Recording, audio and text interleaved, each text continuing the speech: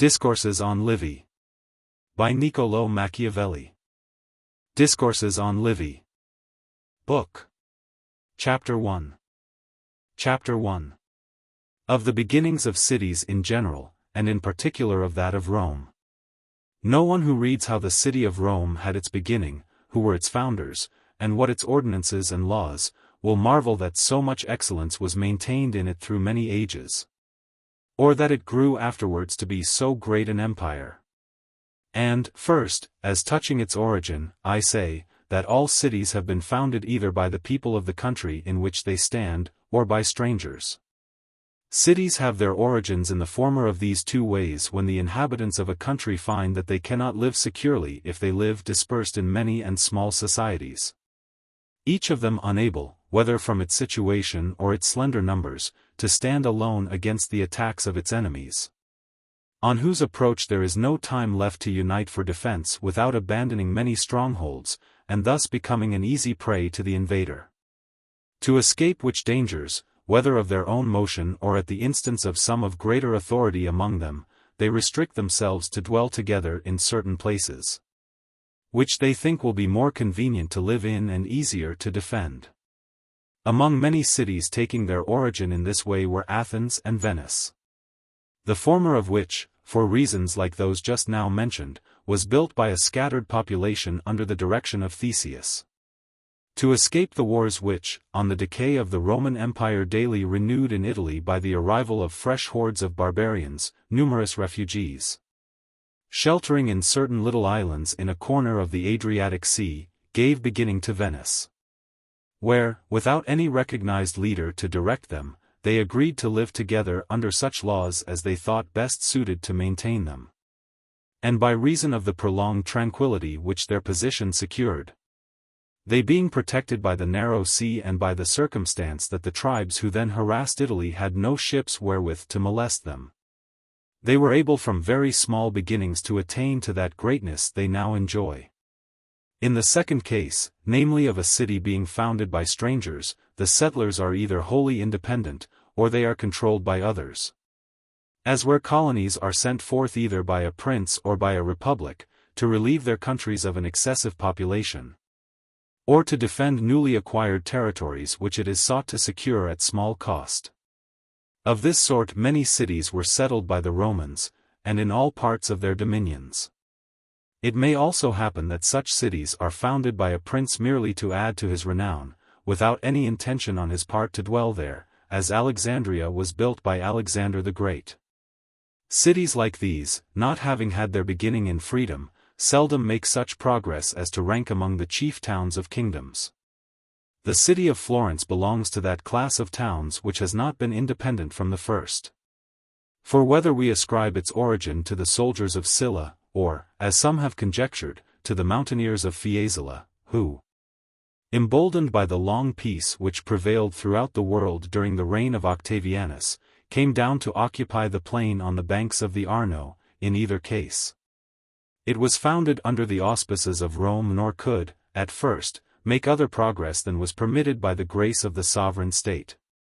The origin of cities may be said to be independent when a people, either by themselves or under some prince, are constrained by famine, pestilence, or war to leave their native land and seek a new habitation. Settlers of this sort either establish themselves in cities which they find ready to their hand in the countries of which they take possession, as did Moses, or they build new ones, as did Aeneas. It is in this last case that the merits of a founder and the good fortune of the city founded are best seen.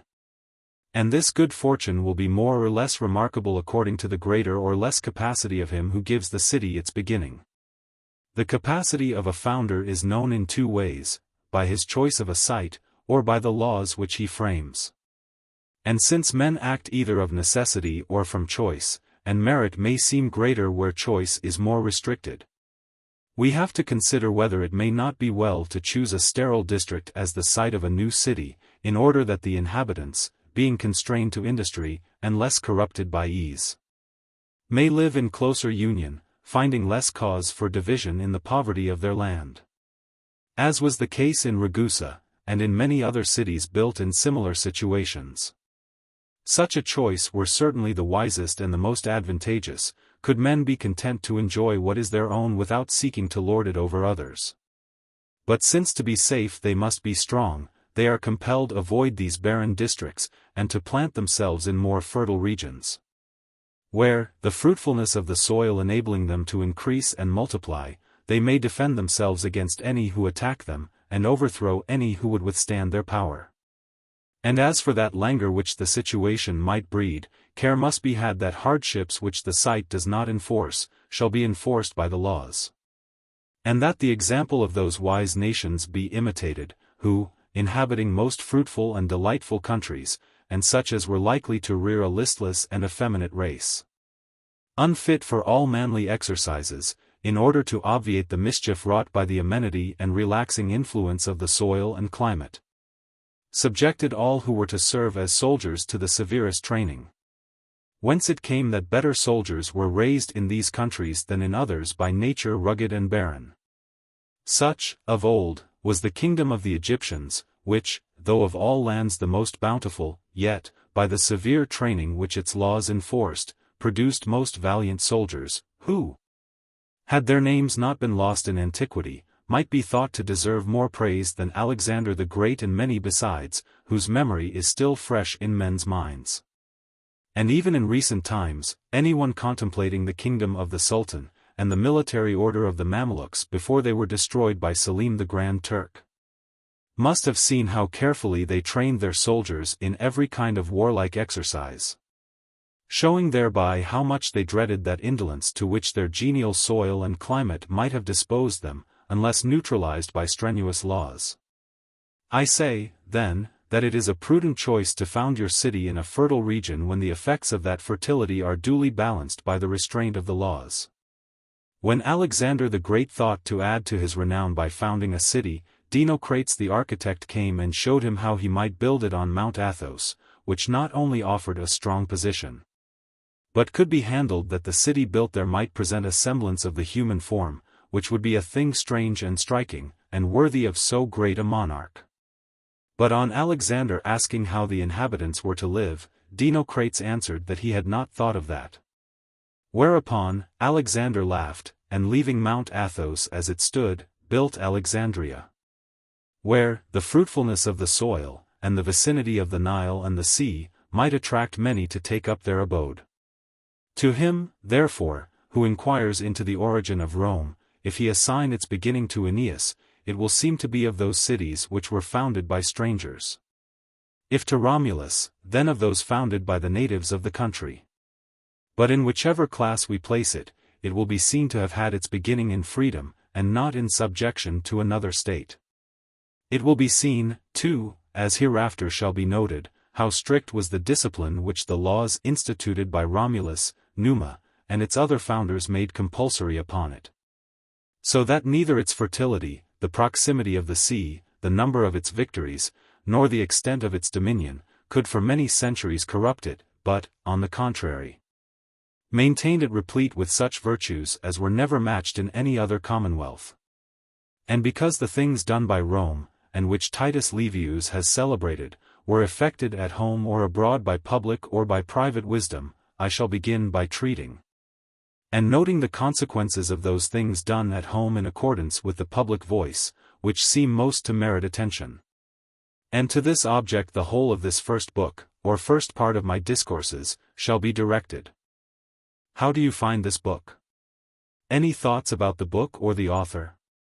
Any suggestion for improvement? Please take a moment to share your thoughts in a comment.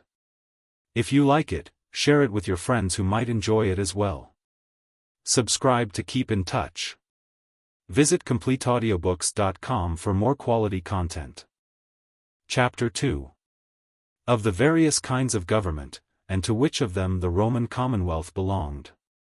I forego all discussion concerning those cities which at the outset have been dependent upon others, and shall speak only of those which from their earliest beginnings have stood entirely clear of all foreign control, being governed from the first as pleased themselves, whether as republics or as princedoms. These, as they have had different origins, so likewise have had different laws and institutions. For to some at their very first commencement, or not long after, laws have been given by a single legislator, and all at one time, like those given by Lycurgus to the Spartans. While to others they have been given at different times, as need rose or accident determined, as in the case of Rome. That republic, indeed, may be called happy, whose lot has been to have a founder so prudent as to provide for it laws under which it can continue to live securely, without need to amend them. As we find Sparta preserving hers for 800 years, without deterioration and without any dangerous disturbance. On the other hand, some measure of unhappiness attaches to the state which, not having yielded itself once for all into the hands of a single wise legislator, is obliged to recast its institutions for itself. And of such states, by far the most unhappy is that which is furthest removed from a sound system of government. By which I mean that its institutions lie wholly outside the path which might lead it to a true and perfect end. For it is scarcely possible that a state in this position can ever, by any chance, set itself to rights, whereas another whose institutions are imperfect, if it have made a good beginning in such as admits of its amendment, may in the course of events arrive at perfection. It is certain, however, that such states can never be reformed without great risk. For, as a rule, men will accept no new law altering the institutions of their state, unless the necessity for such a change be demonstrated. And since this necessity cannot arise without danger, the state may easily be overthrown before the new order of things is established. In proof whereof we may instance the Republic of Florence, which was reformed in the year 1502, in consequence of the affair of Arezzo, but was ruined in 1512, in consequence of the affair of Prato. Desiring, therefore, to discuss the nature of the government of Rome, and to ascertain the accidental circumstances which brought it to its perfection, I say, as has been said before by many who have written of governments, that of these there are three forms, known by the names monarchy, aristocracy, and democracy. And that those who give its institutions to a state have recourse to one or other of these three, according as it suits their purpose. Other, and, as many have thought, wiser teachers, will have it, that there are altogether 6 forms of government, 3 of them utterly bad, the other 3 good in themselves, but so readily corrupted that they too are apt to become hurtful. The good are the 3 above named, the bad, 3 others dependent upon these, and each so like that to which it is related, that it is easy to pass imperceptibly from the one to the other. For a monarchy readily becomes a tyranny, an aristocracy an oligarchy, while a democracy tends to degenerate into anarchy. So that if the founder of a state should establish any one of these 3 forms of government, he establishes it for a short time only, since no precaution he may take can prevent it from sliding into its contrary, by reason of the close resemblance which, in this case, the virtue bears to the vice. These diversities in the form of government spring up among men by chance. For in the beginning of the world, its inhabitants, being few in number, for a time lived scattered after the fashion of beasts. But afterwards, as they increased and multiplied, gathered themselves into societies, and, the better to protect themselves, began to seek who among them was the strongest and of the highest courage, to whom, making him their head, they tendered obedience. Next arose the knowledge of such things as are honorable and good, as opposed to those which are bad and shameful. For observing that when a man wronged his benefactor, hatred was universally felt for the one and sympathy for the other, and that the ungrateful were blamed, while those who showed gratitude were honored, and reflecting that the wrongs they saw done to others might be done to themselves. To escape these they resorted to making laws and fixing punishments against any who should transgress them. And in this way grew the recognition of justice. Whence it came that afterwards, in choosing their rulers, men no longer looked about for the strongest, but for him who was the most prudent and the most just. But, presently, when sovereignty grew to be hereditary and no longer elective, hereditary sovereigns began to degenerate from their ancestors, and, quitting worthy courses, took up the notion that princes had nothing to do but to surpass the rest of the world in sumptuous display and wantonness, and whatever else ministers to pleasure, so that the prince coming to be hated, and therefore to feel fear, and passing from fear to infliction of injuries, a tyranny soon sprang up. Forthwith there began movements to overthrow the prince, and plots and conspiracies against him undertaken not by those who were weak or afraid for themselves, but by such as being conspicuous for their birth, courage, wealth, and station, could not tolerate the shameful life of the tyrant. The multitude, following the lead of these powerful men, took up arms against the prince and, he being got rid of, obeyed these others as their liberators, who, on their part, holding in hatred the name of sole ruler, formed themselves into a government and at first, while the recollection of past tyranny was still fresh, observed the laws they themselves made, and postponing personal advantage to the common welfare, administered affairs both publicly and privately with the utmost diligence and zeal. But this government passing, afterwards, to their descendants who, never having been taught in the school of adversity, knew nothing of the vicissitudes of fortune. These not choosing to rest content with mere civil equality, but abandoning themselves to avarice, ambition, and lust, converted, without respect to civil rights, what had been a government of the best into a government of the few, and so very soon met with the same fate as the tyrant. For the multitude, loathing its rulers, lent itself to any who ventured, in whatever way, to attack them.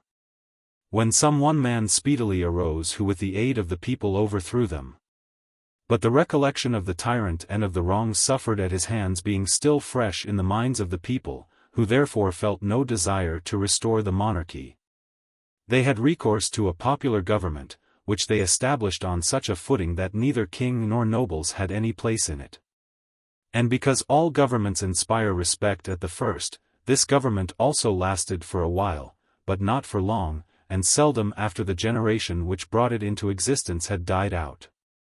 For, suddenly, liberty passed into license, wherein neither private worth nor public authority was respected, but, every one living as he liked, 1,000 wrongs were done daily. Whereupon, whether driven by necessity, or on the suggestion of some wiser man among them and to escape anarchy, the people reverted to a monarchy, from which, step by step, in the manner and for the causes already assigned, they came round once more to license. For this is the circle revolving within which all states are and have been governed. Although in the same state the same forms of government rarely repeat themselves, because hardly any state can have such vitality as to pass through such a cycle more than once, and still hold together. For it may be expected that in some sea of disaster, when a state must always be wanting prudent counsels and in strength, it will become subject to some neighboring and better governed state. Though assuming this not to happen, it might well pass for an indefinite period from one of these forms of government to another. I say, then, that all these 6 forms of government are pernicious, the 3 good kinds, from their brief duration, the 3 bad, from their inherent badness. Wise legislators therefore, knowing these defects, and avoiding each of these forms in its simplicity, have made choice of a form which shares in the qualities of all the first 3. And which they judge to be more stable and lasting than any of these separately. For where we have a monarchy, an aristocracy, and a democracy existing together in the same city, each of the 3 serves as a check upon the other. Among those who have earned special praise by devising a constitution of this nature, was Lycurgus, who so framed the laws of Sparta as to assign their proper functions to kings, nobles, and commons, and in this way established a government, which, to his great glory and to the peace and tranquility of his country, lasted for more than 800 years.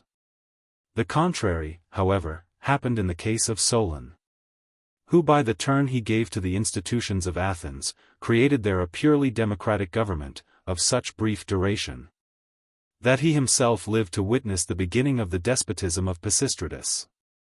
And although, 40 years later, the heirs of Pisistratus were driven out, and Athens recovered her freedom, nevertheless, because she reverted to the same form government as had been established by Solon, she could maintain it for only 100 years more. For though to preserve it, many ordinances were passed for repressing the ambition of the great and the turbulence of the people, against which Solon had not provided, still, since neither the monarchic or the aristocratic element was given a place in her constitution, Athens, as compared with Sparta, had but a short life. But let us now turn to Rome, which city, although she had no Lycurgus to give her from the first such a constitution as would preserve her long in freedom, through a series of accidents caused by the contests between the commons and the senate, obtained by chance what the foresight of her founders failed to provide. So that fortune, if she bestowed not her first favors on Rome, bestowed her second. Because, although the original institutions of this city were defective, still they lay not outside the true path which could bring them to perfection. For Romulus and the other kings made many and good laws, and such as were not incompatible with freedom. But because they sought to found a kingdom and not a commonwealth, when the city became free many things were found wanting which in the interest of liberty it was necessary to supply, since these kings had not supplied them. And although the kings of Rome lost their sovereignty, in the manner and for the causes mentioned above, nevertheless those who drove them out, by at once creating 2 consuls to take their place, preserved in Rome the regal authority while banishing from it the regal throne, so that as both senate and consuls were included in that republic, it in fact possessed 2 of the elements above enumerated, to wit, the monarchic and the aristocratic. It then only remained to assign its place to the popular element, and the Roman nobles growing insolent from causes which shall be noticed hereafter, the commons against them, when, not to lose the whole of their power, they were forced to concede a share to the people. While with the share which remained, the senate and consuls retained so much authority that they still held their own place in the republic.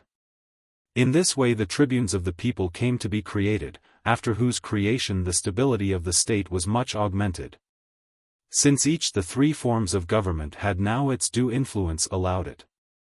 And such was the good fortune of Rome that although her government passed from the kings to the nobles, and from these to the people, by the steps and for the reasons noticed above, still the entire authority of the kingly element was not sacrificed to strengthen the authority of the nobles, nor were the nobles divested of their authority to bestow it on the commons. But 3, blending together, made up a perfect state, which perfection, as shall be fully shown in the next 2 chapters, was reached through the dissensions of the commons and the senate.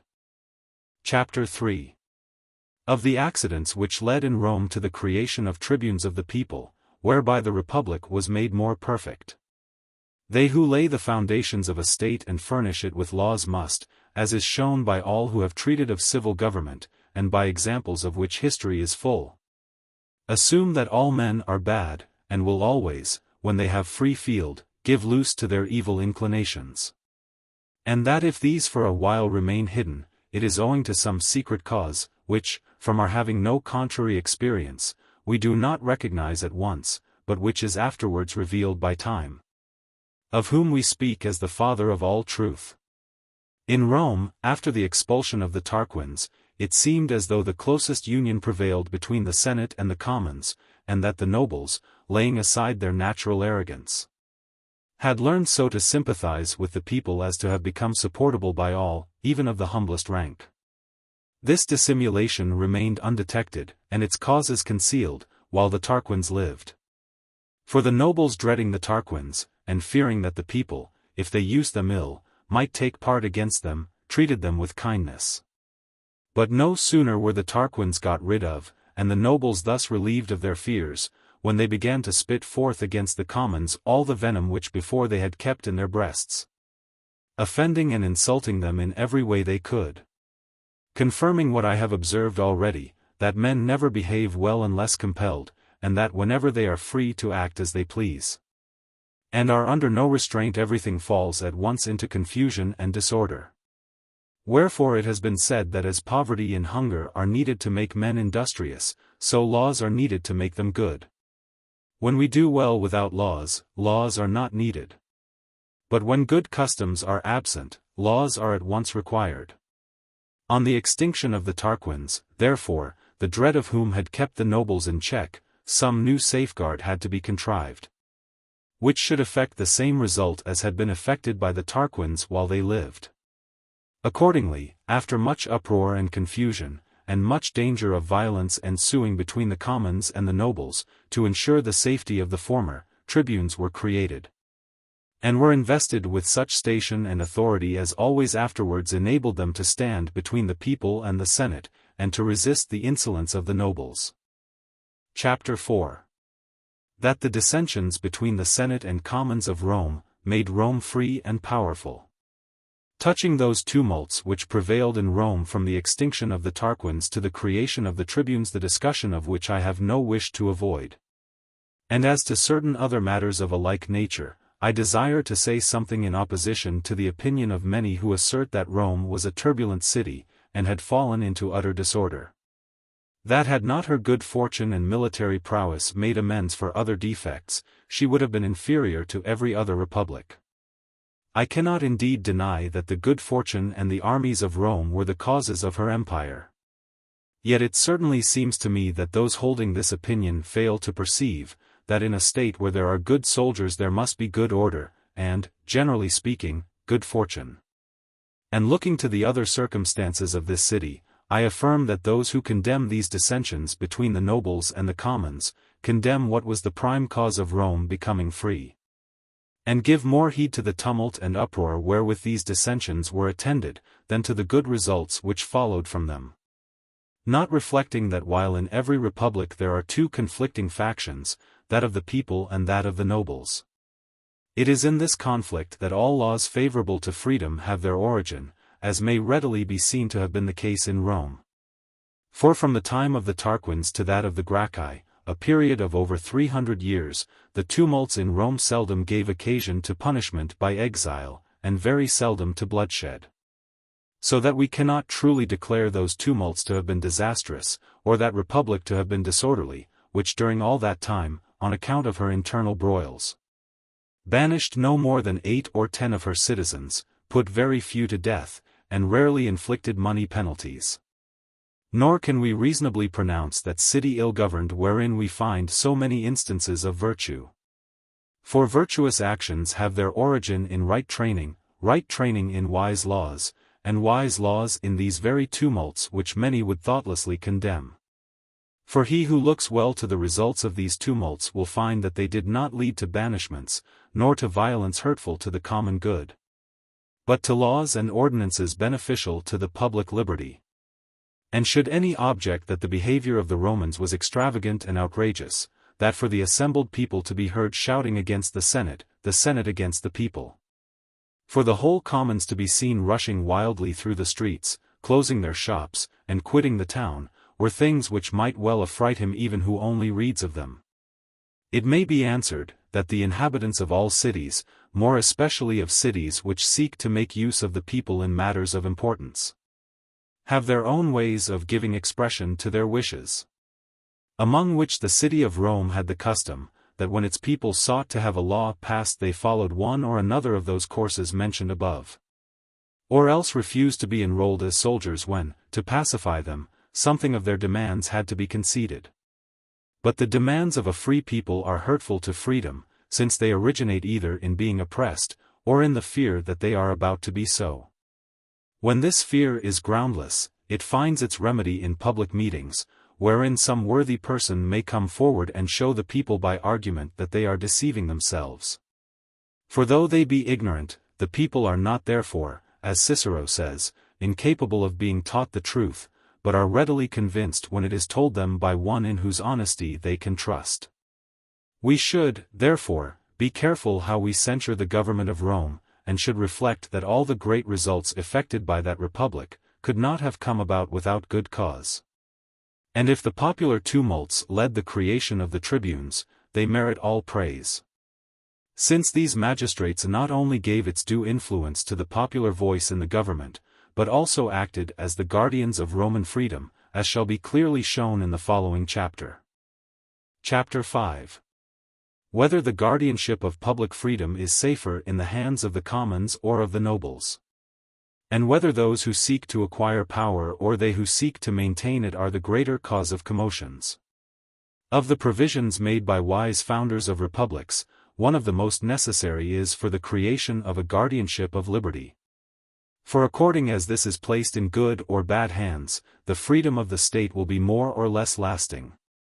And because in every republic we find the two parties of nobles and commons, the question arises, to which of these two this guardianship can most safely be entrusted. Among the Lacedaemonians of old, as now with the Venetians, it was placed in the hands of the nobles, but with the Romans it was vested in the commons. We have, therefore, to determine which of these states made the wiser choice. If we look to reasons, something is to be said on both sides of the question. Though were we to look to results, we should have to pronounce in favor of the nobles, inasmuch as the liberty of Sparta and Venice has had a longer life than that of Rome. As touching reasons, it may be pleaded for the Roman method, that they are most fit to have charge of a thing, who least desire to pervert it to their own ends. And, doubtless, if we examine the aims which the nobles and the commons respectively set before them, we shall find in the former a great desire to dominate. In the latter merely a desire not to be dominated over, and hence a greater attachment to freedom, since they have less to gain than the others by destroying it. Wherefore, when the commons are put forward as the defenders of liberty, they may be expected to take better care of it, and, as they have no desire to tamper with it themselves, to be less apt to suffer others to do so. On the other hand, he who defends the method followed by the Spartans and Venetians, may urge, that by confiding this guardianship to the nobles, two desirable ends are served. First, that from being allowed to retain in their own hands a weapon which makes them the stronger party in the state, the ambition of this class is more fully satisfied. And, second, that an authority is withdrawn from the unstable multitude which as used by them is likely to lead to endless disputes and tumults, and to drive the nobles into dangerous and desperate courses. In instance whereof might be cited the case of Rome itself, wherein the tribunes of the people being vested with this authority, not content to have one consul a plebeian, insisted on having both, and afterwards laid claim to the censorship, the praetorship and all the other magistracies in the city. Nor was this enough for them, but, carried away by the same factious spirit, they began after a time to pay court to such men as they thought able to attack the nobility, and so gave occasion to the rise of Marius and the overthrow of Rome. Wherefore one who weighs both sides of the question well, might hesitate which party he should choose as the guardian of public liberty, being uncertain which class is more mischievous in a commonwealth, that which would acquire what it has not, or that which would keep the authority which it has already. But, on the whole, on a careful balance of arguments we may sum up thus: either we have to deal with a republic eager like Rome to extend its power, or with one content merely to maintain itself. In the former case it is necessary to do in all things as Rome did; in the latter, for the reasons and in the manner to be shown in the following chapter, we may imitate Venice and Sparta. But reverting to the question which class of citizens is more mischievous in a republic, those who seek to acquire or those who fear to lose what they have acquired already. I note that when Marcus Maninius and Marcus Fulvius, both of them men of plebeian birth, were made the one dictator, the other master of the knights, that they might inquire into certain plots against Rome contrived in Capua, they had at the same time authority given them by the people to investigate whether, in Rome itself, irregular and corrupt practices had been used to obtain the consulship and other honors of the city. The nobles, suspecting that the powers thus conferred were to be turned against them, everywhere gave out that if honors had been sought by any by irregular and unworthy means, it was not by them, but by the plebeians, who, with neither birth nor merit to recommend them, had need to resort to corruption. And more particularly they accused the dictator himself. And so telling was the effect of these charges, that Maninius, after haranguing the people and complaining to them of the calumnies circulated against him, laid down his dictatorship, and submitted himself to whatever judgment might be passed upon him. When his cause came to be tried he was acquitted, but at the hearing it was much debated, whether he who would retain power or he who would acquire it, is the more dangerous citizen, the desires of both being likely to lead to the greatest disorders. Nevertheless, I believe that, as a rule, disorders are more commonly occasioned by those seeking to preserve power, because in them the fear of loss breeds the same passions as are felt by those seeking to acquire. Since men never think they hold what they have securely, unless when they are gaining something new from others. It is also to be said that their position enables them to operate changes with less effort and greater efficacy. Further, it may be added, that their corrupt and insolent behavior inflames the minds of those who have nothing, with the desire to have. Either for the sake of punishing their adversaries by despoiling them, or to obtain for themselves a share of those riches and honors which they see the others abuse. Chapter 6. Whether it was possible in Rome to contrive such a government as would have composed the differences between the commons and the Senate. I have spoken above of the effects produced in Rome by the controversies between the commons and the Senate. Now, as these lasted down to the time of the Gracchi, when they brought about the overthrow of freedom, some may think it matter for regret that Rome should not have achieved the great things she did, without being torn by such disputes. Wherefore, it seems to me worth while to consider whether the government of Rome could ever have been constituted in such a way as to prevent like controversies. In making this inquiry we must first look to those republics which have enjoyed freedom for a great while, undisturbed by any violent contentions or tumults, and see what their government was, and whether it would have been possible to introduce it into Rome. Of such republics we have an example in ancient times in Sparta, in modern times in Venice, of both which states I have already made mention. Sparta created for herself a government consisting of a king and a limited senate. Venice has made no distinction in the titles of her rulers, all qualified to take part in her government being classed under the one designation of gentlemen. An arrangement due rather to chance than to the foresight of those who gave this state its constitution. For many persons, from causes already noticed, seeking shelter on these rocks on which Venice now stands, after they had so multiplied that if they were to continue to live together it became necessary for them to frame laws, established a form of government, and assembling often in their councils to consult for the interests of their city, when it seemed to them that their numbers were sufficient for political existence, they closed the entrance to civil rights against all who came afterwards to live there, not allowing them to take any part in the management of affairs. And when in course of time there came to be many citizens excluded from the government, to add to the importance of the governing body, they named these gentlemen, gentiluomini. The others, plebeians, popolani. And this distinction could grow up and maintain itself without causing disturbance. For as at the time of its origin, whosoever then lived in Venice was made one of the governing body, none had reason to complain. While those who came to live there afterwards, finding the government in a completed form, had neither ground nor opportunity to object. No ground, because nothing was taken from them. And no opportunity, because those in authority kept them under control, and never employed them in affairs in which they could acquire importance.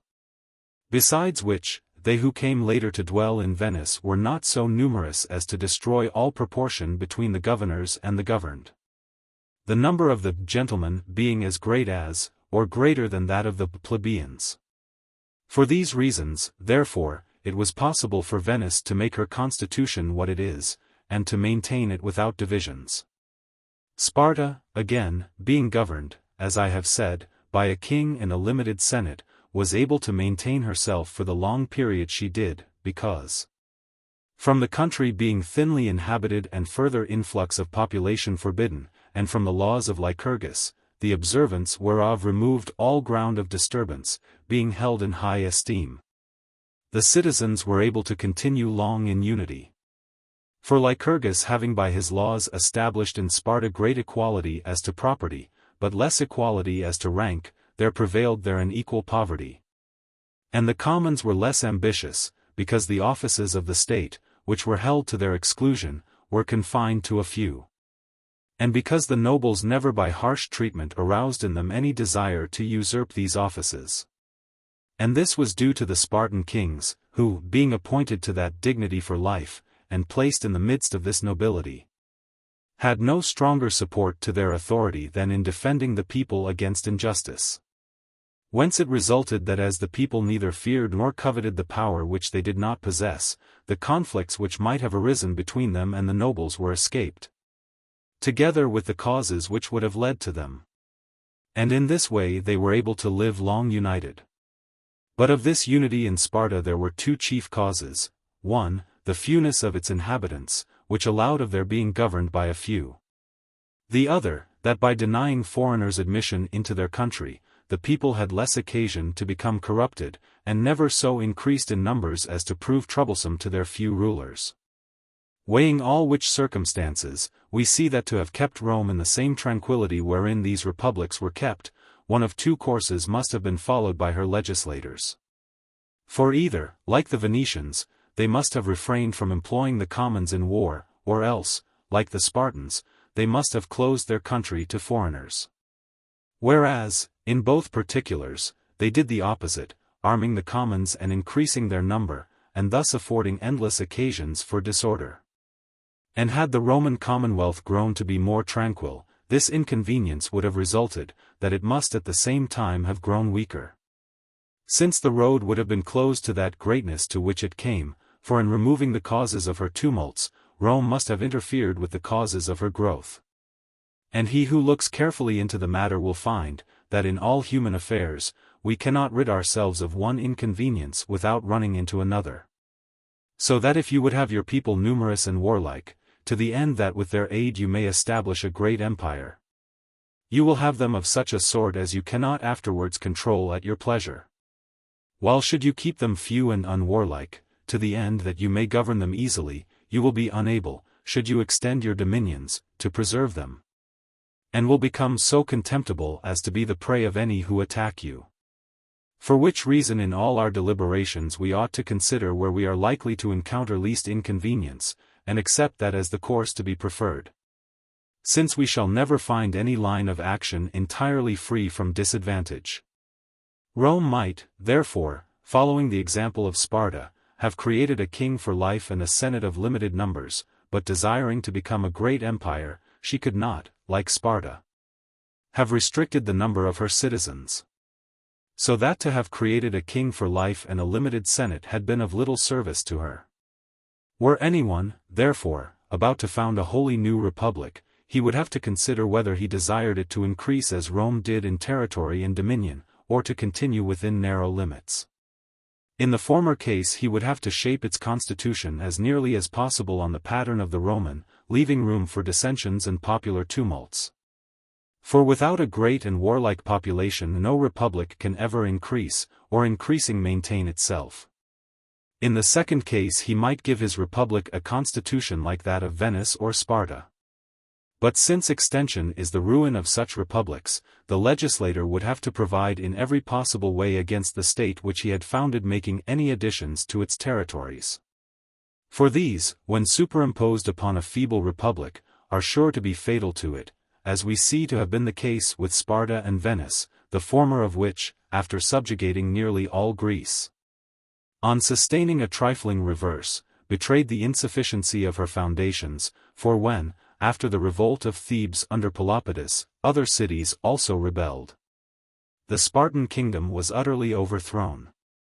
Venice in like manner, after gaining possession of a great portion of Italy, most of it not by her arms but by her wealth and subtlety, when her strength was put to the proof, lost all in one pitched battle. I can well believe, then, that to found a republic which shall long endure, the best plan may be to give it internal institutions like those of Sparta or Venice, placing it in a naturally strong situation, and so fortifying it that none can expect to get the better of it easily, yet, at the same time, not making it so great as to be formidable to its neighbors. Since by taking these precautions, it might long enjoy its independence. For there are two causes which lead to wars being made against a republic. One, your desire to be its master, the other the fear lest it should master you, both of which dangers the precaution indicated will go far to remove.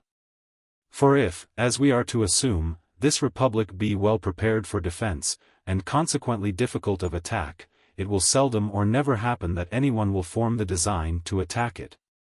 And while it keeps within its own boundaries, and is seen from experience not to be influenced by ambition, no one will be led, out of fear for himself, to make war upon it. More particularly when its laws and constitution forbid its extension. And were it possible to maintain things in this equilibrium, I veritably believe that herein would be found the true form of political life, and the true tranquility of a republic. But all human affairs being in movement, and incapable of remaining as they are, they must either rise or fall, and to many conclusions to which we are not led by reason, we are brought by necessity. So that when we have given institutions to a state on the footing that it is to maintain itself without enlargement, should necessity require its enlargement, its foundations will be cut from below it, and its downfall quickly ensue. On the other hand, were a republic so favored by heaven as to lie under no necessity of making war, the result of this ease would be to make it effeminate and divided, which two evils together, and each by itself, would ensure its ruin. And since it is impossible, as I believe, to bring about an equilibrium, or to adhere strictly to the mean path, we must, in arranging our republic, consider what is the more honorable course for it to take, and so contrive that even if necessity compel its enlargement, it may be able to keep what it gains. But returning to the point first raised, I believe it necessary for us to follow the method of the Romans and not that of the other republics, for I know of no middle way. We must, consequently, put up with those dissensions which arise between commons and senate, looking on them as evils which cannot be escaped if we would arrive at the greatness of Rome. In connection with the arguments here used to prove that the authority of the tribunes was essential in Rome to the guardianship of freedom, we may naturally go on to show what advantages result to a republic from the power of impeachment, which, together with others, was conferred upon the tribunes, a subject to be noticed in the following chapter. Chapter 7. That to preserve liberty in a state there must exist the right to accuse. To those set forward in a commonwealth as guardians of public freedom, no more useful or necessary authority can be given than the power to accuse, either before the people, or before some council or tribunal, those citizens who in any way have offended against the liberty of their country. A law of this kind has two effects most beneficial to a state: first, that the citizens from fear of being accused, do not engage in attempts hurtful to the state, or doing so, are put down at once and without respect of persons, and next, that a vent is given for the escape of all those evil humors which, from whatever cause, gather in cities against particular citizens. For unless an outlet be duly provided for these by the laws, they flow into irregular channels and overwhelm the state. There is nothing, therefore, which contributes so much to the stability and permanence of a state, as to take care that the fermentation of these disturbing humors be supplied by operation of law with a recognized outlet. This might be shown by many examples, but by none so clearly as by that of Coriolanus related by Livius, where he tells us that at a time when the Roman nobles were angry with the plebeians, thinking that the appointment of tribunes for their protection had made them too powerful, it happened that Rome was visited by a grievous famine, to meet which the Senate sent to Sicily for corn. But Coriolanus, hating the commons, sought to persuade the Senate that now was the time to punish them, and to deprive them of the authority which they had usurped to the prejudice of the nobles, by withholding the distribution of corn, and so suffering them to perish of hunger. Which advice of his coming to the ears of the people, kindled them to such fury against him, that they would have slain him as he left the Senate house, had not the tribunes cited him to appear and answer before them to a formal charge. In respect of this incident I repeat what I have just now said.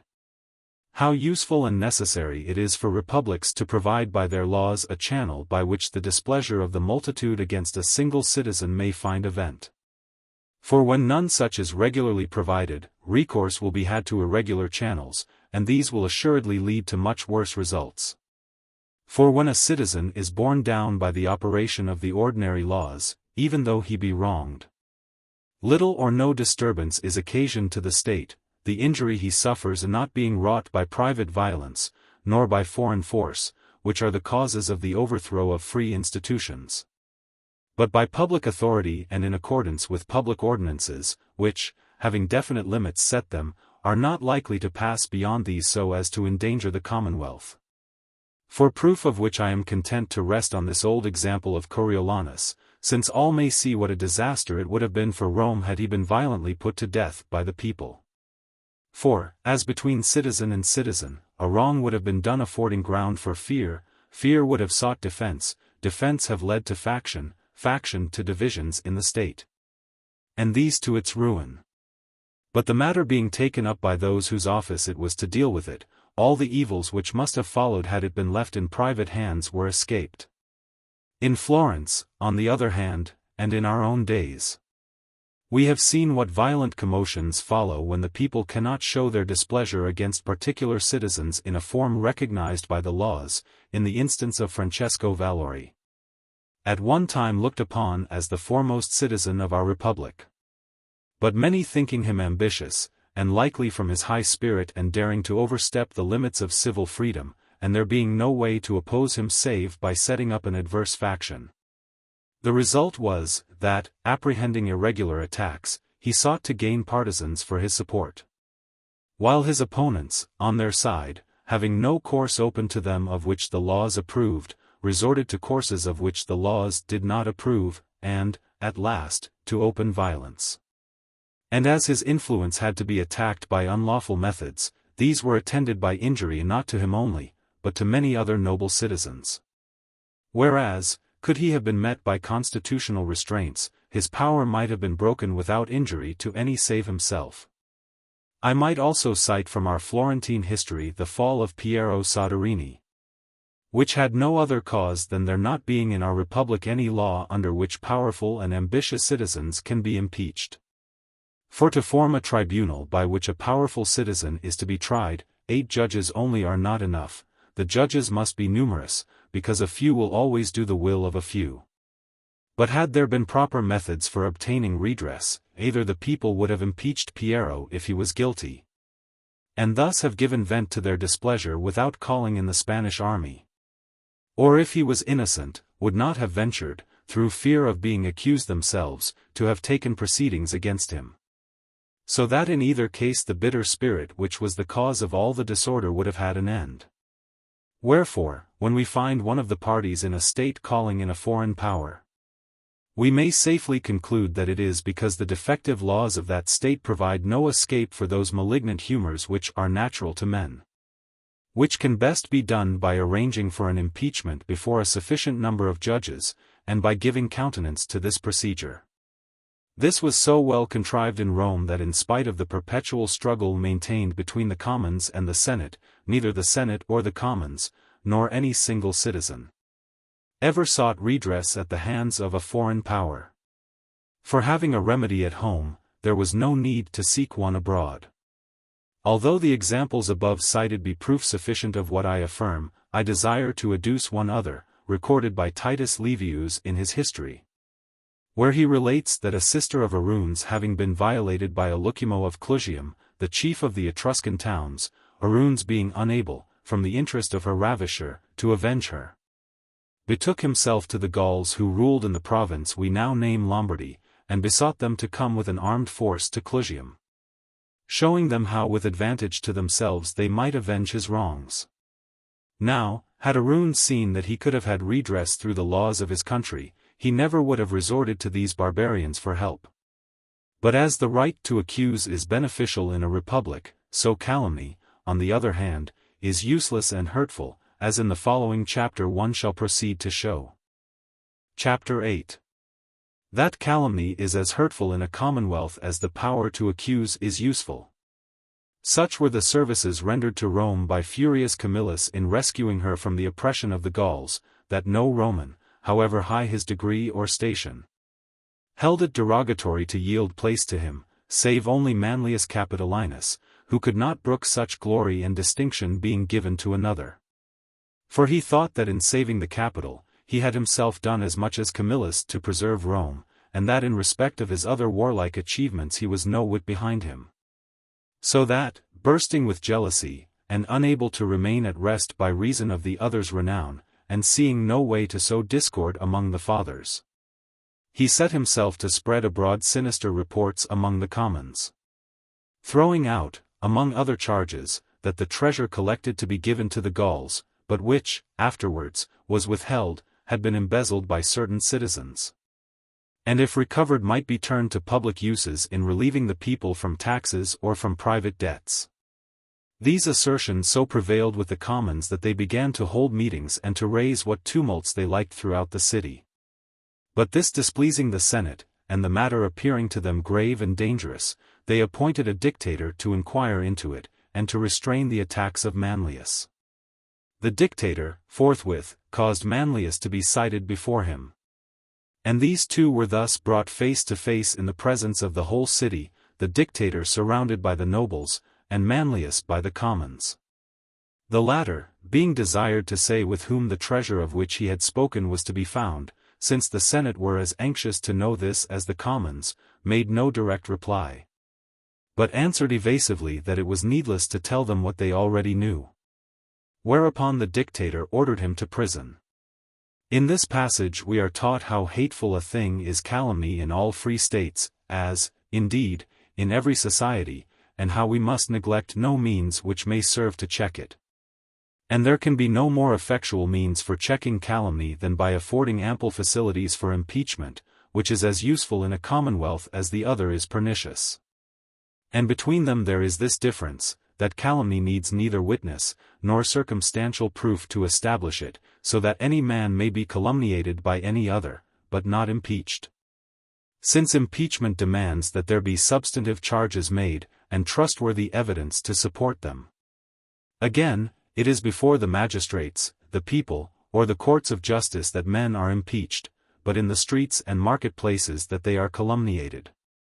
Calumny, therefore, is most rife in that state wherein impeachment is least practiced, and the laws least favor it. For which reasons the legislator should so shape the laws of his state that it shall be possible therein to impeach any of its citizens without fear or favor. And, after duly providing for this, should visit calumniators with the sharpest punishments. Those punished will have no cause to complain, since it was in their power to have impeached openly where they have secretly calumniated. Where this is not seen to, grave disorders will always ensue. For calumnies sting without disabling, and those who are stung being more moved by hatred of their detractors than by fear of the things they say against them, seek revenge. This matter, as we have said, was well arranged for in Rome, but has always been badly regulated in our city of Florence. And as the Roman ordinances with regard to it were productive of much good, so the want of them in Florence has bred much mischief. For anyone reading the history of our city may perceive, how many calumnies have at all times been aimed against those of its citizens who have taken a leading part in its affairs. Thus, of one it would be said that he had plundered the public treasury, of another, that he had failed in some enterprise because he had been bribed. Of a third, that this or the other disaster had originated in his ambition. Hence hatred sprung up on every side, and hatred growing to division, these led to factions, and these again to ruin. But had there existed in Florence some procedure whereby citizens might have been impeached, and calumniators punished, numberless disorders which have taken there would have been prevented. For citizens who were impeached, whether condemned or acquitted, would have had no power to injure the state, and they would have been impeached far seldomer than they have been calumniated. For calumny, as I have said already, is an easier matter than impeachment. Some, indeed, have made use of calumny as a means for raising themselves to power, and have found their advantage in introducing eminent citizens who withstood their designs. For by taking the part of the people, and confirming them in their ill opinion of these great men, they made them their friends. Of this, though I could give many instances, I shall content myself with one.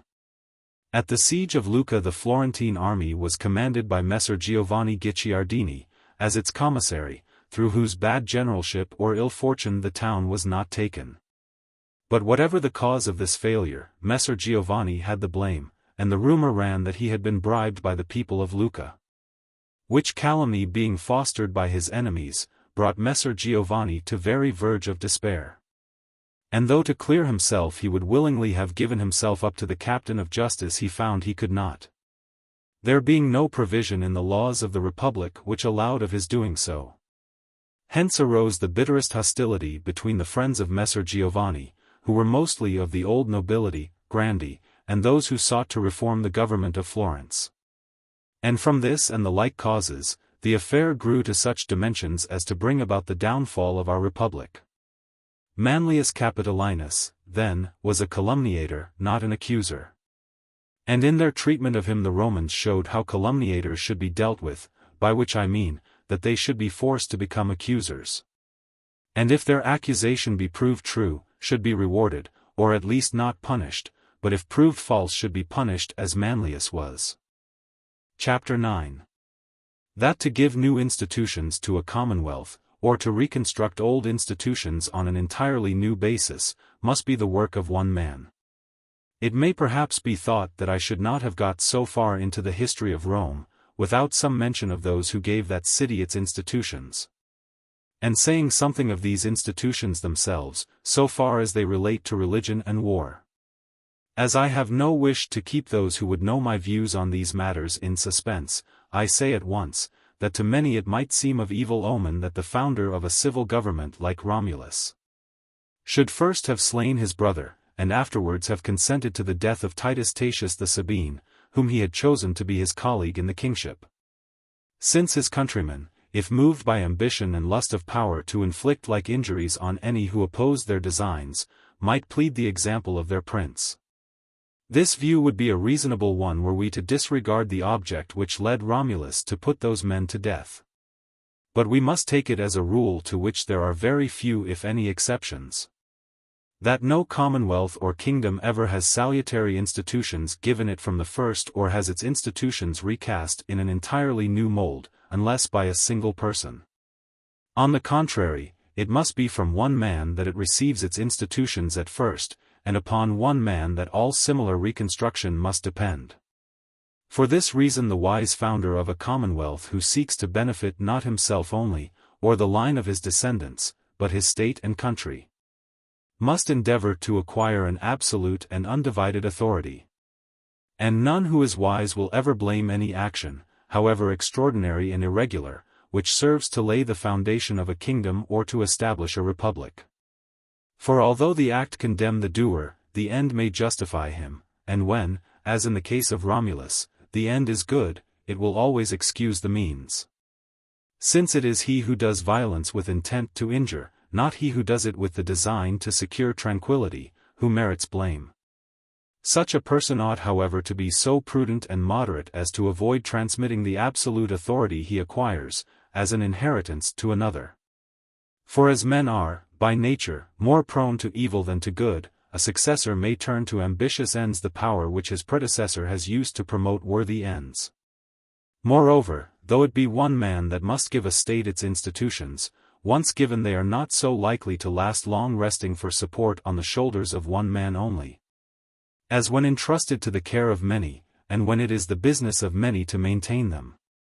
For though the multitude be unfit to set a state in order, since they cannot, by reason of the divisions which prevail among them, agree wherein the true well-being of the state lies, yet when they have once been taught the truth, they never will consent to abandon it. And that Romulus, though he put his brother to death, is yet of those who are to be pardoned, since what he did was done for the common good and not from personal ambition, is shown by his at once creating a senate, with whom he took counsel, and in accordance with whose voice he determined.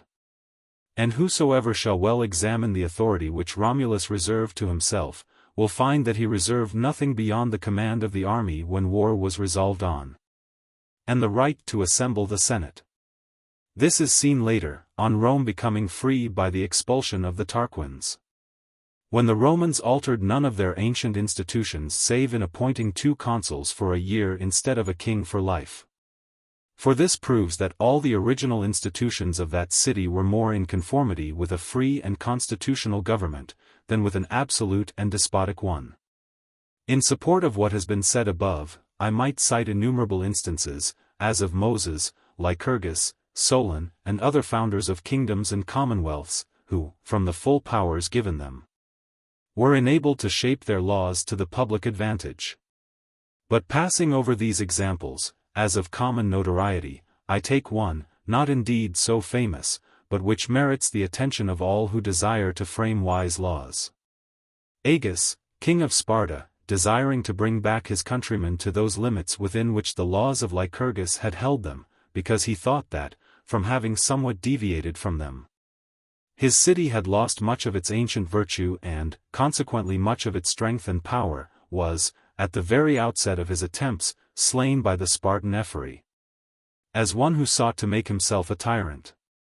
But Cleomenes coming after him in the kingdom, and, on reading the notes and writings which he found of Agis wherein his designs and intentions were explained, being stirred by the same desire, perceived that he could not confer this benefit on his country unless he obtained sole power.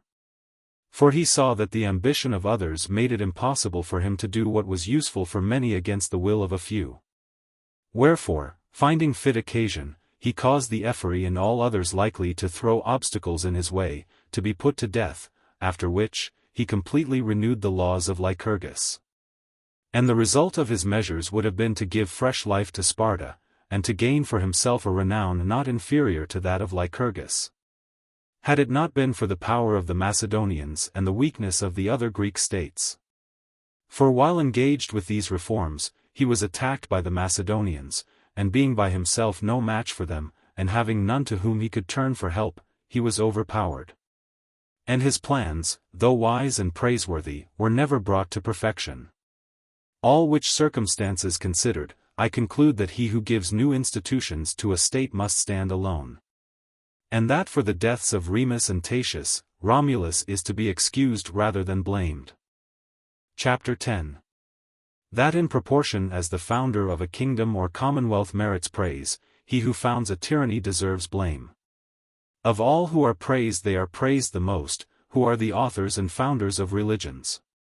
After whom come the founders of kingdoms and commonwealths.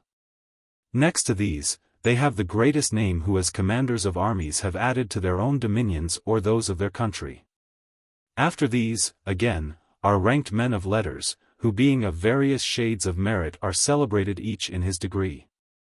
To all others, whose number is infinite, is ascribed that measure of praise to which his profession or occupation entitles him. And, conversely, all who contribute to the overthrow of religion, or to the ruin of kingdoms and commonwealths. All who are foes to letters and to the arts which confer honor and benefit on the human race, among whom I reckon the impious, the cruel, the ignorant, the indolent, the base and the worthless, are held in infamy and detestation. No one, whether he be wise or foolish, bad or good, if asked to choose between these two kinds of men, will ever be found to withhold praise from what deserves praise, or blame from what is to be blamed. And yet almost all, deceived by a false good and a false glory, allow themselves either ignorantly or willfully to follow in the footsteps such as deserve blame rather than praise.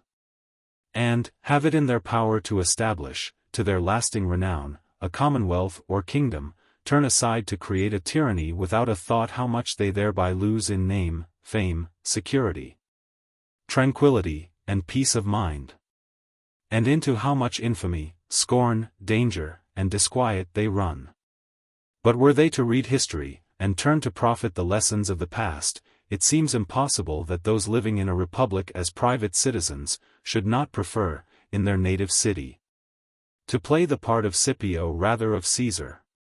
Or that those who by good fortune or merit have risen to be rulers, should not seek rather to resemble Agesilaus, Timoleon, and Dion, than to Nabis, Phalaris and Dionysius. Since they would see how the latter are loaded with infamy, while the former have been extolled beyond bounds. They would see, too, how Timoleon and others like him, had as great authority in their country as Dionysius or Phalaris in theirs, while enjoying far greater security. Nor let anyone finding Caesar celebrated by a crowd of writers, be misled by his glory. For those who praise him have been corrupted by his good fortune, and overawed by the greatness of that empire which, being governed in his name, would not suffer any to speak their minds openly concerning him. But let him who desires to know how historians would have written of Caesar had they been free to declare their thoughts mark what they say of Catiline, than whom Caesar is more hateful, in proportion as he who does is more to be condemned than he who only desires to do evil. Let him see also what praises they lavish upon Brutus, because being unable, out of respect for his power, to reproach Caesar, they magnify his enemy. And if he who has become prince in any state will but reflect, how, after Rome was made an empire, far greater praise was earned those emperors who lived within the laws, and worthily, than by those who lived in the contrary way. He will see that Titus, Nerva, Trajan, Hadrian, Antoninus and Marcus had no need of praetorian cohorts, or of countless legions to guard them, but were defended by their own good lives, the goodwill of their subjects, and the attachment of the Senate. In like manner he will perceive in the case of Caligula, Nero, Vitellius, and ever so many more of those evil emperors, that all the armies of the East and of the West were of no avail to protect them from the enemies whom their bad and depraved lives raised up against them. And were the history of these emperors rightly studied, it would be a sufficient lesson to any prince how to distinguish the paths which lead to honor and safety from those which end in shame and insecurity. For of the 26 emperors from Caesar to Maximinus, 16 came to a violent, 10 only to a natural death. And though one or two of those who died by violence may have been good princes, as Galba or Pertinax, they met their fate in consequence of that corruption which their predecessors had left behind in the army. And if among those who died a natural death, there be found some bad emperors, like Severus, it is to be ascribed to their signal good fortune and to their great abilities. Advantages seldom found united in the same man. From the study of this history we may also learn how a good government is to be established. For while all the emperors who succeeded to the throne by birth, except Titus, were bad, all were good who succeeded by adoption, as in the case of the 5 from Nerva to Marcus. But so soon as the empire fell once more to the heirs by birth, its ruin recommenced. Let a prince therefore look to that period which extends from Nerva to Marcus, and contrast it with that which went before and that which came after. And then let him say in which of them he would wish to have been born or to have reigned. For during these times in which good men governed, he will see the prince secure in the midst of happy subjects, and the whole world filled with peace and justice. He will find the Senate maintaining its authority, the magistrates enjoying their honors, rich citizens their wealth, rank and merit held in respect, ease and content everywhere prevailing, rancor, license, corruption and ambition everywhere quenched, and that golden age restored in which every one might hold and support what opinions he pleased. He will see, in short, the world triumphing, the sovereign honored and revered, the people animated with love, and rejoicing in their security. But should he turn to examine the times of the other emperors, he will find them wasted by battles, torn by seditions, cruel alike in war and peace, many princes perishing by the sword. Many wars foreign and domestic, Italy overwhelmed with unheard-of disasters, her towns destroyed and plundered, Rome burned, the capital razed to the ground by Roman citizens. The ancient temples desolated, the ceremonies of religion corrupted, the cities rank with adultery, the seas covered with exiles and the islands polluted with blood. He will see outrage follow outrage, rank, riches, honors, and, above all, virtue imputed as mortal crimes, informers rewarded. Slaves bribed to betray their masters, freedmen their patrons, and those who were without enemies brought to destruction by their friends. And then he will know the true nature of the debt which Rome, Italy, and the world owe to Caesar. And if he possess a spark of human feeling, will turn from the example of those evil times, and kindle with a consuming passion to imitate those which were good. And in truth the prince who seeks for worldly glory should desire to be the ruler of a corrupt city, not that, like Caesar, he may destroy it, but that, like Romulus, he may restore it. Since man cannot hope for, nor heaven offer any better opportunity of fame. Were it indeed necessary in giving a constitution to a state to forfeit its sovereignty, the prince who, to retain his station, should withhold a constitution, might plead excuse. But for him who in giving a constitution can still retain his sovereignty, no excuse is to be made. Let those therefore to whom heaven has afforded this opportunity, remember that 2 courses lie open to them, one which will render them secure while they live and glorious when they die. Another which exposes them to continual difficulties in life, and condemns them to eternal infamy after death.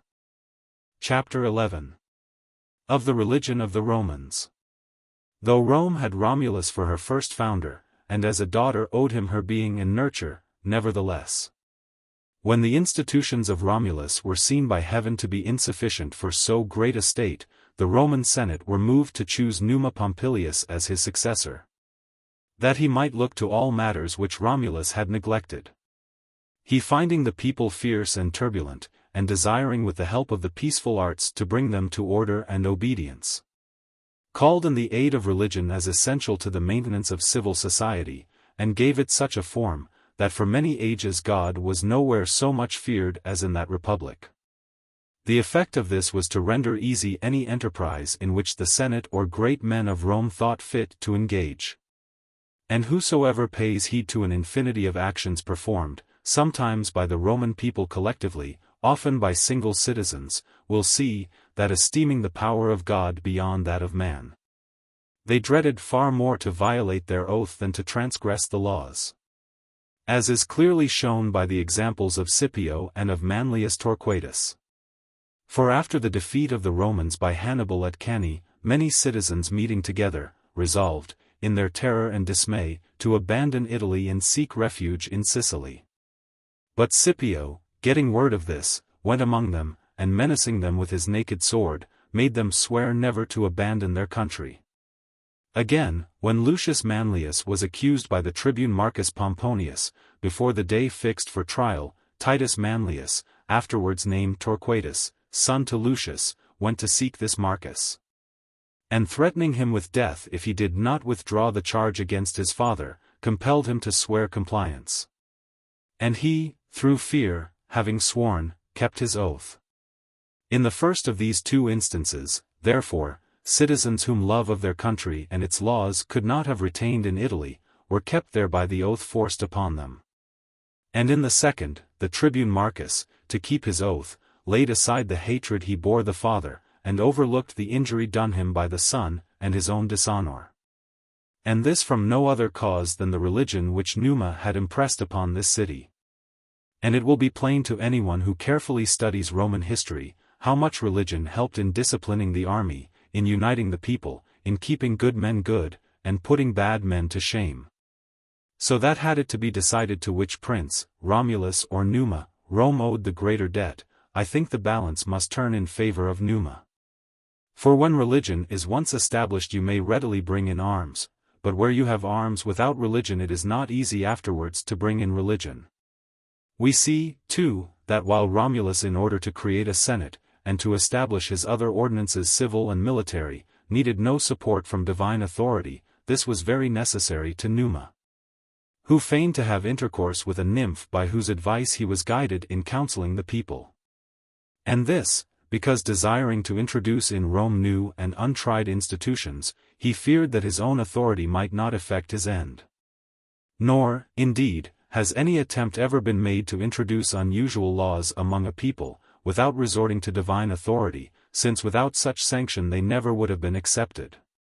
For the wise recognize many things to be good which do not bear such reasons on the face of them as command their acceptance by others. Wherefore, wise men who would obviate these difficulties, have recourse to divine aid. Thus did Lycurgus, thus Solon, and thus have done many besides who have had the same end in view.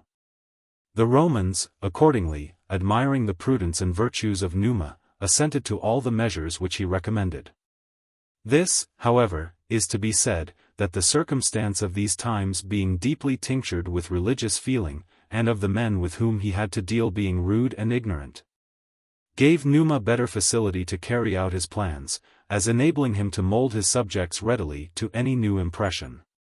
And, doubtless, he who should seek at the present day to form a new commonwealth, would find the task easier among a race of simple mountaineers than among the dwellers in cities where society is corrupt.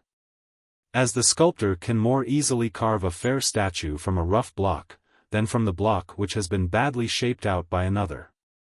But taking all this into account, I maintain that the religion introduced by Numa was one of the chief causes of the prosperity of Rome, since it gave rise to good ordinances, which in turn brought with them good fortune, and with good fortune, happy issues to whatsoever was undertaken. And as the observance of the ordinances of religion is the cause of the greatness of a state, so their neglect is the occasion of its decline. Since a kingdom without the fear of God must either fall to pieces, or must be maintained by the fear of some prince who supplies that influence not supplied by religion. But since the lives of princes are short, the life of this prince, also, and with it his influence, must soon come to an end. Whence it happens that a kingdom which rests wholly on the qualities of its prince, lasts for a brief time only. Because these qualities, terminating with his life, are rarely renewed in his successor. For as Dante wisely says, "Seldom through the boughs doth human worth renew itself. For such the will of him who gives it, that to him we may ascribe it." 1. It follows, therefore, that the safety of a commonwealth or kingdom lies, not in its having a ruler who governs it prudently while he lives, but in having one who so orders things that when he dies, the state may still maintain itself. And though it be easier to impose new institutions or a new faith on rude and simple men, it is not therefore impossible to persuade their adoption by men who are civilized, and who do not think themselves rude. The people of Florence do not esteem themselves rude or ignorant, and yet were persuaded by the friar Girolamo Savonarola that he spoke with God. Whether in this he said truth or no, I take not on me to pronounce, since of so great a man we must speak with reverence. But this I do say, that very many believed him without having witnessed anything extraordinary to warrant their belief. His life, his doctrines, the matter whereof he treated, being sufficient to enlist their faith. Let no man, therefore, lose heart from thinking that he cannot do what others have done before him. For, as I said in my preface, men are born, and live, and die, always in accordance with the same rules. Chapter 12. That it is of much moment to make account of religion, and that Italy, through the Roman Church, being wanting therein, has been ruined. Princes and commonwealths that would save themselves from growing corrupted, should before all things keep uncorrupted the rites and ceremonies of religion, and always hold them in reverence. Since we can have no surer sign of the decay of a province than to see divine worship held therein in contempt. This is easily understood when it is seen on what foundation that religion rests in which a man is born. For every religion has its root in certain fundamental ordinances peculiar to itself. The religion of the Gentiles had its beginning in the responses of the oracles and in the prognostics of the augurs and soothsayers. All their other ceremonies and observances depended upon these. Because men naturally believed that the God who could forecast their future weal or woe, could also bring them to pass. Wherefore the temples, the prayers, the sacrifices, and all the other rites of their worship, had their origin in this, that the oracles of Delos, of Dodona, and others celebrated in antiquity, held the world admiring and devout. But, afterwards, when these oracles began to shape their answers to suit the interests of powerful men, and their impostures to be seen through by the multitude, men grew incredulous and ready to overturn every sacred institution. For which reason, the rulers of kingdoms and commonwealths should maintain the foundations of the faith which they hold. Since thus it will be easy for them to keep their country religious, and, consequently, virtuous and united. To which end they should countenance and further whatsoever tells in favor of religion, even should they think it untrue. And the wiser they are, and the better they are acquainted with natural causes, the more ought they to do so. It is from this course having been followed by the wise, that the miracles celebrated even in false religions, have come to be held in repute. For from whatever source they spring, discreet men will extol them, whose authority afterwards gives them currency everywhere. These miracles were common enough in Rome, and among others this was believed, that when the Roman soldiers were sacking the city of VIII, certain of them entered the temple of Juno and spoke to the statue of the goddess, saying, "Wilt thou come with us to Rome?" When to some it seemed that she inclined her head in assent, and to others that they heard her answer, "Yea." For these men being filled with religious awe, which Titus Livius shows us by the circumstance that, in entering the temple, they entered devoutly, reverently, and without tumult, persuaded themselves they heard that answer to their question, which, perhaps, they had formed beforehand in their minds. But their faith and belief were wholly approved of and confirmed by Camillus and by the other chief men of the city. Had religion been maintained among the princes of Christendom on the footing on which it was established by its founder, the Christian states and republics had been far more united and far more prosperous than they now are. Nor can we have surer proof of its decay than in witnessing how those countries which are the nearest neighbors of the Roman Church, the head of our faith, have less devoutness than any others. So that anyone who considers its earliest beginnings and observes how widely different is its present practice, might well believe its ruin or its chastisement to be close at hand. But since some are of opinion that the welfare of Italy depends upon the Church of Rome, I desire to put forward certain arguments which occur to me against that view, and shall adduce two very strong ones, which, to my mind, admit of no answer. The first is, that, through the ill example of the Roman court, the country has lost all religious feeling and devoutness, a loss which draws after it infinite mischiefs and disorders. For as the presence of religion implies every excellence, so the contrary is involved in its absence. To the Church, therefore, and to the priests, we Italians owe this first debt, that through them we have become wicked and irreligious. And a still greater debt we owe them for what is the immediate cause of our ruin, namely, that by the Church our country is kept divided. For no country was ever united or prosperous which did not yield obedience to some one prince or commonwealth, as has been the case with France and Spain. And the Church is the sole cause why Italy stands on a different footing, and is subject to no one king or commonwealth. For though she holds here her seat, and exerts her temporal authority, she has never yet gained strength and courage to seize upon the entire country, or make herself supreme. Yet never has been so weak that when in fear of losing her temporal dominion, she could not call in some foreign potentate to aid her against any Italian state by which she was overmatched. Of which we find many instances, both in early times, as when by the intervention of Charles the Great she drove the Lombards, who had made themselves masters of nearly the whole country, out of Italy.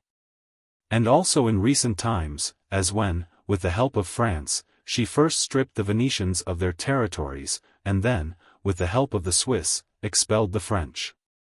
The Church, therefore, never being powerful enough herself to take possession of the entire country, while, at the same time, preventing anyone else from doing so, has made it impossible to bring Italy under one head, and has been the cause of her always living subject to many princes or rulers, by whom she has been brought to such division and weakness as to have become a prey, not to barbarian kings only, but to any who have thought fit to attack her. For this, I say, we Italians have none to thank but the Church.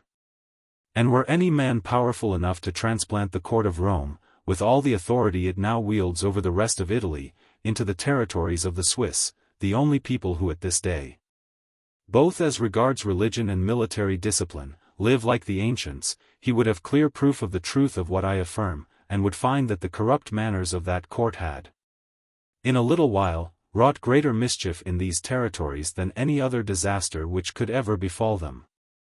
Chapter 13. Of the use the Romans made of religion in giving institutions to their city, in carrying out their enterprises, and in quelling tumults. Here it seems to me not out of place to cite instances of the Romans seeking assistance from religion in reforming their institutions and in carrying out their warlike designs. And although many such are related by Titus Livius, I content myself with mentioning the following only: the Romans having appointed tribunes with consular powers, all of them, save one, plebeians. It so chanced that in that very year they were visited by plague and famine, accompanied by many strange portents. Taking occasion from this, the nobles, at the next creation of tribunes, gave out that the gods were angry with Rome for lowering the majesty of her government, nor could be appeased but by the choice of tribunes being restored to a fair footing. Whereupon the people, smitten with religious awe, chose all the tribunes from the nobles. Again, at the siege of VIII, we find the Roman commanders making use of religion to keep the minds of their men well disposed towards that enterprise. For when, in the last year of the siege, the soldiers, disgusted with their protracted service, began to clamor to be led back to Rome, on the Alban lake suddenly rising to an uncommon height, It was found that the oracles at Delphi and elsewhere had foretold that VI should fall that year in which the Alban lake overflowed. The hope of near victory thus excited in the minds of the soldiers, led them to put up with the weariness of the war, and to continue in arms. Until, on Camillus being named dictator, VI was taken after a 10-year siege. In these cases, therefore, we see religion, wisely used, assist in the reduction of this city, and in restoring the tribuneship to the nobles. Neither of which ends could well have been effected without it. One other example bearing on the same subject I must not omit. Constant disturbances were occasioned in Rome by the tribune Terentillus, for reasons to be noticed in their place, sought to pass a certain law. The nobles, in their efforts to baffle him, had recourse to religion, which they sought to turn to account in two ways. For first they caused the Sibylline books to be searched, and a feigned answer returned, that in that year the city ran great risk of losing its freedom through civil discord. Which fraud, although exposed by the tribunes, nevertheless aroused such alarm in the minds of the commons that they slackened in their support of their leaders. Their other contrivance was as follows: a certain Appius Herdonius, at the head of a band of slaves and outlaws, to the number of 4,000, having seized the capital by night. An alarm was spread that were the Equians and Volscians, those perpetual enemies of the Roman name, then to attack the city, they might succeed in taking it. And when, in spite of this, the tribunes stubbornly persisted in their efforts to pass the law, declaring the act of Herdonius to be a device of the nobles and no real danger, Publius Rubetius, a citizen of weight and authority, came forth from the Senate house, and in words partly friendly and partly menacing, showed them the peril in which the city stood, and that their demands were unseasonable, and spoke to such effect that the commons bound themselves by oath to stand by the consul, in fulfillment of which engagement they aided the consul, Publius Valerius, to carry the capital by assault. But Valerius being slain in the attack, Titus Quintius was at once appointed in his place, who, to leave the people no breathing time, nor suffer their thoughts to revert to the Terentilian law, ordered them to quit Rome and march against the Volscians, declaring them bound to follow him by virtue of the oath they had sworn and not to desert the consul. And though the tribunes withstood him, contending that the oath had been sworn to the dead consul and not to Quintius, yet the people under the influence of religious awe chose rather to obey the consul than believe the tribunes. And Titus Livius commends their behavior when he says, that neglect of the gods which now prevails, had not then made its way, nor was it then the practice for every man to interpret his oath, or the laws, to suit his private ends. The tribunes accordingly, fearing to lose their entire ascendancy, consented to obey the consul, and to refrain for a year from moving in the matter of the Terentilian law, while the consuls, on their part, undertook that for a year the commons should not be called forth to war. And thus, with the help of religion, the Senate were able to overcome a difficulty which they never could have overcome without it. Chapter 14. That the Romans interpreted the auspices to meet the occasion, and made a prudent show of observing the rites of religion even when forced to disregard them. And any who rashly slighted religion they punished. Auguries were not only, as we have shown above, a main foundation of the old religion of the Gentiles, but were also the cause of the prosperity of the Roman commonwealth. Accordingly, the Romans gave more heed to these than to any other of their observances, resorting to them in their consular comitia, in undertaking new enterprises, in calling out their armies, in going into battle, and, in short, in every business of importance, whether civil or military. Nor would they ever set forth on any warlike expedition, until they had satisfied their soldiers that the gods had promised them victory. Among other means of declaring the auguries, they had in their armies a class of soothsayers, named by them Polarii, whom, when they desired to give battle, they would ask to take the auspices, which they did by observing the behavior of fowls. If the fowls pecked, the engagement was begun with a favorable omen. If they refused, battle was declined. Nevertheless, when it was plain on the face of it that a certain course had to be taken, they would take it at all hazards, even though the auspices were adverse. contriving, however, to manage matters so adroitly as not to appear to throw any slight on religion. As was done by the consul Papirius in the great battle he fought with the Samnites, wherein that nation was finally broken and overthrown. For Papirius being encamped over against the Samnites, and perceiving that if he fought, victory was certain, and consequently being eager to engage, desired the omens to be taken. The fowls refused to peck. But the chief soothsayer, observing the eagerness of the soldiers to fight and the confidence felt both by them and by their captain, not to deprive the army of such an opportunity of glory, reported to the consul that the auspices were favorable. Whereupon Papirius began to array his army for battle. But some among the soothsayers having divulged to certain of the soldiers that the fowls had not pecked, this was told to Spurius Papirius, the nephew of the consul, who reporting it to his uncle, the latter straightway bade him mind his own business, for that so far as he himself and the army were concerned, the auspices were fair. And if the soothsayer had lied, the consequences were on his head. And that the event might accord with the prognostics, he commanded his officers to place the soothsayers in front of the battle. It so chanced that as they advanced against the enemy, the chief soothsayer was killed by a spear thrown by a Roman soldier. Which, the consul hearing of, said, "All goes well, and as the gods would have it.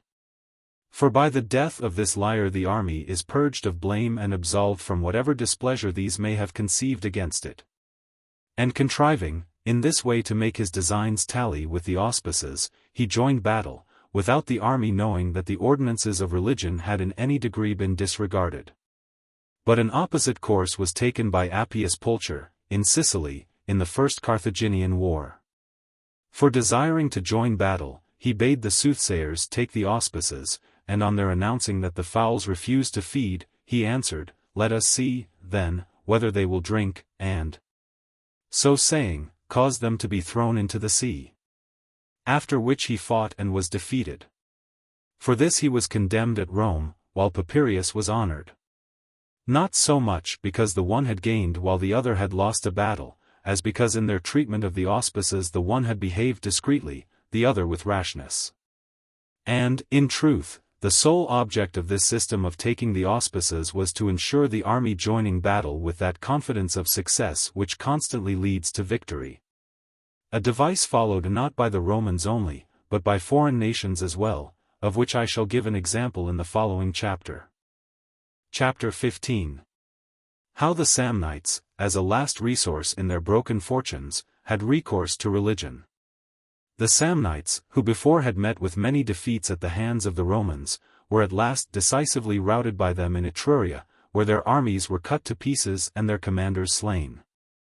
And because their allies also, such as the Etruscans, the Umbrians, and the Gauls, were likewise vanquished, they could now no longer, as Livius tells us, either trust to their own strength or to foreign aid. Yet, for all that, would not cease from hostilities, nor resign themselves to forfeit the liberty which they had unsuccessfully defended, preferring new defeats to an inglorious submission. They resolved, therefore, to make a final effort. And as they knew that victory was only to be secured by inspiring their soldiers with a stubborn courage, to which end nothing could help so much as religion, at the instance of their high priest, Ovius Pacius, they revived an ancient sacrificial rite performed by them in the manner following. After offering solemn sacrifice, they caused all the captains of their armies, standing between the slain victims and the smoking altars, to swear never to abandon the war. They then summoned the common soldiers, one by one, and before the same altars, and surrounded by a ring of many centurions with drawn swords, first bound them by oath never to reveal what they might see or hear. And then, after imprecating the divine wrath, and reciting the most terrible incantations, made them vow and swear to the gods, as they would not have a curse light on their race and offspring, to follow wherever their captains led, never to turn back from battle, and to put any they saw turn back to death. Some who in their terror declined to swear, were forthwith slain by the centurions. The rest, warned by their cruel fate, complied. Assembling thereafter to the number of 40,000, one half of whom, to render their appearance of unusual splendor, were clad in white, with plumes and crests over their helmets. They took up their ground in the neighborhood of Aquilonia.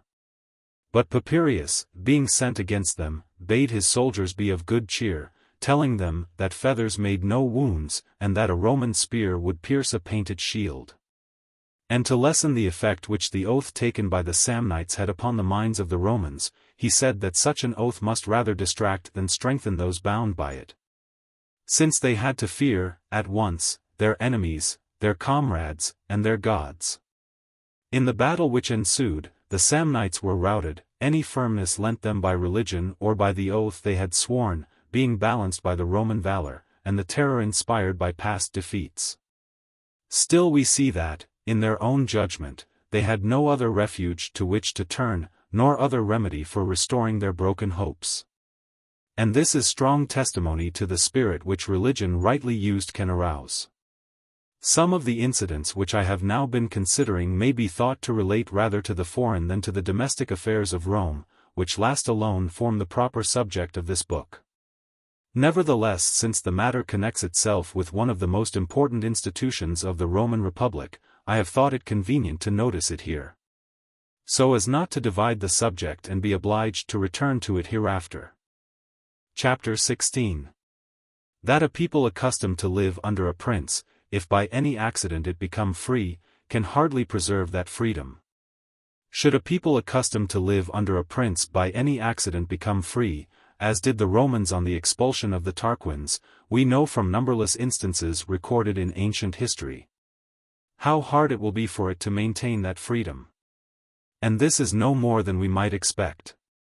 For a people in such circumstances may be likened to the wild animal which, though destined by nature to roam at large in the woods, has been reared in the cage and in constant confinement, and which, should it chance to be set free in the open country, being unused to find its own food, and unfamiliar with the coverts where it might lie concealed, falls a prey to the first who seeks to recapture it. Even thus it fares with the people which has been accustomed to be governed by others. Since ignorant how to act by itself either for attack or defense, and neither knowing foreign princes nor being known of them, it is speedily brought back under the yoke, and often under a heavier yoke than that from which it has just freed its neck. These difficulties will be met with, even where the great body of the citizens has not become wholly corrupted. But where the corruption is complete, freedom, as shall presently be shown, is not merely fleeting but impossible. Wherefore my remarks are to be taken as applying to those states only wherein corruption has as yet made no great progress, and in which there is more that is sound than unsound. To the difficulties above noticed, another has to be added, which is, that a state in becoming free makes for itself bitter enemies but not warm friends. All become its bitter enemies who, drawing their support from the wealth of the tyrant, flourished under his government. For these men, when the causes which made them powerful are withdrawn, can no longer live contented, but are one and all impelled to attempt the restoration of the tyranny in hopes of regaining their former importance. On the other hand, as I have said, the state which becomes free does not gain for itself warm friends. For a free government bestows its honors and rewards in accordance with certain fixed rules, and on considerations of merit, without which none is honored or rewarded. But when a man obtains only those honors or rewards which he seems to himself to deserve, he will never admit that he is under any obligation to those who bestow them. Moreover, the common benefits that all derive from a free government, which consist in the power to enjoy what is our own, openly and undisturbed, in having to feel no anxiety for the honor of wife or child, nor any fear for personal safety, are hardly recognized by men while they still possess them. Since none will ever confess obligation to him who merely refrains from injury. For these reasons, I repeat, a state which has recently become free, is likely to have bitter enemies and no warm friends. Now, to meet these difficulties and their attendant disorders, there is no more potent, effectual, wholesome, and necessary remedy than to slay the sons of Brutus. They, as the historian tells us, were along with other young Romans led to conspire against their country, simply because the unusual privileges which they had enjoyed under the kings were withheld under the consuls. So that to them it seemed as though the freedom of the people implied their servitude. Anyone, therefore, who undertakes to control a people, either as their prince or as the head of a commonwealth, and does not make sure work with all who are hostile to his new institutions, founds a government which cannot last long. Undoubtedly those princes are to be reckoned unhappy, who, to secure their position, are forced to advance by unusual and irregular paths, and with the people for their enemies.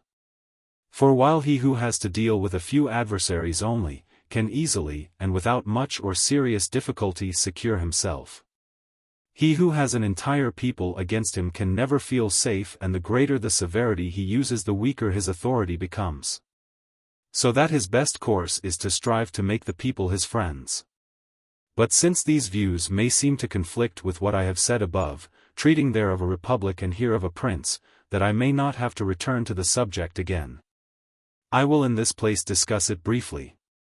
Speaking, then, of those princes who have become the tyrants of their country, I say that the prince who seeks to gain over an unfriendly people should first of all examine what it is the people really desire, and he will always find that they desire two things: first, to be revenged upon those who are the cause of their servitude, and second, to regain their freedom. The first of these desires the prince can gratify wholly, the second in part. As regards the former, we have an instance exactly in point. Clearchus, tyrant of Heraclea, being in exile, it so happened that on a feud arising between the commons and the nobles of that city, the latter, perceiving they were weaker than their adversaries, began to look with favor on Clearchus, and conspiring with him, in opposition to the popular voice, recalled him to Heraclea and deprived the people of their freedom. Clearchus, finding himself thus placed between the arrogance of the nobles, whom he could in no way either satisfy or correct, and the fury of the people, who could not put up with the loss of their freedom, resolved to rid himself at a stroke from the harassment of the nobles and recommend himself to the people. Wherefore, watching his opportunity, he caused all the nobles to be put to death, and thus, to the extreme delight of the people, satisfied one of those desires by which they are possessed, namely, the desire for vengeance. As for the other desire of the people, namely, to recover their freedom, the prince, since he never can content them in this, should examine what the causes are which make them long to be free. And he will find a very few of them desiring freedom that they may obtain power, but all the rest, whose number is countless, only desiring it that they may live securely.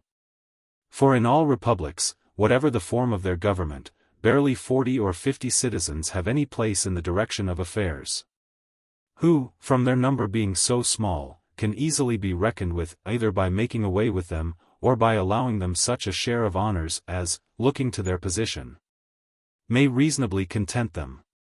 All those others whose sole aim it is to live safely, are well contented where the prince enacts such laws and ordinances as provide for the general security, while they establish his own authority. And when he does this, and the people see that nothing induces him to violate these laws, they soon begin to live happily and without anxiety. Of this we have an example in the kingdom of France, which enjoys perfect security from this cause alone, that its kings are bound to compliance with an infinity of laws upon which the well-being of the whole people depends. And he who gave this state its constitution allowed its kings to do as they pleased as regards arms and money, but provided that as regards everything else they should not interfere save as the laws might direct. Those rulers, therefore, who omit to provide sufficiently for the safety of their government at the outset, must, like the Romans, do so on the first occasion which offers. And whoever lets the occasion slip, will repent too late of not having acted as he should. The Romans, however, being still uncorrupted at the time when they recovered their freedom, were able, after slaying the sons of Brutus and getting rid of the Tarquins, to maintain it with all those safeguards and remedies which we have elsewhere considered. But had they already become corrupted, no remedy could have been found, either in Rome or out of it, by which their freedom could have been secured, as I shall show in the following chapter. Chapter 17. That a corrupt people obtaining freedom can hardly preserve it. I believe that if her kings had not been expelled, Rome must very soon have become a weak and inconsiderable state. Foreseeing to what a pitch of corruption these kings had come, we may conjecture that if 2 or 3 more like reigns had followed, and the taint spread from the head to the members, so soon as the latter became infected, cure would have been hopeless. But from the head being removed while the trunk was still sound, it was not difficult for the Romans to return to a free and constitutional government. It may be assumed, however, as most certain, that a corrupted city living under a prince can never recover its freedom, even were the prince and all his line to be exterminated. For in such a city it must necessarily happen that one prince will be replaced by another, and that things will never settle down until a new lord be established. Unless, indeed, the combined goodness and valor of some one citizen should maintain freedom, which, even then, will endure only for his lifetime.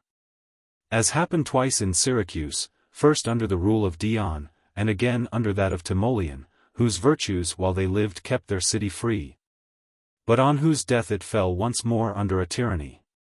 But the strongest example that can be given is that of Rome, which on the expulsion of the Tarquins was able at once to seize on liberty and to maintain it. Yet, on the deaths of Caesar, Caligula, and Nero, and on the extinction of the Julian line, was not only unable to establish her freedom, but did not even venture a step in that direction. Results so opposite arising in one and the same city can only be accounted for by this, that in the time of the Tarquins the Roman people were not yet corrupted, but in these later times had become utterly corrupt. For on the first occasion, nothing more was needed to prepare and determine them to shake off their kings, than that they should be bound by oath to suffer no king ever again to reign in Rome. Whereas, afterwards, the authority and austere virtue of Brutus, backed by all the legions of the East, could not rouse them to maintain their hold of that freedom, which he, following in the footsteps of the first Brutus, had won for them. And this because of the corruption wherewith the people had been infected by the Marian faction, whereof Caesar becoming head, was able so to blind the multitude that it saw not the yoke under which it was about to lay its neck. Though this example of Rome be more complete than any other, I desire to instance likewise, to the same effect, certain peoples well known in our own days. And I maintain that no change, however grave or violent, could ever restore freedom to Naples or Milan, because in these states the entire body of the people has grown corrupted. And so we find that Milan, although desirous to return to a free form of government, on the death of Filippo Visconti, had neither the force nor the skill needed to preserve it. Most fortunate, therefore, was it for Rome that her kings grew corrupt soon, so as to be driven out before the taint of their corruption had reached the vitals of the city. For it was because these were sound that the endless commotions which took place in Rome, so far from being hurtful, were, from their object being good, beneficial to the commonwealth. From which we may draw this inference, that where the body of the people is still sound, tumults and other like disorders do little hurt, but that where it has become corrupted, laws, however well devised, are of no advantage, unless imposed by someone whose paramount authority causes them to be observed until the community be once more restored to a sound and healthy condition. Whether this has ever happened I know not, nor whether it ever can happen. For we see, as I have said a little way back, that a city which owing to its pervading corruption has once begun to decline, if it is to recover at all, must be saved not by the excellence of the people collectively, but of some one man then living among them, on whose death it at once relapses into its former plight. As happened with Thebes, in which the virtue of Epaminondas made it possible while he lived to preserve the form of a free government, but which fell again on his death into its old disorders. The reason being that hardly any ruler lives so long as to have time to accustom to right methods a city which has long been accustomed to wrong. Wherefore, unless things be put on a sound footing by some one ruler who lives to a very advanced age, or by two virtuous rulers succeeding one another, the city upon their death at once falls back into ruin. Or, if it be preserved, must be so by incurring great risks, and at the cost of much blood. For the corruption I speak of, is wholly incompatible with a free government, because it results from an inequality which pervades the state and can only be removed by employing unusual and very violent remedies, such as few are willing or know how to employ. As in another place I shall more fully explain. Chapter 18. How a free government existing in a corrupt city may be preserved, or not existing may be created. I think it neither out of place, nor inconsistent with what has been said above, to consider whether a free government existing in a corrupt city can be maintained, or, not existing, can be introduced. And on this head I say that it is very difficult to bring about either of these results, and next to impossible to lay down rules as to how it may be done. Because the measures to be taken must vary with the degree of corruption which prevails. Nevertheless, since it is well to reason things out, I will not pass this matter by, but will assume, in the first place, the case of a very corrupt city. And then take the case of one in which corruption has reached a still greater height. But where corruption is universal, no laws or institutions will ever have force to restrain it. Because as good customs stand in need of good laws for their support, so laws, that they may be respected, stand in need of good customs. Moreover, the laws and institutions established in a republic at its beginning, when men were good, are no longer suitable when they have become bad. But while the laws of a city are altered to suit its circumstances, its institutions rarely or never change. Whence it results that the introduction of new laws is of no avail, because the institutions, remaining unchanged, corrupt them. And to make this plainer, I say that in Rome it was first of all the institutions of the state, and next the laws as enforced by the magistrates, which kept the citizens under control. The institutions of the state consisted in the authority of the people, the Senate, the tribunes, and the consuls, in the methods of choosing and appointing magistrates, and in the arrangements for passing laws. These institutions changed little, if at all, with circumstances. But the laws by which the people were controlled, as for instance the law relating to adultery, the sumptuary laws, the law as to canvassing at elections, and many others, were altered as the citizens grew more and more corrupted. Hence, the institutions of the state remaining the same although from the corruption of the people no longer suitable, amendments in the laws could not keep men good. Though they might have proved very useful if at the time when they were made the institutions had likewise been reformed. That its original institutions are no longer adapted to a city that has become corrupted, is plainly seen in two matters of great moment. I mean in the appointment of magistrates and in the passing of laws. For the Roman people conferred the consulship and other great offices of their state on none save those who sought them. Which was a good institution at first, because then none sought these offices save those who thought themselves worthy of them, and to be rejected was held disgraceful. So that, to be deemed worthy, all were on their best behavior. But in a corrupted city this institution grew to be most mischievous. For it was no longer those of greatest worth, but those who had most influence, who sought the magistracies, while all who were without influence, however deserving, refrained through fear. This untoward result was not reached all at once, but like other similar results, by gradual steps. For after subduing Africa and Asia, and reducing nearly the whole of Greece to submission, the Romans became perfectly assured of their freedom, and seemed to themselves no longer to have any enemy whom they had cause to fear. But this security in the weakness of their adversaries led them in conferring the consulship, no longer to look to merit, but only to favor. Selecting for the office those who knew best how to pay court to them, not those who knew best how to vanquish their enemies. And afterwards, instead of selecting those who were best liked, they came to select those who had most influence. And in this way, from the imperfection of their institutions, good men came to be wholly excluded. Again, as to making laws, any of the tribunes and certain others of the magistrates were entitled to submit laws to the people. But before these were passed it was open to every citizen to speak either for or against them. This was a good system so long as the citizens were good, since it is always well that every man should be able to propose what he thinks may be of use to his country, and that all should be allowed to express their views with regard to his proposal, so that the people, having heard all, may resolve on what is best. But when the people grew depraved, this became a very mischievous institution. For then it was only the powerful who proposed laws, and these not in the interest of public freedom but of their own authority. And because, through fear, none durst speak against the laws they proposed, the people were either deceived or forced into voting their own destruction. In order, therefore, that Rome after she had become corrupted might still preserve her freedom, it was necessary that, as in the course of events she had made new laws, so likewise she should frame new institutions, since different institutions and ordinances are needed in a corrupt state from those which suit a state which is not corrupted. For where the matter is wholly dissimilar, the form cannot be similar.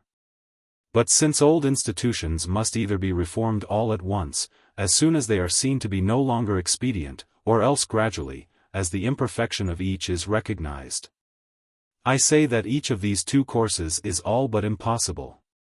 For to effect a gradual reform requires a sagacious man who can discern mischief while it is still remote and in the germ.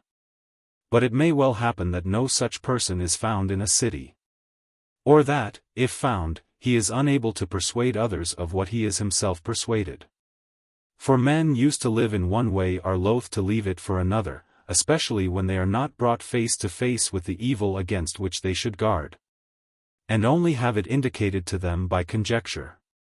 And as for a sudden reform of institutions which are seen by all to be no longer good, I say that defects which are easily discerned are not easily corrected. Because for their correction it is not enough to use ordinary means, these being in themselves insufficient. But recourse must be had to extraordinary means, such as violence and arms, and, as a preliminary, you must become prince of the city, and be able to deal with it at your pleasure.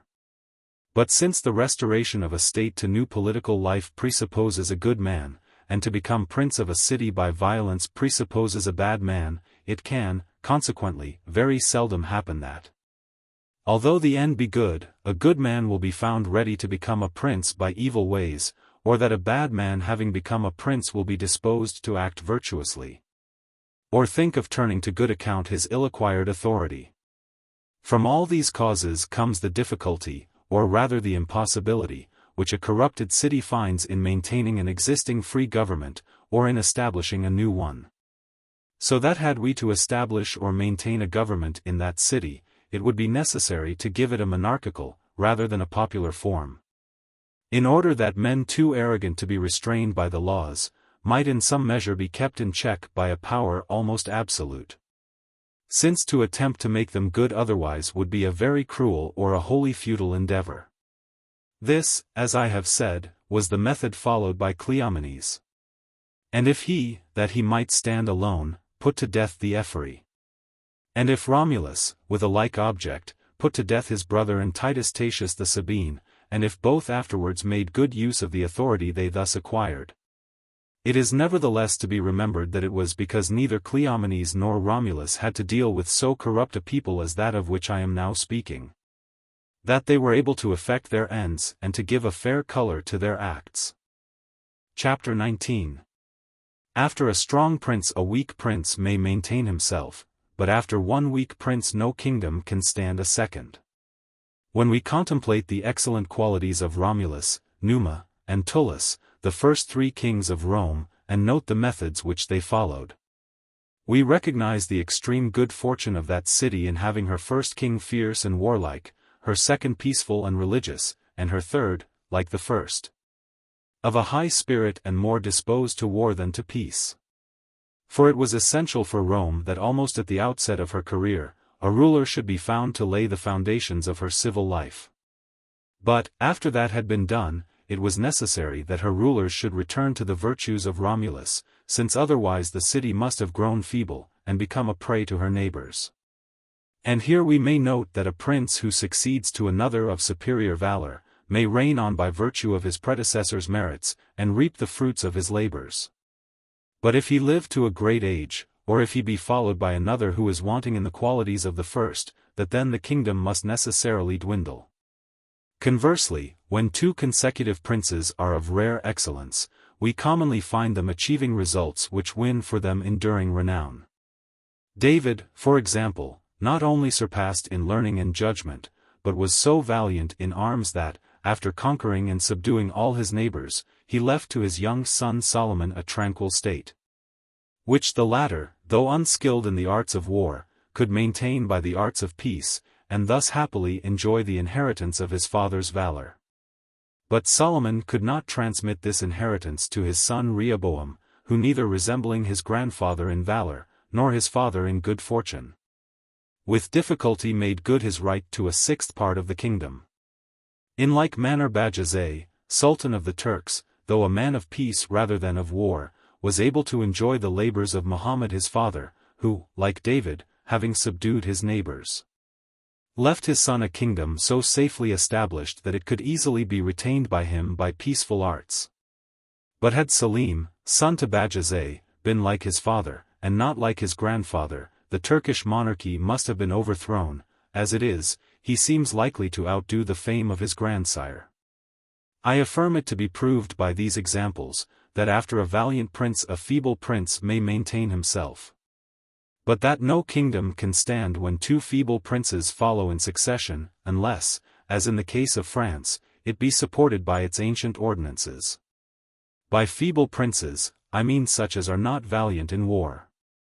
And, to put the matter shortly, it may be said, that the great valor of Romulus left Numa a period of many years within which to govern Rome by peaceful arts. That after Numa came Tullus, who renewed by his courage the fame of Romulus. And that he in turn was succeeded by Ancus, a prince so gifted by nature that he could equally avail himself of the methods of peace or war, who setting himself at first to pursue the former, when he found that his neighbors judged him to be effeminate, and therefore held him in slight esteem, understood that to preserve Rome he must resort to arms and resemble Romulus rather than Numa, from whose example every ruler of a state may learn that a prince like Numa will hold or lose his power according as fortune and circumstances befriend him. But that the prince who resembles Romulus, and like him is fortified with foresight and arms, will hold his state whatever befall, unless deprived of it by some stubborn and irresistible force. For we may reckon with certainty that if Rome had not had for her third king one who knew how to restore her credit by deeds of valor, she could not, or at any rate not without great difficulty, have afterwards held her ground, nor could ever have achieved the great exploits she did. And for these reasons Rome, while she lived under her kings, was in constant danger of destruction through a king who might be weak or bad. Chapter 20. That the consecutive reigns of two valiant princes produce great results, and that well-ordered commonwealths are assured of a succession of valiant rulers by whom their power and growth are rapidly extended. When Rome had driven out her kings, she was freed from those dangers to which, as I have said, she was exposed by the possible succession of a weak or wicked prince. For the chief share in the government then devolved upon the consuls, who took their authority not by inheritance, nor yet by craft or by ambitious violence, but by the free suffrages of their fellow citizens, and were always men of signal worth, by whose valor and good fortune Rome being constantly aided, was able to reach the height of her greatness in the same number of years as she had lived under her kings. And since we find that two successive reigns of valiant princes, as of Philip of Macedon and his son Alexander, suffice to conquer the world, this ought to be still easier for a commonwealth, which has it in its power to choose, not two excellent rulers only, but an endless number in succession. And in every well-ordered commonwealth provision will be made for a succession of this sort. Chapter 21. That it is a great reproach to a prince or to a commonwealth to be without a national army. Those princes and republics of the present day who lack forces of their own, whether for attack or defense, should take shame to themselves, and should be convinced by the example of Tullus, that their deficiency does not arise from want of men fit for warlike enterprises, but from their own fault in not knowing how to make their subjects good soldiers. For after Rome had been at peace for 40 years, Tullus, succeeding to the kingdom, found not a single Roman who had ever been in battle. Nevertheless, when he made up his mind to enter on a war, it never occurred to him to have recourse to the Samnites, or the Etruscans, or to any other of the neighboring nations accustomed to arms. But he resolved, like the prudent prince he was, to rely on his own countrymen. And such was his ability that, under his rule, the people very soon became admirable soldiers. For nothing is more true than that where a country, having men, lack soldiers, it results from some fault in its ruler, and not from any defect in the situation or climate. Of this we have a very recent instance. Everyone knows how, only the other day, the King of England invaded the realm of France with an army raised wholly from among his own people. Although from his country having been at peace for 30 years, he had neither men nor officers who had ever looked an enemy in the face. Nevertheless, he did not hesitate with such troops as he had, to attack a kingdom well provided with officers and excellent soldiers who had been constantly under arms in the Italian wars. And this was possible through the prudence of the English king and the wise ordinances of his kingdom, which never in time of peace relaxes its warlike discipline. So too, in old times, Pelopidas and Epaminondas the Thebans, after they had freed Thebes from her tyrants, and rescued her from thraldom to Sparta, finding themselves in a city used to servitude and surrounded by an effeminate people, scrupled not, so great was their courage, to furnish these with arms, and go forth with them to meet and to conquer the Spartan forces on the field. And he who relates this, observes, that these two captains very soon showed that warriors are not bred in Lacedaemon alone, but in every country where men are found. If only some one arise among them who knows how to direct them to arms. As we see, Tullus knew how to direct the Romans. Nor could Virgil better express this opinion, or show by fitter words that he was convinced of its truth than, when he says, "To arms shall Tullus rouse his sluggish warriors, too." Chapter 22. What is to be noted in the combat of the 3 Roman Horatii and the 3 Alban Curiatii? It was agreed between Tullus king of Rome, and Medius king of Alba, that the nation whose champions were victorious in combat should rule over the other. The 3 Alban Curiatii were slain. One of the Roman Horatii survived.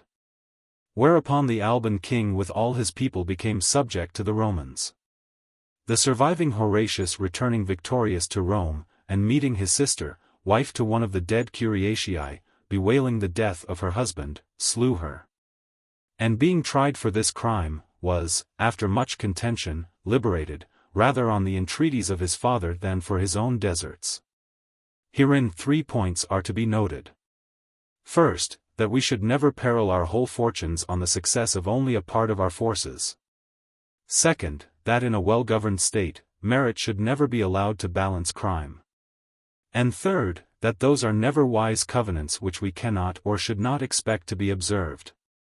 Now, for a state to be enslaved is so terrible a calamity that it ought never to have been supposed possible that either of these kings or nations would rest content under a slavery resulting from the defeat of 3 only of their number. And so it appeared to Medius, for although on the victory of the Roman champions, he at once confessed himself vanquished, and promised obedience. Nevertheless, in the very first expedition which he and Tullus undertook jointly against the people of VIII, we find him seeking to circumvent the Roman, as though perceiving too late the rash part he had played. This is enough to say of the third point which I noted as deserving attention. Of the other 2 I shall speak in the next 2 chapters. Chapter 23. That we should never hazard our whole fortunes where we put not forth our entire strength, for which reason to guard a defile is often hurtful. It was never judged a prudent course to peril your whole fortunes where you put not forth your whole strength, as may happen in more ways than one. One of these ways was that taken by Tullus and Medius, when each staked the existence of his country and the credit of his army on the valor and good fortune of 3 only of his soldiers. That being an utterly insignificant fraction of the force at his disposal.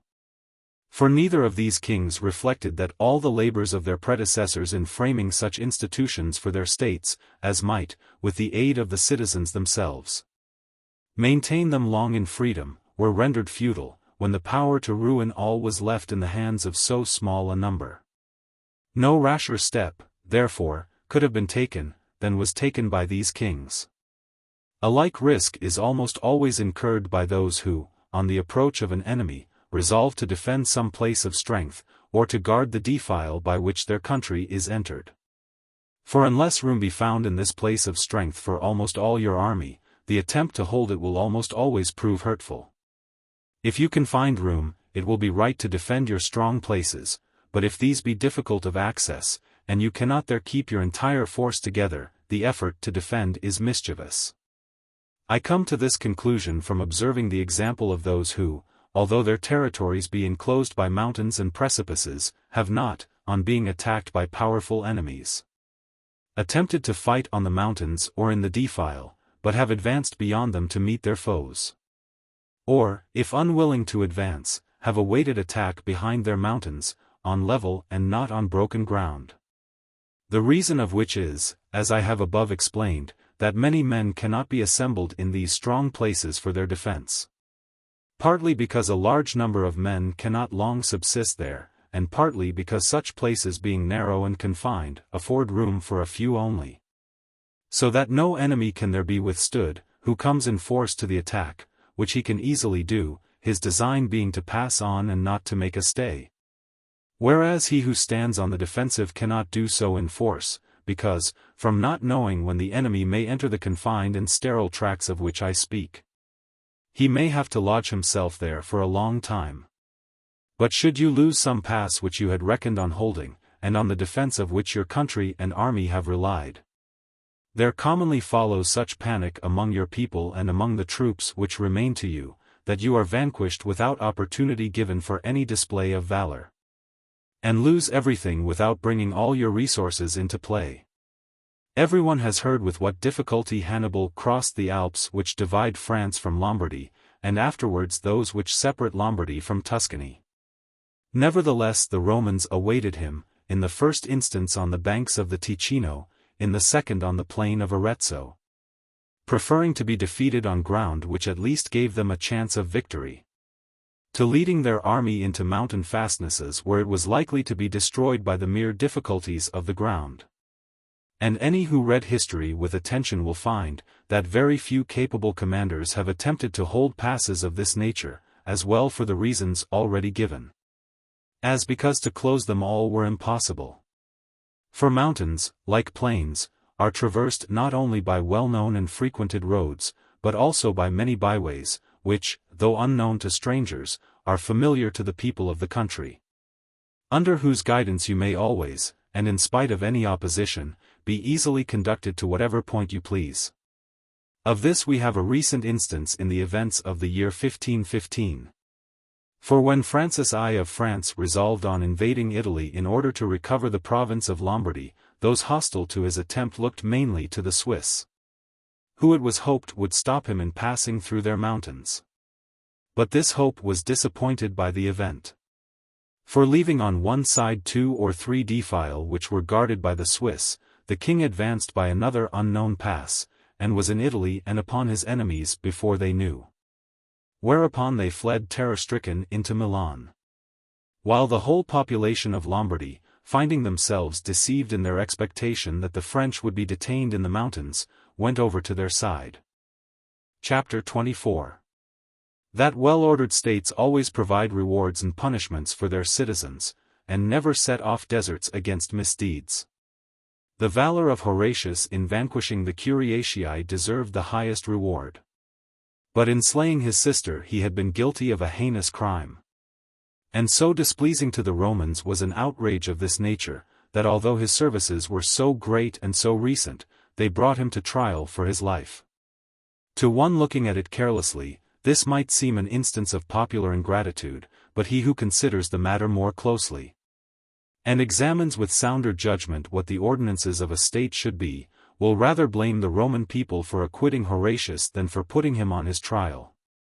And this because no well-ordered state ever strikes a balance between the services of its citizens and their misdeeds, but appointing rewards for good actions and punishment for bad, when it has rewarded a man for acting well, will afterwards, should he act ill, chastise him, without regard to his former deserts. When these ordinances are duly observed, a city will live long in freedom, but when they are neglected, it must soon come to ruin. For when a citizen has rendered some splendid service to his country, if to the distinction which his action in itself confers, were added an overweening confidence that any crime he might thenceforth commit would pass unpunished, he would soon become so arrogant that no civil bonds could restrain him. Still, while we would have punishment terrible to wrongdoers, it is essential that good actions should be rewarded, as we see to have been the case in Rome. For even where a republic is poor, and has but little to give, it ought not to withhold that little. Since a gift, however small, bestowed as a reward for services however great, will always be esteemed most honorable and precious by him who receives it. The story of Horatius Cockles and that of Mutius Scaevola are well known, how the one withstood the enemy on the bridge while it was being cut down, and the other thrust his hand into the fire in punishment of the mistake made when he sought the life of Porsenna the Etruscan king. To each of these two, in requital of their splendid deeds, 2 ploughgates only of the public land were given. Another famous story is that of Manlius Capitolinus, to whom, for having saved the capital from the besieging Gauls, a small measure of meal was given by each of those who were shut up with him during the siege. Which recompense, in proportion to the wealth of the citizens of Rome at that time, was thought ample. So that afterwards, when Manlius, moved by jealousy and malice, sought to arouse sedition in Rome, and to gain over the people to his cause, they without regard to his past services threw him headlong from that capital in saving which he had formerly gained so great a renown. Chapter 25. That he who would reform the institutions of a free state, must retain at least the semblance of old ways. Whoever takes upon him to reform the government of a city, must, if his measures are to be well received and carried out with general approval, preserve at least the semblance of existing methods, so as not to appear to the people to have made any change in the old order of things. Although, in truth, the new ordinances differ altogether from those which they replace. For when this is attended to, the mass of mankind accept what seems as what is. Nay, are often touched more nearly by appearances than by realities. This tendency being recognized by the Romans at the very outset of their civil freedom, when they appointed 2 consuls in place of a single king. They would not permit the consuls to have more than 12 lictors, in order that the old number of the king's attendants might not be exceeded. Again, there being solemnized every year in Rome a sacrificial rite which could only be performed by the king in person, that the people might not be led by the absence of the king to remark the want of any ancient observance, a priest was appointed for the due celebration of this rite, to whom was given the name of Rex Sacrificulus, and who was placed under the orders of the chief priest. In this way the people were contented, and had no occasion from any defect in the solemnities to desire the return of their kings. Like precautions should be used by all who would put an end to the old government of a city and substitute new and free institutions. For since novelty disturbs men's minds, we should seek in the changes we make to preserve as far as possible what is ancient, so that if the new magistrates differ from the old in number, in authority, or in the duration of their office, they shall at least retain the old names. This, I say, should be seen to by him who would establish a constitutional government, whether in the form of a commonwealth or of a kingdom. But he who would create an absolute government of the kind which political writers term a tyranny, must renew everything, as shall be explained in the following chapter. Chapter 26. A new prince in a city or province of which he has taken possession, ought to make everything new. Whosoever becomes prince of a city or state, more especially if his position be so insecure that he cannot resort to constitutional government either in the form of a republic or a monarchy, will find that the best way to preserve his princedom is to renew the whole institutions of that state. That is to say, to create new magistracies with new names, confer new powers, and employ new men, and like David when he became king, exalt the humble and depress the great, filling the hungry with good things, and sending the rich empty away. Moreover, he must pull down existing towns and rebuild them, removing their inhabitants from one place to another, and, in short, leave nothing in the country as he found it. So that there shall be neither rank, nor condition, nor honor, nor wealth which its possessor can refer to any but to him. And he must take example from Philip of Macedon, the father of Alexander, who by means such as these, from being a petty prince became monarch of all Greece. And of whom it was written that he shifted men from province to province as a shepherd moves his flocks from one pasture to another.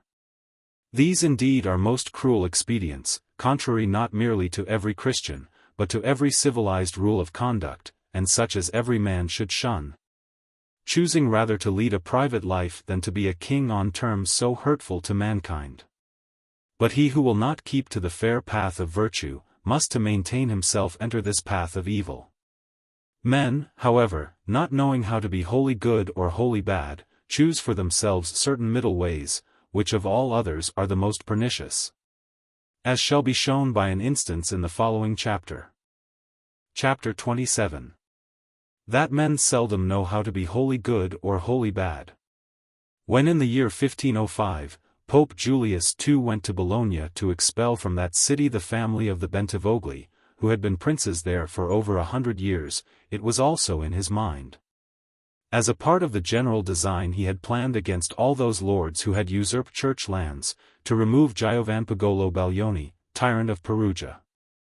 And coming to Perugia with this intention and resolve, of which all men knew, he would not wait to enter the town with a force sufficient for his protection, but entered it unattended by troops.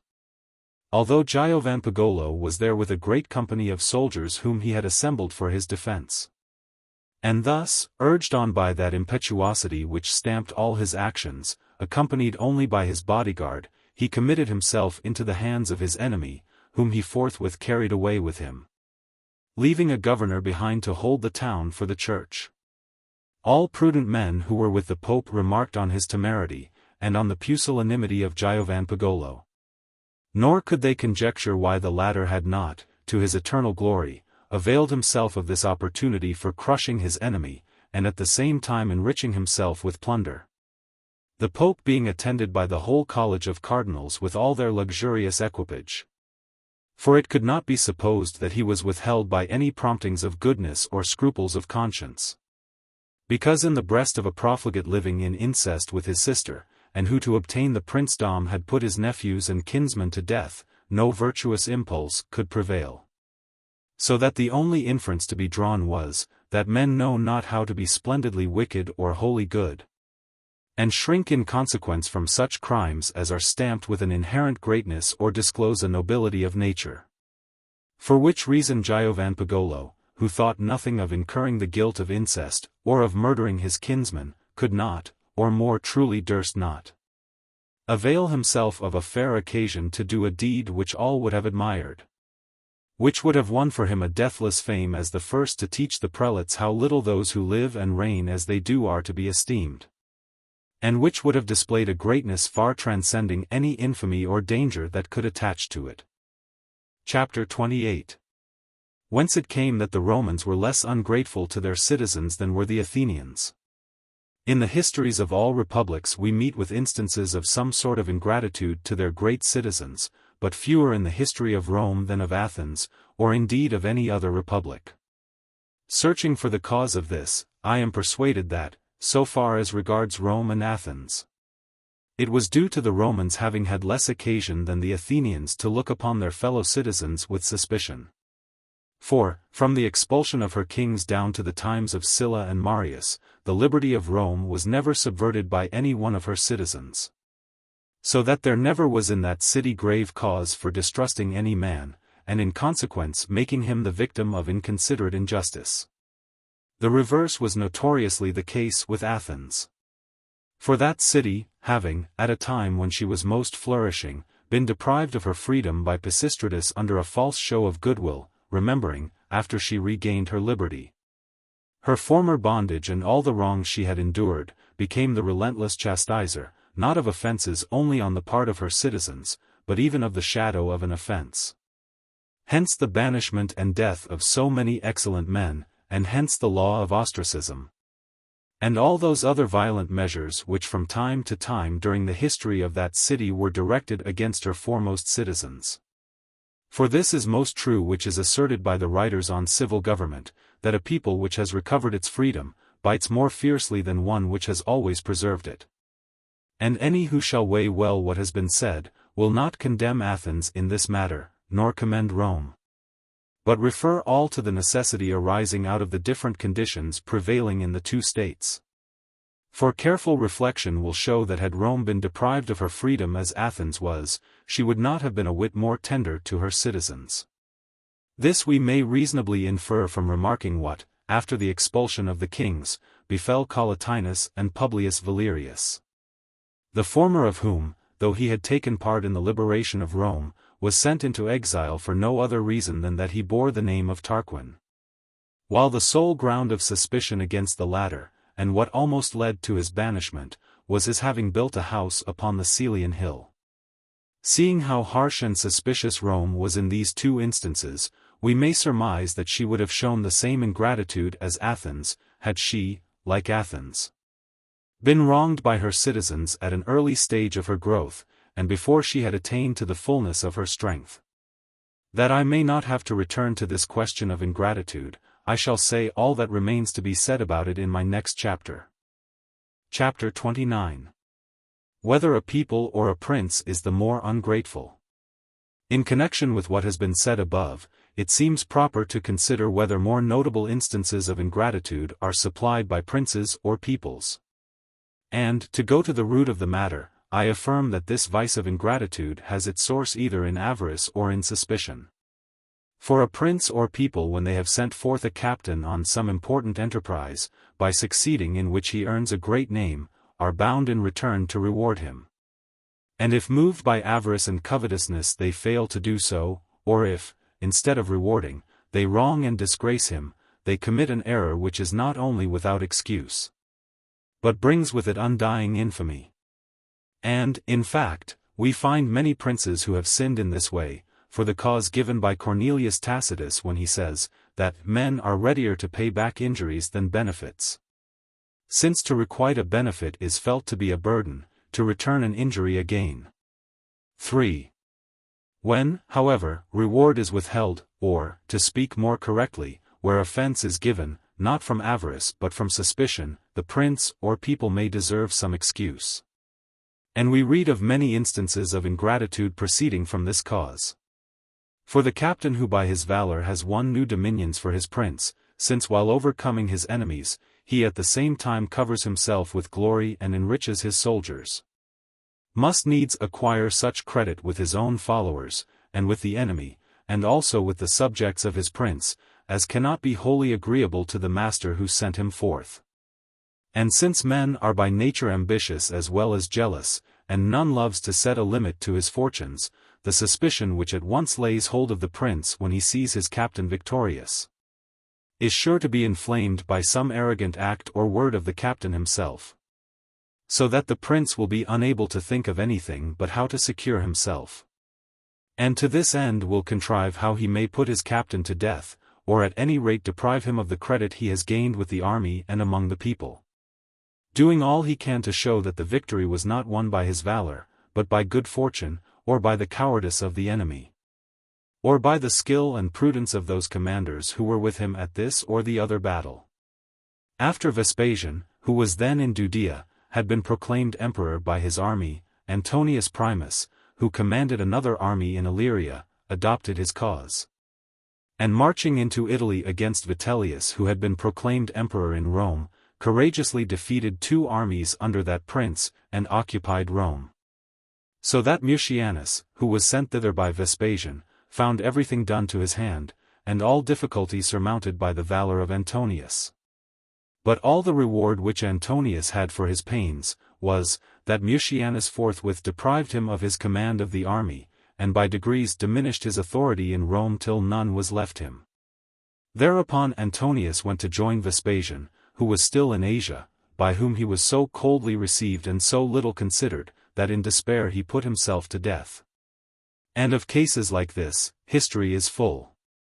Every man living at the present hour knows with what zeal and courage Gonsalvo of Cordova, while conducting the war in Naples against the French, conquered and subdued that kingdom for his master Ferdinand of Aragon.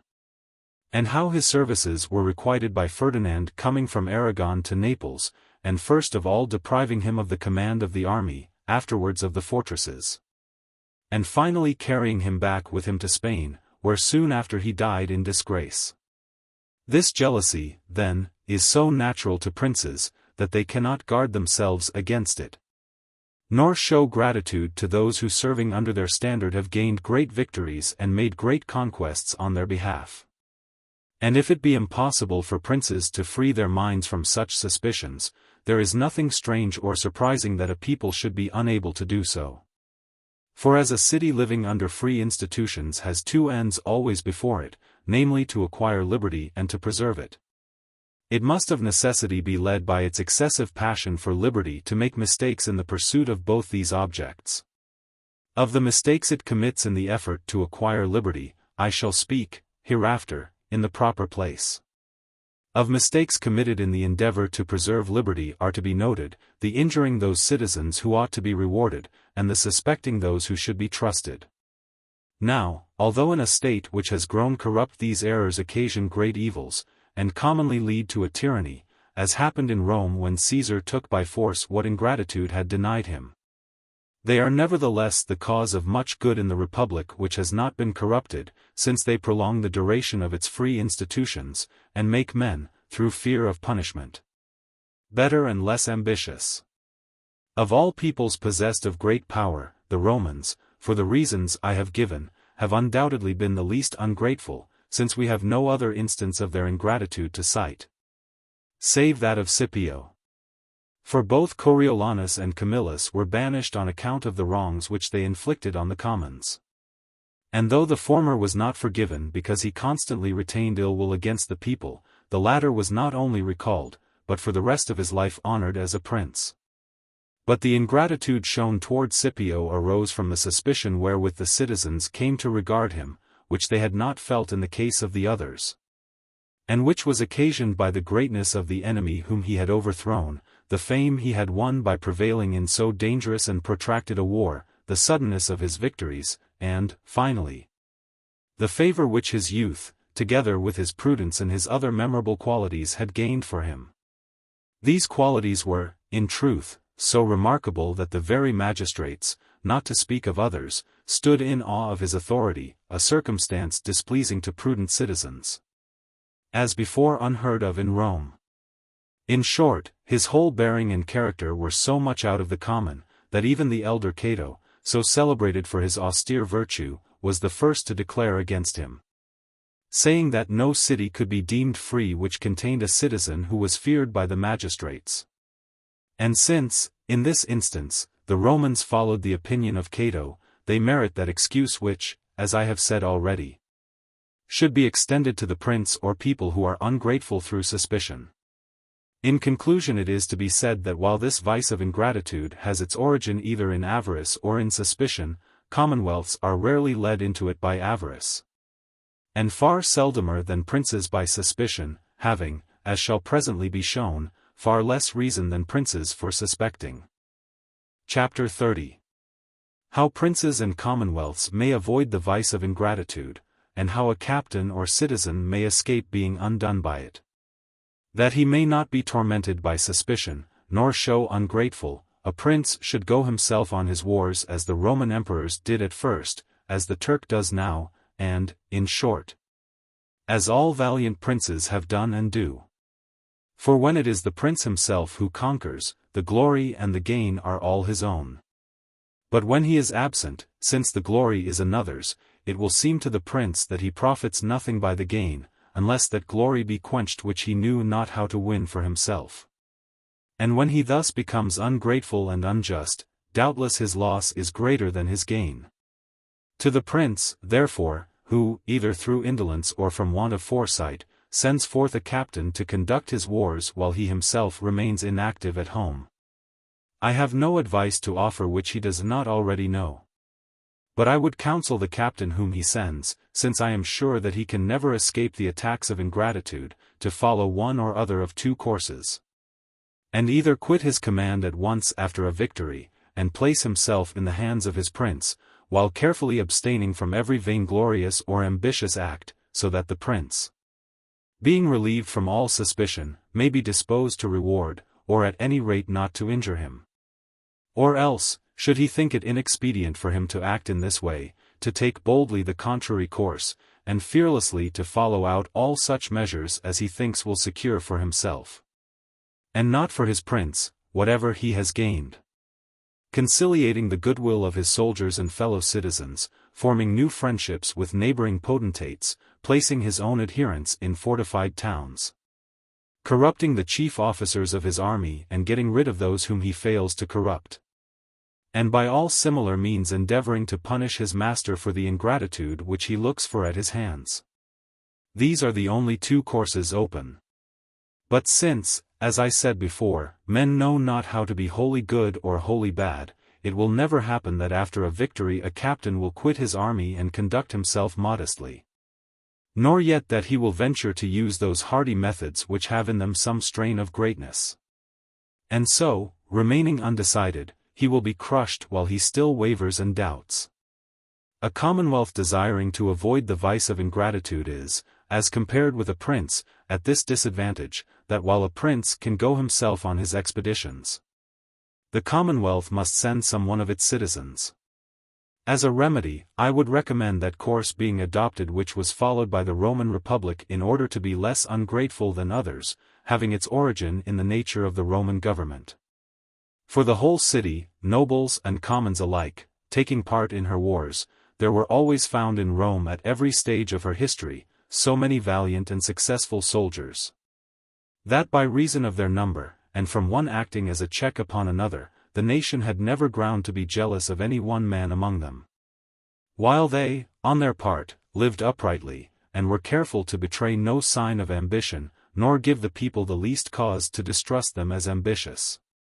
So that he obtained most glory from his dictatorship who was first to lay it down. Which conduct, as it excited no suspicion, could occasion no ingratitude. We see, then, that the commonwealth which would have no cause to be ungrateful, must act as Rome did. And that the citizen who would escape ingratitude, must observe those precautions which were observed by Roman citizens. Chapter 31. That the Roman captains were never punished with extreme severity for misconduct, and where loss resulted to the republic merely through their ignorance or want of judgment, were not punished at all. The Romans were not only, as has been said above, less ungrateful than other republics, but were also more lenient and more considerate than others in punishing the captains of their armies. For if these erred of set purpose, they chastised them with gentleness, while if they erred through ignorance, so far from punishing, they even honored and rewarded them. And this conduct was well considered. For as they judged it of the utmost moment, that those in command of their armies should, in all they had to do, have their minds undisturbed and free from external anxieties, they would not add further difficulty and danger to a task in itself both dangerous and difficult, lest none should ever be found to act with valor. For supposing them to be sending forth an army against Philip of Macedon in Greece or against Hannibal in Italy, or against any other enemy at whose hands they had already sustained reverses, the captain in command of that expedition would be weighted with all the grave and important cares which attend such enterprises.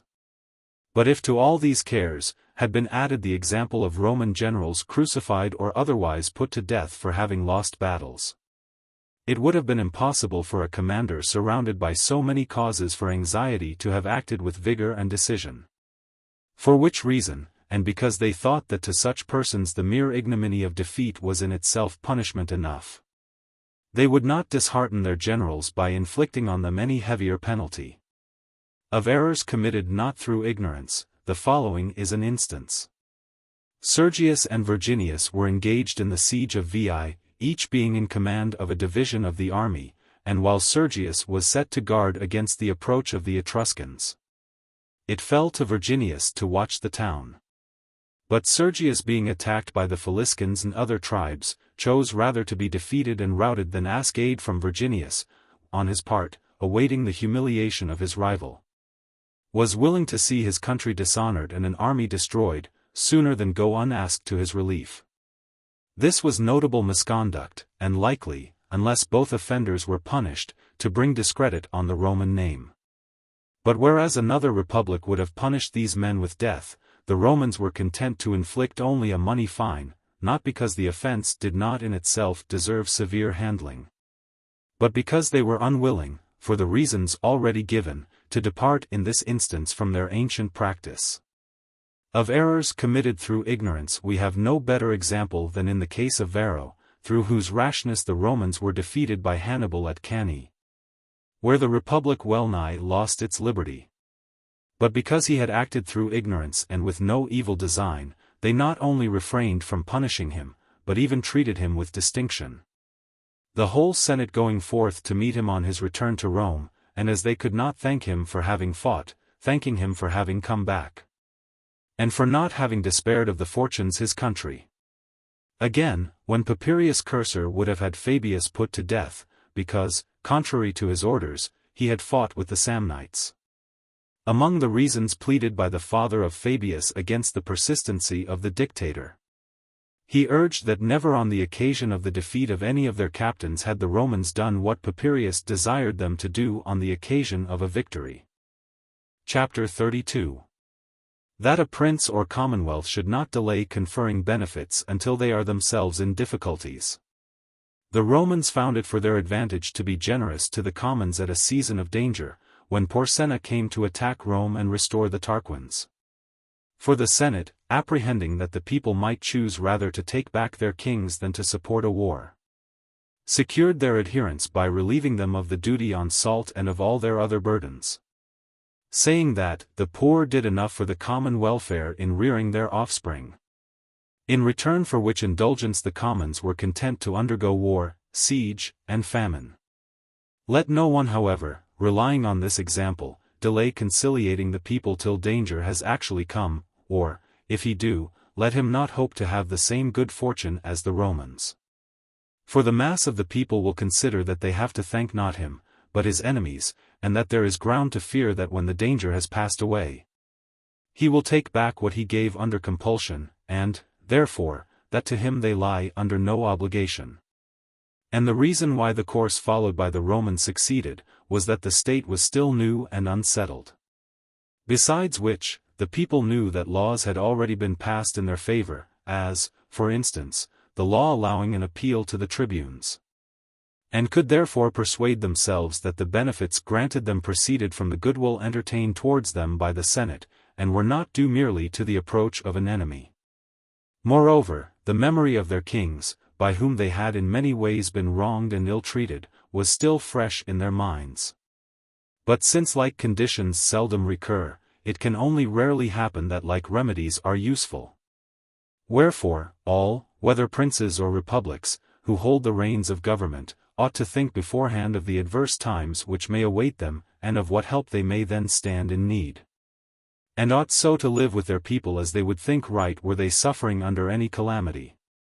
And, whosoever, whether prince or republic, but prince more especially, behaves otherwise, and believes that after the event and when danger is upon him he will be able to win men over by benefits, deceives himself, and will not merely fail to maintain his place, but will even precipitate his downfall. Chapter 33.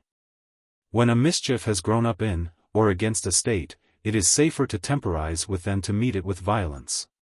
As Rome grew in fame, power, and dominion, her neighbors, who at first had taken no heed to the injury which this new republic might do them, began too late to see their mistake, and desiring to remedy what should have been remedied before, combined against her to the number of 40 nations. Whereupon the Romans, resorting to a method usual with them in seasons of peril, appointed a dictator. That is, gave power to one man to decide without advice, and carry out his resolves without appeal.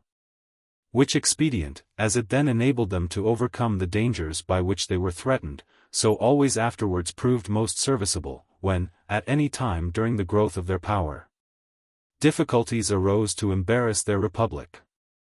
In connection with this league against Rome we have first to note, that when a mischief which springs up either in or against a republic, and whether occasioned by internal or external causes, has grown to such proportions that it begins to fill the whole community with alarm, it is a far safer course to temporize with it than to attempt to quell it by violence. For commonly those who make this attempt only add fuel to the flame, and hasten the impending ruin. Such disorders arise in a republic more often from internal causes than external, either through some citizen being suffered to acquire undue influence, or from the corruption of some institution of that republic, which had once been the life and sinew of its freedom. And from this corruption being allowed to gain such head that the attempt to check it is more dangerous than to let it be. And it is all the harder to recognize these disorders in their beginning, because it seems natural to men to look with favor on the beginnings of things. Favor of this sort, more than by anything else, is attracted by those actions which seem to have in them a quality of greatness, or which are performed by the young. For when in a republic some young man is seen to come forward endowed with rare excellence, the eyes of all the citizens are at once turned upon him, and all, without distinction, concur to do him honor. So that if he have one spark of ambition, the advantages which he has from nature, together with those he takes from this favorable disposition of men's minds, raise him to such a pitch of power, that when the citizens at last see their mistake it is almost impossible for them to correct it. And when they do what they can to oppose his influence, the only result is to extend it. Of this I might cite numerous examples, but shall content myself with one relating to our own city. Cosimo de' Medici, to whom the house of the Medici in Florence owes the origin of its fortunes, acquired so great a name from the favor wherewith his own prudence and the blindness of others invested him, that coming to be held in awe by the government, his fellow citizens deemed it dangerous to offend him, but still more dangerous to let him alone. Niccolò da Azzano, his contemporary, who was accounted well versed in all civil affairs, but who had made a first mistake in not discerning the dangers which might grow from the rising influence of Cosimo, would never while he lived permit a second mistake to be made in attempting to crush him, judging that such an attempt would be the ruin of the state, as in truth it proved after his death. For some who survived him, disregarding his counsels, combined against Cosimo and banished him from Florence. And so it came about that the partisans of Cosimo, angry at the wrong done him, soon afterwards recalled him and made him prince of the republic, a dignity he never would have reached but for this open opposition. The very same thing happened in Rome in the case of Caesar. For his services having gained him the goodwill of Pompey and other citizens, their favor was presently turned to fear. As Cicero testifies where he says that, it was late that Pompey began to fear Caesar. This fear led men to think of remedies, and the remedies to which they resorted accelerated the destruction of the republic. I say, then, that since it is difficult to recognize these disorders in their beginning, because of the false impressions which things produce at the first, it is a wiser course when they become known, to temporize with them than to oppose them. For when you temporize, either they die out of themselves, or at any rate the injury they do is deferred. And the prince who would suppress such disorders or oppose himself to their force and onset, must always be on his guard, lest he help where he would hinder, retard when he would advance, and drown the plant he thinks to water.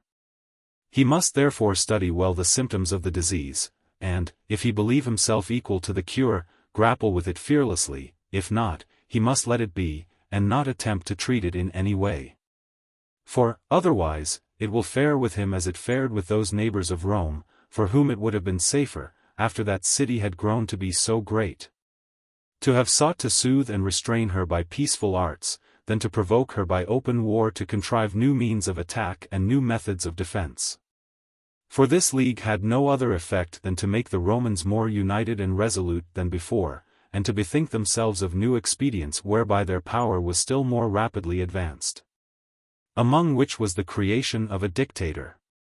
For this innovation not only enabled them to surmount the dangers which then threatened them, but was afterwards the means of escaping infinite calamities into which, without it, the Republic must have fallen.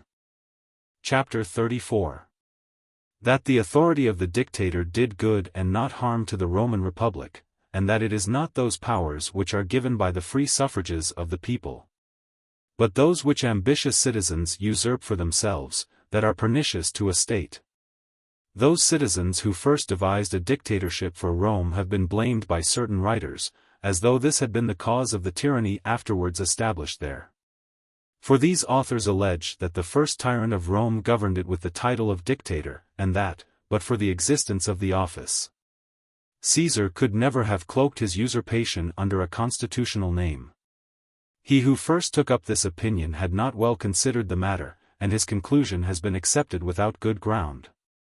For it was not the name nor office of dictator which brought Rome to servitude, but the influence which certain of her citizens were able to assume from the prolongation of their term of power.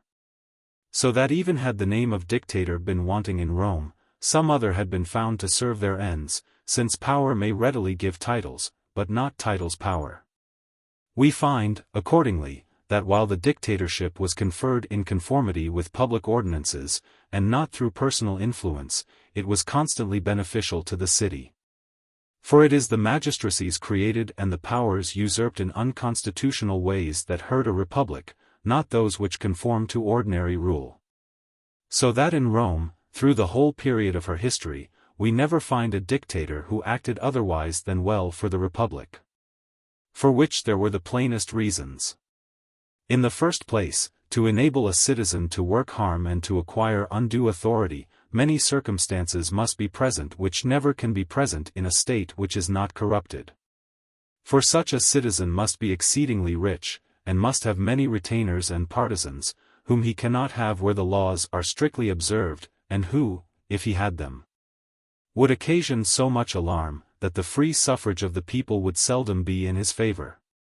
In the second place, the dictator was not created for life, but for a fixed term, and only to meet the emergency for which he was appointed. Power was indeed given him to determine by himself what measures the exigency demanded, to do what he had to do without consultation, and to punish without appeal. But he had no authority to do anything to the prejudice of the state, as it would have been to deprive the Senate or the people of their privileges, to subvert the ancient institutions of the city, or introduce new. So that taking into account the brief time for which his office lasted, its limited authority, and the circumstance that the Roman people were still uncorrupted, it was impossible for him to overstep the just limits of his power so as to injure the city. And in fact we find that he was always useful to it. And, in truth, among the institutions of Rome, this of the dictatorship deserves our special admiration, and to be linked with the chief causes of her greatness. For without some such safeguard a city can hardly pass unharmed through extraordinary dangers. Because as the ordinary institutions of a commonwealth work but slowly, no council and no magistrate having authority to act in everything alone, but in most matters one standing in need of the other, and time being required to reconcile their differences, the remedies which they provide are most dangerous when they have to be applied in cases which do not brook delay. For which reason, every republic ought to have some resource of this nature provided by its constitution. As we find that the Republic of Venice, one of the best of those now existing, has in cases of urgent danger reserved authority to a few of her citizens, if agreed among themselves, to determine without further consultation what course is to be followed. When a republic is not provided with some safeguard such as this, either it must be ruined by observing constitutional forms, or else, to save it, these must be broken through. But in a republic nothing should be left to be effected by irregular methods, because, although for the time the irregularity may be useful, the example will nevertheless be pernicious, as giving rise to a practice of violating the laws for good ends, under color of which they may afterwards be violated for ends which are not good. For which reason, that can never become a perfect republic wherein every contingency has not been foreseen and provided for by the laws, and the method of dealing with it defined. To sum up, therefore, I say that those republics which cannot in sudden emergencies resort either to a dictator or to some similar authority, will, when the danger is serious, always be undone. We may note, moreover, how prudently the Romans, in introducing this new office, contrived the conditions under which it was to be exercised. For perceiving that the appointment of a dictator involved something of humiliation for the consuls, who, from being the heads of the state, were reduced to render obedience like everyone else, and anticipating that this might give offense, they determined that the power to appoint should rest with the consuls, thinking that when the occasion came when Rome should have need of this regal authority, they would have the consuls acting willingly and feeling the less aggrieved from the appointment being in their own hands. For those wounds or other injuries which a man inflicts upon himself by choice, and of his own free will, pain him far less than those inflicted by another. Nevertheless, in the later days of the Republic the Romans were wont to entrust this power to a consul instead of to a dictator, using the formula, videat consul ne quid respublica detrimenti capiat. But to return to the matter in hand, I say briefly, that when the neighbors of Rome sought to crush her, they led her to take measures not merely for her readier defense, but such as enabled her to attack them with a stronger force, with better skill, and with an undivided command. Chapter 35. Why the creation of the decemvirate in Rome, although brought about by the free and open suffrage of the citizens, was hurtful to the liberties of that republic. The fact of those 10 citizens who were chosen by the Roman people to make laws for Rome, in time becoming her tyrants and depriving her of her freedom, may seem contrary to what I have said above, namely that it is the authority which is violently usurped, and not that conferred by the free suffrages of the people which is injurious to a republic. Here, however, we have to take into account both the mode in which, and the term for which authority is given. Where authority is unrestricted and is conferred for a long term, meaning by that for a year or more, it is always attended with danger. And its results will be good or bad according as the men are good or bad to whom it is committed.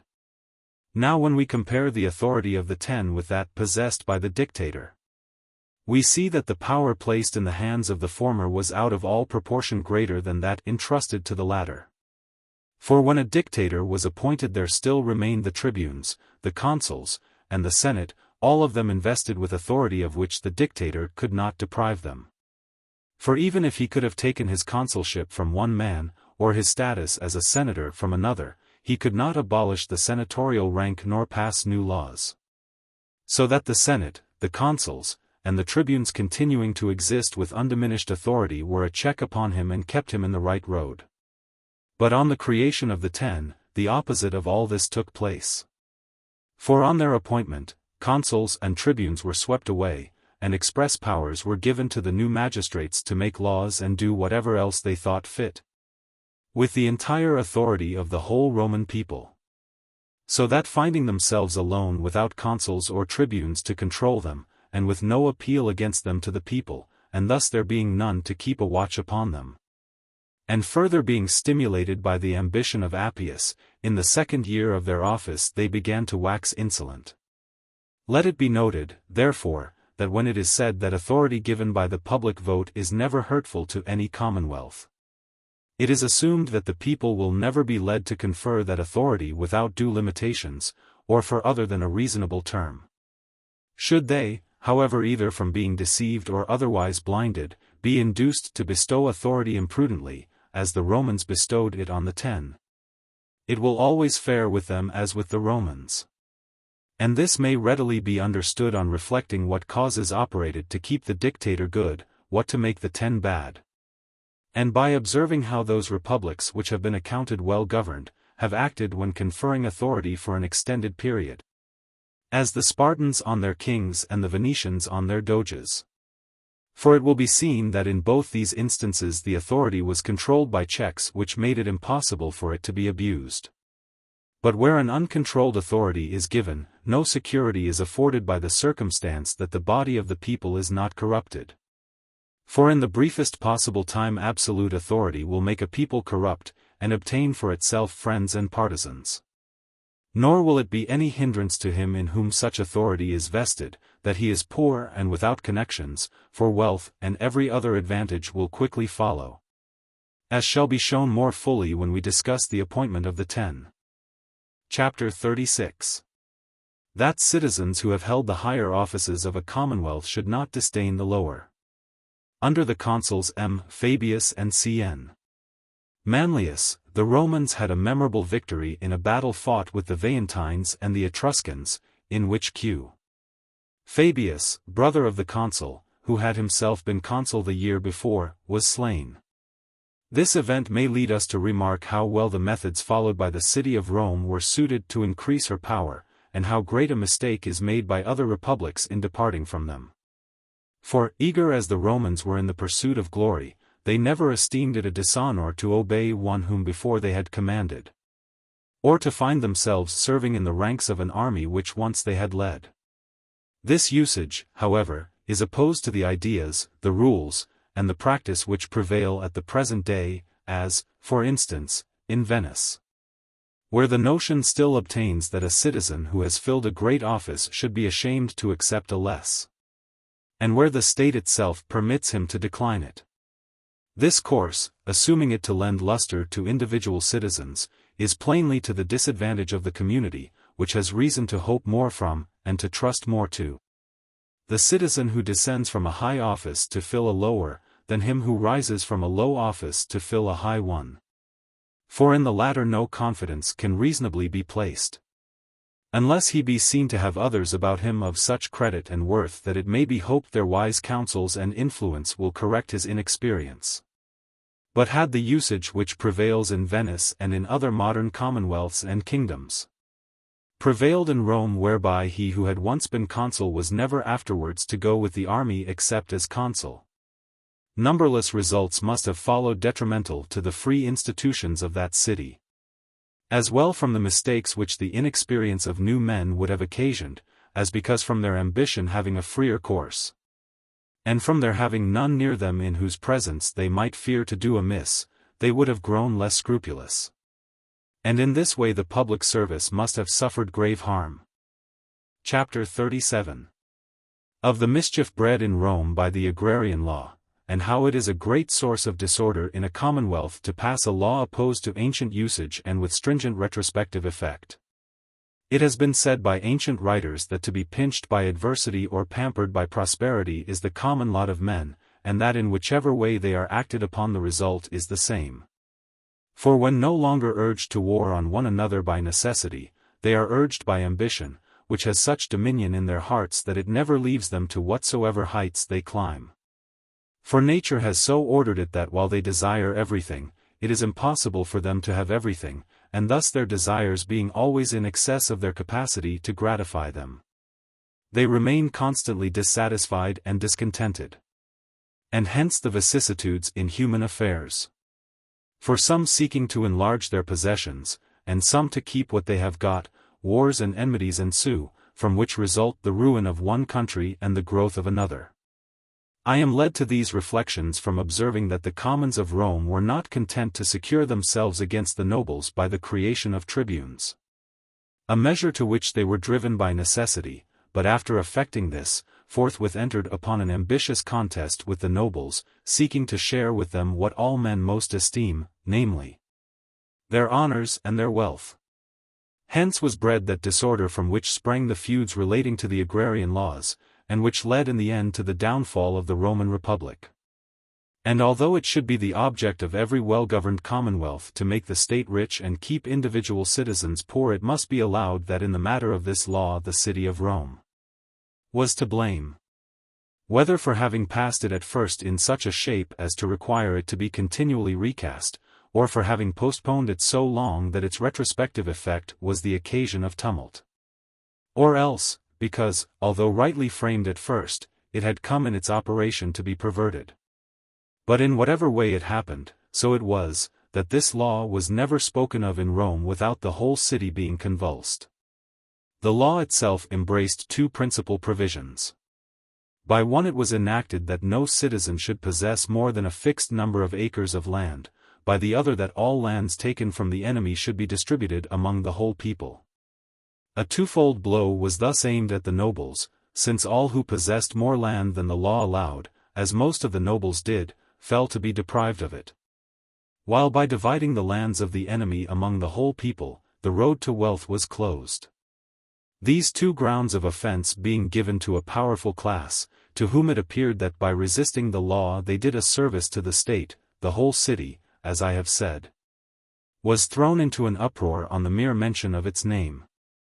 The nobles indeed sought to temporize, and to prevail by patience and address, sometimes calling out the army, sometimes opposing another tribune to the one who was promoting the law, and sometimes coming to a compromise by sending a colony into the lands which were to be divided. As was done in the case of the territory of Antium, whither, on a dispute concerning the law having arisen, settlers were sent from Rome, and the land made over to them. In speaking of which colony Titus Livius makes the notable remark, that hardly anyone in Rome could be got to take part in it, so much readier were the commons to indulge in covetous schemes at home than to realize them by leaving it. The ill humor engendered by this contest continued to prevail until the Romans began to carry their arms into the remoter parts of Italy and to countries beyond its shores. After which it seemed for a time to slumber, and this, because the lands held by the enemies of Rome, out of sight of her citizens and too remote to be conveniently cultivated, came to be less desired.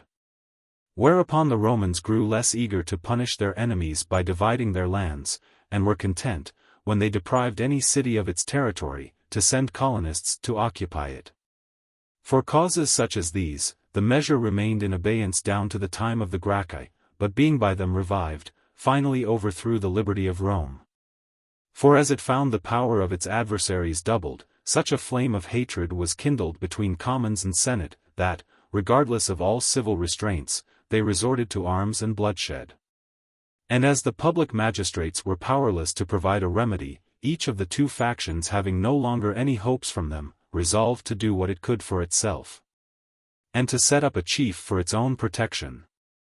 On reaching this stage of tumult and disorder, the commons lent their influence to Marius, making him 4 times consul, whose authority, lasting thus long, and with very brief intervals, became so firmly rooted that he was able to make himself consul other 3 times.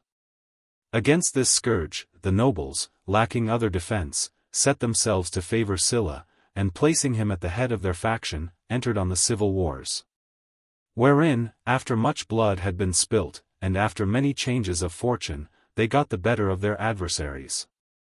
But afterwards, in the time of Caesar and Pompey, the distemper broke out afresh. For Caesar heading the Marian party, and Pompey, that of Sylla, and war ensuing, the victory remained with Caesar, who was the first tyrant in Rome, after whose time that city was never again free. Such, therefore, was the beginning and such the end of the agrarian law. But since it has elsewhere been said that the struggle between the commons and senate of Rome preserved her liberties, as giving rise to laws favorable to freedom, it might seem that the consequences of the agrarian law are opposed to that view. I am not, however, led to alter my opinion on this account. For I maintain that the ambition of the great is so pernicious that unless controlled and counteracted in a variety of ways, it will always reduce a city to speedy ruin.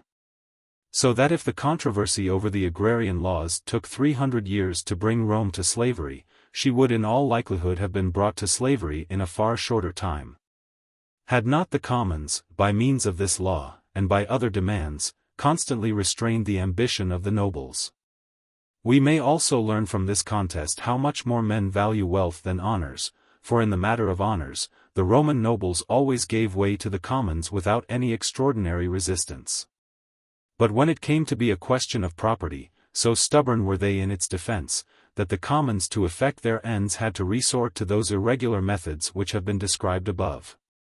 Of which irregularities the prime movers were the Gracchi, whose motives are more to be commended than their measures. Since to pass a law with stringent retrospective effect, in order to remove an abuse of long standing in a republic, is an unwise step, and one which, as I have already shown at length, can have no other result than to accelerate the mischief to which the abuse leads. Whereas, if you temporize, either the abuse develops more slowly, or else, in course of time, and before it comes to a head, dies out of itself. Chapter 38. That weak republics are irresolute and undecided, and that the course they may take depends more on necessity than choice. A terrible pestilence breaking out in Rome seemed to the Equians and Volscians to offer a fit opportunity for crushing her.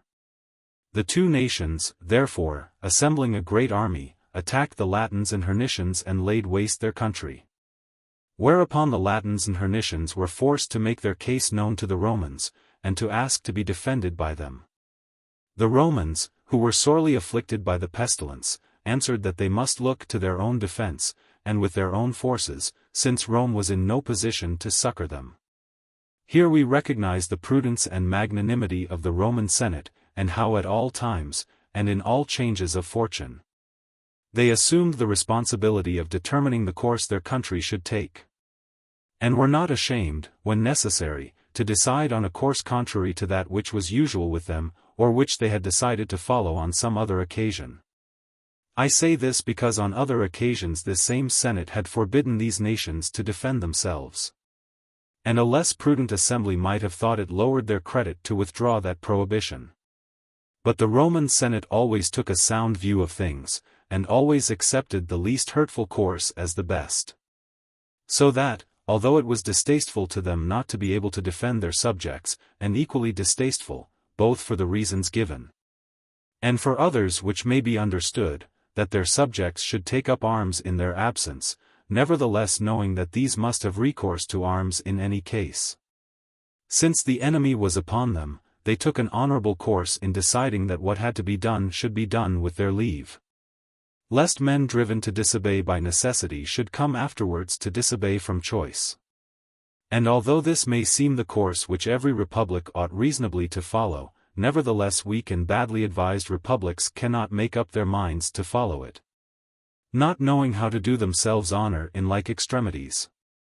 After Duke Valentino had taken Faenza and forced Bologna to yield to his terms, desiring to return to Rome through Tuscany, he sent one of his people to Florence to ask leave for himself and his army to pass.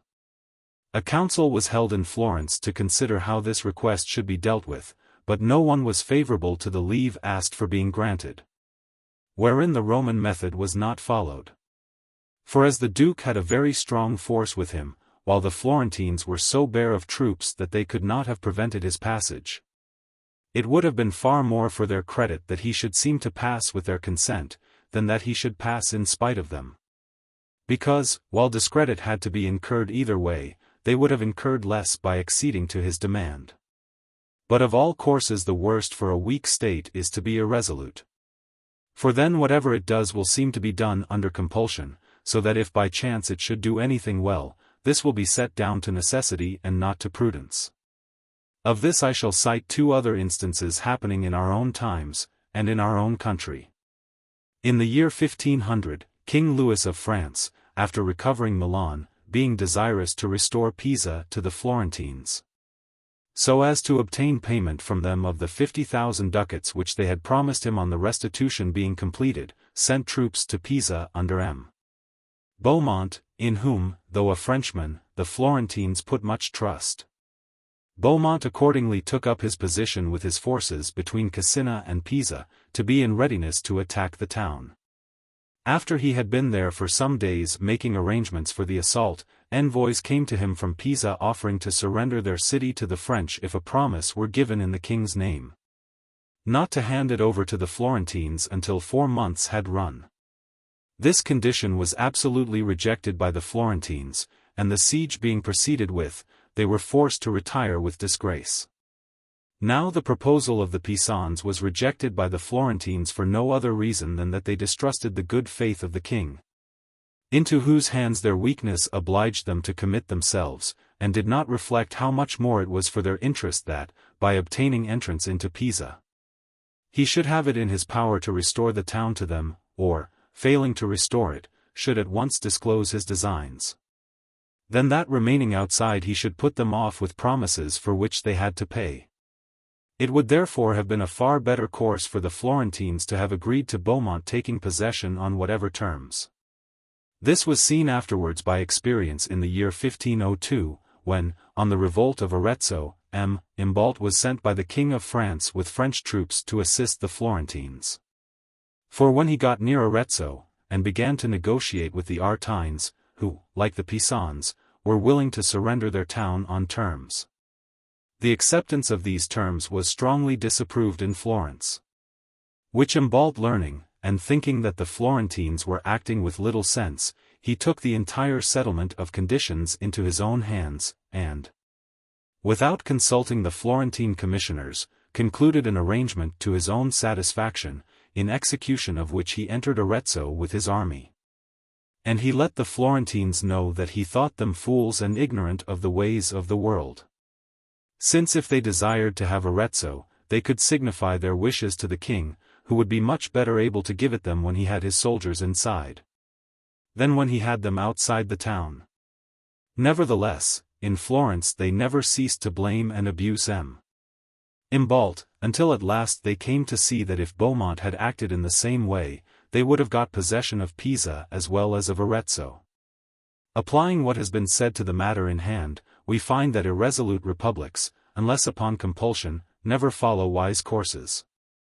For wherever there is room for doubt, their weakness will not suffer them to come to any resolve. So that unless their doubts be overcome by some superior force which impels them forward, they remain always in suspense. Chapter 39. That often the same accidents are seen to befall different nations. Anyone comparing the present with the past will soon perceive that in all cities and in all nations there prevail the same desires and passions as always have prevailed. For which reason it should be an easy matter for him who carefully examines past events, to foresee those which are about to happen in any republic, and to apply such remedies as the ancients have used in like cases. Or finding none which have been used by them, to strike out new ones, such as they might have used in similar circumstances. But these lessons being neglected or not understood by readers, or, if understood by them, being unknown to rulers, it follows that the same disorders are common to all times. In the year 1494 the Republic of Florence, having lost a portion of its territories, including Pisa and other towns, was forced to make war against those who had taken possession of them. Who being powerful, it followed that great sums were spent on these wars to little purpose. This large expenditure had to be met by heavy taxes which gave occasion to numberless complaints on the part of the people. And inasmuch as the war was conducted by a council of 10 citizens, who were styled the 10 of the war, the multitude began to regard these with displeasure, as though they were the cause of the war and of the consequent expenditure, and at last persuaded themselves that if they got rid of this magistracy there would be an end to the war. Wherefore when the magistracy of the 10 should have been renewed, the people did not renew it, but, suffering it to lapse, entrusted their affairs to the Signorii. This course was most pernicious, since not only did it fail to put an end to the war, as the people expected it would, but by setting aside men who had conducted it with prudence, led to such mishaps that not Pisa only, but Arezzo also, and many other towns besides were lost to Florence. Whereupon, the people recognizing their mistake, and that the evil was in the disease and not in the physician, reinstated the magistracy of the 10. Similar dissatisfaction grew up in Rome against the consular authority. For the people seeing one war follow another, and that they were never allowed to rest, when they should have ascribed this to the ambition of neighboring nations who desired their overthrow, ascribed it to the ambition of the nobles, who, as they believed, being unable to wreak their hatred against them within the city, where they were protected by the power of the tribunes, sought to lead them outside the city, where they were under the authority of the consuls, that they might crush them where they were without help. In which belief they thought it necessary either to get rid of the consuls altogether, or so to restrict their powers as to leave them no authority over the people, either in the city or out of it. The first who attempted to pass a law to this effect was the tribune Terentillus, who proposed that a committee of 5 should be named to consider and regulate the power of the consuls. This roused the anger of the nobles, to whom it seemed that the greatness of their authority was about to set forever, and that no part would be left them in the administration of the republic. Such, however, was the obstinacy of the tribunes, that they succeeded in abolishing the consular title, nor were satisfied until, after other changes, it was resolved that, in room of consuls, tribunes should be appointed with consular powers. So much greater was their hatred of the name than of the thing. For a long time matters remained on this footing, till eventually, the commons, discovering their mistake, resumed the appointment of consuls in the same way as the Florentines reverted to the 10 of the war. Chapter 40. Of the creation of the decemvirate in Rome, and what therein is to be noted.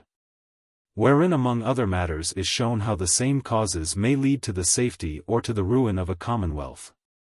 It being my desire to treat fully of those disorders which arose in Rome on the creation of the decemvirate, I think it not amiss first of all to relate what took place at the time of that creation, and then to discuss those circumstances attending it which seem most to deserve notice. These are numerous, and should be well considered, both by those who would maintain the liberties of a commonwealth and by those who would subvert them. For in the course of our inquiry it will be seen that many mistakes prejudicial to freedom were made by the Senate and people, and that many were likewise made by Appius, the chief decemvir, prejudicial to that tyranny which it was his aim to establish in Rome. After much controversy and wrangling between the commons and the nobles as to the framing of new laws by which the freedom of Rome might be better secured, Spurius Postumius and 2 other citizens were, by general consent, dispatched to Athens to procure copies of the laws which Solon had drawn up for the Athenians, to the end that these might serve as a groundwork for the laws of Rome. On their return, the next step was to depute certain persons to examine these laws and to draft the new code. For which purpose a commission consisting of 10 members, among whom was Appius Claudius, a crafty and ambitious citizen, was appointed for a year. And that the commissioners in framing their laws might act without fear or favor, all the other magistracies, and in particular the consulate and tribuneship, were suspended, and the appeal to the people discontinued, so that the decemvirs came to be absolute in Rome. Very soon the whole authority of the commissioners came to be centered in Appius, owing to the favor in which he was held by the commons. For although before he had been regarded as the cruel persecutor of the people, he now showed himself so conciliatory in his bearing that men wondered at the sudden change in his character and disposition. This set of commissioners, then, behaved discreetly, being attended by no more than 12 lictors, walking in front of that decemvir whom the rest put forward as their chief. And though vested with absolute authority, yet when a Roman citizen had to be tried for murder, they cited him before the people and caused him to be judged by them. Their laws they wrote upon 10 tables, but before signing them they exposed them publicly, that everyone might read and consider them, and if any defect were discovered in them, it might be corrected before they were finally passed. At this juncture Appius caused it to be notified throughout the city that were 2 other tables added to these 10, the laws would be complete. Hoping that under this belief the people would consent to continue the decemvirate for another year. This consent the people willingly gave, partly to prevent the consuls being reinstated, and partly because they thought they could hold their ground without the aid of the tribunes, who, as has already been said, were the judges in criminal cases. On it being resolved to reappoint the decemvirate, all the nobles set to canvass for the office, Appius among the foremost. And such cordiality did he display towards the commons while seeking their votes, that the other candidates, unable to persuade themselves that so much affability on the part of so proud a man was wholly disinterested, began to suspect him. But fearing to oppose him openly, sought to circumvent him, by putting him forward, though the youngest of them all, to declare to the people the names of the proposed decemvirs. Thinking that he would not venture to name himself, that being an unusual course in Rome, and held discreditable.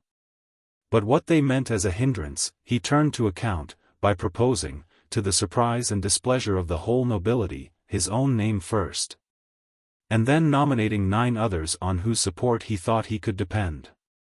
The new appointments, which were to last for a year, having been made, Appius soon let both commons and nobles know the mistake they had committed, for throwing off the mask. He allowed his innate arrogance to appear, and speedily infected his colleagues with the same spirit, who, to overawe the people and the Senate, instead of 12 lictors, appointed 120. For a time their measures were directed against high and low alike. But presently they began to intrigue with the Senate, and to attack the commons. And if any of the latter, on being harshly used by one decemvir, ventured to appeal to another, he was worse handled on the appeal than in the first instance. The commons, on discovering their error, began in their despair to turn their eyes towards the nobles, and to look for a breeze of freedom from that very quarter whence, fearing slavery, they had brought the republic to its present straits. To the nobles the sufferings of the commons were not displeasing, from the hope that, disgusted with the existing state of affairs, they too might come to desire the restoration of the consuls. When the year for which the decemvirs were appointed at last came to an end, the 2 additional tables of the law were ready, but had not yet been published. This was made a pretext by them for prolonging their magistracy, which they took measures to retain by force, gathering round them for this purpose a retinue of young noblemen, whom they enriched with the goods of those citizens whom they had condemned. Corrupted by which gifts, these youths came to prefer selfish license to public freedom. It happened that at this time the Sabines and Volscians began to stir up a war against Rome. And it was during the alarm thereby occasioned that the Decemvirs were first made aware how weak was their position. For without the Senate they could take no warlike measures, while by assembling the Senate they seemed to put an end to their own authority. Nevertheless, being driven to it by necessity, they took this latter course. When the Senate met, many of the senators, but particularly Valerius and Horatius, inveighed against the insolence of the Decemvirs, whose power would forthwith have been cut short, had not the Senate through jealousy of the commons declined to exercise their authority. For they thought that were the Decemvirs to lay down office of their own free will, tribunes might not be reappointed. Wherefore they decided for war, and sent forth the armies under command of certain of the Decemvirs. But Appius remaining behind to govern the city, it so fell out that he became enamored of Virginia, and that when he sought to lay violent hands upon her, Virginius, her father, to save her from dishonor, slew her. Thereupon followed tumults in Rome, and mutiny among the soldiers, who, making common cause with the rest of the plebeians, betook themselves to the sacred hill, and there remained until the Decemvirs laid down their office. When tribunes and consuls being once more appointed, Rome was restored to her ancient freedom. In these events we note, first of all, that the pernicious step of creating this tyranny in Rome was due to the same causes which commonly give rise to tyrannies in cities. Namely, the excessive love of the people for liberty, and the passionate eagerness of the nobles to govern. For when they cannot agree to pass some measure favorable to freedom, one faction or the other sets itself to support some one man, and a tyranny at once springs up.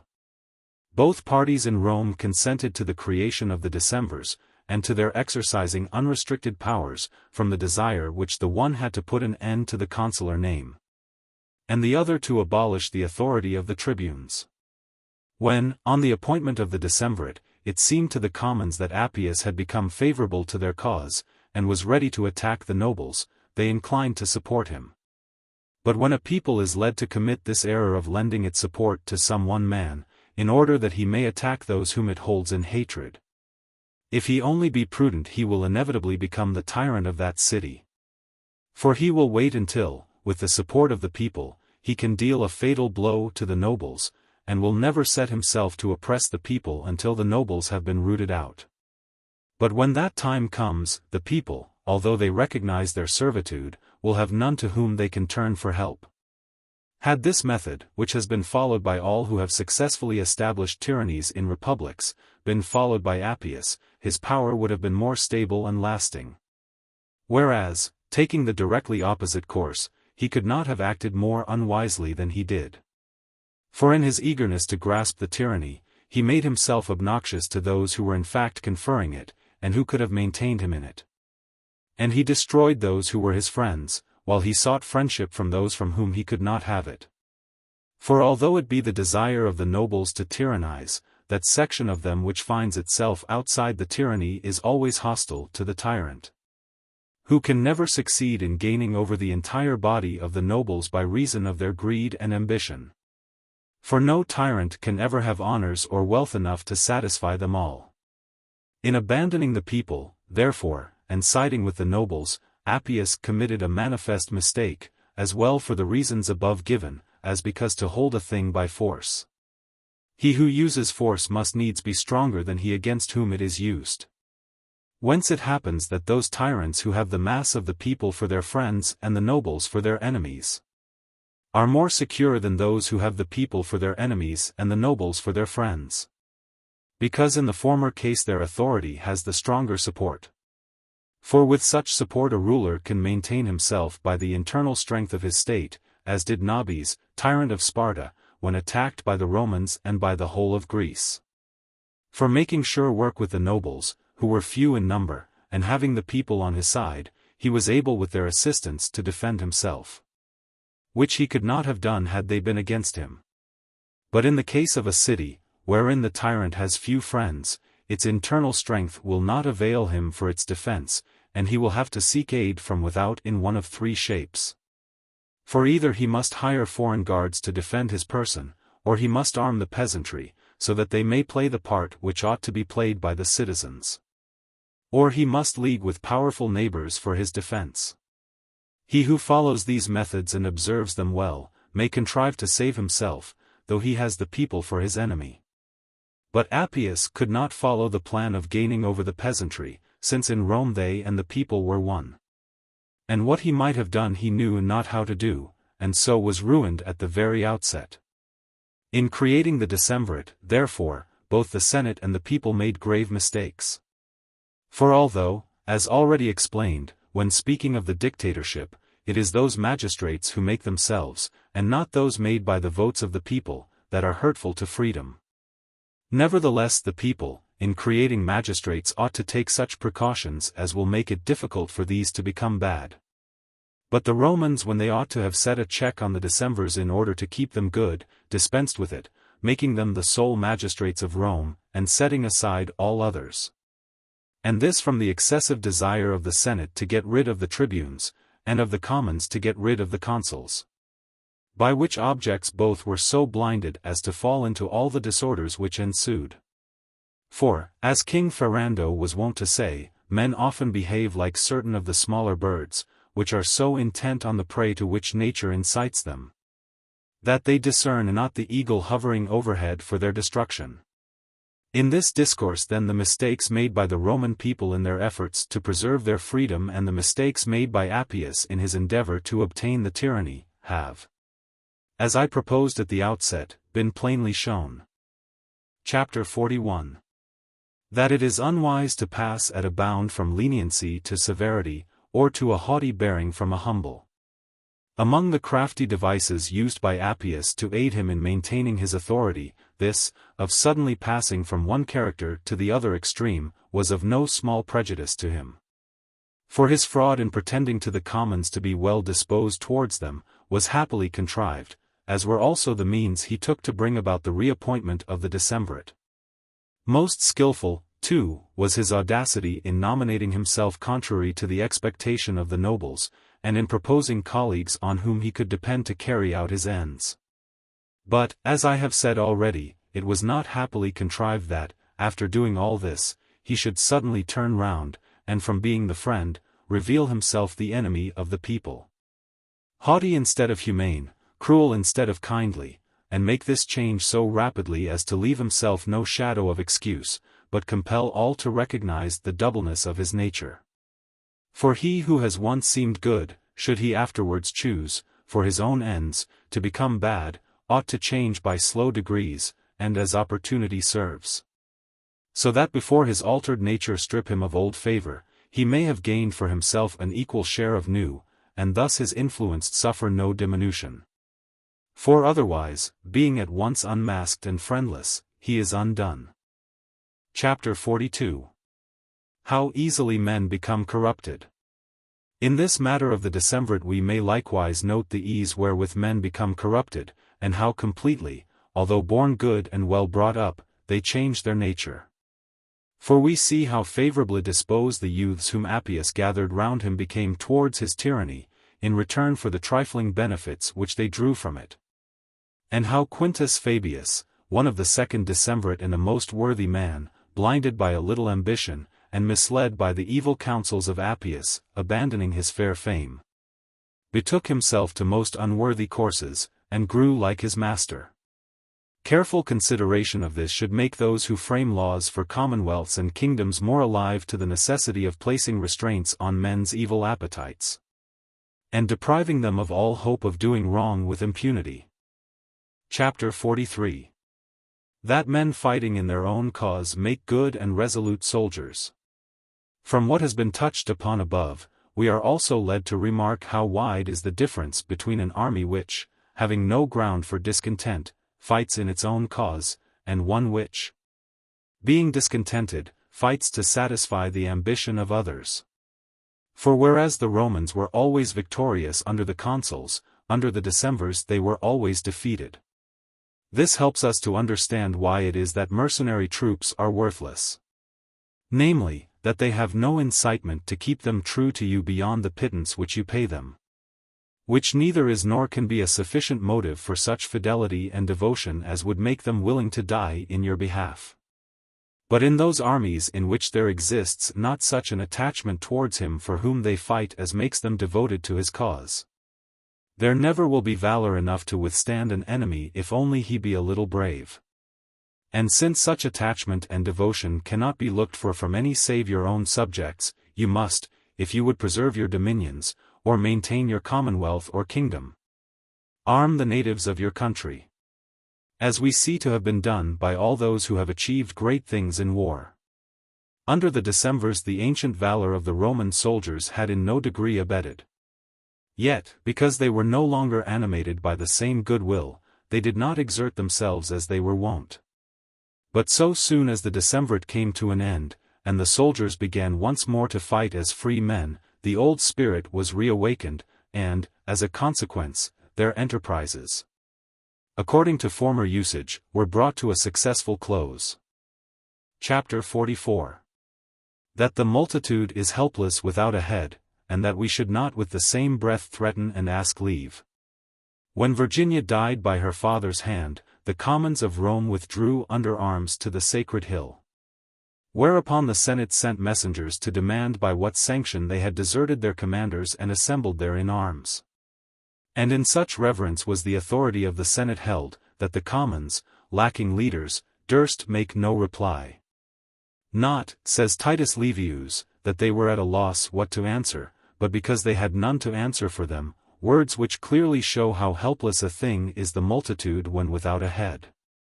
This defect was perceived by Virginius, at whose instance 20 military tribunes were appointed by the commons to be their spokesmen with the Senate, and to negotiate terms. Who, having asked that Valerius and Horatius might be sent to them, to whom their wishes would be made known, these declined to go until the decemvirs had laid down their office. When this was done, and Valerius and Horatius came to the hill where the commons were assembled, the latter demanded that tribunes of the people should be appointed. That in future there should be an appeal to the people from the magistrates of whatever degree, and that all the decemvirs should be given up to them to be burned alive. Valerius and Horatius approved the first two demands, but rejected the last as inhuman, telling the commons that they were rushing into that very cruelty which they themselves had condemned in others, and counseling them to say nothing about the decemvirs, but to be satisfied to regain their own power and authority, since thus the way would be open to them for obtaining every redress.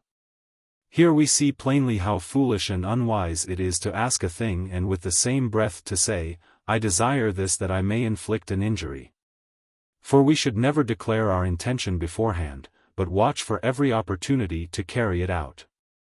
So that it is enough to ask another for his weapons, without adding, with these I purpose to destroy you, for when once you have secured his weapons, you can use them afterwards as you please. Chapter 45. That it is of evil example, especially in the maker of a law, not to observe the law when made, and that daily to renew acts of injustice in a city is most hurtful to the governor.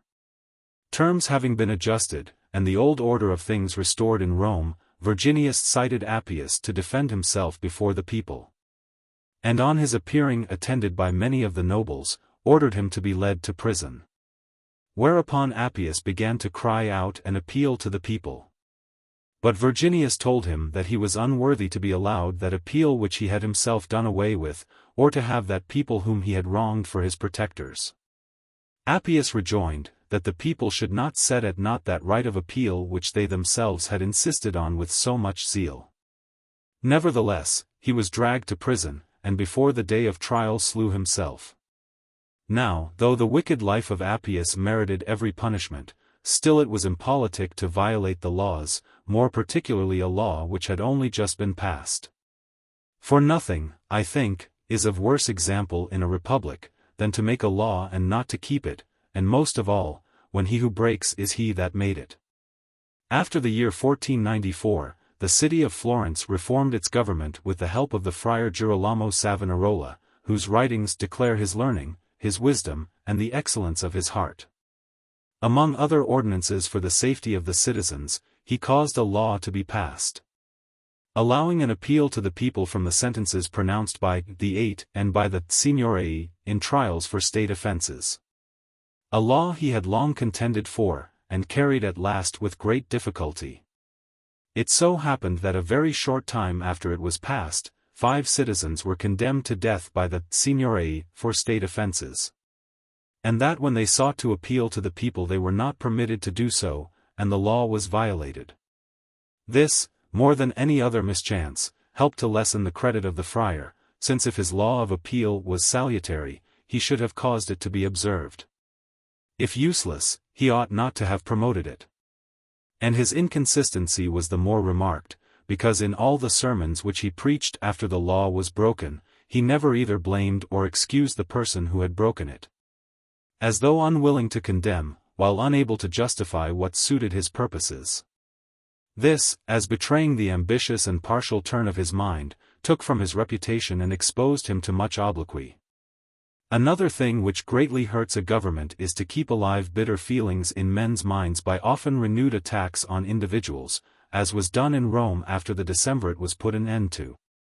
For each of the decemvirs, and other citizens besides, were at different times accused and condemned, so that the greatest alarm was spread through the whole body of the nobles, who came to believe that these prosecutions would never cease until their entire order was exterminated. And this must have led to grave mischief had not Marcus Duilius the tribune provided against it, by an edict which forbade everyone, for the period of a year, citing or accusing any Roman citizen. An ordinance which had the effect of reassuring the whole nobility. Here we see how hurtful it is for a prince or commonwealth to keep the minds of their subjects in constant alarm and suspense by continually renewed punishments and violence. And, in truth, no course can be more pernicious. For men who are in fear for their safety will seize on every opportunity for securing themselves against the dangers which surround them, and will grow at once more daring and less scrupulous in resorting to new courses. For these reasons we should either altogether avoid inflicting injury, or should inflict every injury at a stroke, and then seek to reassure men's minds and suffer them to settle down and rest. Chapter 46. That men climb from one step of ambition to another, seeking at first to escape injury and then to injure others. As the commons of Rome on recovering their freedom were restored to their former position, nay, to one still stronger since many new laws had been passed which confirmed and extended their authority, it might reasonably have been hoped that Rome would for a time remain at rest. The event, however, showed the contrary, for from day to day there arose in that city new tumults and fresh dissensions. And since the causes which brought this about have been most judiciously set forth by Titus Livius, it seems to me much to the purpose to cite his own words when he says that, whenever either the commons or the nobles were humble, the others grew haughty. So that if the commons kept within due bounds, the young nobles began to inflict injuries upon them, against which the tribunes, who were themselves made the objects of outrage, were little able to give redress. While the nobles on their part, although they could not close their eyes to the ill behavior of their young men, were yet well pleased that if excesses were to be committed, they should be committed by their own faction, and not by the commons. Thus the desire to secure its own liberty prompted each faction to make itself strong enough to oppress the other.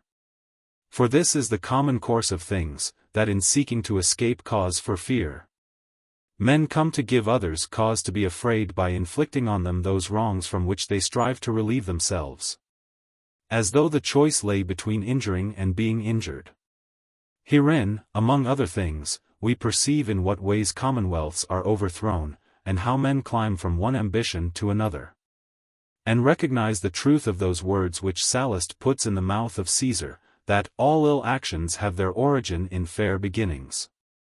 For, as I have said already, the ambitious citizen in a commonwealth seeks at the outset to secure himself against injury, not only at the hands of private persons, but also of the magistrates, to effect which he endeavors to gain himself friends. These he obtains by means honorable in appearance, either by supplying them with money or protecting them against the powerful. And because such conduct seems praiseworthy, everyone is readily deceived by it, and consequently no remedy is applied. Pursuing these methods without hindrance, this man presently comes to be so powerful that private citizens begin to fear him, and the magistrates to treat him with respect. But when he has advanced thus far on the road to power without encountering opposition, he has reached a point at which it is most dangerous to cope with him. It being dangerous, as I have before explained, to contend with a disorder which has already made progress in a city. Nevertheless, when he has brought things to this pass, you must either endeavor to crush him, at the risk of immediate ruin, or else, unless death or some like accident interpose, you incur inevitable slavery by letting him alone. For when, as I have said, it has come to this that the citizens and even the magistrates fear to offend him and his friends, little further effort will afterwards be needed to enable him to proscribe and ruin whom he pleases. A republic ought, therefore, to provide by its ordinances that none of its citizens shall, under color of doing good, have it in their power to do evil, but shall be suffered to acquire such influence only as may aid and not injure freedom. How this may be done, shall presently be explained. Chapter 47. That though men deceive themselves in generalities, in particulars they judge truly. The commons of Rome having, as I have said, grown disgusted with the consular name, and desiring either that men of plebeian birth should be admitted to the office or its authority be restricted, the nobles, to prevent its degradation in either of these two ways, proposed a middle course, whereby 4 tribunes, who might either be plebeians or nobles, were to be created with consular authority. This compromise satisfied the commons, who thought they would thus get rid of the consulship, and secure the highest offices of the state for their own order. But here a circumstance happened worth noting. When the 4 tribunes came to be chosen, the people, who had it in their power to choose all from the commons, chose all from the nobles. With respect to which election Titus Livius observes, that, the result showed that the people when declaring their honest judgment after controversy was over, were governed by a different spirit from that which had inspired them while contending for their liberties and for a share in public honors. The reason for this I believe to be, that men deceive themselves more readily in generals than in particulars. To the commons of Rome it seemed, in the abstract, that they had every right to be admitted to the consulship, since their party in the city was the more numerous, since they bore the greater share of danger in their wars, and since it was they who by their valor kept Rome free and made her powerful. And because it appeared to them, as I have said, that their desire was a reasonable one, they were resolved to satisfy it at all hazards. But when they had to form a particular judgment on the men of their own party, they recognized their defects, and decided that individually no one of them was deserving of what, collectively, they seemed entitled to. And being ashamed of them, turned to bestow their honors on those who deserved them. Of which decision Titus Livius, speaking with due admiration, says, "Where shall we now find in any one man, that modesty, moderation, and magnanimity which were then common to the entire people?" As confirming what I have said, I shall cite another noteworthy incident, which occurred in Capua after the rout of the Romans by Hannibal at Cannae. For all Italy being convulsed by that defeat, Capua too was threatened with civil tumult, through the hatred which prevailed between her people and senate. But Pacuvius Calavius, who at this time filled the office of chief magistrate, perceiving the danger, took upon himself to reconcile the contending factions. With this object he assembled the Senate and pointed out to them the hatred in which they were held by the people, and the risk they ran of being put to death by them, and of the city, now that the Romans were in distress, being given up to Hannibal. But he added that, were they to consent to leave the matter with him, he thought he could contrive to reconcile them. In the meanwhile, however, he must shut them up in the palace, that, by putting it in the power of the people to punish them, he might secure their safety. The Senate consenting to this proposal, he shut them up in the palace, and summoning the people to a public meeting, told them the time had at last come for them to trample on the insolence of the nobles, and requite the wrongs suffered at their hands. for he had them all safe under bolt and bar. But, as he supposed they did not wish the city to remain without rulers, it was fit, before putting the old senators to death, they should appoint others in their room. Wherefore he had thrown the names of all the old senators into a bag, and would now proceed to draw them out one by one, and as they were drawn would cause them to be put to death, so soon as a successor was found for each. When the first name he drew was declared, there arose a great uproar among the people, all crying out against the cruelty, pride, and arrogance of that senator whose name it was. But on Pacuvius desiring them to propose a substitute, the meeting was quieted, and after a brief pause one of the commons was nominated. No sooner, however, was his name mentioned than one began to whistle, another to laugh, some jeering at him in one way and some in another. And the same thing happening in every case, each and all of those nominated were judged unworthy of senatorial rank. Whereupon Pacuvius, profiting by the opportunity, said, "Since you are agreed that the city would be badly off without a senate, but are not agreed whom to appoint in the room of the old senators, it will, perhaps, be well for you to be reconciled to them. For the fear into which they have been thrown must have so subdued them, that you are sure to find in them that affability which hitherto you have looked for in vain." This proposal being agreed to, a reconciliation followed between the two orders, the commons having seen their error so soon as they were obliged to come to particulars. A people therefore is apt to err in judging of things and their accidents in the abstract, but on becoming acquainted with particulars, speedily discovers its mistakes. In the year 1494, when her greatest citizens were banished from Florence, and no regular government any longer existed there, but a spirit of license prevailed, and matters went continually from bad to worse, many Florentines perceiving the decay of their city, and discerning no other cause for it, blamed the ambition of this or the other powerful citizen, who, they thought, was fomenting these disorders with a view to establish a government to his own liking, and to rob them of their liberties. Those who thought thus, would hang about the arcades and public squares, maligning many citizens, and giving it to be understood that if ever they found themselves in the Signory, they would expose the designs of these citizens and have them punished. From time to time it happened that one or another of those who used this language rose to be of the chief magistracy, and so soon as he obtained this advancement, and saw things nearer, became aware whence the disorders I have spoken of really came, the dangers attending them, and the difficulty in dealing with them. And recognizing that they were the growth of the times, and not occasioned by particular men, suddenly altered his views and conduct. A nearer knowledge of facts freeing him from the false impressions he had been led into on a general view of affairs.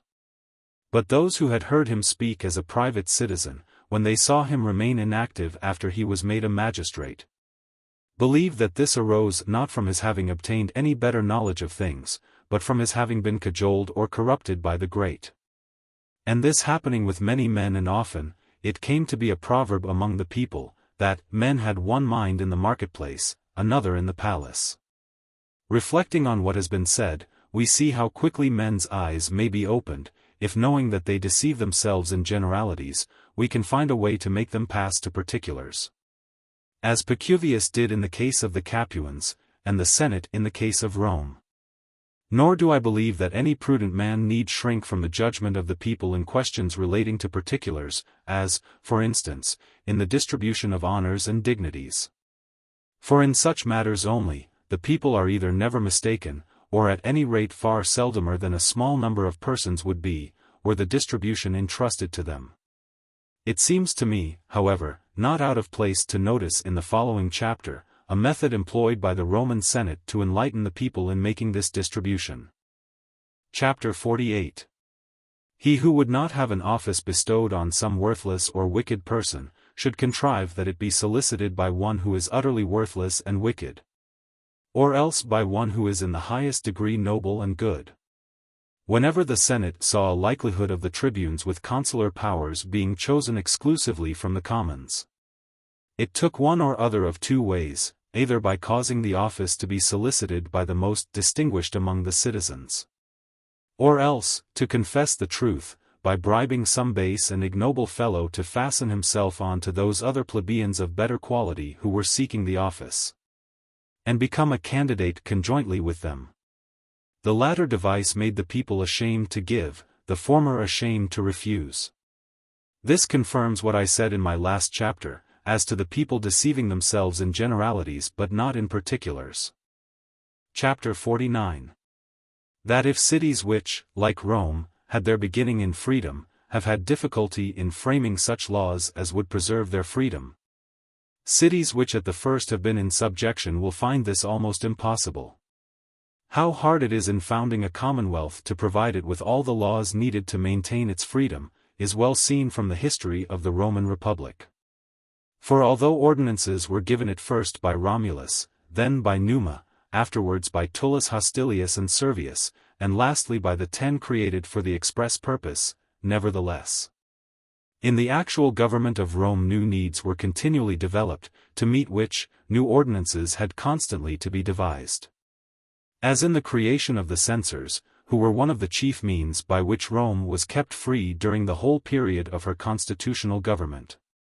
For as the censors became the arbiters of morals in Rome, it was very much owing to them that the progress of the Romans towards corruption was retarded. And though, at the first creation of the office, a mistake was doubtless made in fixing its term at 5 years, this was corrected not long after by the wisdom of the dictator Mamercus, who passed a law reducing it to 18 months. A change which the censors then in office took in such ill part, that they deprived Mamercus of his rank as a senator. This step was much blamed both by the commons and the fathers.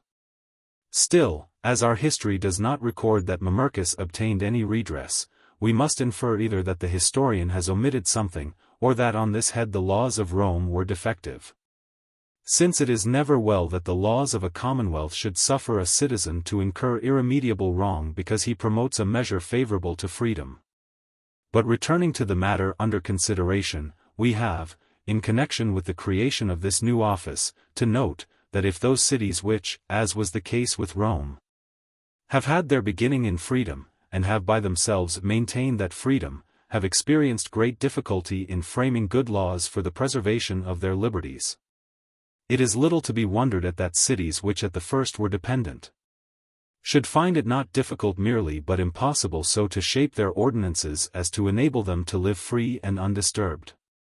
This difficulty we see to have arisen in the case of Florence, which, being subject at first to the power of Rome and subsequently to that of other rulers, remained long in servitude, taking no thought for herself. And even afterwards, when she could breathe more freely and began to frame her own laws, these, since they were blended with ancient ordinances which were bad, could not themselves be good. And thus for the 200 years of which we have trustworthy record, our city has gone on patching her institutions, without ever possessing a government in respect of which she could truly be termed a commonwealth. The difficulties which have been felt in Florence are the same as have been felt in all cities which have had a like origin. And although, repeatedly, by the free and public votes of her citizens, ample authority has been given to a few of their number to reform her constitution, no alteration of general utility has ever been introduced, but only such as forwarded the interests of the party to which those commissioned to make changes belonged. This, instead of order, has occasioned the greatest disorder in our city.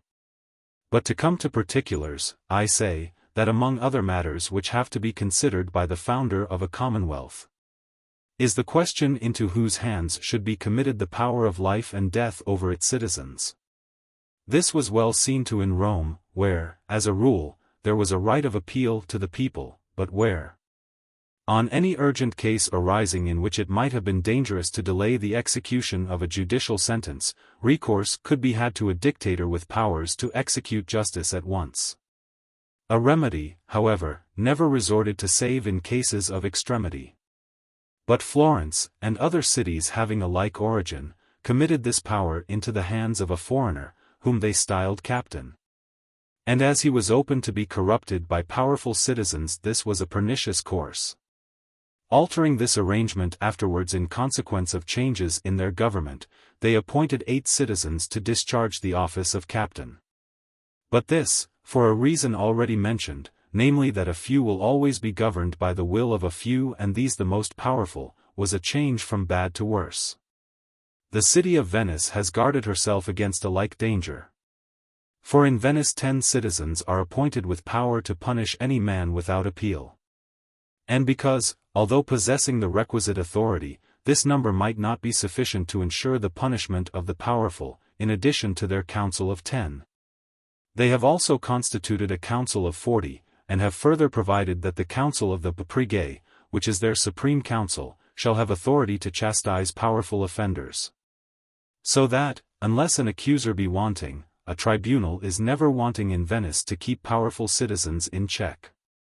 But when we see how in Rome, with ordinances of her own imposing, and with so many and so wise legislators, fresh occasion arose from day to day for framing new laws favorable to freedom, it is not to be wondered at that, in other cities less happy in their beginnings, difficulties should have sprung up which no ordinances could remedy. Chapter 50. That neither any council nor any magistrate should have power to bring the government of a city to a stay. T.Q. Cincinnatus and C.N. Julius Mento being consuls of Rome, and being at variance with one another, brought the whole business of the city to a stay. Which the Senate perceiving, were moved to create a dictator to do what, by reason of their differences, the consuls would not. But though opposed to one another in everything else, the consuls were of one mind in resisting the appointment of a dictator. So that the Senate had no remedy left them but to seek the help of the tribunes, who, supported by their authority, forced the consuls to yield. Here we have to note, first, the usefulness of the tribune's authority in checking the ambitious designs, not only of the nobles against the commons, but also of one section of the nobles against another. And next, that in no city ought things ever to be so ordered that it rests with a few to decide on matters, which, if the ordinary business of the state is to proceed at all, must be carried out. Wherefore, if you grant authority to a council to distribute honors and offices, or to a magistrate to administer any branch of public business, you must either impose an obligation that the duty confided shall be performed, or ordain that, on failure to perform, another may and shall do what has to be done. Otherwise such an arrangement will be found defective and dangerous. As would have been the case in Rome, had it not been possible to oppose the authority of the tribunes to the obstinacy of the consuls. In the Venetian Republic, the Great Council distributes honors and offices. But more than once it has happened that the council, whether from ill humor or from being badly advised, has declined to appoint successors either to the magistrates of the city or to those administering the government abroad. This gave rise to the greatest confusion and disorder, for, on a sudden, both the city itself and the subject provinces found themselves deprived of their lawful governors. Nor could any redress be had until the majority of the council were pacified or undeceived. And this disorder must have brought the city to a bad end, had not provision been made against its recurrence by certain of the wiser citizens, who, finding a fit opportunity, passed a law that no magistracy, whether within or without the city, should ever be deemed to have been vacated until it was filled up by the appointment of a successor. In this way the council was deprived of its facilities for stopping public business to the danger of the state. Chapter 51.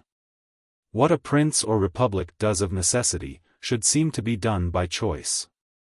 In all their actions, even in those which are matters of necessity rather than choice, prudent men will endeavor so to conduct themselves as to conciliate goodwill. This species of prudence was well exercised by the Roman Senate when they resolved to grant pay from the public purse to soldiers on active service, who, before, had served at their own charges. For perceiving that under the old system they could maintain no war of any duration, and, consequently, could not undertake a siege or lead an army to any distance from home, and finding it necessary to be able to do both, they decided on granting the pay I have spoken of. But this, which they could not help doing, they did in such a way as to earn the thanks of the people, by whom the concession was so well received that all Rome was intoxicated with delight. For it seemed to them a boon beyond any they could have ventured to hope for, or have dreamed of demanding. And although the tribunes sought to make light of the benefit, by showing the people that their burdens would be increased rather than diminished by it. Since taxes would have to be imposed out of which the soldier's stipend might be paid, they could not persuade them to regard the measure otherwise than with gratitude. Which was further increased by the manner in which the Senate distributed the taxes, imposing on the nobles all the heavier and greater, and those which had to be paid first. Chapter 52. That to check the arrogance of a citizen who is growing too powerful in a state, there is no safer method, or less open to objection, than to forestall him in those ways whereby he seeks to advance himself. It has been seen in the preceding chapter how much credit the nobles gained with the commons by a show of goodwill towards them, not only in providing for their military pay, but also in adjusting taxation. Had the Senate constantly adhered to methods like these, they would have put an end to all disturbances in Rome, and have deprived the tribunes of the credit they had with the people, and of the influence thence arising. For in truth, in a commonwealth, and especially in one which has become corrupted, there is no better, or easier, or less objectionable way of opposing the ambition of any citizen, than to anticipate him in those paths by which he is seen to be advancing to the ends he has in view. This plan, had it been followed by the enemies of Cosimo de' Medici, would have proved a far more useful course for them than to banish him from Florence. Since if those citizens who opposed him had adopted his methods for gaining over the people, they would have succeeded, without violence or tumult, in taking his most effective weapon from his hands. The influence acquired in Florence by Piero Soderini was entirely due to his skill in securing the affections of the people, since in this way he obtained among them a name for loving the liberties of the Commonwealth. And truly, for those citizens who envied his greatness it would have been both easier and more honorable, and at the same time far less dangerous and hurtful to the state, to forestall him in those measures by which he was growing powerful, than to oppose him in such a manner that his overthrow must bring with it the ruin of the entire republic. For had they, as they might easily have done, deprived him of the weapons which made him formidable, they could then have withstood him in all the councils, and in all public deliberations, without either being suspected or feared. And should any rejoin that, if the citizens who hated Piero Soderini committed an error in not being beforehand with him in those ways whereby he came to have influence with the people, Piero himself erred in like manner, in not anticipating his enemies in those methods whereby they grew formidable to him. I answer that Piero is to be excused, both because it would have been difficult for him to have so acted, and because for him such a course would not have been honorable. For the paths wherein his danger lay were those which favored the Medici, and it was by these that his enemies attacked him, and in the end overthrew him. But these paths Piero could not pursue without dishonor, since he could not, if he was to preserve his fair fame, have joined in destroying that liberty which he had been put forward to defend. Moreover, since favors to the Medicean party could not have been rendered secretly and once for all, they would have been most dangerous for Piero, who, had he shown himself friendly to the Medici, must have become suspected and hated by the people, in which case his enemies would have had still better opportunities than before for his destruction. Men ought therefore to look to the risks and dangers of any course which lies before them, nor engage in it when it is plain that the dangers outweigh the advantages, even though they be advised by others that it is the most expedient way to take. Should they act otherwise, it will fare with them as with Tullius, who, in seeking to diminish the power of Marcus Antonius, added to it. For Antonius, who had been declared an enemy by the Senate, having got together a strong force, mostly made up of veterans who had shared the fortunes of Caesar, Tullius counseled the Senate to invest Octavianus with full authority, and to send him against Antonius with the consuls and the army, affirming, that so soon as those veterans who had served with Caesar saw the face of him who was Caesar's nephew and had assumed his name, they would rally to his side and desert Antonius, who might easily be crushed when thus left bare of support. But the reverse of all this happened. For Antonius persuaded Octavianus to take part with him, and to throw over Tullius and the Senate. And this brought about the ruin of the Senate, a result which might easily have been foreseen. For remembering the influence of that great captain, who, after overthrowing all opponents, had seized on sovereign power in Rome. The Senate should have turned a deaf ear to the persuasions of Tullius, nor ever have believed it possible that from Caesar's heir, or from soldiers who had followed Caesar, they could look for anything that consisted with the name of freedom. Chapter 53. That the people, deceived by a false show of advantage, often desire what would be their ruin, and that large hopes and brave promises easily move them. When VIII fell, the commons of Rome took up the notion that it would be to the advantage of their city were half their number to go and dwell there. For they argued that as VIII lay in a fertile country and was a well-built city, a moiety of the Roman people might in this way be enriched. While, by reason of its vicinity to Rome, the management of civil affairs would in no degree be affected. To the Senate, however, and the wiser among the citizens, the scheme appeared so rash and mischievous that they publicly declared they would die sooner than consent to it. The controversy continuing, the commons grew so inflamed against the Senate that violence and bloodshed must have ensued. Had not the Senate for their protection put forward certain old and esteemed citizens, respect for whom restrained the populace and put a stop to their violence. 2 points are here to be noted. First, that a people deceived by a false show of advantage will often labor for its own destruction. And, unless convinced by someone whom it trusts, that the course on which it is bent is pernicious, and that some other is to be preferred, will bring infinite danger and injury upon the state. And should it so happen, as sometimes is the case, that from having been deceived before, either by men or by events, there is none in whom the people trust, their ruin is inevitable. As to which Dante, in his treatise De Monarchia, observes that the people will often raise the cry, flourish our death and perish our life. 5. From which distrust it arises that often in republics the right course is not followed. As when Venice, as has been related, on being attacked by many enemies, could not, until her ruin was complete, resolve to make friends with any one of them by restoring those territories she had taken from them, on account of which war had been declared and a league of princes formed against her.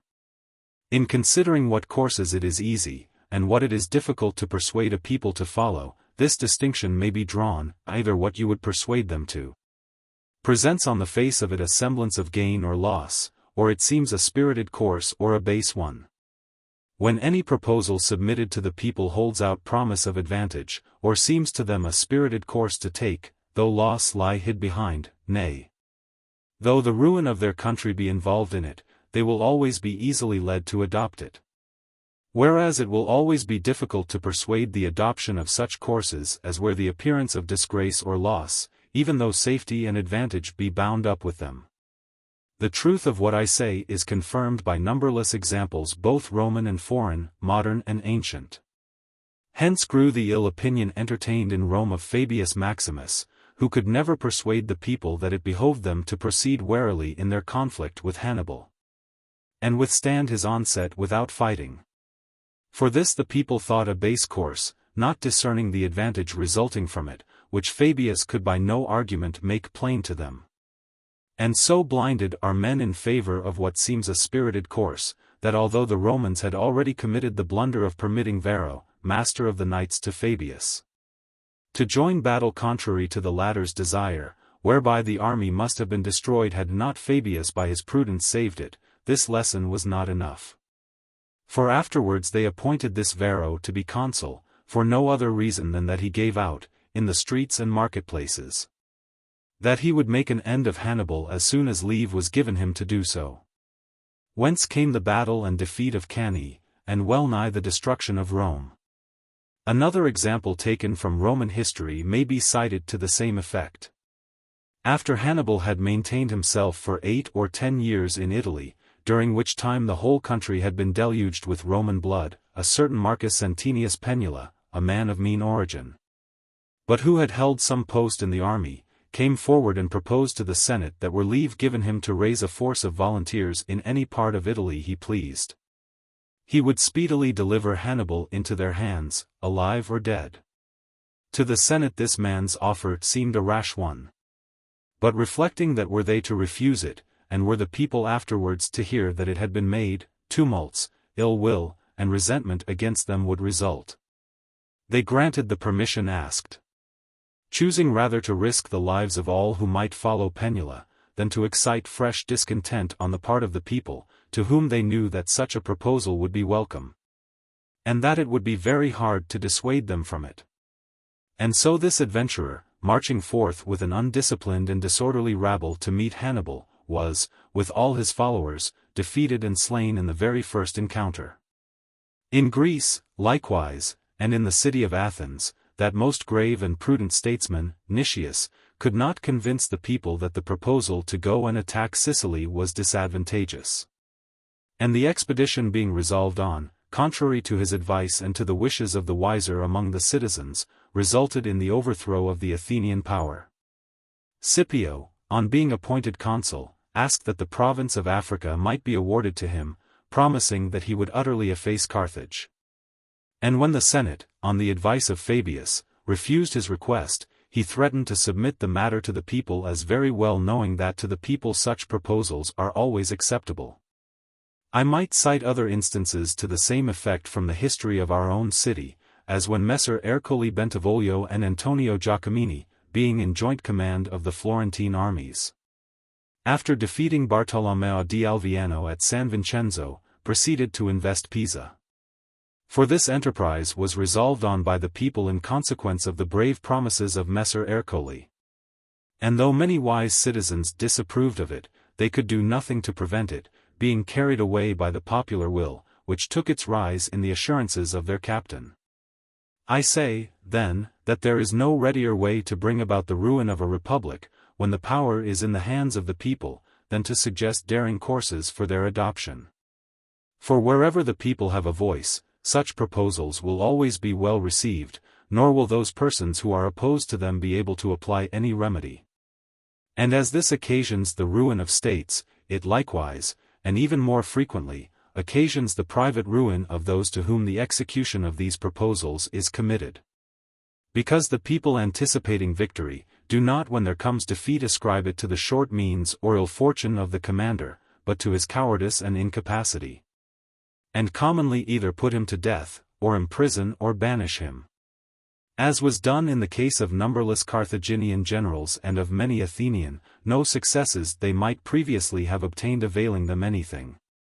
For all past services are cancelled by a present loss.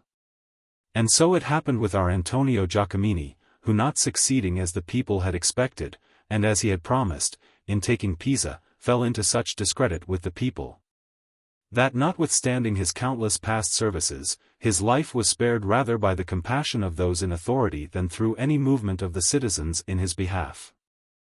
Chapter 54. Of the boundless authority which a great man may use to restrain an excited multitude. The next noteworthy point in the passage referred to in the foregoing chapter is, that nothing tends so much to restrain an excited multitude as the reverence felt for some grave person, clothed with authority, who stands forward to oppose them.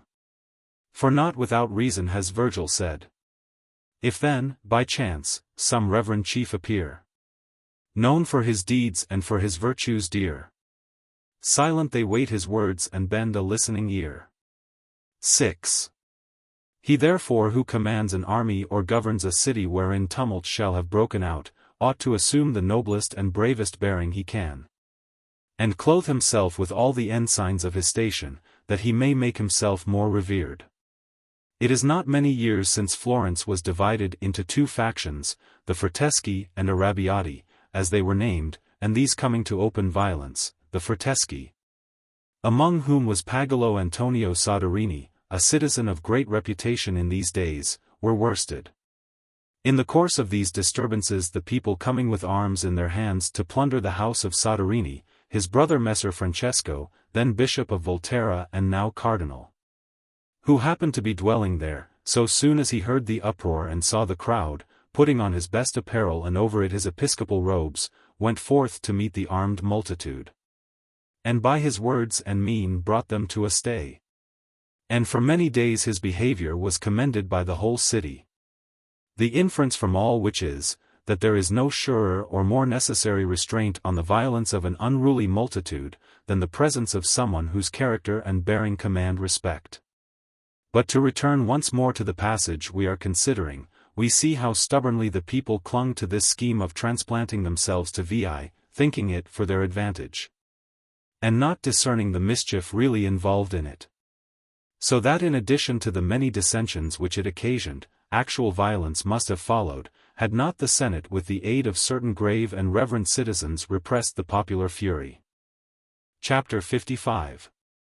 That government is easily carried on in a city wherein the body of the people is not corrupted, and that a princedom is impossible where equality prevails, and a republic where it does not. Though what we have to fear or hope from cities that have grown corrupted has already been discussed, still I think it not out of place to notice a resolution passed by the Senate touching the vow which Camillus made to Apollo of 1/10 of the spoil taken from the Veientines. For this spoil having fallen into the hands of the people, the Senate, being unable by other means to get any account of it, passed an edict that every man should publicly offer 1/10 part of what he had taken.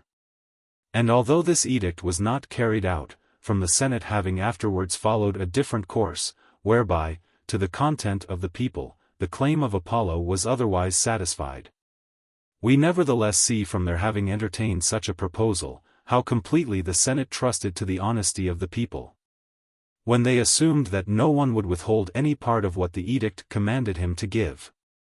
On the other hand, we see that it never occurred to the people that they might evade the law by giving less than was due, their only thought being to free themselves from the law by openly manifesting their displeasure. This example, together with many others already noticed, shows how much virtue and how profound a feeling of religion prevailed among the Roman people, and how much good was to be expected from them. And, in truth, in the country where virtue like this does not exist, no good can be looked for, as we should look for it in vain in provinces which at the present day are seen to be corrupted. As Italy is beyond all others, though, in some degree, France and Spain are similarly tainted. In which last two countries, if we see not so many disorders spring up as we see daily springing up in Italy, this is not so much due to the superior virtue of their inhabitants, who, to say truth, fall far short of our countrymen, as to their being governed by a king who keeps them united, not merely by his personal qualities, but also by the laws and ordinances of the realm which are still maintained with vigor. In Germany, however, we do see signal excellence and a devout religious spirit prevail among the people, giving rise to the many free states which there maintain themselves, with such strict observance of their laws that none, either within or without their walls, dare encroach on them. That among this last-named people a great share of the ancient excellence does in truth still flourish, I shall show by an example similar to that which I have above related of the Senate and people of Rome. It is customary with the German free states when they have to expend any large sum of money on the public account, for their magistrates or councils having authority given them in that behalf, to impose a rate of 1 or 2 in the 100 on every man's estate.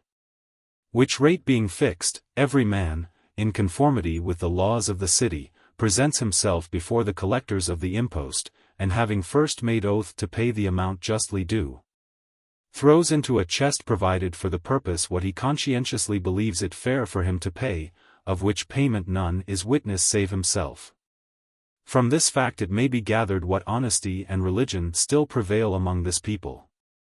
For we must assume that each pays his just share, since otherwise the impost would not yield the sum which, with reference to former imposts, it was estimated to yield. Whereby the fraud would be detected, and thereupon some other method for raising money have to be resorted to. At the present time this virtue is the more to be admired, because it seems to have survived in this province only. That it has survived there may be ascribed to two circumstances: first, that the natives have little communication with their neighbors, neither visiting them in their countries nor being visited by them, being content to use such commodities, and subsist on such food, and to wear garments of such materials as their own land supplies. So that all occasion for intercourse, and every cause of corruption is removed. For living after this fashion, they have not learned the manners of the French, the Italians, or the Spaniards, which three nations together are the corruption of the world. The second cause is, that these republics in which a free and pure government is maintained will not suffer any of their citizens either to be, or to live as gentlemen. But on the contrary, while preserving a strict equality among themselves, are bitterly hostile to all those gentlemen and lords who dwell in their neighborhood. So that if by chance any of these fall into their hands, they put them to death, as the chief promoters of corruption and the origin of all disorders. But to make plain what I mean when I speak of gentlemen, I say that those are so to be styled who live in opulence and idleness on the revenues of their estates, without concerning themselves with the cultivation of these estates, or incurring any other fatigue for their support. Such persons are very mischievous in every republic or country. But even more mischievous are they who, besides the estates I have spoken of, are lords of strongholds and castles, and have vassals and retainers who render them obedience. Of these two classes of men the kingdom of Naples, the country round Rome, Romagna, and Lombardy are full. And hence it happens that in these provinces no commonwealth or free form of government has ever existed, because men of this sort are the sworn foes to all free institutions. And since to plant a commonwealth in provinces which are in this condition were impossible, if these are to be reformed at all, it can only be by some one man who is able there to establish a kingdom. The reason being that when the body of the people is grown so corrupted that the laws are powerless to control it, there must in addition to the laws be introduced a stronger force, to wit, the regal, which by its absolute and unrestricted authority may curb the excessive ambition and corruption of the great. This opinion may be supported by the example of Tuscany, in which within a narrow compass of territory there have long existed the three republics of Florence, Lucca, and Siena.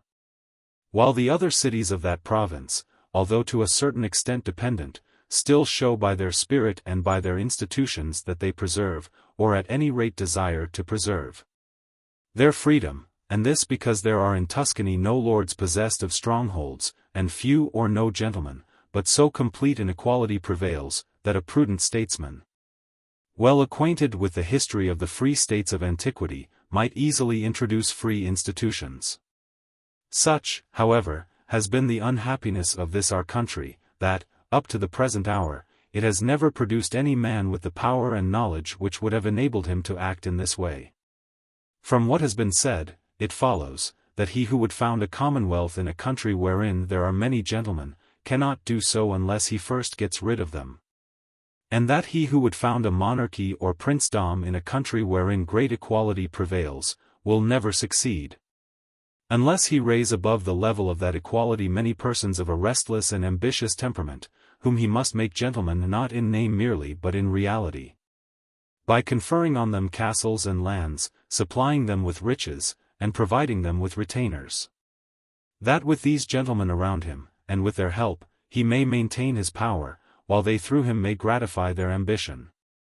All others being constrained to endure a yoke, which force and force alone imposes on them. For when in this way there comes to be a proportion between him who uses force and him against whom it is used, each stands fixed in his own station. But to found a commonwealth in a country suited for a kingdom, or a kingdom in a country suited to be a commonwealth, requires so rare a combination of intelligence and power, that though many engage in the attempt, few are found to succeed. For the greatness of the undertaking quickly daunts them, and so obstructs their advance they break down at the very outset. The case of the Venetian Republic, wherein none save gentlemen are permitted to hold any public office, does, doubtless, seem opposed to this opinion of mine that where there are gentlemen it is impossible to found a commonwealth.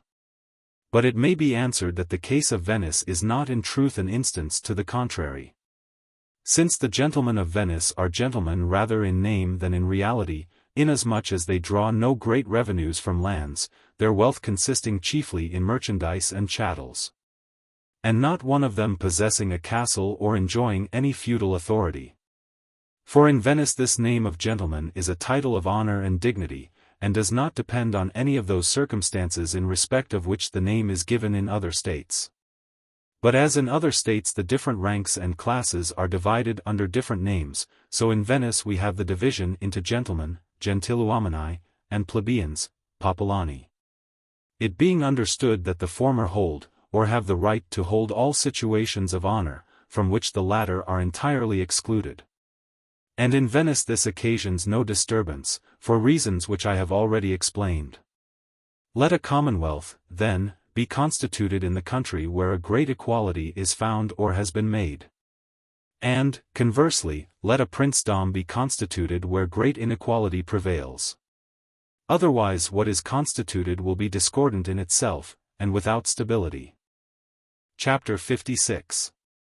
That when great calamities are about to befall a city or country, signs are seen to presage, and seers arise who foretell them.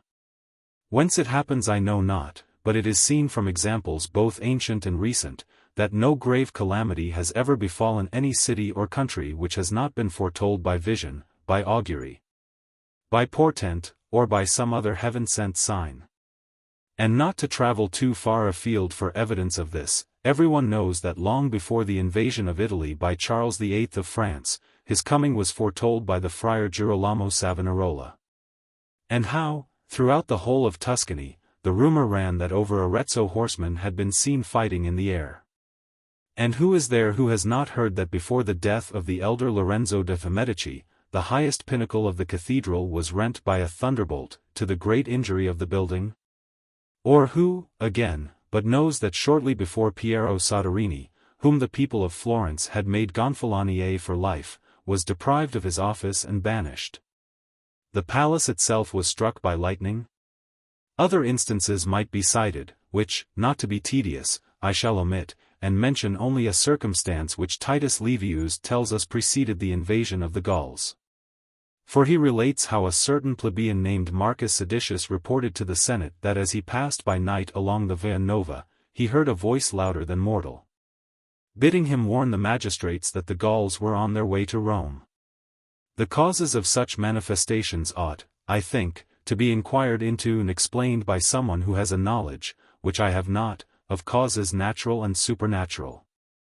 It may, however, be, as certain wise men say, that the air is filled with intelligent beings, to whom it is given to forecast future events, who, taking pity upon men, warn them beforehand by these signs to prepare for what awaits them. Be this as it may, certain it is that such warnings are given, and that always after them new and strange disasters befall nations. Chapter 57. That the people are strong collectively, but individually weak.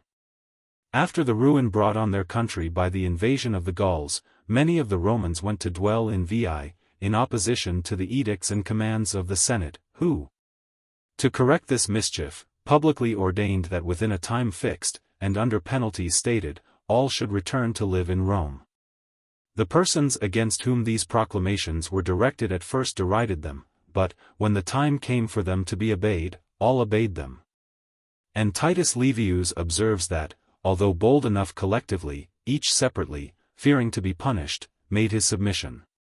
And indeed the temper of the multitude in such cases, cannot be better described than in this passage. For often a people will be open-mouthed in condemning the decrees of their prince, but afterwards, when they have to look punishment in the face, putting no trust in one another, they hasten to comply. Wherefore, if you be in a position to keep the people well disposed towards you when they already are so, or to prevent them injuring you in case they be ill disposed, it is clearly of little moment whether the feelings with which they profess to regard you, be favorable or no. This applies to all unfriendliness on the part of a people, whencesoever it proceed, excepting only the resentment felt by them on being deprived either of liberty, or of a prince whom they love and who still survives. For the hostile temper produced by these two causes is more to be feared than any beside, and demands measures of extreme severity to correct it. The other untoward humors of the multitude, should there be no powerful chief to foster them, are easily dealt with. Because, while on the one hand there is nothing more terrible than an uncontrolled and headless mob, on the other, there is nothing feebler. For though it be furnished with arms it is easily subdued, if you have some place of strength wherein to shelter from its first onset. For when its first fury has somewhat abated, and each man sees that he has to return to his own house, all begin to lose heart and to take thought how to ensure their personal safety, whether by flight or by submission. For which reason a multitude stirred in this way, if it would avoid dangers such as I speak of, must at once appoint a head from among its own numbers, who may control it, keep it united, and provide for its defense. As did the commons of Rome when, after the death of Virginia, they quitted the city, and for their protection created 20 tribunes from among themselves. Unless this be done, what Titus Livius has observed in the passage cited, will always prove true, namely, that a multitude is strong while it holds together. But so soon as each of those who compose it begins to think of his own private danger, it becomes weak and contemptible. Chapter 58. That a people is wiser and more constant than a prince.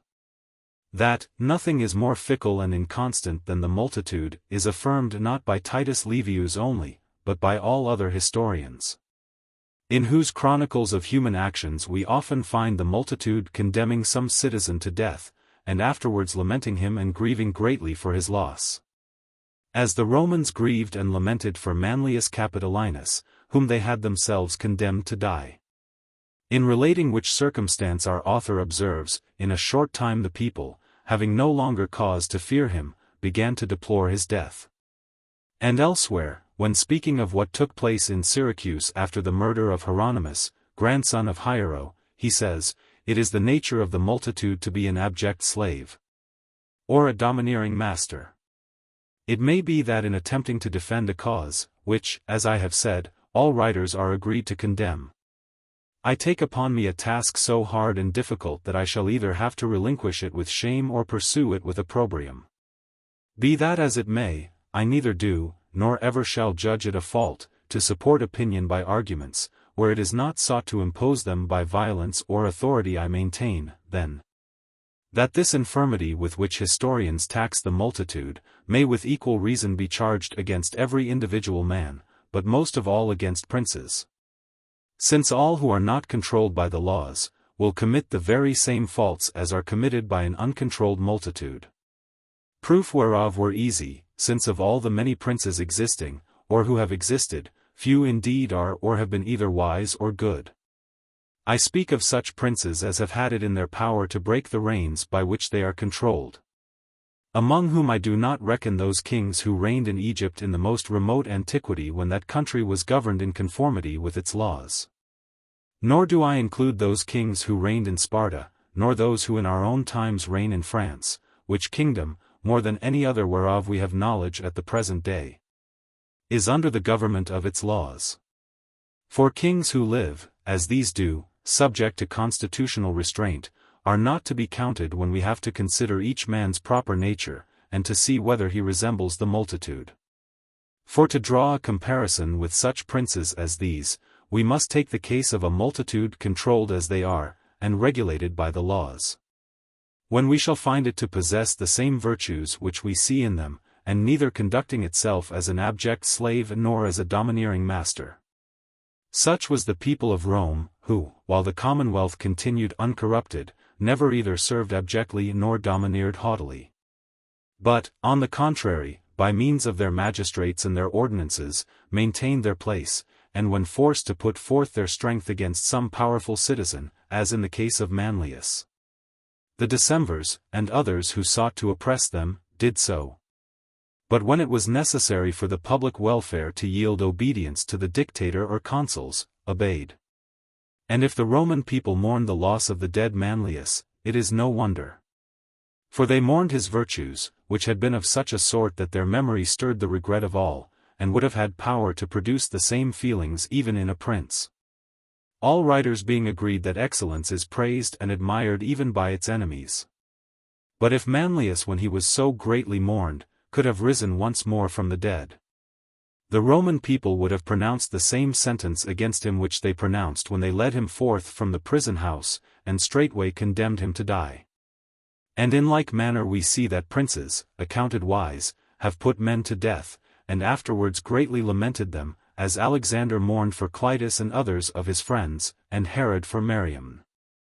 But what our historian says of the multitude, he says not of a multitude which like the people of Rome is controlled by the laws, but of an uncontrolled multitude like the Syracusans, who were guilty of all these crimes which infuriated and ungoverned men commit, and which were equally committed by Alexander and Herod in the cases mentioned. Wherefore the nature of a multitude is no more to be blamed than the nature of princes, since both equally err when they can do so without regard to consequences.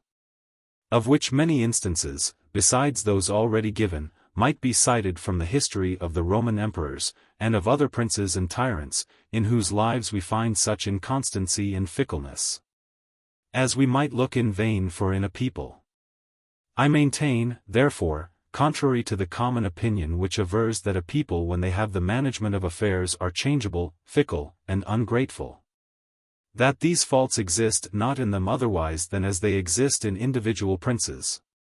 So that were any to accuse both princes and peoples, the charge might be true, but that to make exception in favor of princes is a mistake.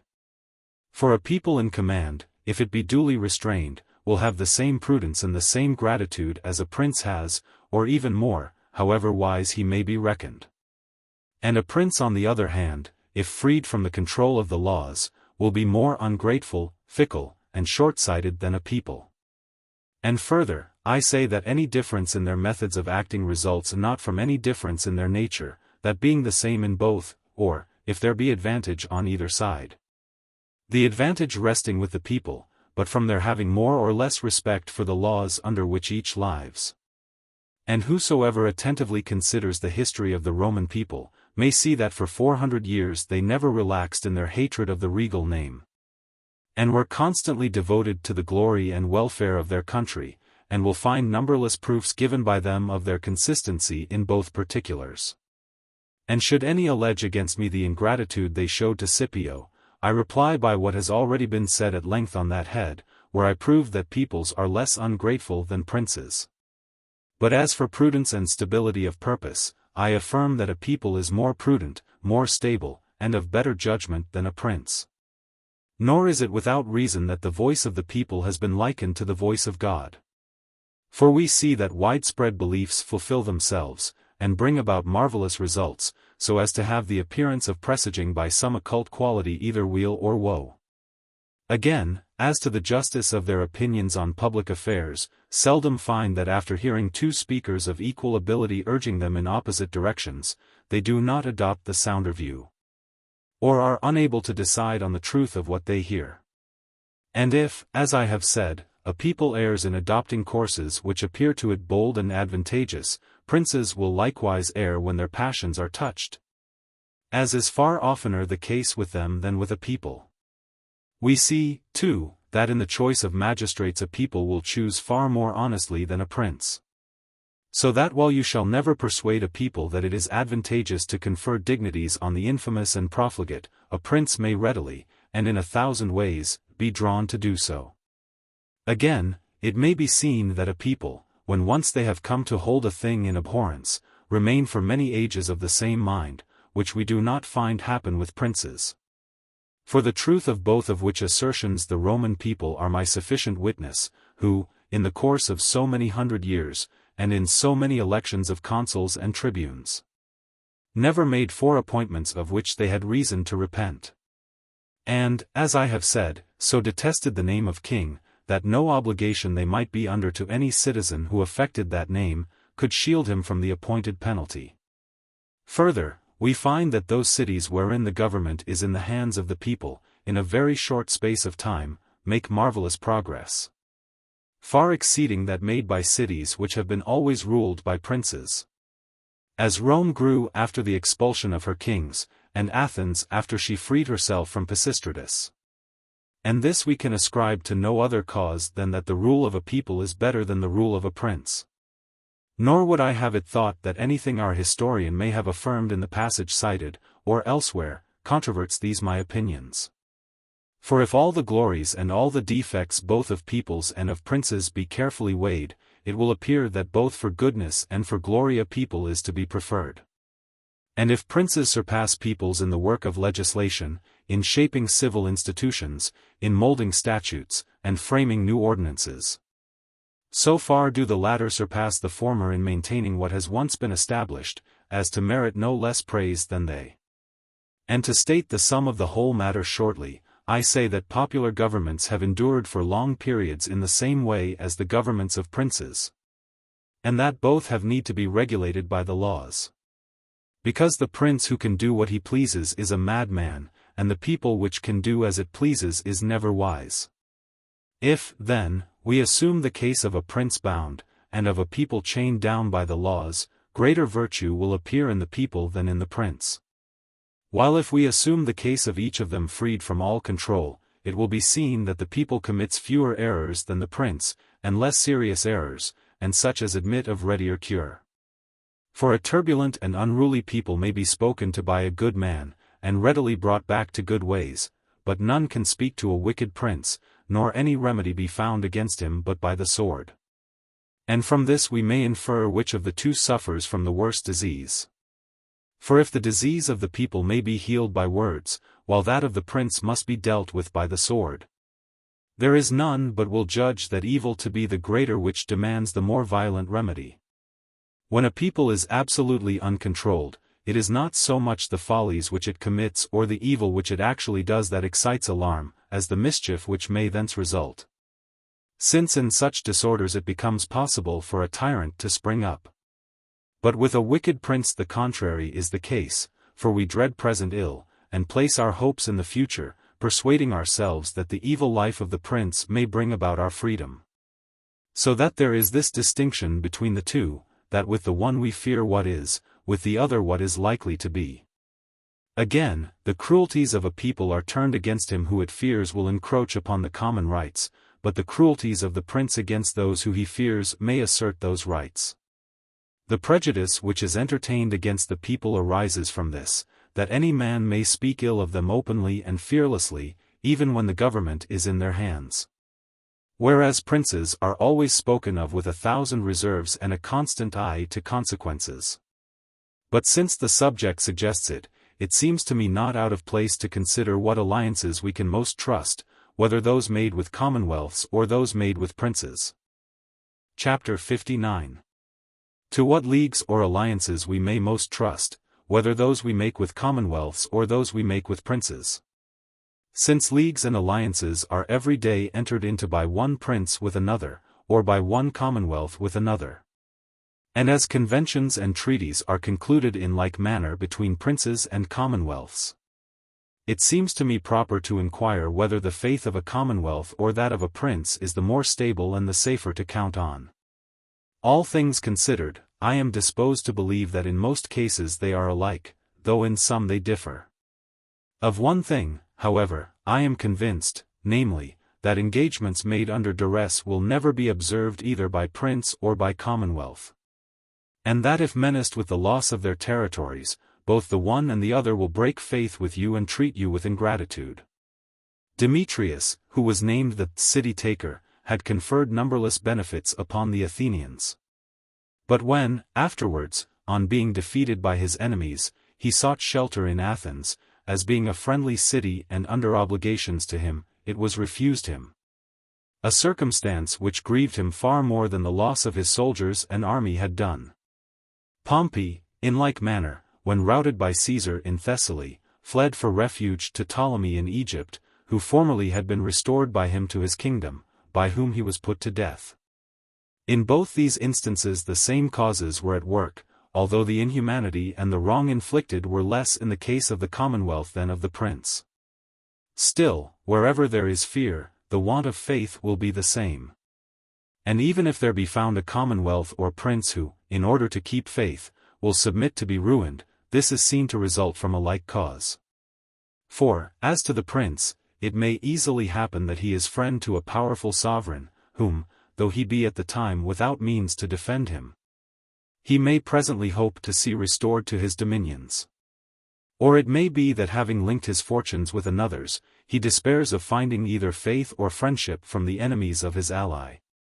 As was the case with those Neapolitan princes who espoused the interests of France. As to commonwealths, an instance similar to that of the princes last named, is that of Saguntum in Spain, which awaited ruin in adhering to the fortunes of Rome.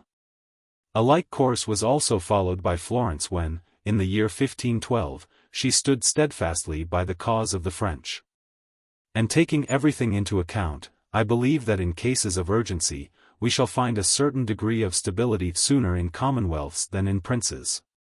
For though commonwealths be like-minded with princes, and influenced by the same passions, the circumstance that their movements must be slower makes it harder for them to resolve than it is for a prince, for which reason they will be less ready to break faith.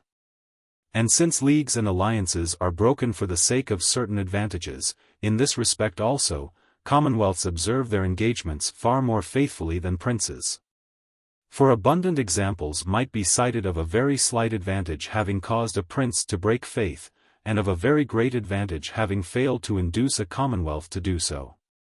Of this we have an instance in the proposal made to the Athenians by Themistocles, when he told them at a public meeting that he had certain advice to offer which would prove of great advantage to their city, but the nature of which he could not disclose to them, lest it should become generally known, when the opportunity for acting upon it would be lost.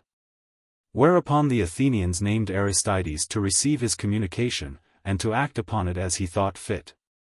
To him, accordingly, Themistocles showed how the navy of united Greece, for the safety of which the Athenians stood pledged, was so situated that they might either gain it over or destroy it, and thus make themselves absolute masters of the whole country. Aristides reporting to the Athenians that the course proposed by Themistocles was extremely advantageous but extremely dishonorable, the people utterly refused to entertain it. But Philip of Macedon would not have so acted, nor any of those other princes who have sought and found more profit in breaking faith than in any other way.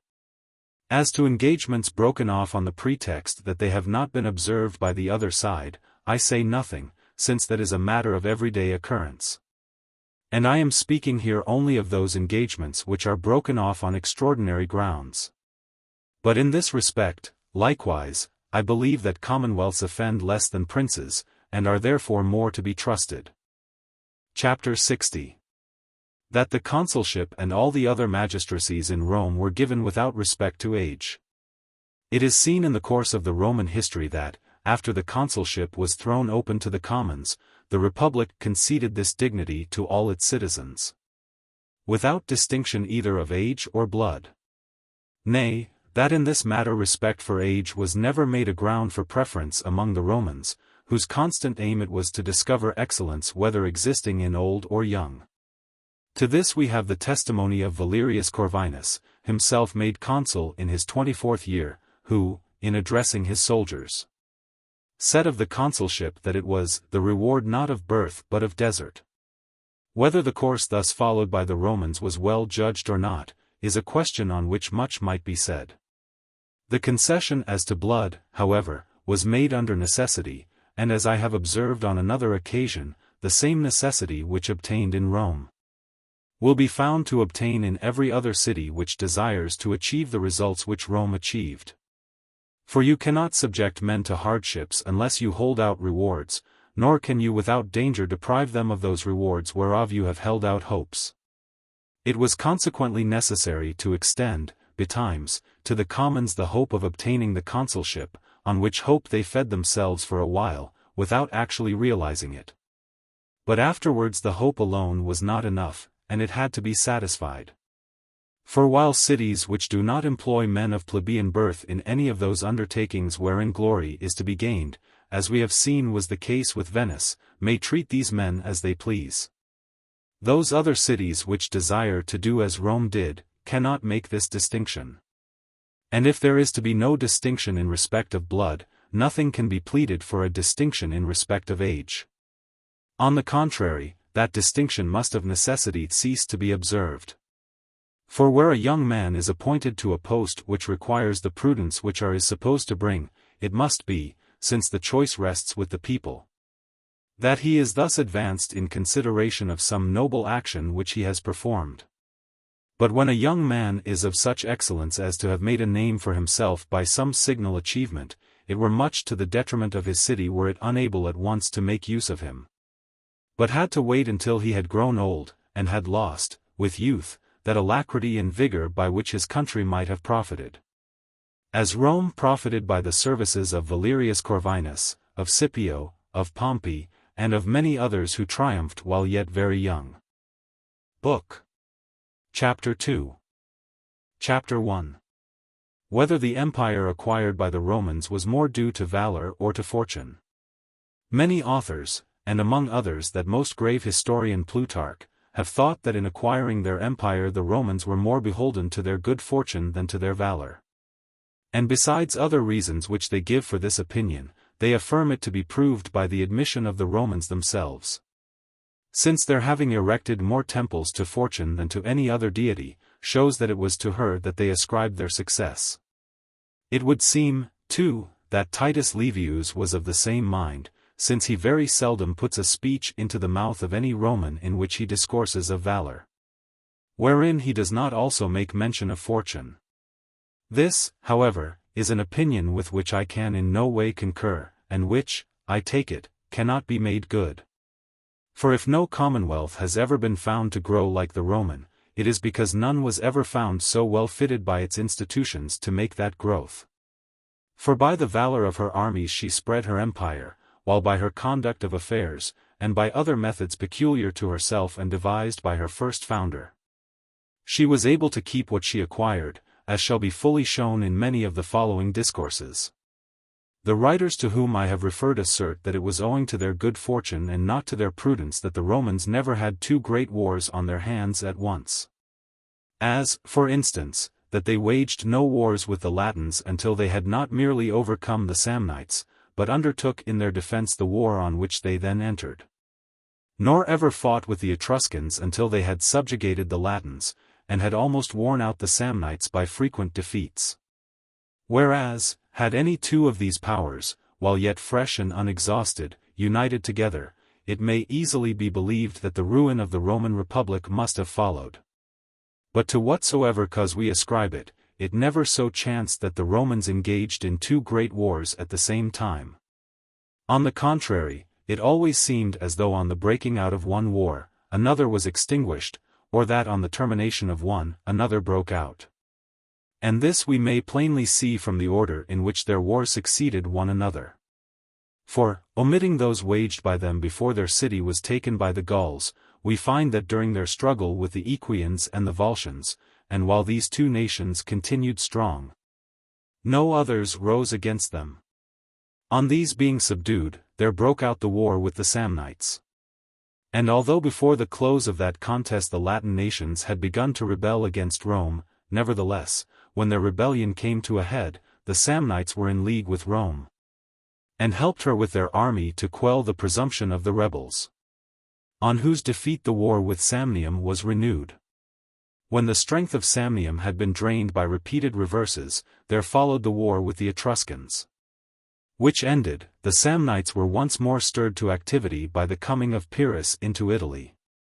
When he, too, had been defeated, and sent back to Greece, Rome entered on her first war with the Carthaginians, which was no sooner over than all the Gallic nations on both sides of the Alps combined against the Romans, by whom, in the battle fought between Populonia and Pisa, where now stands the fortress of San Vincenzo, they were at last routed with tremendous slaughter.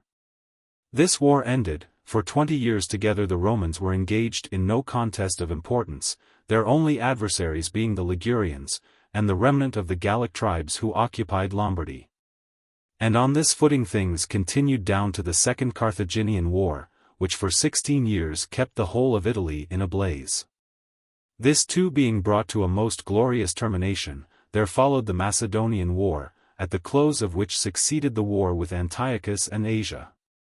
These subdued, there remained not in the whole world, king or people who either singly or together could withstand the power of Rome.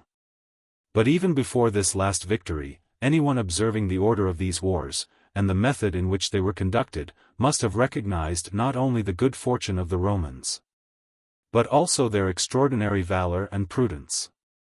And were anyone to search for the causes of this good fortune, he would have little difficulty in finding them. Since nothing is more certain than that when a potentate has attained so great a reputation that every neighboring prince or people is afraid to engage him single-handed, and stands in awe of him, none will ever venture to attack him, unless driven to do so by necessity. So that it will almost rest on his will to make war as he likes on any of his neighbors, while he studiously maintains peace with the rest. Who, on their part, whether through fear of his power, or deceived by the methods he takes to dull their vigilance, are easily kept quiet. Distant powers, in the meantime, who have no intercourse with either, treat the matter as too remote to concern them in any way. And abiding in this error until the conflagration approaches their own doors, on its arrival have no resource for its extinction, save in their own strength, which, as their enemy has by that time become exceedingly powerful, no longer suffices. I forbear to relate how the Samnites stood looking on while the Romans were subjugating the Equians and the Volscians. And, to avoid being prolix, shall content myself with the single instance of the Carthaginians, who, at the time when the Romans were contending with the Samnites and Etruscans, were possessed of great power and held in high repute, being already masters of the whole of Africa together with Sicily and Sardinia, besides occupying territory in various parts of Spain. And because their empire was so great, and at such a distance from the Roman frontier, they were never led to think of attacking the Romans or of lending assistance to the Etruscans or Samnites. On the contrary, they behaved towards the Romans as men behave towards those whom they see prosper, rather taking their part and courting their friendship. Nor did they discover their mistake until the Romans, after subduing all the intervening nations, began to assail their power both in Spain and Sicily. What happened in the case of the Carthaginians, happened also in the case of the Gauls, of Philip of Macedon, and of Antiochus, each of whom, while Rome was engaged with another of them, believed that other would have the advantage, and that there would be time enough to provide for their own safety, whether by making peace or war. It seems to me, therefore, that the same good fortune which, in this respect, attended the Romans, might be shared by all princes acting as they did, and of a valor equal to theirs. As bearing on this point, it might have been proper for me to show what methods were followed by the Romans in entering the territories of other nations. Had I not already spoken of this at length in my treatise on princedoms, wherein the whole subject is discussed? Here it is enough to say briefly, that in a new province they always sought for some friend who should be to them as a ladder whereby to climb, a door through which to pass, or an instrument wherewith to keep their hold. Thus we see them effect their entrance into Samnium through the Capuans, into Etruria through the Camertines, into Sicily through the Mamertines, into Spain through the Saguntans, into Africa through Massinissa, into Greece through the Aetolians, into Asia through Eumenes and other princes, into Gaul through the Massilians and Eduans. And, in like manner, never without similar assistance in their efforts whether to acquire provinces or to keep them. The nations who carefully attend to this precaution will be seen to stand in less need of fortune's help than others who neglect it.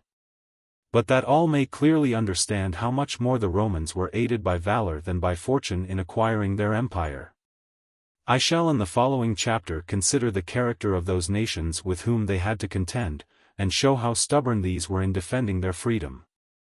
Chapter 2. With what nations the Romans had to contend, and how stubborn these were in defending their freedom. In subduing the countries round about them, and certain of the more distant provinces, nothing gave the Romans so much trouble, as the love which in those days many nations bore to freedom, defending it with such obstinacy as could not have been overcome save by a surpassing valor. For we know by numberless instances, what perils these nations were ready to face in their efforts to maintain or recover their freedom, and what vengeance they took against those who deprived them of it. We know, too, from history, what hurt a people or city suffers from servitude. And though, at the present day, there is but one province which can be said to contain within it free cities, we find that formerly these abounded everywhere. For we learn that in the ancient times of which I speak, from the mountains which divide Tuscany from Lombardy down to the extreme point of Italy, there dwelt numerous free nations, such as the Etruscans, the Romans, and the Samnites, besides many others in other parts of the peninsula. Nor do we ever read of there being any kings over them, except those who reigned in Rome, and Porsenna, king of Etruria. How the line of this last-named prince came to be extinguished, history does not inform us. But it is clear that at the time when the Romans went to besiege VIII, Etruria was free, and so greatly rejoiced in her freedom, and so detested the regal name, that when the Veientines, who for their defense had created a king in VIII, sought aid from the Etruscans against Rome, these, after much deliberation, resolved to lend them no help while they continued to live under a king, judging it useless to defend a country given over to servitude by its inhabitants. It is easy to understand whence this love of liberty arises among nations, for we know by experience that states have never signally increased either as to dominion or wealth, except where they have lived under a free government. And truly it is strange to think to what a pitch of greatness Athens came during the 100 years after she had freed herself from the despotism of Pisistratus. And far stranger to contemplate the marvelous growth which Rome made after freeing herself from her kings. The cause, however, is not far to seek, since it is the well-being, not of individuals, but of the community which makes a state great. And, without question, this universal well-being is nowhere secured save in a republic. For a republic will do whatsoever makes for its interest. And though its measures prove hurtful to this man or to that, there are so many whom they benefit, that these are able to carry them out, in spite of the resistance of the few whom they injure. But the contrary happens in the case of a prince, for, as a rule, what helps him hurts the state, and what helps the state hurts him. So that whenever a tyranny springs up in a city which has lived free, the least evil which can befall that city is to make no further progress, nor ever increase in power or wealth. But in most cases, if not in all, it will be its fate to go back. Or should there chance to arise in it some able tyrant who extends his dominions by his valor and skill in arms, the advantage which results is to himself only, and not to the state. Since he can bestow no honors on those of the citizens over whom he tyrannizes who have shown themselves good and valiant, lest afterwards he should have cause to fear them. Nor can he make those cities which he acquires, subject or tributary to the city over which he rules. Because to make this city powerful is not for his interest, which lies in keeping it so divided that each town and province may separately recognize him alone as its master. In this way he only, and not his country, is the gainer by his conquests. And if anyone desire to have this view confirmed by numberless other proofs, let him look into Xenophon's treatise De Tyrannide. No wonder, then, that the nations of antiquity pursued tyrants with such relentless hatred, and so passionately loved freedom that its very name was dear to them, as was seen when Hieronymus, grandson of Hiero the Syracusan, was put to death in Syracuse. For when word of his death reached the army, which lay encamped not far off, at first it was greatly moved, and eager to take up arms against the murderers. But on hearing the cry of liberty shouted in the streets of Syracuse, quieted at once by the name, it laid aside its resentment against those who had slain the tyrant, and fell to consider how a free government might be provided for the city. Nor is it to be wondered at that the ancient nations took terrible vengeance on those who deprived them of their freedom. Of which, though there be many instances, I mean only to cite one which happened in the city of Corcyra at the time of the Peloponnesian War. For Greece being divided into two factions, one of which sided with the Athenians, the other with the Spartans, it resulted that many of its cities were divided against themselves. Some of the citizens seeking the friendship of Sparta and some of Athens. In the aforesaid city of Corcyra, the nobles getting the upper hand, deprived the commons of their freedom. These, however, recovering themselves with the help of the Athenians, laid hold of the entire body of the nobles, and cast them into a prison large enough to contain them all. Whence they brought them forth by 8 or 10 at a time, pretending that they were to be sent to different places into banishment, whereas, in fact, they put them to death with many circumstances of cruelty. Those who were left, learning what was going on, resolved to do their utmost to escape this ignominious death, and arming themselves with what weapons they could find, defended the door of their prison against all who sought to enter. Till the people, hearing the tumult and rushing in haste to the prison, dragged down the roof, and smothered the prisoners in the ruins. Many other horrible and atrocious cruelties likewise perpetrated in Greece, show it to be true that a lost freedom is avenged with more ferocity than a threatened freedom is defended. When I consider whence it happened that the nations of antiquity were so much more zealous in their love of liberty than those of the present day, I am led to believe that it arose from the same cause which makes the present generation of men less vigorous and daring than those of ancient times. Namely, the difference of the training of the present day from that of earlier ages. And this, again, arises from the different character of the religions then and now prevailing. For our religion, having revealed to us the truth and the true path, teaches us to make little account of worldly glory. Whereas, the Gentiles, greatly esteeming it, and placing therein their highest good, displayed a greater fierceness in their actions. This we may gather from many of their customs, beginning with their sacrificial rites, which were of much magnificence as compared with the simplicity of our worship. Though that be not without a certain dignity of its own, refined rather than splendid, and far removed from any tincture of ferocity or violence. In the religious ceremonies of the ancients neither pomp nor splendor were wanting, but to these was joined the ordinance of sacrifice, giving occasion to much bloodshed and cruelty. For in its celebration many beasts were slaughtered, and this being a cruel spectacle imparted a cruel temper to the worshippers. Moreover, under the old religions none obtained divine honors save those who were loaded with worldly glory, such as captains of armies and rulers of cities. Whereas our religion glorifies men of a humble and contemplative, rather than of an active life. Accordingly, while the highest good of the old religions consisted in magnanimity, bodily strength, and all those other qualities which make men brave, our religion places it in humility, lowliness, and contempt for the things of this world. Or if it ever calls upon us to be brave, it is that we should be brave to suffer rather than to do. This manner of life, therefore, seems to have made the world feebler, and to have given it over as a prey to wicked men to deal with as they please. Since the mass of mankind, in the hope of being received into paradise, think more how to bear injuries than how to avenge them. But should it seem that the world has grown effeminate and heaven laid aside her arms, this assuredly results from the baseness of those who have interpreted our religion to accord with indolence and ease rather than with valor. For were we to remember that religion permits the exaltation and defense of our country, we would see it to be our duty to love and honor it, and would strive to be able and ready to defend it. This training, therefore, and these most false interpretations are the causes why, in the world of the present day, we find no longer the numerous commonwealths which were found of old. And in consequence, that we see not now among the nations that love of freedom which prevailed then. Though, at the same time, I am persuaded that one cause of this change has been, that the Roman Empire by its arms and power put an end to all the free states and free institutions of antiquity. For although the power of Rome fell afterwards into decay, these states could never recover their strength or resume their former mode of government, save in a very few districts of the empire.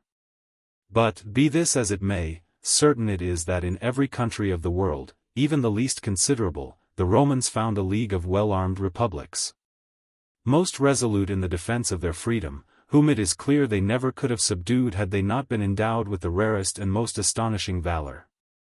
To cite a single instance, I shall take the case of the Samnites who, strange as it may now seem, were on the admission of Titus Livius himself, so powerful and so steadfast in arms, as to be able to withstand the Romans down to the consulship of Papirius Cursor, son to the first Papirius, a period of 46 years, in spite of numerous defeats, the loss of many of their towns, and the great slaughter which overtook them everywhere throughout their country. And this is the more remarkable when we see that country, which once contained so many noble cities, and supported so great a population, now almost uninhabited. And reflect that it formerly enjoyed a government and possessed resources making its conquest impossible to less than Roman valor. There is no difficulty, therefore, in determining whence that ancient greatness and this modern decay have arisen, since they can be traced to the free life formerly prevailing and to the servitude which prevails now. For all countries and provinces which enjoy complete freedom, make, as I have said, most rapid progress. Because, from marriage being less restricted in these countries, and more sought after, we find there a greater population. Every man being disposed to beget as many children as he thinks he can rear, when he has no anxiety lest they should be deprived of their patrimony. And knows not only that they are born to freedom and not to slavery, but that they may rise by their merit to be the first men of their country. In such states, accordingly, we see wealth multiply, both that which comes from agriculture and that which comes from manufactures. For all love to gather riches and to add to their possessions when their enjoyment of them is not likely to be disturbed. And hence it happens that the citizens of such states vie with one another in whatever tends to promote public or private well-being, in both of which, consequently, there is a wonderful growth. But the contrary of all this takes place in those countries which live in servitude, and the more oppressive their servitude, the more they fall short of the good which all desire. And the hardest of all hard servitudes is that wherein one commonwealth is subjected to another. First, because it is more lasting, and there is less hope to escape from it. And, second, because every commonwealth seeks to add to its own strength by weakening and enfeebling all beside. A prince who gets the better of you will not treat you after this fashion, unless he be a barbarian like those eastern despots who lay countries waste and destroy the labors of civilization. But if influenced by the ordinary promptings of humanity, will, as a rule, regard all his subject states with equal favor, and suffer them to pursue their usual employments. And retain almost all their ancient institutions, so that if they flourish not as free states might, they do not dwindle as states that are enslaved. By which I mean enslaved by a stranger, for of that other slavery to which they may be reduced by one of their own citizens, I have already spoken. Whoever, therefore, shall well consider what has been said above, will not be astonished at the power possessed by the Samnites while they were still free, nor at the weakness into which they fell when they were subjugated. Of which change in their fortunes Livius often reminds us, and particularly in connection with the war with Hannibal, where he relates that the Samnites, being ill-treated by a Roman legion quartered at Nola, sent legates to Hannibal to ask his aid. Who in laying their case before him told him, that with their own soldiers and captains they had fought single-handed against the Romans for 100 years. And had more than once withstood 2 consuls and 2 consular armies. But had now fallen so low, that they were scarce able to defend themselves against one poor legion. Chapter 3. That Rome became great by destroying the cities which lay round about her, and by readily admitting strangers to the rights of citizenship. Crescit interea Roma albi ruinis, meanwhile Rome grows on the ruins of Alba. They who would have their city become a great empire, must endeavor by every means to fill it with inhabitants. For without a numerous population no city can ever succeed in growing powerful. This may be effected in 2 ways, by gentleness or by force. By gentleness, when you offer a safe and open path to all strangers who may wish to come and dwell in your city, so as to encourage them to come there of their own accord. By force, when after destroying neighboring towns, you transplant their inhabitants to live in yours.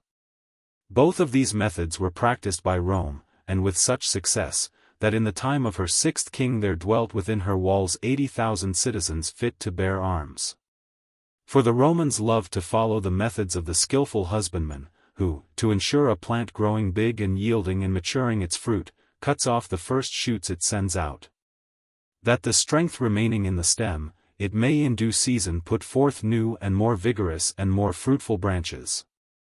And that this was a right and a necessary course for Rome to take for establishing and extending her empire, is proved by the example of Sparta and Athens, which, although exceedingly well-armed states, and regulated by excellent laws, never reached the same greatness as the Roman Republic.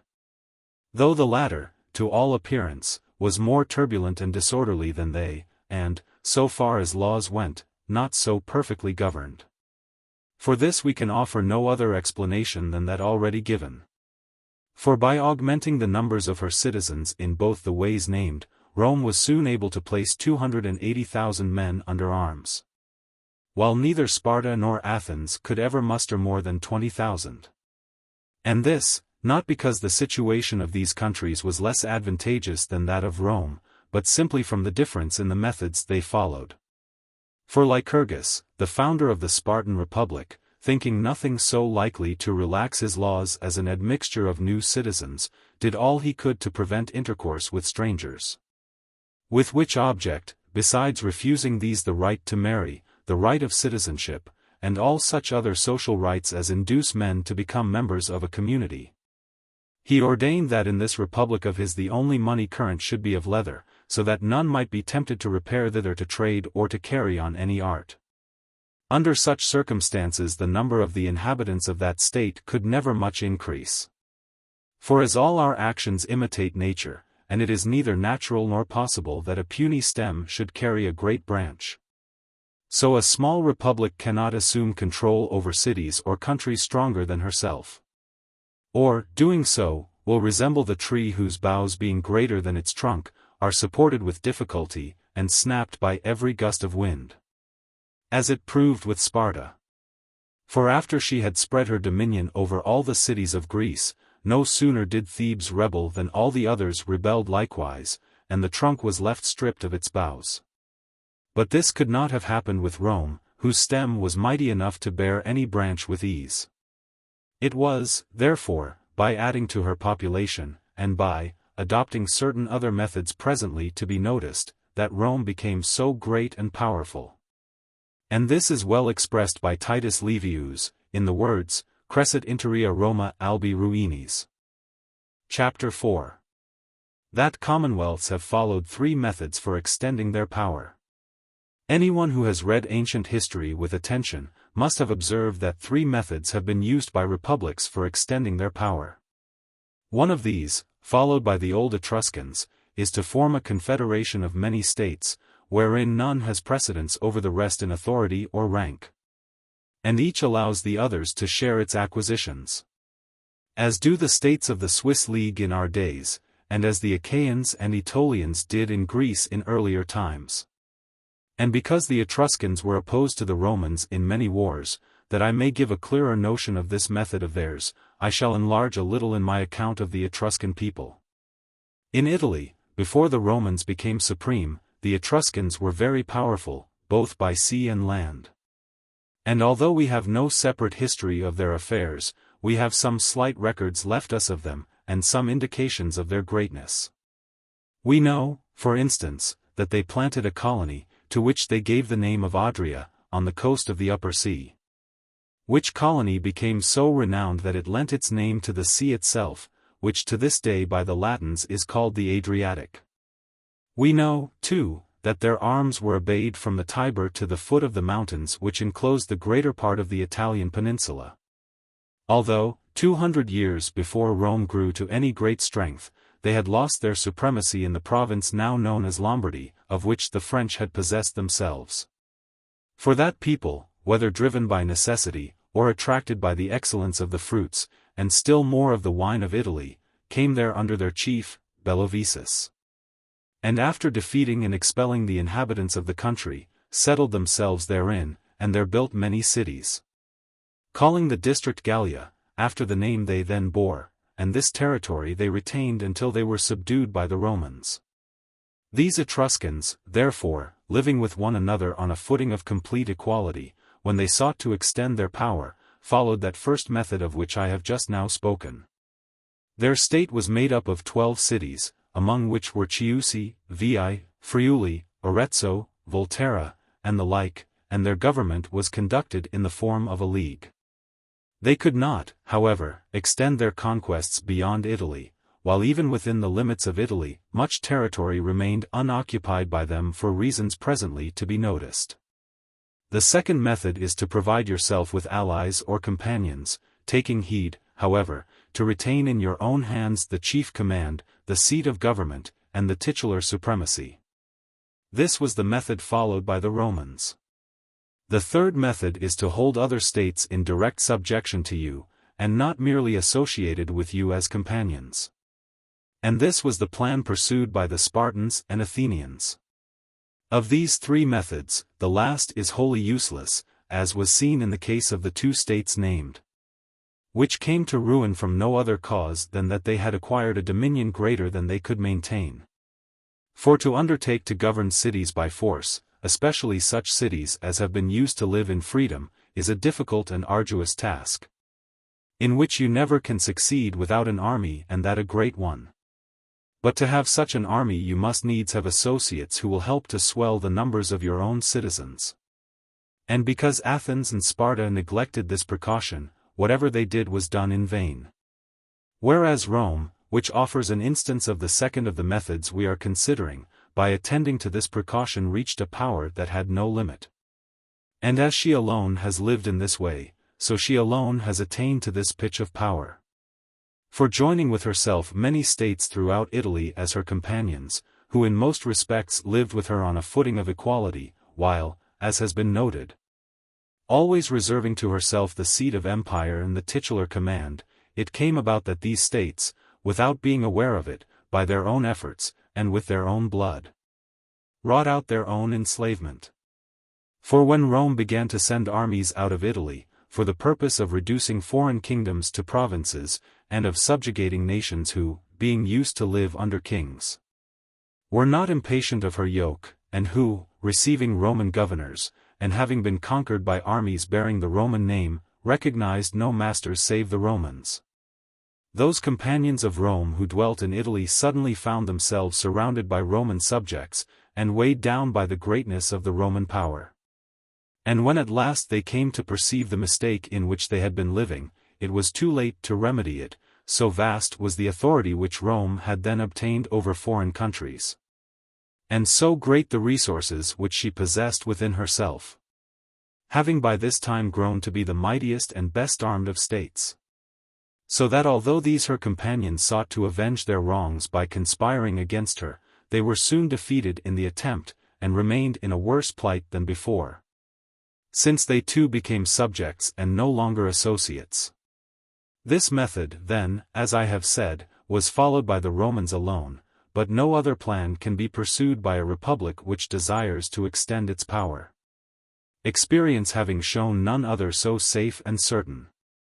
The method which consists in forming leagues, of which I have spoken above as having been adopted by the Etruscans, the Achaeans, and the Aetolians of old, and in our own days by the Swiss, is the next best after that followed by the Romans, for as in this way there can be no great extension of power, two advantages result: first, that you do not readily involve yourself in war, and, second, that you can easily preserve any little acquisition which you may make. The reason why you cannot greatly extend your power is, that as your league is made up of separate states with distinct seats of government, it is difficult for these to consult and resolve in concert. The same causes make these states careless to enlarge their territories, because acquisitions which have to be shared among many communities are less thought of than those made by a single republic which looks to enjoy them all to itself. Again, since leagues govern through general councils, they must needs be slower in resolving than a nation dwelling within one frontier. Moreover, we find from experience that this method has certain fixed limits beyond which there is no instance of its ever having passed.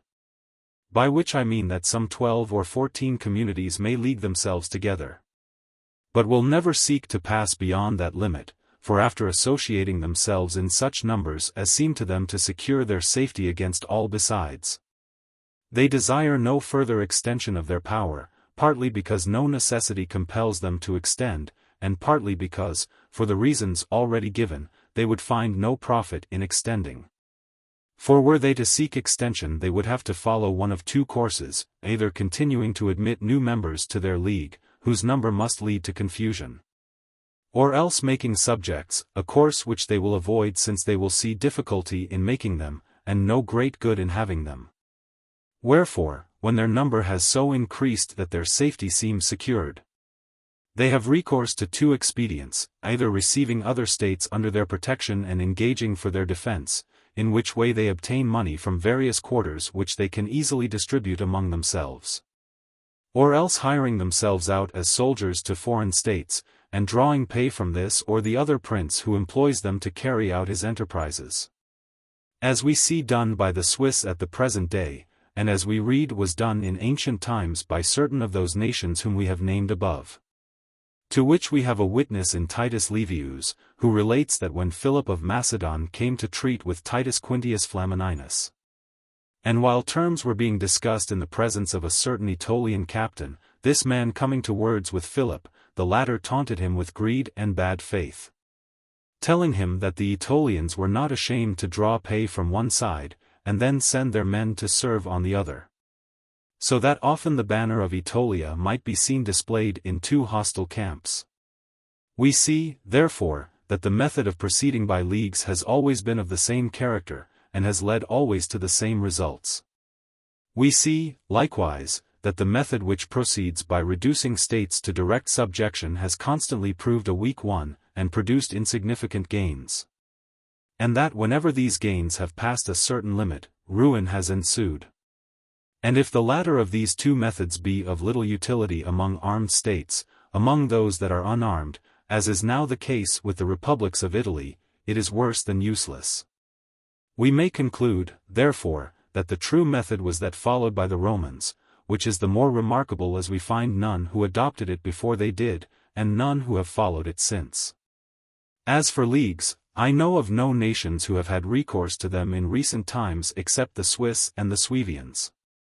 But to bring my remarks on this head to an end, I affirm that all the various methods followed by the Romans in conducting their affairs, whether foreign or domestic, so far from being imitated in our day, have been held of no account, some pronouncing them to be mere fables, some thinking them impracticable, others out of place and unprofitable.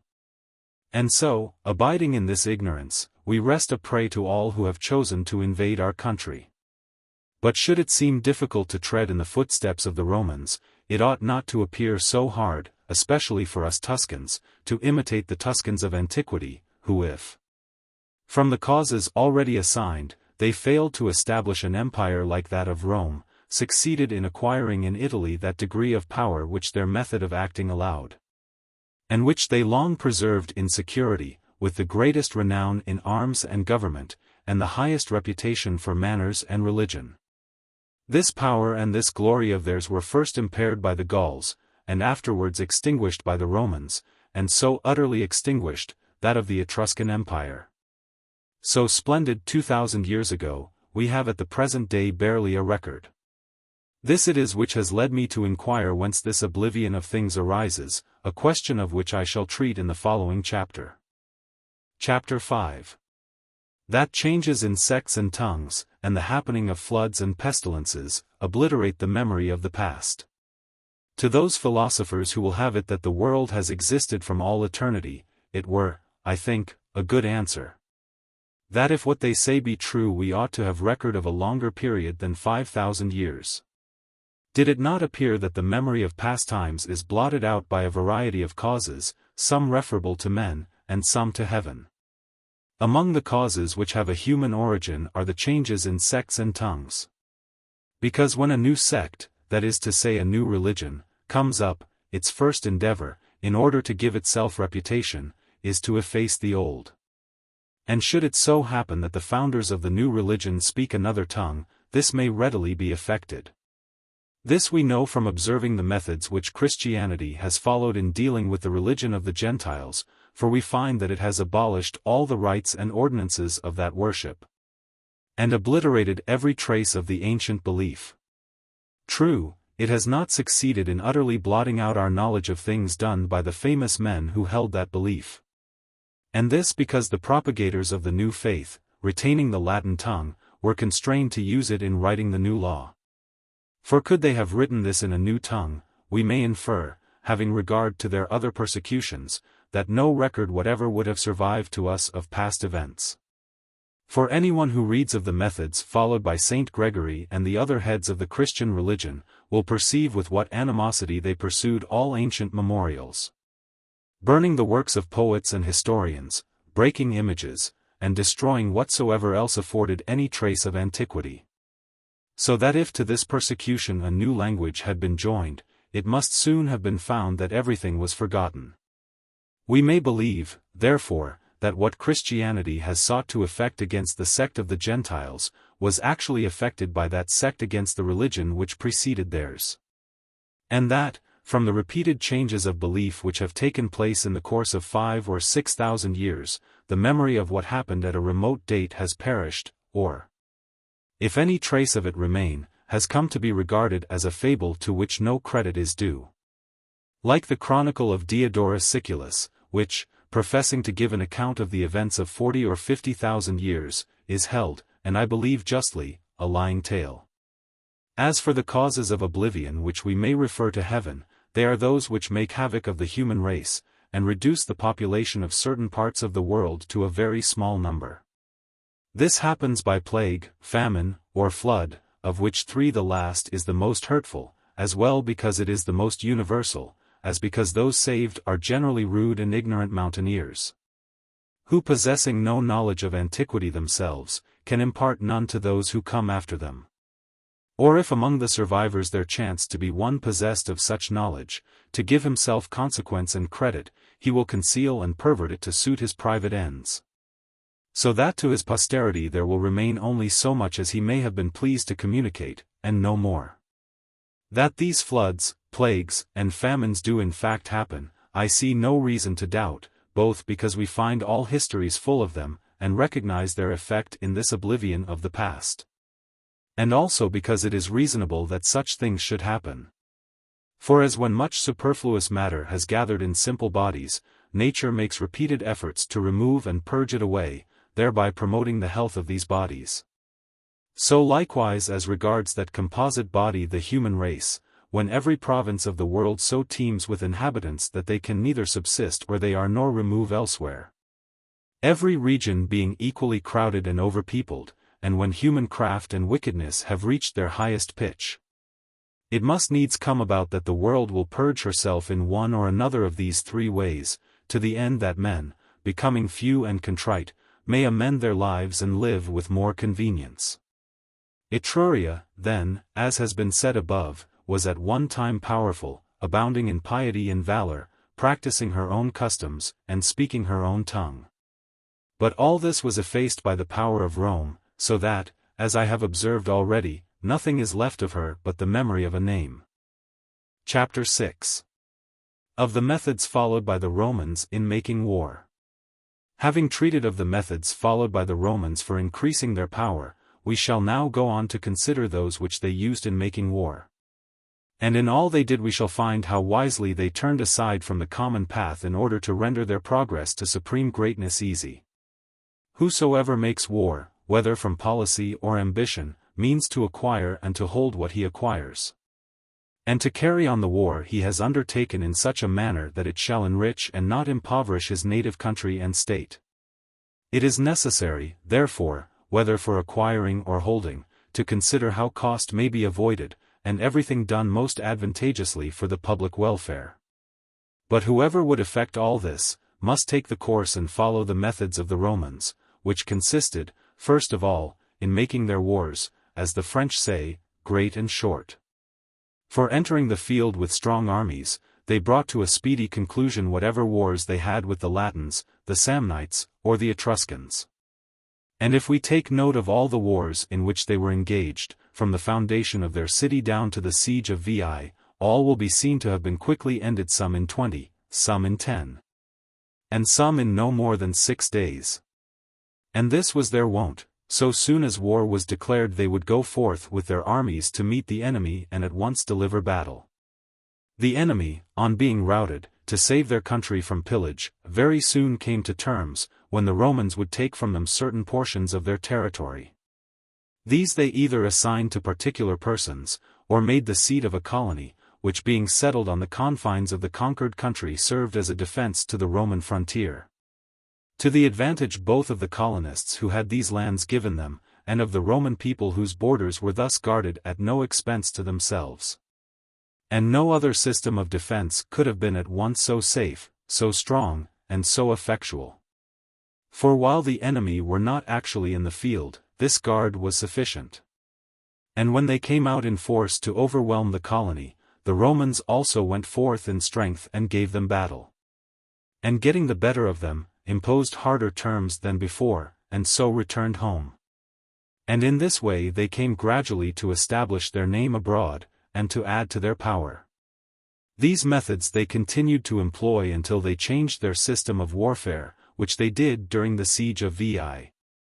When to enable them to carry on a prolonged war, they passed a law for the payment of their soldiers, whom, up to that time they had not paid, nor needed to pay, because till then their wars had been of brief duration.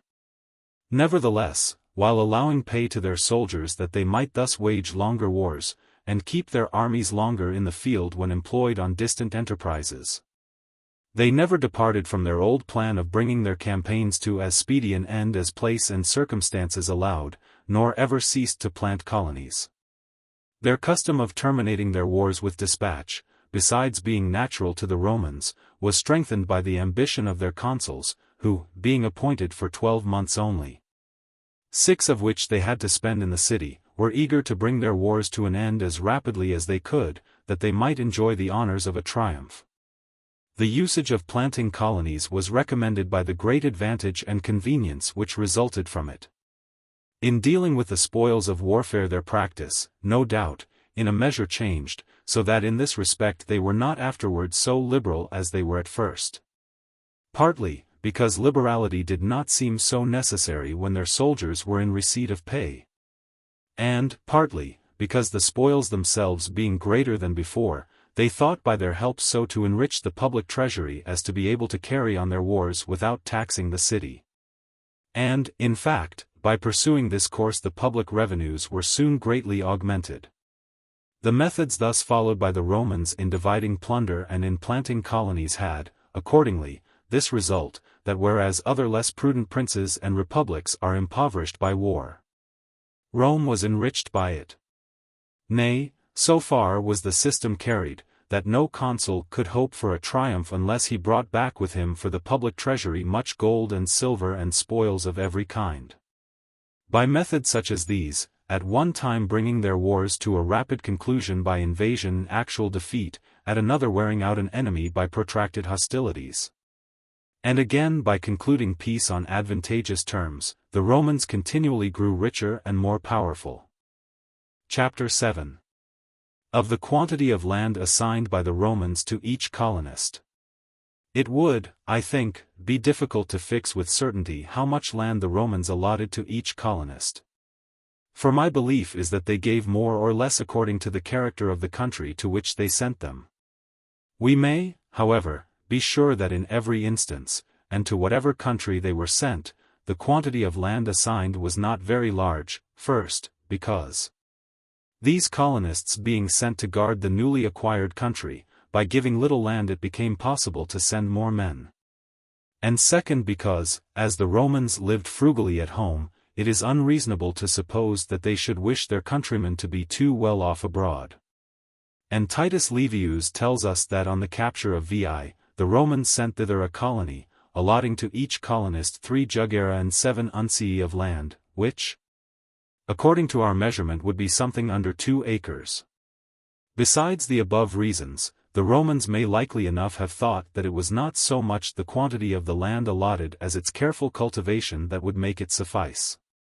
It is very necessary, however, that every colony should have common pasturage where all may send their cattle to graze, as well as woods where they may cut fuel. For without such conveniences no colony can maintain itself. Chapter 8.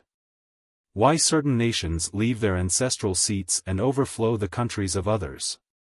Having spoken above of the methods followed by the Romans in making war, and related how the Etruscans were attacked by the Gauls, it seems to me not foreign to these topics to explain that of wars there are 2 kinds.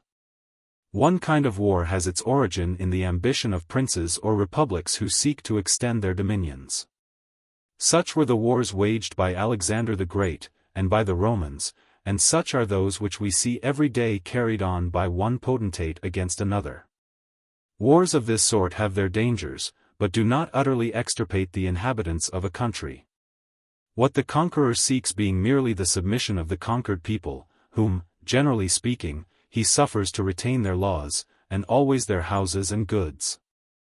The other species of war is when an entire people, with all the families of which it is made up, being driven out by famine or defeat, removes from its former seat, and goes in search of a new abode and a new country, not simply with the view to establish dominion over it, but to possess it as its own, and to expel or exterminate the former inhabitants. Of this most terrible and cruel species of warfare Sallust speaks at the end of his history of the war with Jugurtha, wherein mentioning that after the defeat of Jugurtha the movement of the Gauls into Italy began to be noticed. He observes that, in the wars of the Romans with other nations the struggle was for mastery, but that always in their wars with the Gauls the struggle on both sides was for life. For a prince or commonwealth, when attacking another state, will be content to rid themselves of those only who are at the head of affairs.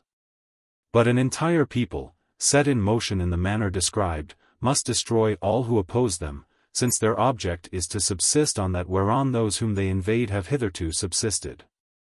The Romans had to pass through 3 of these desperate wars. The first being that in which their city was actually captured by those Gauls who, as already mentioned, had previously taken Lombardy from the Etruscans and made it their seat, and for whose invasion Titus Livius has assigned 2 causes. First, that they were attracted, as I have said before, by the fruitful soil and by the wine of Italy which they had not in Gaul. Second, that their population having multiplied so greatly that they could no longer find wherewithal to live on at home, the princes of their land decided that certain of their number should go forth to seek a new abode. And so deciding, chose as leaders of those who were to go, 2 Gaulish chiefs, Bellovesus and Sicovesus, the former of whom came into Italy while the latter passed into Spain. From the immigration under Bellovesus resulted the occupation of Lombardy, and, subsequently, the first war of the Gauls with Rome. At a later date, and after the close of the first war with Carthage, came the second Gallic invasion, when more than 200,000 Gauls perished in battle between Piombino and Pisa. The third of these wars broke out on the descent into Italy of the Todi and Cimbri, who, after defeating several Roman armies, were themselves defeated by Marius. In these 3 most dangerous contests the arms of Rome prevailed, but no ordinary valor was needed for their success. For we see afterwards, when the spirit of the Romans had declined, and their armies had lost their former excellence, their supremacy was overthrown by men of the same race. That is to say by the Goths, the Vandals, and others like them, who spread themselves over the whole of the Western Empire.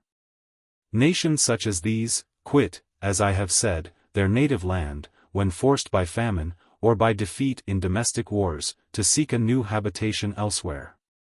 When those thus driven forth are in large numbers, they violently invade the territories of other nations, slaughtering the inhabitants, seizing on their possessions, founding new kingdoms, and giving new names to provinces, as was done by Moses, and by those tribes who overran the Roman Empire. For the new names which we find in Italy and elsewhere, have no other origin than in their having been given by these new occupants.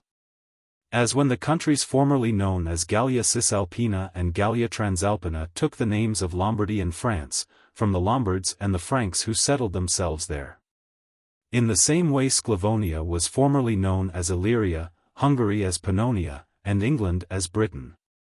While many other provinces which it would be tedious to enumerate, have similarly changed their designations. As when the name Judea was given by Moses to that part of Syria of which he took possession.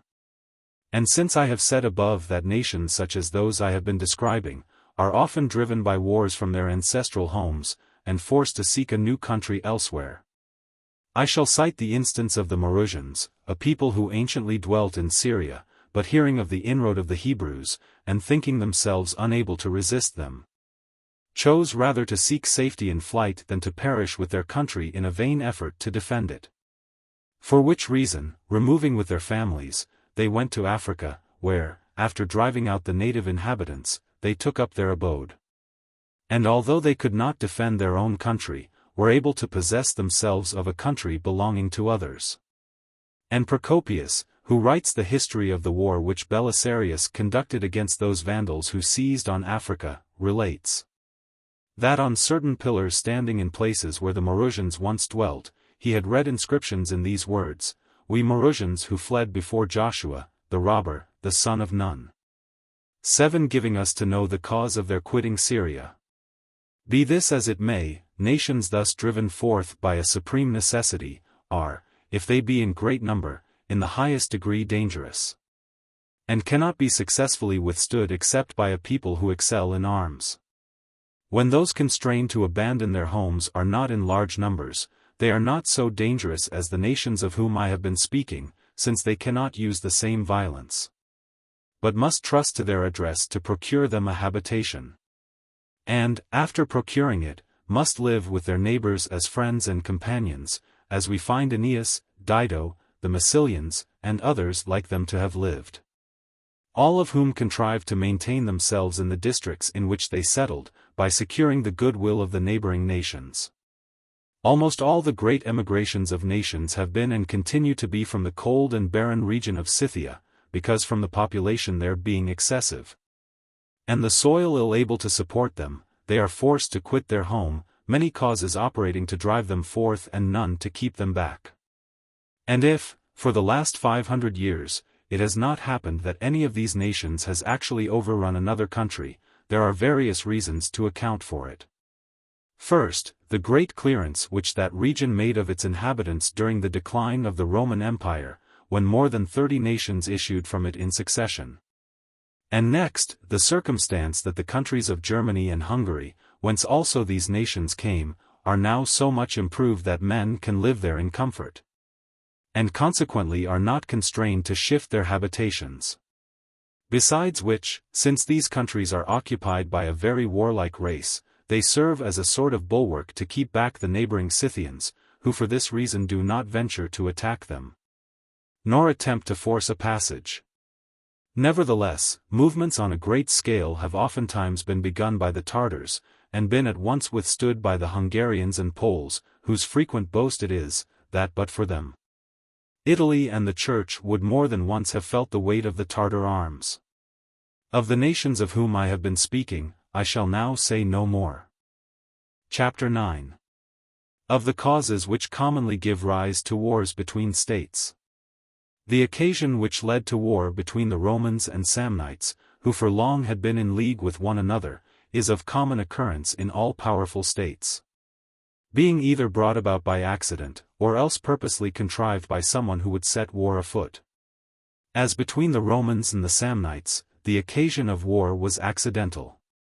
For in making war upon the Sidicinians and afterwards on the Campanians, the Samnites had no thought of involving themselves with the Romans. But the Campanians being overpowered, and, contrary to the expectation of Romans and Samnites alike, resorting to Rome for aid, the Romans, on whose protection they threw themselves, were forced to succor them as dependents, and to accept a war which, it seemed to them, they could not with honor decline. For though they might have thought it unreasonable to be called on to defend the Campanians as friends against their own friends the Samnites, it seemed to them shameful not to defend them as subjects, or as a people who had placed themselves under their protection. For they reasoned that to decline their defense would close the gate against all others who at any future time might desire to submit themselves to their power. And, accordingly, since glory and empire, and not peace, were the ends which they always had in view, it became impossible for them to refuse this protectorship. A similar circumstance gave rise to the first war with the Carthaginians, namely the protectorate assumed by the Romans of the citizens of Messina in Sicily, and this likewise came about by chance. But the second war with Carthage was not the result of chance. For Hannibal the Carthaginian general attacked the Saguntans, who were the friends of Rome and Spain, not from any desire to injure them, but in order to set the arms of Rome in motion, and so gain an opportunity of engaging the Romans in a war, and passing on into Italy. This method of picking a quarrel is constantly resorted to by powerful states when they are bound by scruples of honor or like considerations. For if I desire to make war on a prince with whom I am under an ancient and binding treaty, I shall find some color or pretext for attacking the friend of that prince, very well knowing that when I attack his friend, either the prince will resent it, when my scheme for engaging him in war will be realized, or that, should he not resent it, his weakness or baseness in not defending one who is under his protection will be made apparent. Either of which alternatives will discredit him, and further my designs. We are to note, therefore, in connection with this submission of the Campanians, what has just now been said as to provoking another power to war, and also the remedy open to a state which, being unequal to its own defense, is prepared to go all lengths to ruin its assailant, that remedy being to give itself up unreservedly to someone whom it selects for its defender. As the Campanians gave themselves up to the Romans, and as the Florentines gave themselves up to King Robert of Naples, who, after refusing to defend them as his friends against Castruccio of Lucca by whom they were hard-pressed, defended them as his subjects. Chapter 10. That contrary to the vulgar opinion, money is not the sinews of war. Since any man may begin a war at his pleasure, but cannot at his pleasure bring it to a close. A prince before he engages in any warlike enterprise ought to measure his strength and govern himself accordingly. But he must be prudent enough not to deceive himself as to his strength, which he will always do, if he measure it by money, by advantage of position, or by the goodwill of his subjects, while he is unprovided with an army of his own. These are things which may swell your strength but do not constitute it, being in themselves null and of no avail without an army on which you can depend. Without such an army no amount of money will meet your wants, the natural strength of your country will not protect you, and the fidelity and attachment of your subjects will not endure. Since it is impossible that they should continue true to you when you cannot defend them. Lakes, and mountains, and the most inaccessible strongholds, where valiant defenders are wanting, become no better than the level plain. And money, so far from being a safeguard, is more likely to leave you a prey to your enemy, since nothing can be falser than the vulgar opinion which affirms it to be the sinews of war. This opinion is put forward by Quintus Curtius, where, in speaking of the war between Antipater the Macedonian and the king of Sparta, he relates that the latter, from want of money, was constrained to give battle and was defeated. Whereas, could he have put off fighting for a few days, the news of Alexander's death would have reached Greece, and he might have had a victory without a battle. But lacking money, and fearing that on that account his soldiers might desert him, he was forced to hazard an engagement. It was for this reason that Quintus Curtius declared money to be the sinews of war, a maxim every day cited and acted upon by princes less wise than they should be. For building upon this, they think it enough for their defense to have laid up great treasures. Not reflecting that were great treasures all that is needed for victory, Darius of old had conquered Alexander, the Greeks the Romans, and in our own times Charles of Burgundy the Swiss. While the Pope and the Florentines together would have had little difficulty in defeating Francesco Maria, nephew of Pope Julius II, in the recent war of Urbino. And yet, in every one of these instances, the victory remained with him who held the sinews of war to consist, not in money, but in good soldiers. Croesus, king of Lydia, after showing Solon the Athenian much besides, at last displayed to him the boundless riches of his treasure house, and asked him what he thought of his power. Whereupon Solon answered that he thought him no whit more powerful in respect of these treasures, for as war is made with iron and not with gold. Another coming with more iron might carry off his gold. After the death of Alexander the Great, a tribe of Gauls, passing through Greece on their way into Asia, sent envoys to the king of Macedonia to treat for terms of accord. When the king, to dismay them by a display of his resources, showed them great store of gold and silver.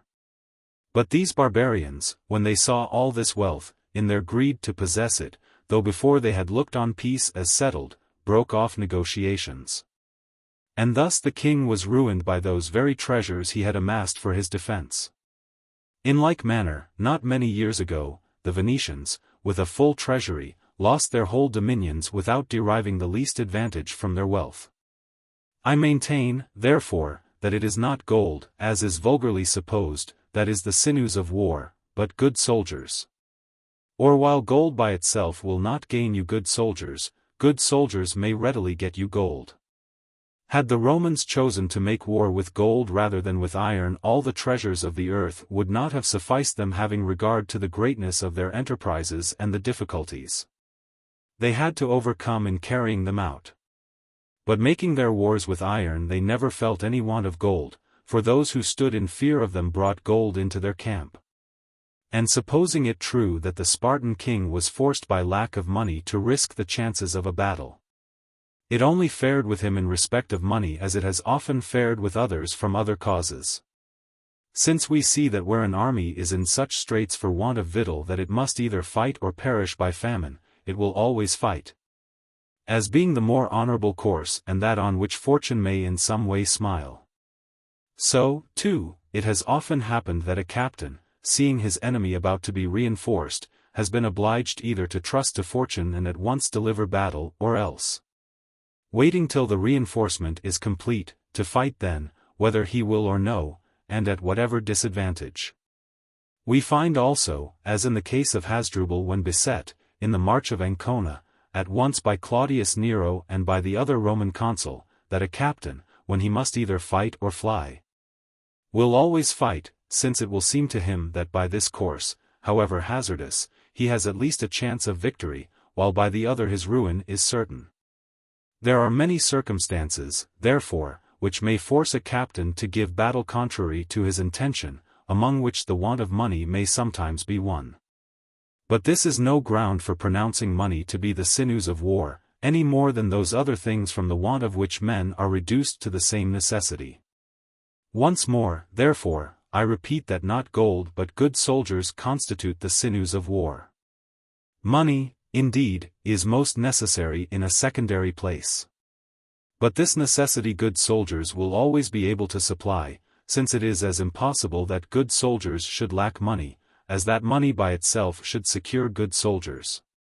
And that what I say is true is shown by countless passages in history.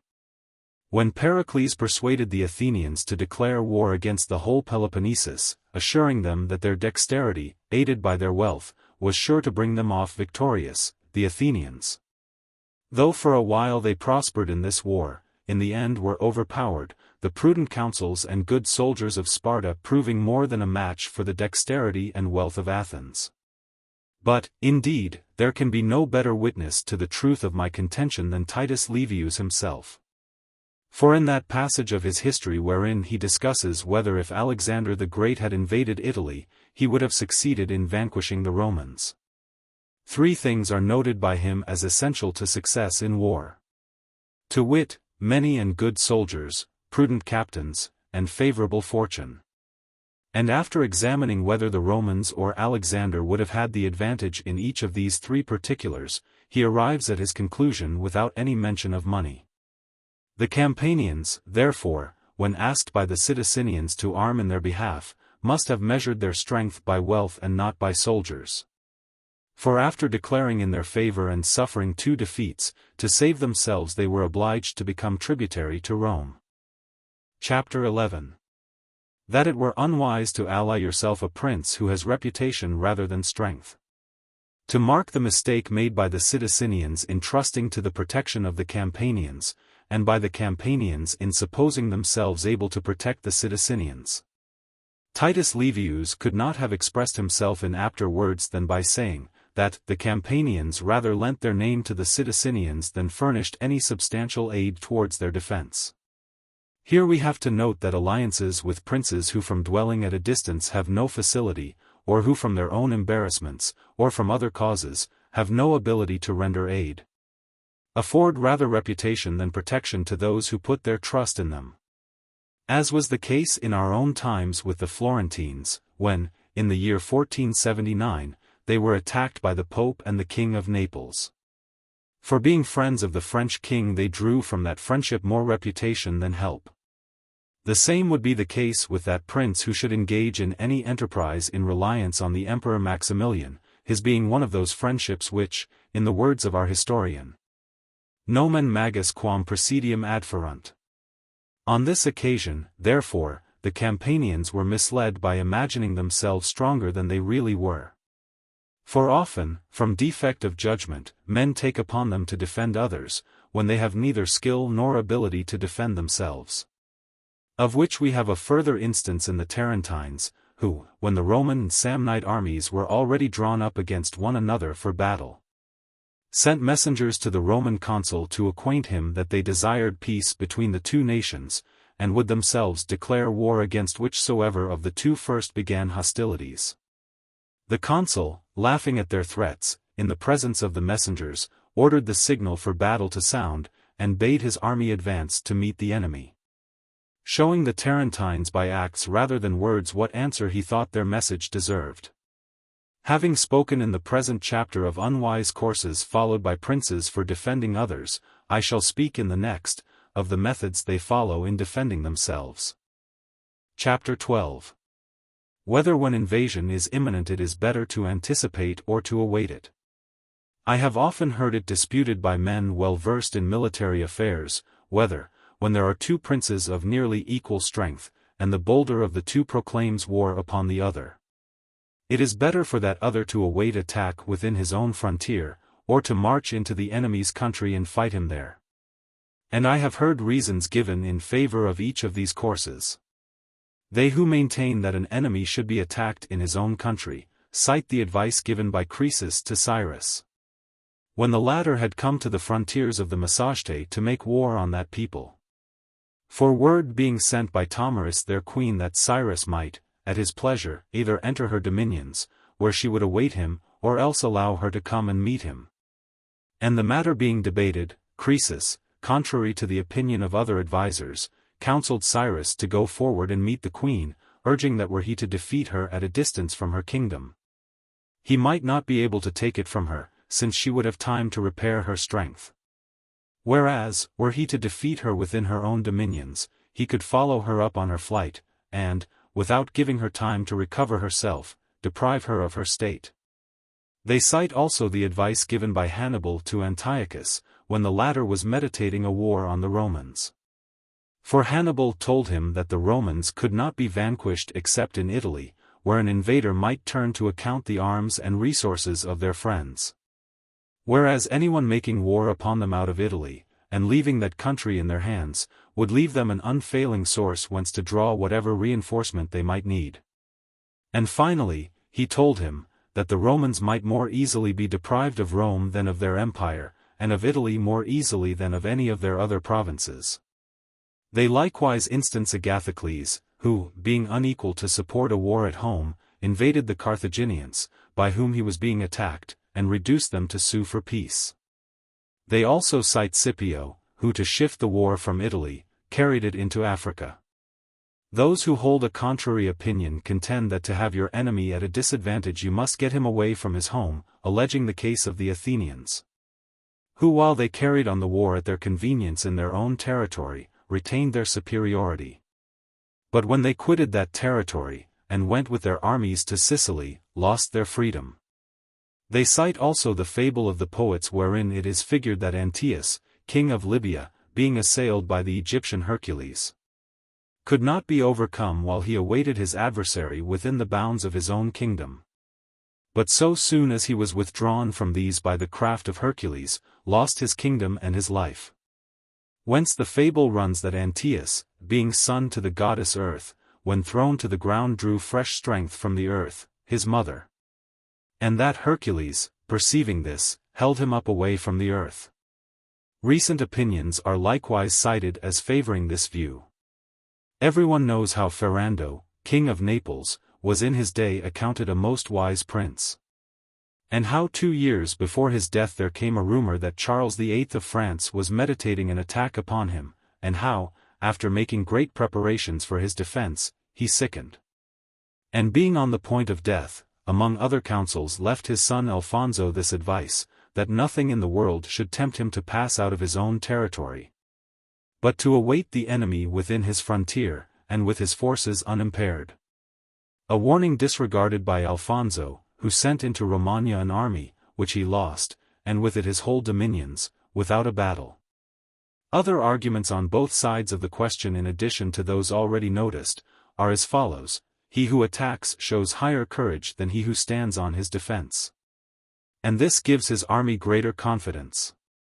Moreover, by attacking your enemy you deprive him of many opportunities for using his resources, since he can receive no aid from subjects who have been stripped of their possessions.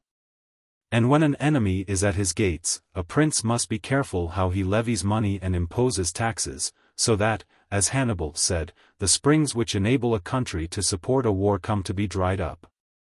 Again, the soldiers of an invader, finding themselves in a foreign land, are under a stronger necessity to fight, and necessity, as has often been said, is the parent of valor. On the other hand, it may be argued that there are many advantages to be gained by awaiting the attack of your enemy. For without putting yourself much about, you may harass him by intercepting his supplies. Whether of victual or of whatsoever else an army stands in need, from your better knowledge of the country you can impede his movements. And because men muster more willingly to defend their homes than to go on distant expeditions, you can meet him with more numerous forces. If defeated you can more easily repair your strength. Because the bulk of your army, finding shelter at hand, will be able to save itself, and your reserves will have no distance to come.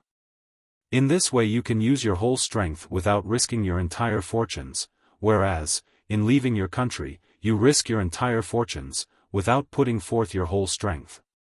Nay, we find that to weaken an adversary still further, some have suffered him to make a march of several days into their country, and then to capture certain of their towns. That by leaving garrisons in these, he might reduce the numbers of his army, and so be attacked at greater disadvantage. But now to speak my own mind on the matter, I think we should make this distinction. Either you have your country strongly defended, as the Romans had and the Swiss have theirs, or, like the Carthaginians of old and the King of France and the Italians at the present day, you have it undefended. In the latter case you must keep the enemy at a distance from your country, for as your strength lies not in men but in money, whenever the supply of money is cut off you are undone. And nothing so soon cuts off this supply as a war of invasion. Of which we have example in the Carthaginians, who, while their country was free from invasion, were able by means of their great revenues to carry on war in Italy against the Romans. But when they were invaded could not defend themselves even against Agathocles. The Florentines, in like manner, could make no head against Castruccio, lord of Lucca, when he attacked them in their own country. And to obtain protection, were compelled to yield themselves up to King Robert of Naples. And yet, after Castruccio's death, these same Florentines were bold enough to attack the Duke of Milan in his own country, and strong enough to strip him of his dominions.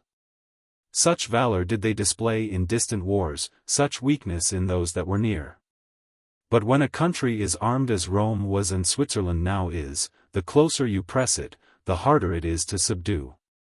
Because such states can assemble a stronger force to resist attack than for attacking others. Nor does the great authority of Hannibal move me in this instance, since resentment and his own advantage might lead him to speak as he spoke to Antiochus.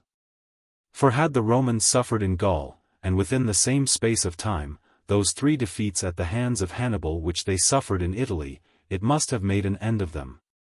Since they could not have turned the remnants of their armies to account as they did in Italy, not having the same opportunity for repairing their strength. Nor could they have met their enemy with such numerous armies. For we never find them sending forth a force of more than 50,000 men for the invasion of any province. Whereas, in defending their own country against the inroad of the Gauls at the end of the First Carthaginian War, we hear of them bringing some 1,800,000 men into the field. And their failure to vanquish the Gauls in Lombardy as they had vanquished those in Tuscany arose from their inability to lead a great force so far against a numerous enemy, or to encounter him with the same advantages. In Germany the Cimbrians routed a Roman army who had there no means to repair their disaster, but when they came into Italy, the Romans could collect their whole strength, and destroy them. Out of their native country, whence they can bring no more than 30 or 40,000 men, the Swiss may readily be defeated. But in their own country, where they can assemble 100,000, they are well nigh invincible. In conclusion, therefore, I repeat that the prince who has his people armed and trained for war, should always await a great and dangerous war at home, and never go forth to meet it. But that he whose subjects are unarmed, and whose country is not habituated to war, should always carry the war to as great a distance as he can from home. For in this way each will defend himself in the best manner his means admit. Chapter 13. That men rise from humble to high fortunes rather by fraud than by force. I hold it as most certain that men seldom if ever rise to great place from small beginnings without using fraud or force, unless, indeed, they be given, or take by inheritance the place to which some other has already come. Force, however, will never suffice by itself to effect this end, while fraud often will, as anyone may plainly see who reads the lives of Philip of Macedon, Agathocles of Sicily, and many others like them, who from the lowest or, at any rate, from very low beginnings, rose either to sovereignty or to the highest command. This necessity for using deceit is taught by Xenophon in his Life of Cyrus, for the very first expedition on which Cyrus is sent, against the king of Armenia, is seen to teem with fraud. And it is by fraud, and not by force, that he is represented as having acquired his kingdom. So that the only inference to be drawn from his conduct, as Xenophon describes it, is, that the prince who would accomplish great things must have learned how to deceive. Xenophon, moreover, represents his hero as deceiving his maternal grandsire Cyaxares, king of the Medians, in a variety of ways, giving it to be understood that without such deceit he could not have reached the greatness to which he came. Nor do I believe that any man born to humble fortunes can be shown to have attained great station, by sheer and open force, whereas this has often been effected by mere fraud, such as that used by Giovanni Galeazzo to deprive his uncle Bernabo of the state and government of Lombardy. The same arts which princes are constrained to use at the outset of their career, must also be used by commonwealths, until they have grown powerful enough to dispense with them and trust to strength alone. And because Rome at all times, whether from chance or choice, followed all such methods as are necessary to attain greatness, in this also she was not behindhand. And, to begin with, she could have used no greater fraud than was involved in her method above noticed, of making for herself companions. Since under this name she made for herself subjects, for such the Latins and the other surrounding nations, in fact, became. For availing herself at first of their arms to subdue neighboring countries and gain herself reputation as a state. Her power was so much increased by these conquests that there was none whom she could not overcome. But the Latins never knew that they were enslaved until they saw the Samnites twice routed and forced to make terms. This success, while it added greatly to the fame of the Romans among princes at a distance, who were thereby made familiar with the Roman name though not with the Roman arms, bred at the same time jealousy and distrust among those who, like the Latins, both saw and felt these arms. And such were the effects of this jealousy and distrust, that not the Latins only but all the Roman colonies in Latium, along with the Campanians whom a little while before the Romans had defended, leagued themselves together against the authority of Rome.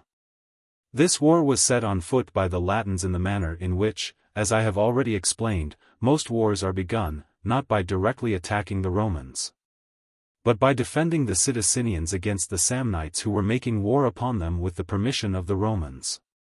And that it was from their having found out the crafty policy of the Romans that the Latins were led to take this step, is plain from the words which Titus Livius puts in the mouth of Annius Sedenus the Latin praetor, who, in addressing the Latin council, is made to say, "For if even now we can put up with slavery under the disguise of an equal alliance, etc. We see, therefore, that the Romans, from the time they first began to extend their power, were not unfamiliar with the art of deceiving. An art always necessary for those who would mount to great heights from low beginnings, and which is the less to be condemned when, as in the case of the Romans, it is skillfully concealed." Chapter 14. That men often err in thinking they can subdue pride by humility. You shall often find that humility is not merely of no service to you, but is even hurtful, especially when used in dealing with insolent men, who, through envy or other like cause, have conceived hatred against you. Proof whereof is supplied by our historian where he explains the causes of this war between the Romans and the Latins. For on the Samnites complaining to the Romans that the Latins had attacked them, the Romans, desiring not to give the Latins ground of offense, would not forbid them proceeding with the war. But the endeavor to avoid giving offense to the Latins only served to increase their confidence, and led them the sooner to declare their hostility. Of which we have evidence in the language used by the same Latin praetor, Annius Sedenus, at the aforesaid council, when he said, "You have tried their patience by refusing them, soldiers. Who doubts but that they are offended? Still they have put up with the affront. They have heard that we are assembling an army against their allies the Samnites. And yet they have not stirred from their city. Whence this astonishing forbearance, but from their knowing our strength and their own weakness? Which words give us clearly to understand how much the patience of the Romans increased the arrogance of the Latins. A prince, therefore, should never stoop from his dignity, nor should he, if he would have credit for any concession, make it voluntarily, unless he be able or believe himself able to withhold it. For almost always when matters have come to such a pass that you cannot give way with credit, it is better that a thing be taken from you by force than yielded through fear of force. For if you yield through fear and to escape war, the chances are that you do not escape it. Since he to whom, out of manifest cowardice you make this concession, will not rest content, but will endeavor to wring further concessions from you, and making less account of you, will only be the more kindled against you. At the same time you will find your friends less zealous on your behalf, since to them you will appear either weak or cowardly. But if, so soon as the designs of your enemy are disclosed, you at once prepare to resist though your strength be inferior to his, he will begin to think more of you.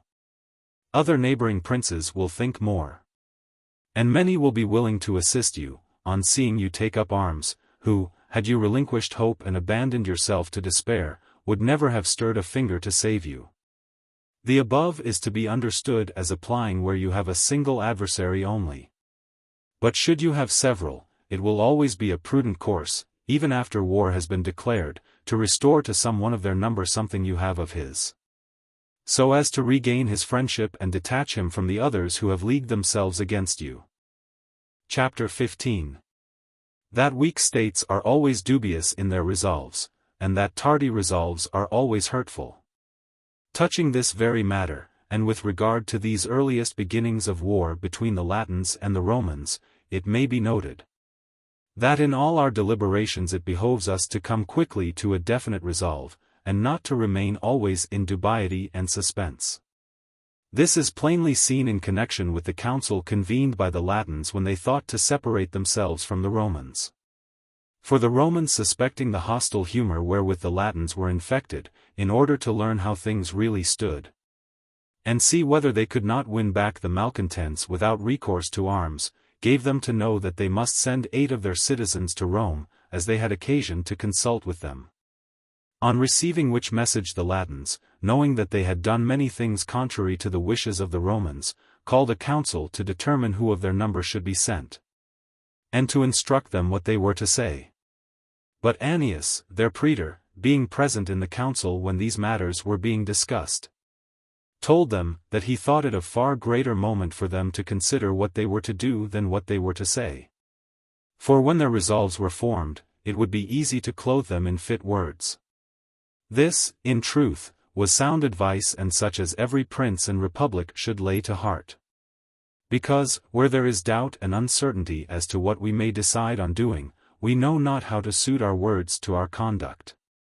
Whereas, with our minds made up, and the course we are to follow fixed, it is an easy matter to find words to declare our resolves.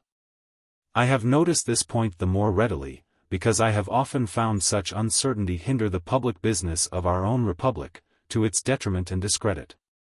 And in all matters of difficulty, wherein courage is needed for resolving, this uncertainty will always be met with, whenever those who have to deliberate and decide are weak. Not less mischievous than doubtful resolves are those which are late and tardy, especially when they have to be made in behalf of a friend. For from their lateness they help none, and hurt ourselves. Tardy resolves are due to want of spirit or want of strength, or to the perversity of those who have to determine, who being moved by a secret desire to overthrow the government, or to carry out some selfish purpose of their own, suffer no decision to be come to, but only thwart and hinder. Whereas, good citizens, even when they see the popular mind to be bent on dangerous courses, will never oppose the adoption of a fixed plan, more particularly in matters which do not brook delay. After Hieronymus, the Syracusan tyrant, was put to death, there being at that time a great war between the Romans and the Carthaginians, the citizens of Syracuse fell to disputing among themselves with which nation they should take part. And so fierce grew the controversy between the partisans of the two alliances, that no course could be agreed on, and they took part with neither. Until Apollonides, one of the foremost of the Syracusan citizens, told them in a speech replete with wisdom, that neither those who inclined to hold by the Romans, nor those who chose rather to side with the Carthaginians, were deserving of blame. But that what was utterly to be condemned was doubt and delay in taking one side or other, for from such uncertainty he clearly foresaw the ruin of their republic. Whereas, by taking a decided course, whatever it might be, some good might come. Now Titus Livius could not show more clearly than he does in this passage, the mischief which results from resting in suspense. He shows it, likewise, in the case of the Lavinians, of whom he relates, that being urged by the Latins to aid them against Rome, they were so long in making up their minds, that when the army which they at last sent to succor the Latins was issuing from their gates, word came that the Latins were defeated. Whereupon Millionius, their praetor, said, "With the Romans this short march will cost us dear." But had the Lavinians resolved at once either to grant aid or to refuse it, taking a latter course they would not have given offense to the Romans, taking the former, and rendering timely help. They and the Latins together might have had a victory. But by delay they stood to lose in every way, as the event showed. This example, had it been remembered by the Florentines, might have saved them from all that loss and vexation which they underwent at the hands of the French. At the time King Louis XII of France came into Italy against Lodovico, Duke of Milan. For when Louis first proposed to pass through Tuscany he met with no objection from the Florentines, whose envoys at his court arranged with him that they should stand neutral, while the king, on his arrival in Italy, was to maintain their government and take them under his protection. A month's time being allowed the Republic to ratify these terms. But certain persons, who, in their folly, favored the cause of Lodovico, delayed this ratification until the king was already on the eve of victory. When the Florentines suddenly becoming eager to ratify, the king would not accept their ratification, perceiving their consent to be given under constraint and not of their own goodwill. This cost the city of Florence dear, and went near to lose her freedom, whereof she was afterwards deprived on another like occasion. And the course taken by the Florentines was the more to be blamed in that it was of no sort of service to Duke Lodovico, who, had he been victorious, would have shown the Florentines many more signs of his displeasure than did the king.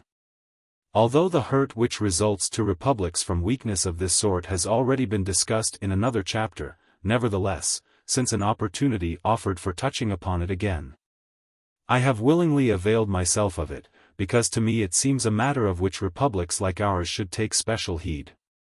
Chapter 16. That the soldiers of our days depart widely from the methods of ancient warfare. In all their wars with other nations, the most momentous battle ever fought by the Romans, was that which they fought with the Latins when Torquatus and Decius were consuls. For it may well be believed that as by the loss of that battle the Latins became subject to the Romans, so the Romans had they not prevailed must have become subject to the Latins.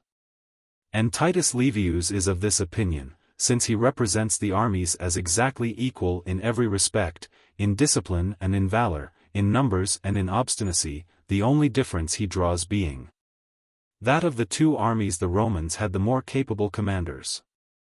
We find, however, two circumstances occurring in the conduct of this battle, the like of which never happened before, and seldom since, namely, that to give steadiness to the minds of their soldiers, and render them obedient to the word of command and resolute to fight, one of the consuls put himself, and the other his son, to death. The equality which Titus Livius declares to have prevailed in these two armies, arose from this, that having long served together they used the same language, discipline, and arms. That in disposing their men for battle they followed the same system, and that the divisions and officers of their armies bore the same names. It was necessary, therefore, that as they were of equal strength and valor, something extraordinary should take place to render the courage of the one army more stubborn and unflinching than that of the other, it being on this stubbornness, as I have already said, that victory depends. For while this temper is maintained in the minds of the combatants they will never turn their backs on their foe. And that it might endure longer in the minds of the Romans than of the Latins, partly chance, and partly the valor of the consuls caused it to fall out that Torquatus slew his son, and Decius died by his own hand. In pointing out this equality of strength, Titus Livius takes occasion to explain the whole system followed by the Romans in the ordering of their armies and in disposing them for battle. And as he has treated the subject at length, I need not go over the same ground, and shall touch only on what I judge in it most to deserve attention, but, being overlooked by all the captains of our times, has led to disorder in many armies and in many battles. From this passage of Titus Livius, then, we learn that the Roman army had three principal divisions, or battalions as we might now call them, of which they named the first hastati, the second principes, and the third triarii, to each of which cavalry were attached. In arraying an army for battle they set the hastati in front. Directly behind them, in the second rank, they placed the principes, and in the third rank of the same column, the triarii. The cavalry of each of these three divisions they disposed to the right and left of the division to which it belonged. And to these companies of horse, from their form and position, they gave the name wings, aeli, from their appearing like the two wings of the main body of the army. The first division, the hastati, which was in front, they drew up in close order to enable it to withstand and repulse the enemy.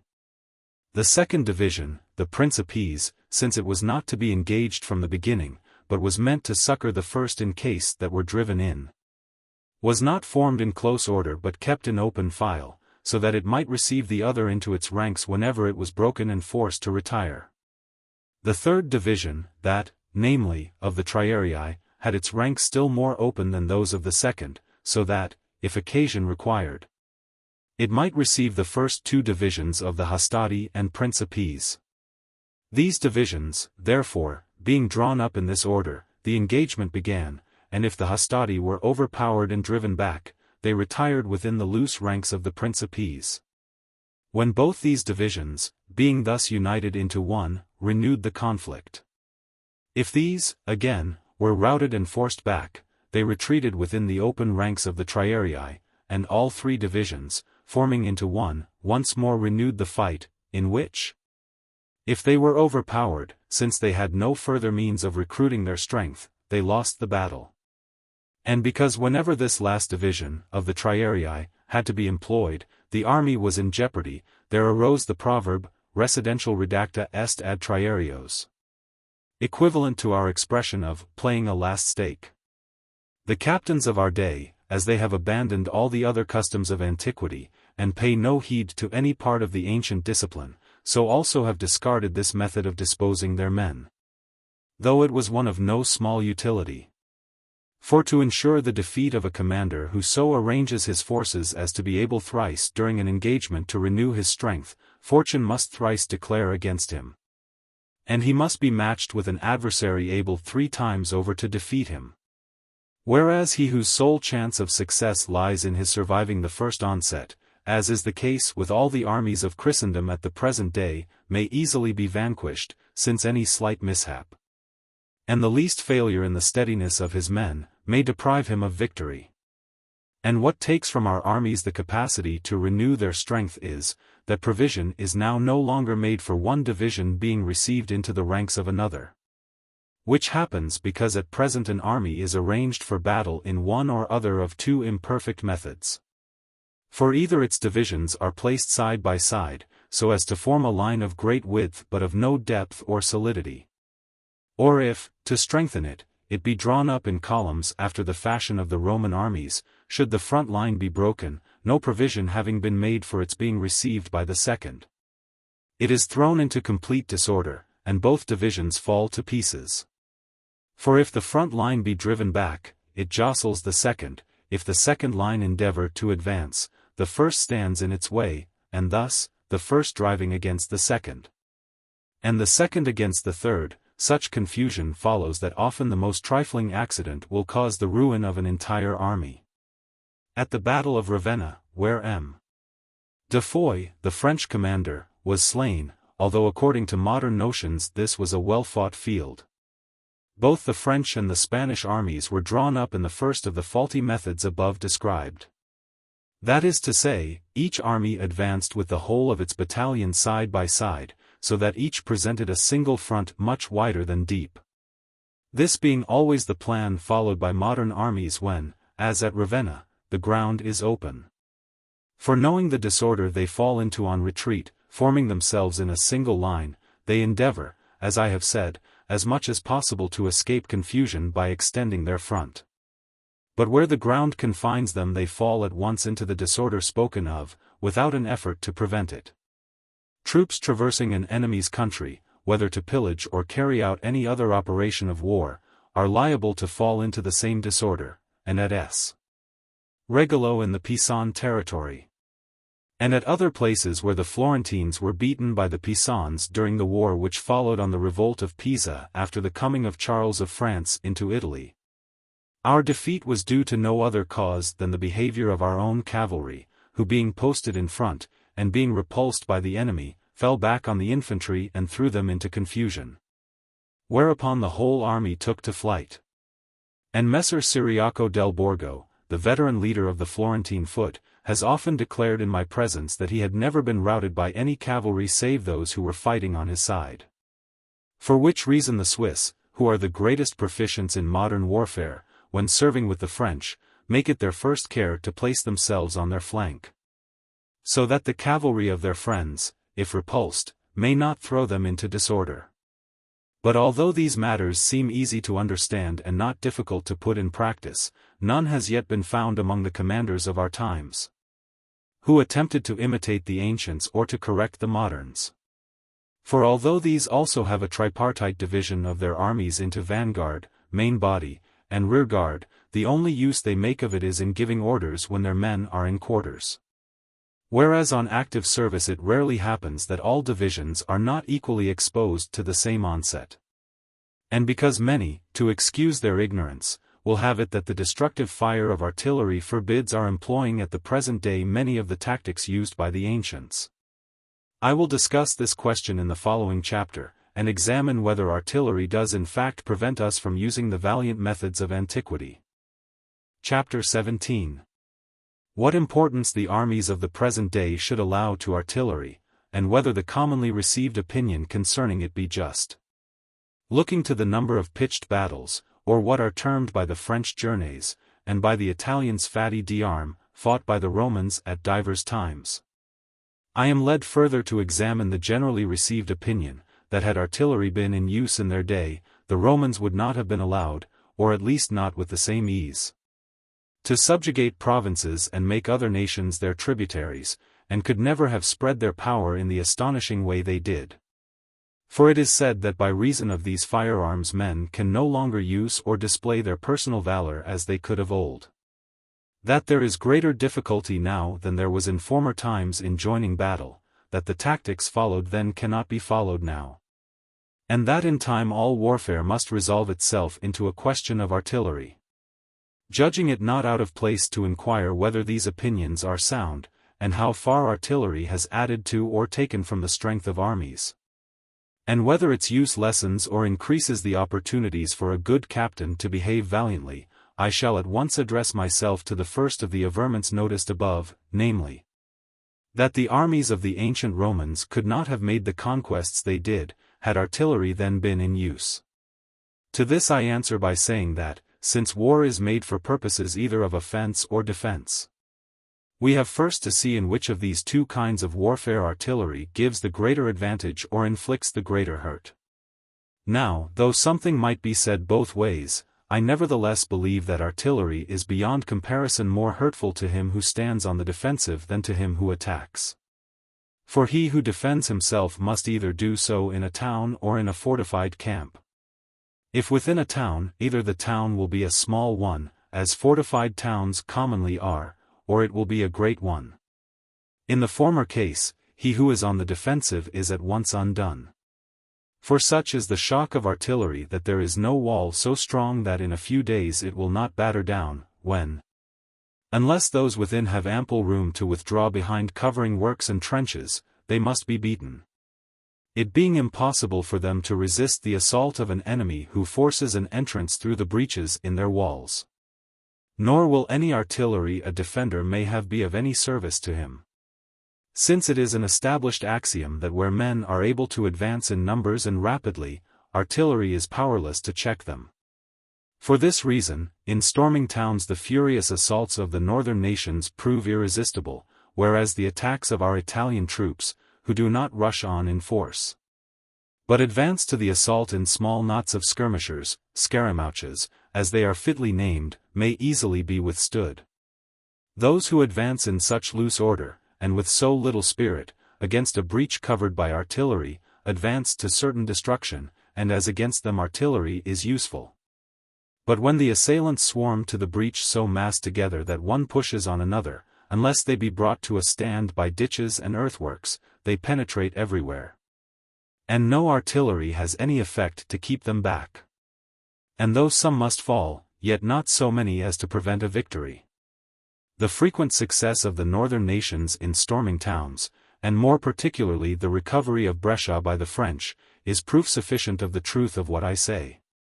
For the town of Brescia rising against the French while the citadel still held out, the Venetians, to meet any attack which might be made from the citadel upon the town, ranged guns along the whole line of road which led from the one to the other, planting them in front, and in flank, and wherever else they could be brought to bear.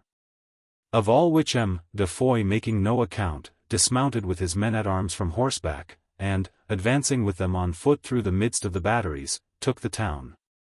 Nor do we learn that he sustained any considerable loss from the enemy's fire.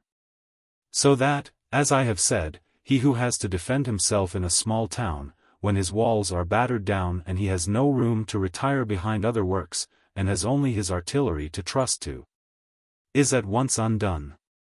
But even where the town you defend is a great one, so that you have room to fall back behind new works, artillery is still, by a long way, more useful for the assailant than for the defender.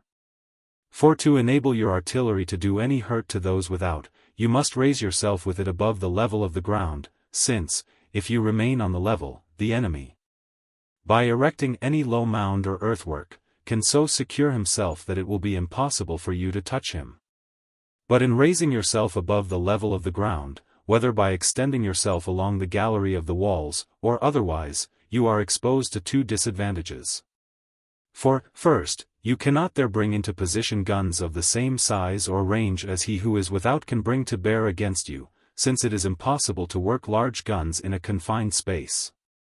And, secondly, although you should succeed in getting your guns into position, you cannot construct such strong and solid works for their protection as those can who are outside, and on level ground, and who have all the room and every other advantage which they could desire. It is consequently impossible for him who defends a town to maintain his guns in position at any considerable height, when those who are outside have much and powerful artillery.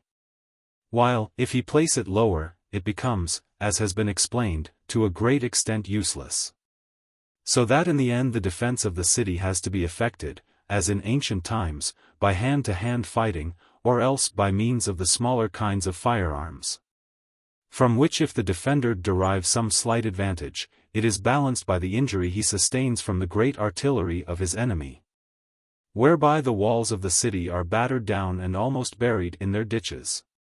So that when it comes once more to an encounter at close quarters, by reason of his walls being demolished and his ditches filled up, the defender is now at a far greater disadvantage than he was formerly. Wherefore I repeat that these arms are infinitely more useful for him who attacks a town than for him who defends it.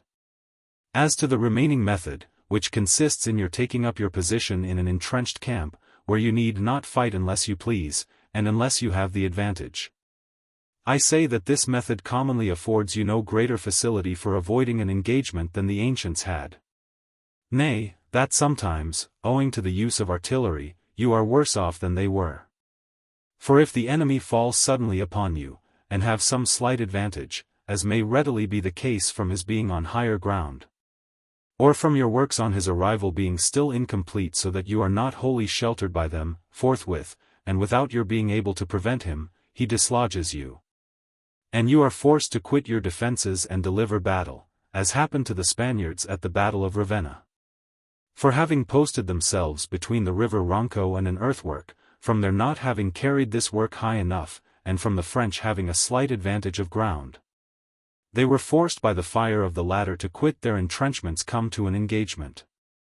But assuming the ground you have chosen for your camp to be, as it always should, higher than that occupied by the enemy, and your works to be complete and sufficient, so that from your position and preparations the enemy dare not attack you, recourse will then be had to the very same methods as were resorted to in ancient times when an army was so posted that it could not be assailed.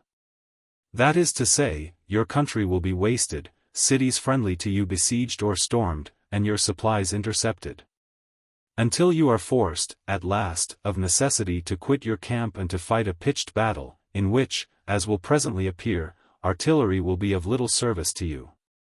If we consider, therefore, for what ends the Romans made wars, and that attack and not defense was the object of almost all their campaigns, it will be clear, if what I have said be true, that they would have had still greater advantage, and might have achieved their conquests with even greater ease, had artillery been in use in their times. And as to the second complaint, that by reason of artillery men can no longer display their valor as they could in ancient days, I admit it to be true that when they have to expose themselves a few at a time, men run more risks now than formerly. As when they have to scale a town or perform some similar exploit, in which they are not massed together but must advance singly and one behind another. It is true, also, that captains and commanders of armies are subjected to a greater risk of being killed now than of old, since they can be reached everywhere by the enemy's fire. And it is no protection to them to be with those of their men who are furthest from the enemy, or to be surrounded by the bravest of their guards. Still, we do not often find either of these two dangers occasioning extraordinary loss. For towns strongly fortified are not attacked by escalade, nor will the assailing army advance against them in weak numbers, but will endeavor, as in ancient times, to reduce them by regular siege. And even in the case of towns attacked by storm, the dangers are not so very much greater now than they were formerly. For in those old days also, the defenders of towns were not without warlike engines, which if less terrible in their operation, had, so far as killing goes, much the same effect. And as for the deaths of captains and leaders of companies, it may be said that during the last 24 years of war in Italy, we have had fewer instances of such deaths than might be found in a period of 10 years of ancient warfare. For excepting the Count Lodovico della Mirandola, who fell at Ferrara, when the Venetians a few years ago attacked that city, and the Duc de Nemours, slain at Cerignuola, we have no instance of any commander being killed by artillery. For, at Ravenna, M. de Foix died by steel and not by shot. Wherefore I say that if men no longer perform deeds of individual prowess, it results not so much from the use of artillery, as from the faulty discipline and weakness of our armies, which being collectively without valor cannot display it in particular instances. As to the third assertion, that armies can no longer be brought to engage one another, and that war will soon come to be carried on wholly with artillery, I maintain that this allegation is utterly untrue, and will always be so held by those who are willing in handling their troops to follow the usages of ancient valor. For whosoever would have a good army must train it, either by real or by mimic warfare, to approach the enemy, to come within sword thrust, and to grapple with him, and must rely more on foot soldiers than on horse, for reasons presently to be explained. But when you trust to your foot soldiers, and to the methods already indicated, artillery becomes powerless to harm you.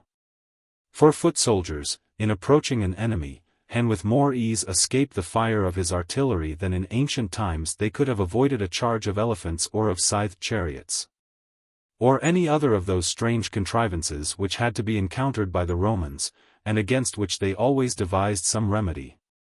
And, certainly, as against artillery, their remedy would have been easier, by as much as the time during which artillery can do hurt is shorter than the time during which elephants and chariots could. For by these you were thrown into disorder after battle joined, whereas artillery harasses you only before you engage. A danger which infantry can easily escape, either by advancing so as to be covered by the inequalities of the ground, or by lying down while the firing continues. Nay, we find from experience that even these precautions may be dispensed with, especially as against great artillery, which can hardly be leveled with such precision that its fire shall not either pass over your head from the range being too high, or fall short from its being too low. So soon, however, as the engagement is begun, it is perfectly clear that neither small nor great artillery can harm you any longer, since, if the enemy have his artillerymen in front, you take them. If in rear, they will injure him before they injure you, and if in flank, they can never fire so effectively as to prevent your closing, with the result already explained. Nor does this admit of much dispute, since we have proof of it in the case of the Swiss at Novara, in the year 1513, when, with neither guns nor cavalry, they advanced against the French army, who had fortified themselves with artillery behind entrenchments, and routed them without suffering the slightest check from their fire.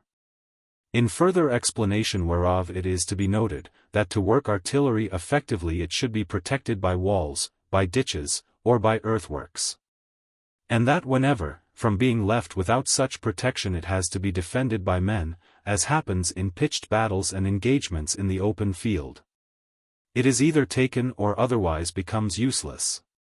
Nor can it be employed on the flank of an army, save in the manner in which the ancients made use of their warlike engines, which they moved out from their columns that they might be worked without inconvenience, but withdrew within them when driven back by cavalry or other troops. He who looks for any further advantage from artillery does not rightly understand its nature, and trusts to what is most likely to deceive him. For although the Turk, using artillery, has gained victories over the Sultan and the Sofi, the only advantage he has had from it has been the terror into which the horses of the enemy, unused to such sounds, are thrown by the roar of the guns. And now, to bring these remarks to a conclusion, I say briefly that, employed by an army wherein there is some strain of the ancient valor, artillery is useful. But employed otherwise, against a brave adversary, is utterly useless. Chapter 18. That the authority of the Romans and the example of ancient warfare should make us hold foot soldiers of more account than horse. By many arguments and instances it can be clearly established that in their military enterprises the Romans set far more store on their infantry than on their cavalry, and trusted to the former to carry out all the chief objects which their armies were meant to effect. Among many other examples of this, we may notice the great battle which they fought with the Latins near the Lake Regillus, where to steady their wavering ranks they made their horsemen dismount, and renewing the combat on foot obtained a victory. Here we see plainly that the Romans had more confidence in themselves when they fought on foot than when they fought on horseback. The same expedient was resorted to by them in many of their other battles, and always in their sorest need they found it their surest stay. Nor are we to condemn the practice in deference to the opinion of Hannibal, who, at the battle of Cannae, on seeing the consuls make the horsemen dismount, said scoffingly, "Better still had they delivered their knights to me in chains." For though this saying came from the mouth of a most excellent soldier, still, if we are to regard authority, we ought rather to follow the authority of a commonwealth like Rome, and of the many great captains who served her, than that of Hannibal alone. But, apart from authority, there are manifest reasons to bear out what I say.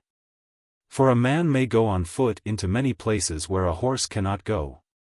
Men can be taught to keep rank, and if thrown into disorder to recover form, whereas, it is difficult to keep horses in line, and impossible if once they be thrown into disorder to reform them. Moreover we find that with horses as with men, some have little courage and some much. And that often a spirited horse is ridden by a faint-hearted rider, or a dull horse by a courageous rider, and that in whatever way such disparity is caused, confusion and disorder result. Again, infantry, when drawn up in column, can easily break and is not easily broken by cavalry. This is vouched, not only by many ancient and many modern instances, but also by the authority of those who laid down rules for the government of states, who show that at first wars were carried on by mounted soldiers, because the methods for arraying infantry were not yet understood, but that so soon as these were discovered, the superiority of foot over horse was at once recognized. In saying this, I would not have it supposed that horsemen are not of the greatest use in armies, whether for purposes of observation, for harrying and laying waste the enemy's country, for pursuing a retreating foe or helping to repulse his cavalry. But the substance and sinew of an army, and that part of it which ought constantly to be most considered, should always be the infantry. And among sins of the Italian princes who have made their country the slave of foreigners, there is none worse than that they have held these arms in contempt, and turned their whole attention to mounted troops. This error is due to the craft of our captains and to the ignorance of our rulers. For the control of the armies of Italy for the last 25 years resting in the hands of men, who, as having no lands of their own, may be looked on as mere soldiers of fortune. These fell forthwith on contriving how they might maintain their credit by being supplied with the arms which the princes of the country were without. And as they had no subjects of their own of whom they could make use, and could not obtain constant employment and pay for a large number of foot soldiers, and as a small number would have given them no importance, they had recourse to horsemen. For a condottiere drawing pay for 200 or 300 horsemen was maintained by them in the highest credit, and yet the cost was not too great to be met by the princes who employed him. And to effect their object with more ease, and increase their credit still further, these adventurers would allow no merit or favor to be due to foot soldiers, but claimed all for their horsemen. And to such a length was this bad system carried, that in the very greatest army only the smallest sprinkling of infantry was to be found. This, together with many other ill practices which accompanied it, has so weakened the militia of Italy, that the country has easily been trampled upon by all the nations of the north. That it is a mistake to make more account of cavalry than of infantry, may be still more clearly seen from another example taken from Roman history. The Romans being engaged on the siege of Sora, a troop of horse sally from the town to attack their camp. When the Roman master of the knights advancing with his own horsemen to give them battle, it so chanced that, at the very first onset, the leaders on both sides were slain. Both parties being thus left without commanders, and the combat, nevertheless, continuing, the Romans thinking thereby to have the advantage of their adversaries, alighted from horseback, obliging the enemy's cavalry, in order to defend themselves, to do the like. The result was that the Romans had the victory. Now there could be no stronger instance than this to show the superiority of foot over horse. For while in other battles the Roman cavalry were made by their consuls to dismount in order to succor their infantry who were in distress and in need of such aid, on this occasion they dismounted, not to succor their infantry, nor to encounter an enemy contending on foot, but because they saw that though they could not prevail against the enemy fighting as horsemen against horsemen, on foot they readily might. And from this I conclude that foot soldiers, if rightly handled, can hardly be beaten except by other soldiers fighting on foot. With very few cavalry, but with a considerable force of infantry, the Roman commanders, Crassus and Marcus Antonius, each for many days together overran the territories of the Parthians, although opposed by the countless horsemen of that nation. Crassus, indeed, with the greater part of his army, was left there dead, and Antonius only saved himself by his valor. But even in the extremities to which the Romans were then brought, see how greatly superior foot soldiers are to horse. For though fighting in an open country, far from the seacoast, and cut off from his supplies, Antonius proved himself a valiant soldier in the judgment even of the Parthians themselves, the whole strength of whose cavalry never ventured to attack the columns of his army. And though Crassus perished there, anyone who reads attentively the account of his expedition must see that he was rather outwitted than defeated, and that even when his condition was desperate, the Parthians durst not close with him, but effected his destruction by hanging continually on the flanks of his army, and intercepting his supplies, while cajoling him with promises which they never kept. It might, I grant, be harder to demonstrate this great superiority of foot over horse, had we not very many modern examples affording the clearest proof of it. For instance, at the Battle of Novara, of which we have already spoken, 9,000 Swiss foot were seen to attack 10,000 cavalry together with an equal number of infantry, and to defeat them, the cavalry being powerless to injure them, while of the infantry, who were mostly Gascons, and badly disciplined, they made no account. On another occasion we have seen 26,000 Swiss march on Milan to attack Francis I of France, who had with him 20,000 men-at-arms, 40,000 foot, and 100 pieces of artillery. And although they were not victorious as at Novara, they nevertheless fought valiantly for 2 days together, and, in the end, though beaten, were able to bring off half their number. With foot soldiers only Marcus Attilius Regulus ventured to oppose himself, not to cavalry merely, but to elephants. And if the attempt failed, it does not follow that he was not justified by the valor of his men in believing them equal to surmount this danger. I repeat, therefore, that to prevail against well-disciplined infantry, you must meet them with infantry disciplined still better, and that otherwise you advance to certain destruction. In the time of Filippo Visconti, Duke of Milan, some 16,000 Swiss made a descent on Lombardy, whereupon the Duke, who at that time had Il Carmagnola as his captain, sent him with 6,000 men-at-arms and a slender following of foot soldiers to meet them. Not knowing their manner of fighting, Carmagnola fell upon them with his horsemen, expecting to put them at once to rout, but finding them immovable, after losing many of his men he withdrew. But, being a most wise captain, and skillful in devising new remedies to meet unwanted dangers, after reinforcing his company he again advanced to the attack. And when about to engage made all his men-at-arms dismount, and placing them in front of his foot soldiers, fell once more upon the Swiss, who could then no longer withstand him. For his men, being on foot and well armed, easily penetrated the Swiss ranks without hurt to themselves, and getting among them, had no difficulty in cutting them down, so that of the entire army of the Swiss those only escaped who were spared by his humanity. Of this difference in the efficiency of these two kinds of troops, many I believe are aware. But such is the unhappiness and perversity of the times in which we live, that neither ancient nor modern examples, nor even the consciousness of error, can move our present princes to amend their ways, or convince them that to restore credit to the arms of a state or province, it is necessary to revive this branch of their militia also, to keep it near them, to make much of it, and to give it life, that in return, it may give back life and reputation to them.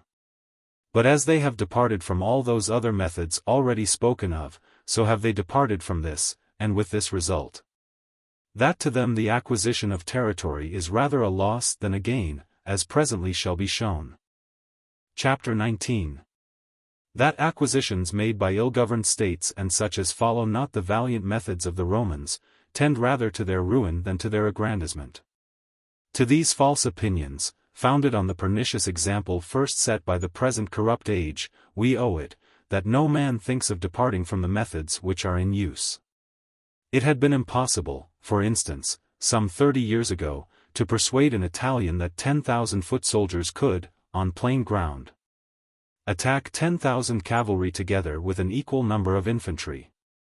And not merely attack, but defeat them, as we saw done by the Swiss at that battle of Novara, to which I have already referred so often. For although history abounds in similar examples, none would have believed them, or, believing them, would have said that nowadays men are so much better armed, that a squadron of cavalry could shatter a rock, to say nothing of a column of infantry. With such false pleas would they have belied their judgment, taking no account that with a very scanty force of foot soldiers, Lucullus routed 150,000 of the cavalry of Tigranes, among whom were a body of horsemen very nearly resembling our own men-at-arms. Now, however, this error is demonstrated by the example of the northern nations.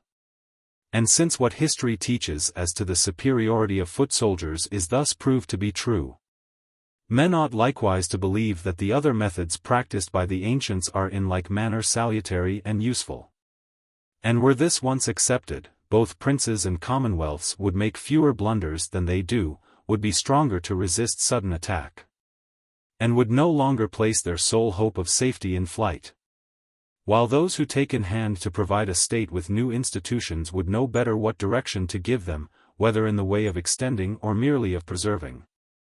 And would see that to augment the numbers of their citizens, to assume other states as companions rather than reduce them to subjection, to send out colonies for the defense of acquired territories, to hold their spoils at the credit of the common stock, to overcome enemies by inroads and pitched battles rather than by sieges, to enrich the public purse, keep down private wealth, and zealously to maintain all military exercises, are the true ways to aggrandize a state and to extend its empire. Or if these methods for adding to their power are not to their mind, let them remember that acquisitions made in any other way are the ruin of republics, and so set bounds to their ambition. Wisely regulating the internal government of their country by suitable laws and ordinances, forbidding extension, and looking only to defense, and taking heed that their defenses are in good order. As do those republics of Germany which live and for long have lived, in freedom. And yet, as I have said on another occasion, when speaking of the difference between the methods suitable for acquiring and those suitable for maintaining, it is impossible for a republic to remain long in the peaceful enjoyment of freedom within a restricted frontier. For should it forbear from molesting others, others are not likely to refrain from molesting it, whence must grow at once the desire and the necessity to make acquisitions. Or should no enemies be found abroad, they will be found at home, for this seems to be incidental to all great states. And if the free states of Germany are, and have long been able to maintain themselves on their present footing, this arises from certain conditions peculiar to that country, and to be found nowhere else, without which these communities could not go on living as they do. The district of Germany of which I speak was formerly subject to the Roman Empire, in the same way as France and Spain. But on the decline of the empire, and when its very name came to be limited to this one province, its more powerful cities, taking advantage of the weakness and necessities of the emperors, began to free themselves by buying from them their liberty, subject to the payment of a trifling yearly tribute. Until, gradually, all the cities which held directly from the emperor, and were not subject to any intermediate lord, had, in like manner, purchased their freedom. While this went on, it so happened that certain communities subject to the Duke of Austria, among which were Fribourg, the people of Schwyz, and the like, rose in rebellion against him. And meeting at the outset with good success, by degrees acquired such accession of strength that so far from returning under the Austrian yoke, they are become formidable to all their neighbors. These are the states which we now name Swiss. Germany is, consequently, divided between the Swiss, the communities which take the name of free towns, the princes, and the emperor. And the reason why, amid so many conflicting interests, wars do not break out, or breaking out are of short continuance, is the reverence in which all hold this symbol of the imperial authority. For although the emperor be without strength of his own, he has nevertheless such credit with all these others that he alone can keep them united, and, interposing as mediator, can speedily repress by his influence any dissensions among them. The greatest and most protracted wars which have taken place in this country have been those between the Swiss and the Duke of Austria. And although for many years past the Empire and the Dukedom of Austria have been united in the same man, he has always failed to subdue the stubbornness of the Swiss, who are never to be brought to terms save by force. Nor has the rest of Germany lent the emperor much assistance in his wars with the Swiss, the free towns being little disposed to attack others whose desire is to live as they themselves do, in freedom. While the princes of the empire either are so poor that they cannot, or from jealousy of the power of the emperor will not, take part with him against them. These communities, therefore, abide contented within their narrow confines, because, having regard to the imperial authority, they have no occasion to desire greater, and are at the same time obliged to live in unity within their walls, because an enemy is always at hand, and ready to take advantage of their divisions to effect an entrance. But were the circumstances of the country other than they are, these communities would be forced to make attempts to extend their dominions, and be constrained to relinquish their present peaceful mode of life. And since the same conditions are not found elsewhere, other nations cannot adopt this way of living, but are compelled to extend their power either by means of leagues, or else by the methods used by the Romans. And anyone who should act otherwise would find not safety but rather death and destruction. For since in 1,000 ways, and from causes innumerable, conquests are surrounded with dangers, it may well happen that in adding to our dominions, we add nothing to our strength. But whosoever increases not his strength while he adds to his dominions, must needs be ruined.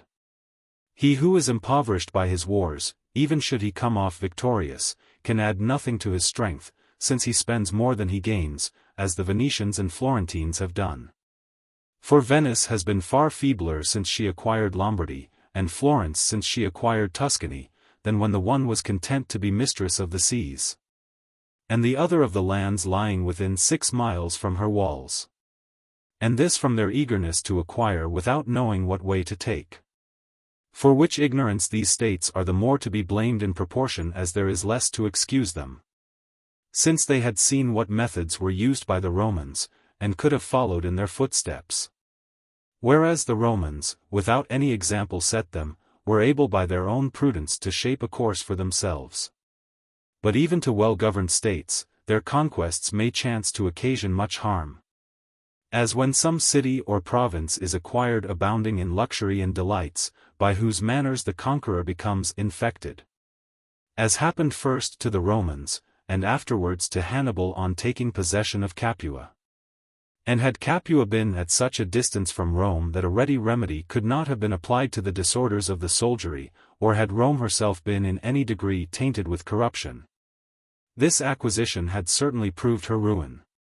To which Titus Livius bears witness when he says, "Most mischievous at this time to our military discipline was Capua.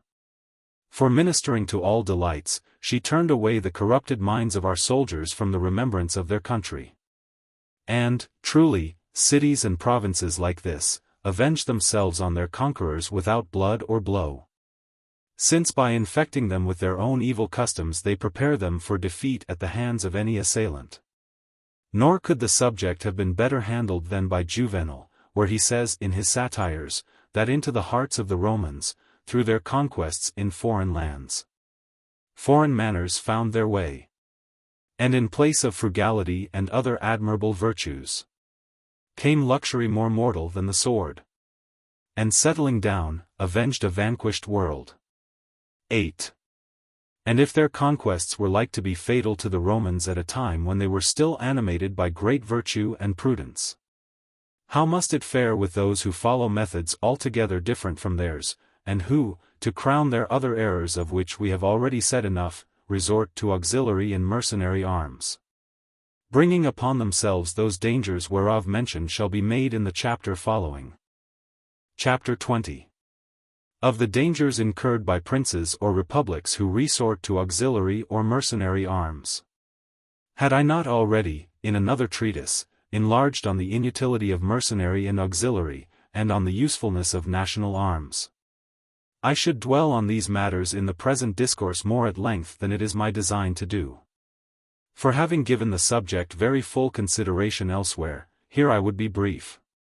Still, when I find Titus Livius supplying a complete example of what we have to look for from auxiliaries, by whom I mean troops sent to our assistance by some other prince or ruler, paid by him and under officers by him appointed, it is not fit that I should pass it by in silence.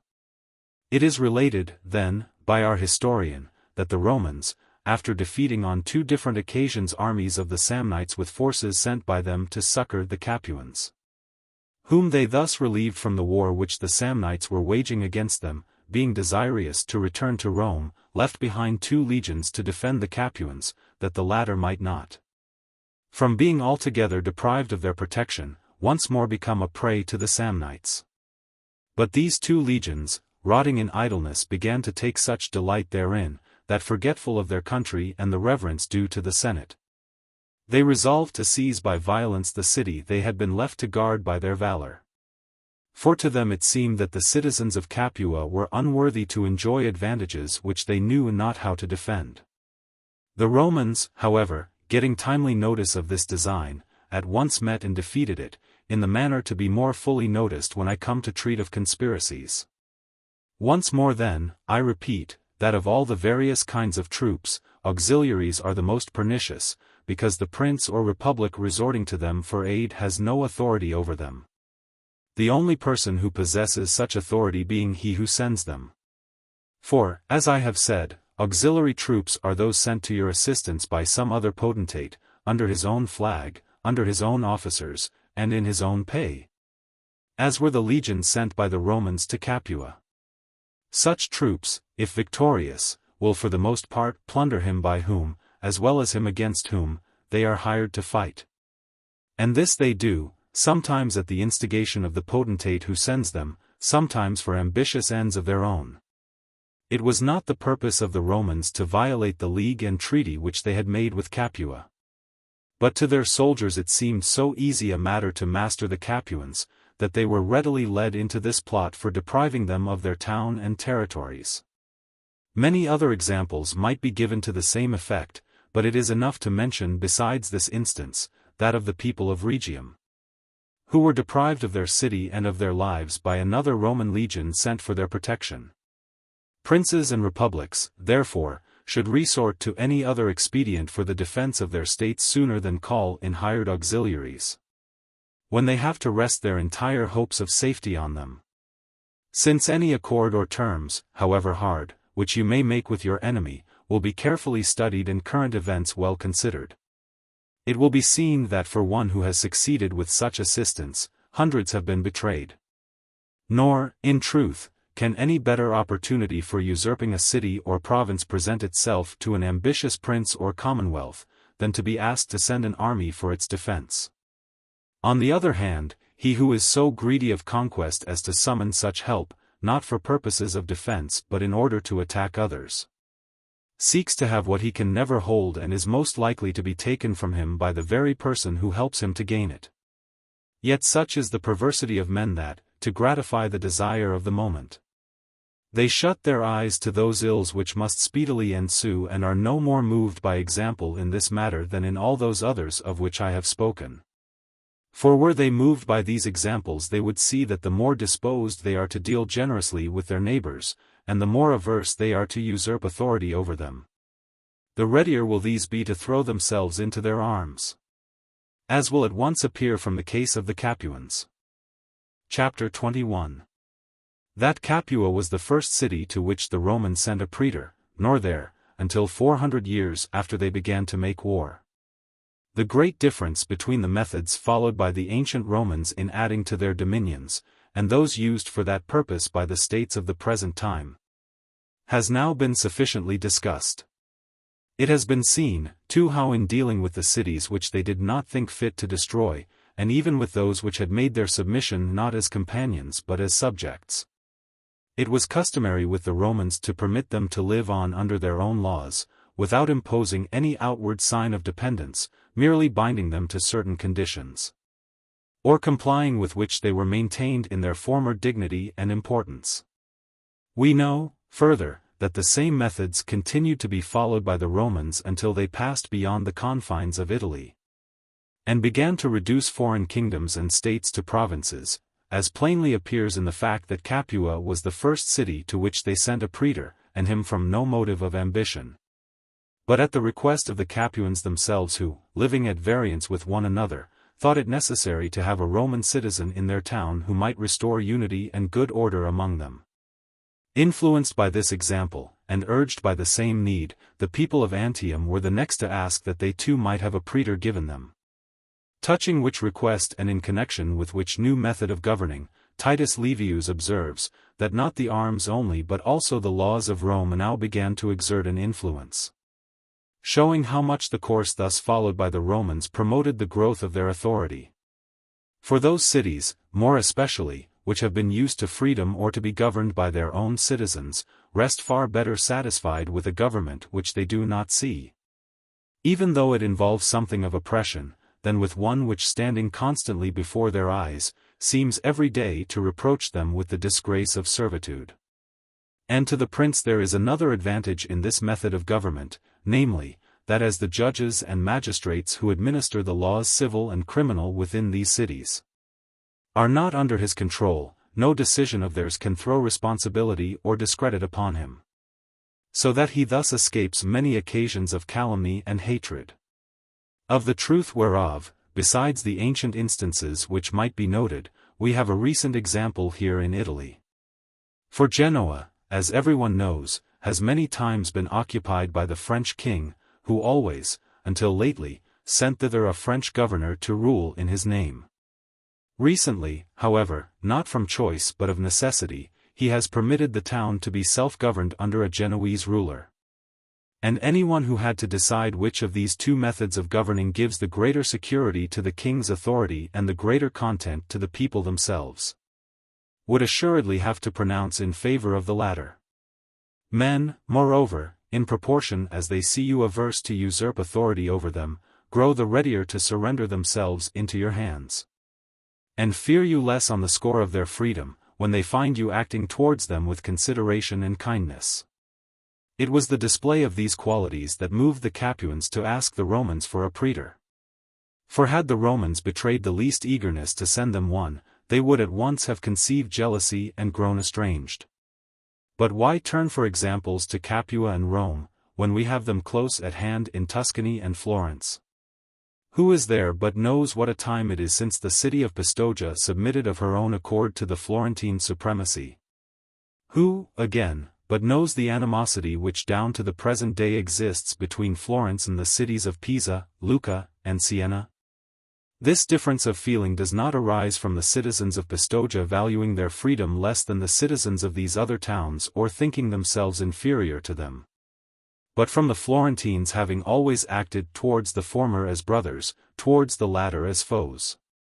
This it was that led the Pistoians to come voluntarily under our authority while the others have done and do all in their power to escape it.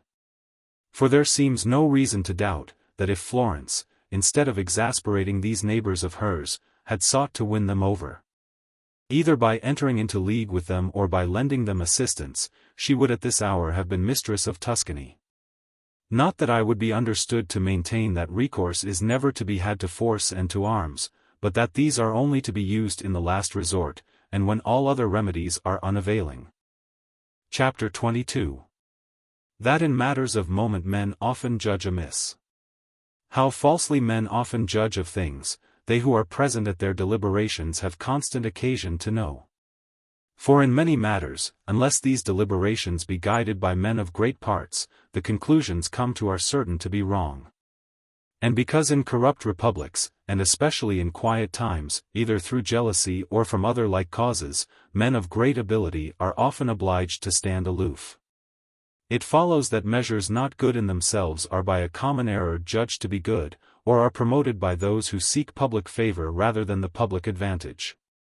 Mistakes of this sort are found out afterwards in seasons of adversity, when recourse must be had to those persons who in peaceful times had been, as it were, forgotten, as shall hereafter in its proper place be more fully explained. Cases, moreover, arise in which those who have little experience of affairs are sure to be misled, from the matters with which they have to deal being attended by many deceptive appearances such as lead men to believe whatsoever they are minded to believe. These remarks I make with reference to the false hopes which the Latins, after being defeated by the Romans, were led to form on the persuasion of their praetor Nemesius, and also with reference to what was believed by many a few years ago, when Francis, King of France, came to recover Milan from the Swiss.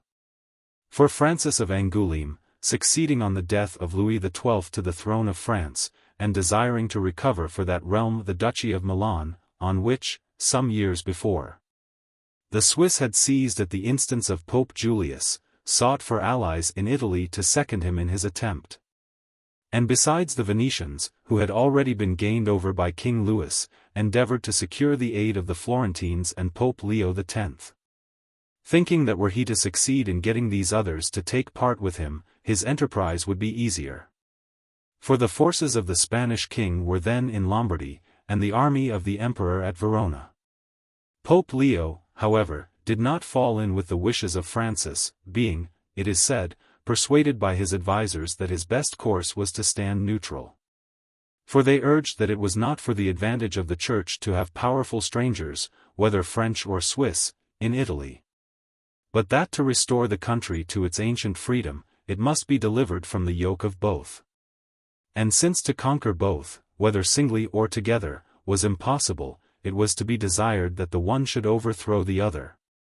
After which the Church with her friends might fall upon the victor. And it was averred that no better opportunity for carrying out this design could ever be found than then presented itself, for both the French and the Swiss were in the field. While the Pope had his troops in readiness to appear on the Lombard frontier and in the vicinity of the two armies, where, under color of watching his own interests, he could easily keep them until the opposed hosts came to an engagement. When, as both armies were full of courage, their encounter might be expected to be a bloody one, and likely to leave the victor so weakened that it would be easy for the Pope to attack and defeat him, and so, to his own great glory, remain master of Lombardy and supreme throughout Italy. How baseless this expectation was seen from the event. For the Swiss being routed after a protracted combat, the troops of the Pope and Spain, so far from venturing to attack the conqueror, prepared for flight. Nor would flight have saved them, had not the humanity or indifference of the king withheld him from pursuing his victory, and disposed him to make terms with the Church. The arguments put forward by the Pope's advisers had a certain show of reason in their favor, which looked at from a distance seemed plausible enough, but were in reality wholly contrary to truth. Since it rarely happens that the captain who wins a victory loses any great number of his men, his loss being in battle only, and not in flight. For in the heat of battle, while men stand face to face, but few fall, chiefly because such combats do not last long. And even when they do last, and many of the victorious army are slain, so splendid is the reputation which attends a victory, and so great the terror it inspires, as far to outweigh any loss the victor suffers by the slaughter of his soldiers. So that an enemy who, trusting to find him weakened, should then venture to attack him, would soon be taught his mistake, unless strong enough to give him battle at any time, before his victory as well as after. For in that case he might, as fortune and valor should determine, either win or lose, though, even then, the army which had first fought and won would have an advantage. And this we know for a truth from what befell the Latins in consequence of the mistake made by Nemesius their praetor, and their blindness in believing him. For when they had already suffered defeat at the hands of the Romans, Nemesius caused it to be proclaimed throughout the whole country of Latium, that now was the time to fall upon the enemy. Exhausted by a struggle in which they were victorious only in name, while in reality suffering all those ills which attend defeat, and who might easily be crushed by any fresh force brought against them. Whereupon the Latins believed him, and getting together a new army, were forthwith routed with such loss as always awaits those who listen to like counsels. Chapter 23. That in chastising their subjects when circumstances required it the Romans always avoided half measures. Such was now the state of affairs in Latium, that peace and war seemed alike intolerable. No worse calamity can befall a prince or commonwealth than to be reduced to such straits that they can neither accept peace nor support war. As is the case with those whom it would ruin to conclude peace on the terms offered, while war obliges them either to yield themselves a spoil to their allies, or remain a prey to their foes. To this grievous alternative are men led by evil counsels and unwise courses, and, as already said, from not rightly measuring their strength. For the commonwealth or prince who has rightly measured his strength, can hardly be brought so low as were the Latins, who made war with the Romans when they should have made terms, and made terms when they should have made war, and so mismanaged everything that the friendship and the enmity of Rome were alike fatal. Whence it came that, in the first place, they were defeated and broken by Manlius Torquatus, and afterwards utterly subdued by Camillus, who, when he had forced them to surrender at discretion to the Roman arms, and had placed garrisons in all their towns, and taken hostages from all, returned to Rome and reported to the Senate that the whole of Latium now lay at their mercy. And because the sentence then passed by the Senate is memorable, and worthy to be studied by princes that it may be imitated by them on like occasion, I shall cite the exact words which Livius puts into the mouth of Camillus, as confirming what I have already said touching the methods used by the Romans to extend their power. And as showing how in chastising their subjects they always avoided half measures and took a decided course. For government consists in nothing else than in so controlling your subjects that it shall neither be in their power nor for their interest to harm you. And this is effected either by making such sure work with them as puts it out of their power to do you injury, or else by so loading them with benefits that it would be folly in them to seek to alter their condition. All which is implied first in the measures proposed by Camillus, and next in the resolutions passed on these proposals by the Senate.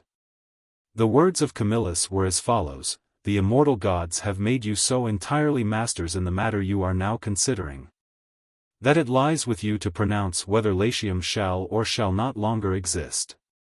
So far as the Latins are concerned, you can secure a lasting peace either by clemency or by severity. Would you deal harshly with those whom you have conquered and who have given themselves into your hands, you can blot out the whole Latin nation. Would you, after the fashion of our ancestors, increase the strength of Rome by admitting the vanquished to the rights of citizenship, here you have opportunity to do so. And with the greatest glory to yourselves. That, assuredly, is the strongest government which they rejoice in who obey it.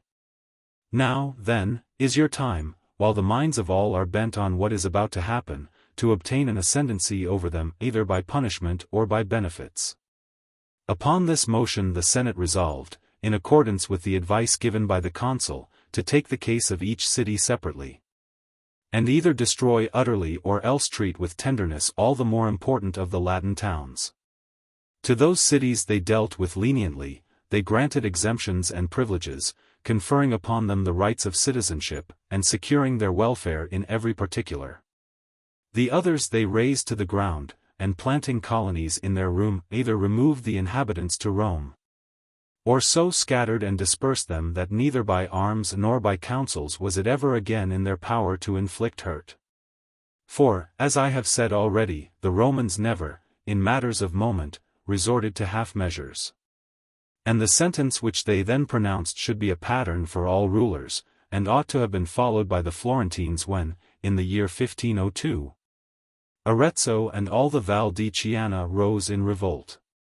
For had they followed it, they would have established their authority on a surer footing, and added much to the greatness of their city by securing for it those lands which are needed to supply it with the necessaries of life.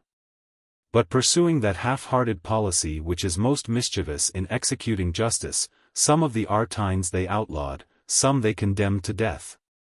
And all they deprived of their dignities and ancient importance in their town, while leaving the town itself untouched. And if in the councils then held any Florentine recommended that Arezzo should be dismantled, they who thought themselves wiser than their fellows objected that to do so would be little to the honor of our republic, since it would look as though she lacked strength to hold it.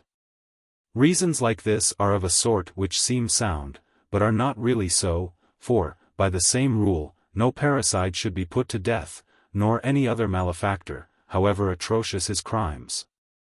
Because, forsooth, it would be discreditable to the ruler to appear unequal to the control of a single criminal. They who hold such opinions fail to see that when men individually, or entire cities collectively, offend against the state, the prince for his own safety, and as a warning to others, has no alternative but to make an end of them. And that true honor lies in being able and in knowing how to chastise such offenders, and not in incurring endless dangers in the effort to retain them. For the prince who does not chastise offenders in a way that puts it out of their power to offend again, is accounted unwise or worthless. How necessary it was for the Romans to execute justice against the Latins, is further seen from the course took with the men of Privernum. And here the text of Livy suggests 2 points for our attention. First, as already noted, that a subjugated people is either to be caressed or crushed. And second, how much it is for our advantage to maintain a manly bearing, and to speak the truth fearlessly in the presence of the wise. For the Senate being met to determine the fate of the citizens of Privernum, who after rebelling had been reduced to submission by the Roman arms. Certain of these citizens were sent by their countrymen to plead for pardon. When these had come into the presence of the Senate, one of them was asked by a senator, what punishment he thought his fellow citizens deserved. To which he of Privernum answered, such punishment as they deserve who deem themselves worthy of freedom. But, said the consul, should we remit your punishment, what sort of peace can we hope to have with you? To which the other replied, if granted on fair terms, a firm and lasting peace. If on unfair, a peace of brief duration. Upon this, though many of the senators were displeased, the wiser among them declared that they had heard the voice of freedom and manhood, and would never believe that the man or people who so spoke ought to remain longer than was needful in a position which gave them cause for shame. Since that was a safe peace which was accepted willingly, whereas good faith could not be looked for where it was sought to impose servitude. So saying, they decided that the people of Privernum should be admitted to Roman citizenship, with all the rights and privileges thereto appertaining. Declaring that, men whose only thought was for freedom, were indeed worthy to be Romans. So pleasing was this true and high answer to generous minds, while any other must have seemed at once false and shameful. And they who judge otherwise of men, and of those men, especially, who have been used to be free, or so to think themselves, are mistaken, and are led through their mistake to adopt courses unprofitable for themselves and affording no content to others. Whence, the frequent rebellions and the downfall of states. But, returning to our subject, I conclude, as well from this instance of Privernum, as from the measures followed with the Latins, that when we have to pass sentence upon powerful states accustomed to live in freedom, we must either destroy them utterly, or else treat them with much indulgence. And that any other course we may take with them will be unprofitable. But most carefully should we avoid, as of all courses the most pernicious, such half measures as were followed by the Samnites when they had the Romans shut up in the Caudine Forks, and would not listen to the counsels of the old man who urged them either to send their captives away with every honorable attention, or else put them all to death, but adopted a middle course, and after disarming them and making them pass under the yoke, suffered them to depart at once disgraced and angered. And no long time after, they found to their sorrow that the old man's warning was true, and that the course they had themselves chosen was calamitous, as shall, hereafter, in its place be shown. Chapter 24. That, commonly, fortresses do much more harm than good. To the wise men of our day it may seem an oversight on the part of the Romans, that, when they sought to protect themselves against the men of Latium and Privernum, it never occurred to them to build strongholds in their cities to be a curb upon them, and ensure their fidelity. Especially when we remember the Florentine saying which these same wise men often quote, to the effect that Pisa and other like cities must be held by fortresses. Doubtless, had those old Romans been like-minded with our modern sages, they would not have neglected to build themselves fortresses, but because they far surpassed them in courage, sense, and vigor, they refrained. And while Rome retained her freedom, and adhered to her own wise ordinances and wholesome usages, she never built a single fortress with the view to hold any city or province, though, sometimes, she may have suffered those to stand which she found already built. Looking, therefore, to the course followed by the Romans in this particular, and to that adopted by our modern rulers, it seems proper to consider whether or not it is advisable to build fortresses, and whether they are more likely to help or to hurt him who builds them. In the first place, then, we are to remember that fortresses are built either as a defense against foreign foes or against subjects. In the former case, I pronounce them unnecessary, in the latter mischievous.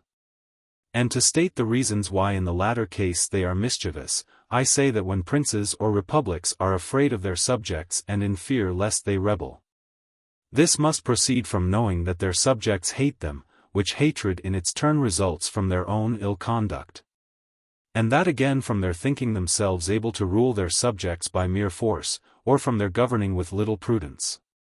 Now one of the causes which lead them to suppose that they can rule by mere force, is this very circumstance of their people having these fortresses on their backs. So that the conduct which breeds hatred is itself mainly occasioned by these princes or republics being possessed of fortresses, which, if this be true, are really far more hurtful than useful. First, because, as has been said already, they render a ruler bolder and more violent in his bearing towards his subjects, and, next, because they do not in reality afford him that security which he believes them to give. For all those methods of violence and coercion which may be used to keep a people under, resolve themselves into two. Since either like the Romans you must always have it in your power to bring a strong army into the field, or else you must dissipate, destroy, and disunite the subject people.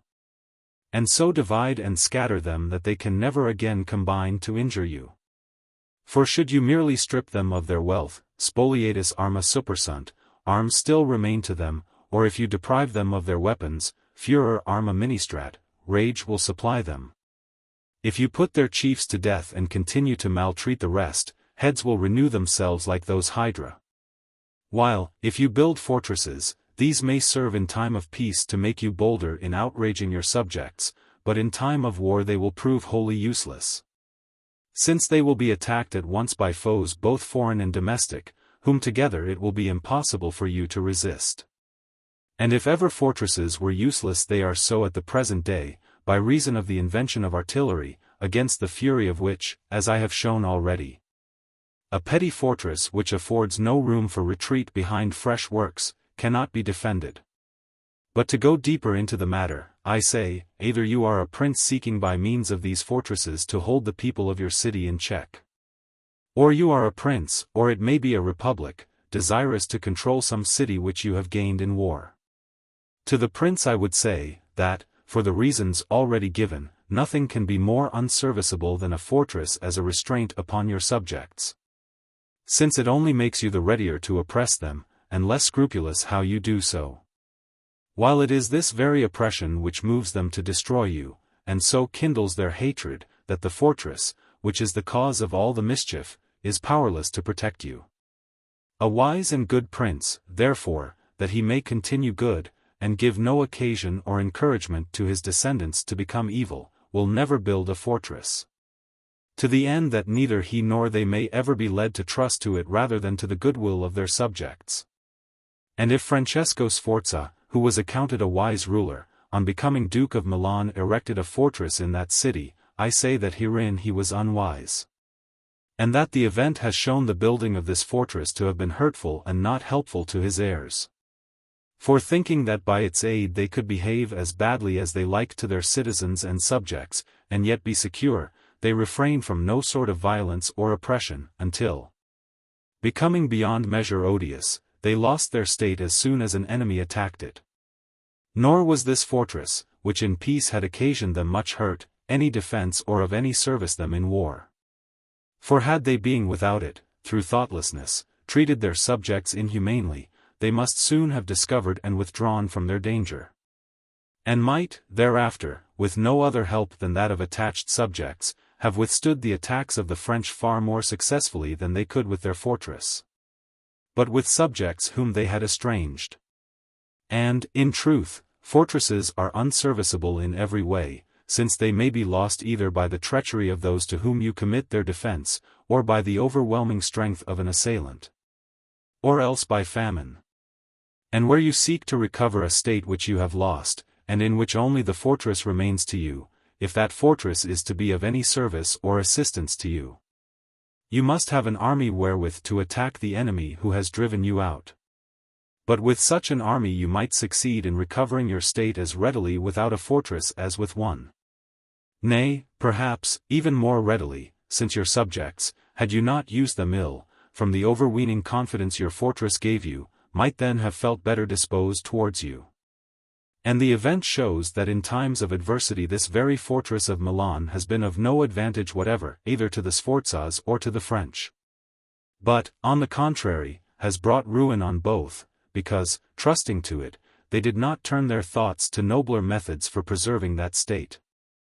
Guido Ubaldo, Duke of Urbino and son to Duke Federigo, who in his day was a warrior of much renown, but who was driven from his dominions by Cesare Borgia, son to Pope Alexander VI, when afterwards, by a sudden stroke of good fortune, he was restored to the dukedom, caused all the fortresses of the country to be dismantled, judging them to be hurtful.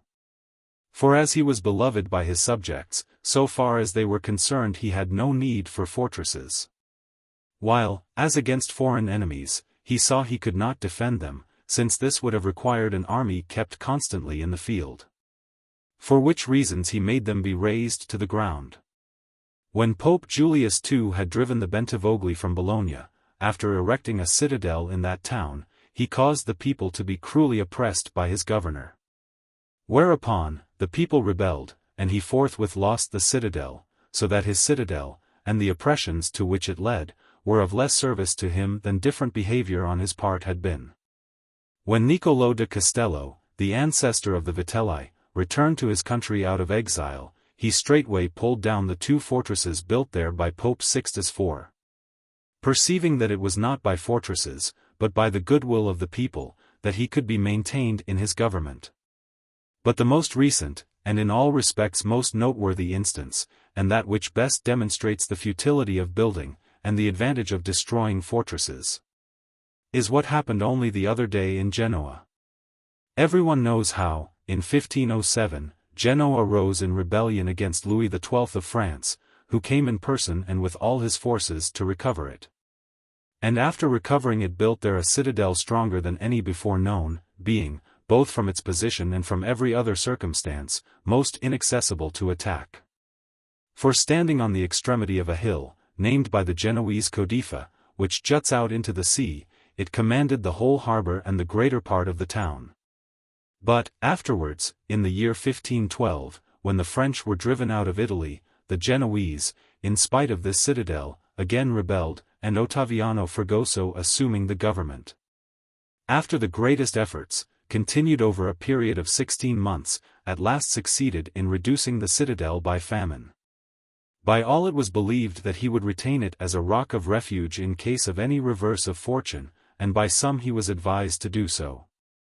But he, being a truly wise ruler, and knowing well that it is by the attachment of their subjects and not by the strength of their fortifications that princes are maintained in their governments, dismantled this citadel. And founding his authority, not upon material defenses, but on his own valor and prudence, kept and still keeps it. And whereas, formerly, a force of 1,000 foot soldiers could effect a change in the government of Genoa, the enemies of Ottaviano have assailed him with 10,000. Without being able to harm him. Here, then, we see that, while to dismantle this fortress occasioned Ottaviano no loss, its construction gave the French king no sort of advantage. For when he could come into Italy with an army, he could recover Genoa, though he had no citadel there. But when he could not come with an army, it was not in his power to hold the city by means of the citadel. Moreover, it was costly for the king to build, and shameful for him to lose this fortress. While for Ottaviano it was glorious to take, and advantageous to destroy it. Let us turn now to those republics which build fortresses not within their own territories, but in towns whereof they have taken possession.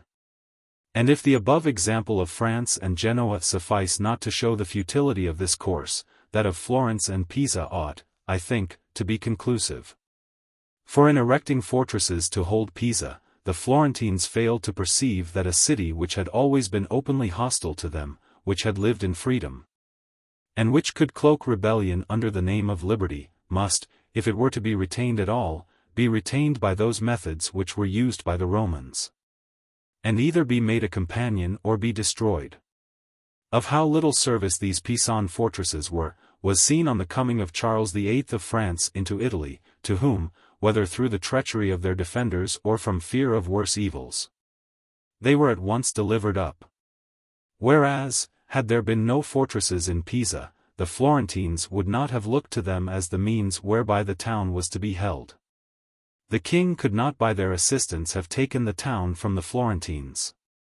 And the methods whereby it had previously been preserved might, in all likelihood, have continued sufficient to preserve it, and, at any rate, had served that end no worse than the fortresses.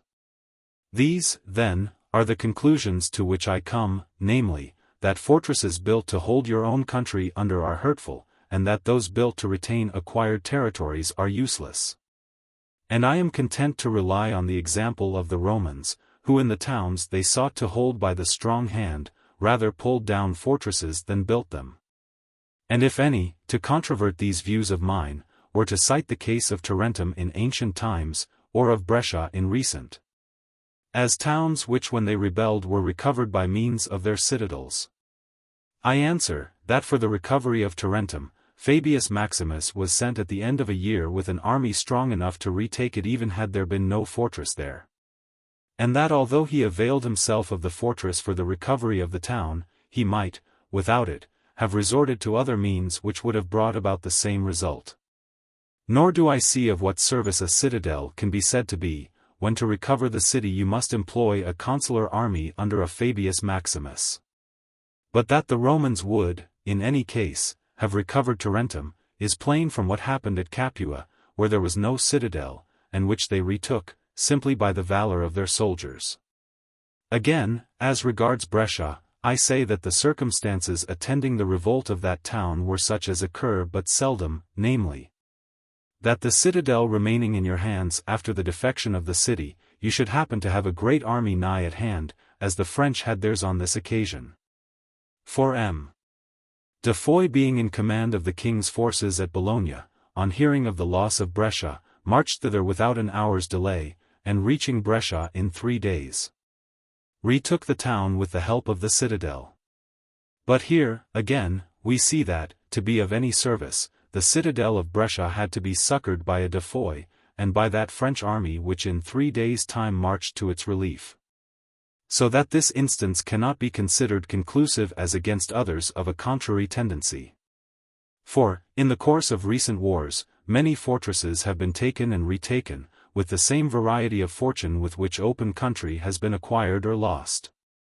And this not only in Lombardy, but also in Romagna, in the kingdom of Naples, and in all parts of Italy. And, further, touching the erection of fortresses as a defense against foreign enemies, I say that such defenses are not needed by the prince or people who possess a good army. While for those who do not possess a good army, they are useless. For good armies without fortresses are in themselves a sufficient defense, whereas, fortresses without good armies avail nothing. And this we see in the case of those nations which have been thought to excel both in their government and otherwise, as, for instance, the Romans and the Spartans. For while the Romans would build no fortresses, the Spartans not merely abstained from building them, but would not even suffer their cities to be enclosed with walls, desiring to be protected by their own valor only, and by no other defense. So that when a Spartan was asked by an Athenian what he thought of the walls of Athens, he answered, that they were fine walls if meant to hold women only. If a prince who has a good army has likewise, on the seafront of his dominions, some fortress strong enough to keep an enemy in check for a few days, until he gets his forces together, this, though not necessary, may sometimes be for his advantage. But for a prince who is without a strong army to have fortresses erected throughout his territories, or upon his frontier, is either useless or hurtful, since they may readily be lost and then turned against him. Or, supposing them so strong that the enemy is unable to take them by assault, he may leave them behind, and so render them wholly unprofitable.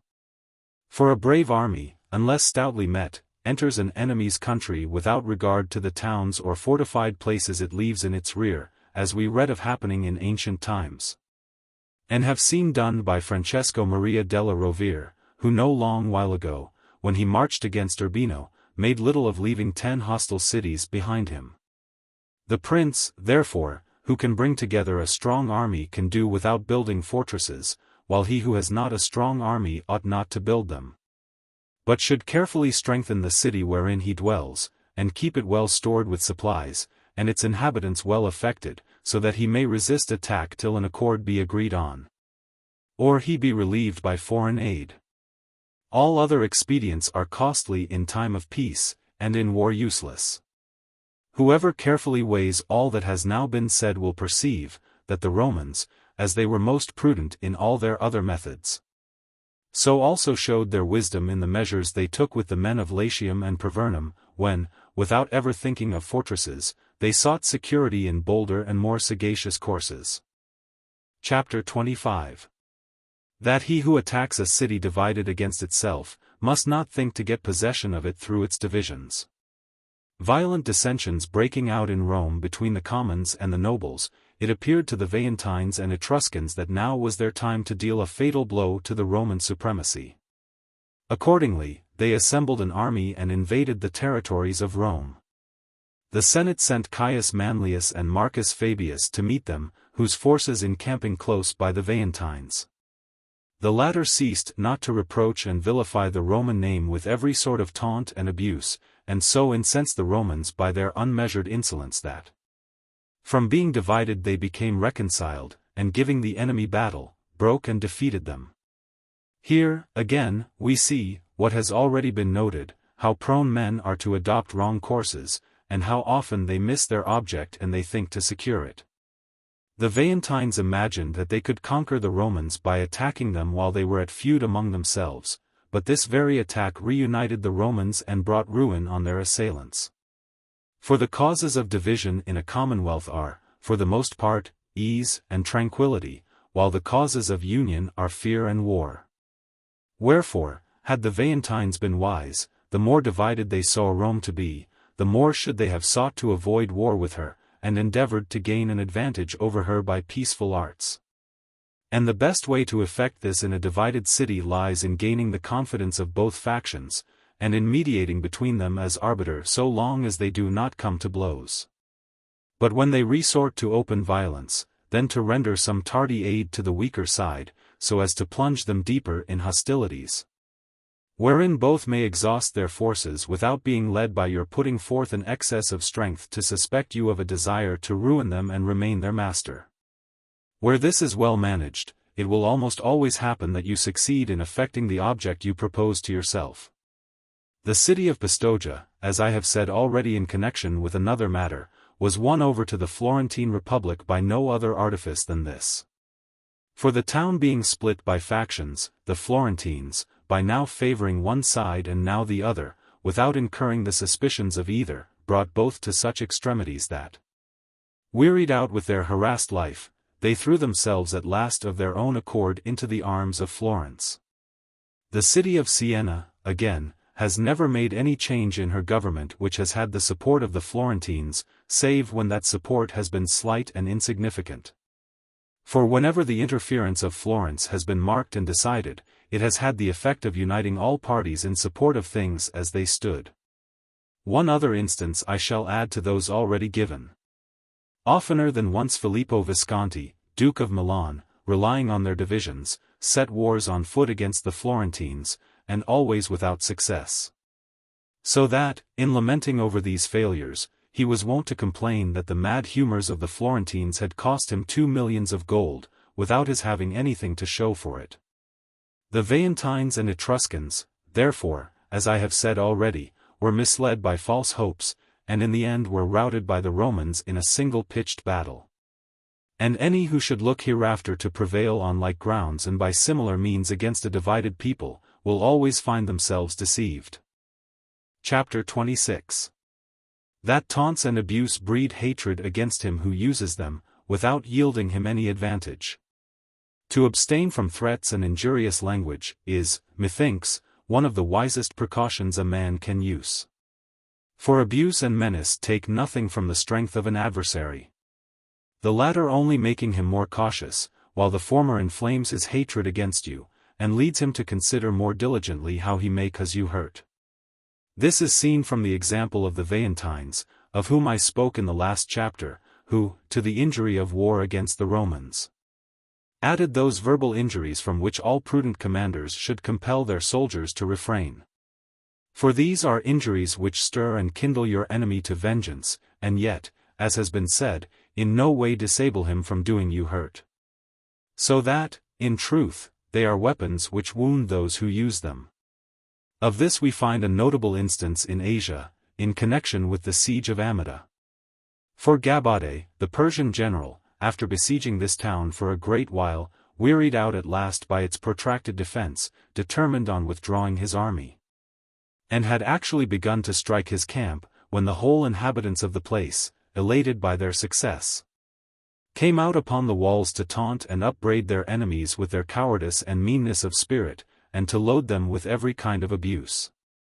Stung by these insults, Gabade, changing his resolution, renewed the siege with such fury that in a few days he stormed and sacked the town. And the very same thing befell the Veientines, who, not content, as we have seen, to make war on the Romans with arms, must needs assail them with foul reproaches. Advancing to the palisade of their camp to revile them, and molesting them more with their tongues than with their swords, until the Roman soldiers, who at first were most unwilling to fight, forced the consuls to lead them to the attack. Whereupon, the Veientines, like those others of whom mention has just now been made, had to pay the penalty of their insolence. Wise captains of armies, therefore, and prudent governors of cities, should take all fit precautions to prevent such insults and reproaches from being used by their soldiers and subjects, either amongst themselves or against an enemy.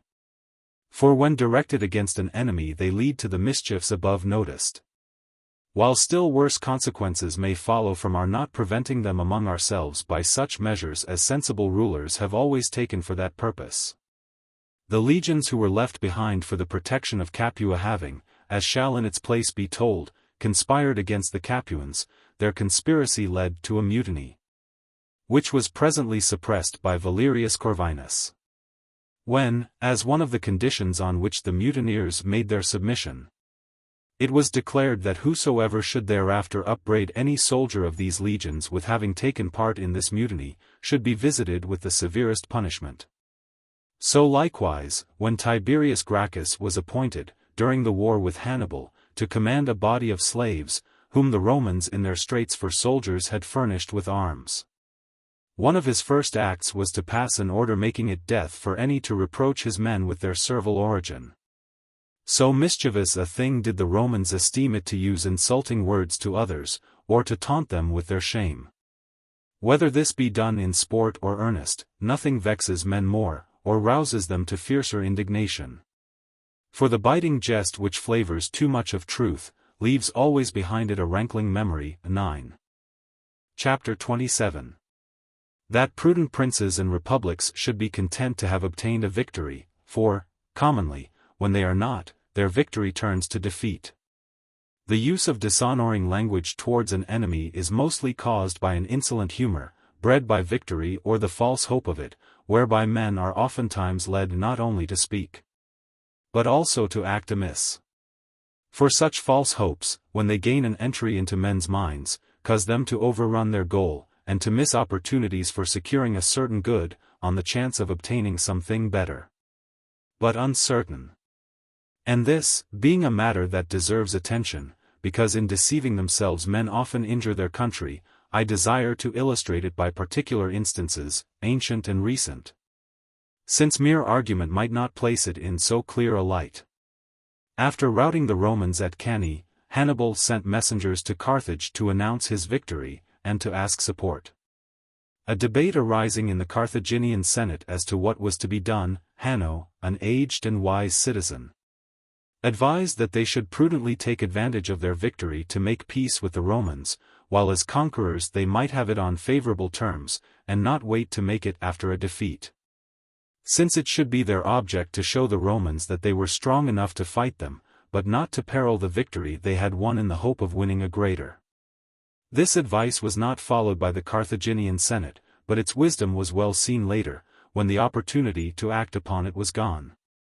When the whole East had been overrun by Alexander of Macedon, the citizens of Tyre, then at the height of its renown, and very strong from being built, like Venice, in the sea, recognizing his greatness, sent ambassadors to him to say that they desired to be his good servants, and to yield him all obedience, yet could not consent to receive either him or his soldiers within their walls.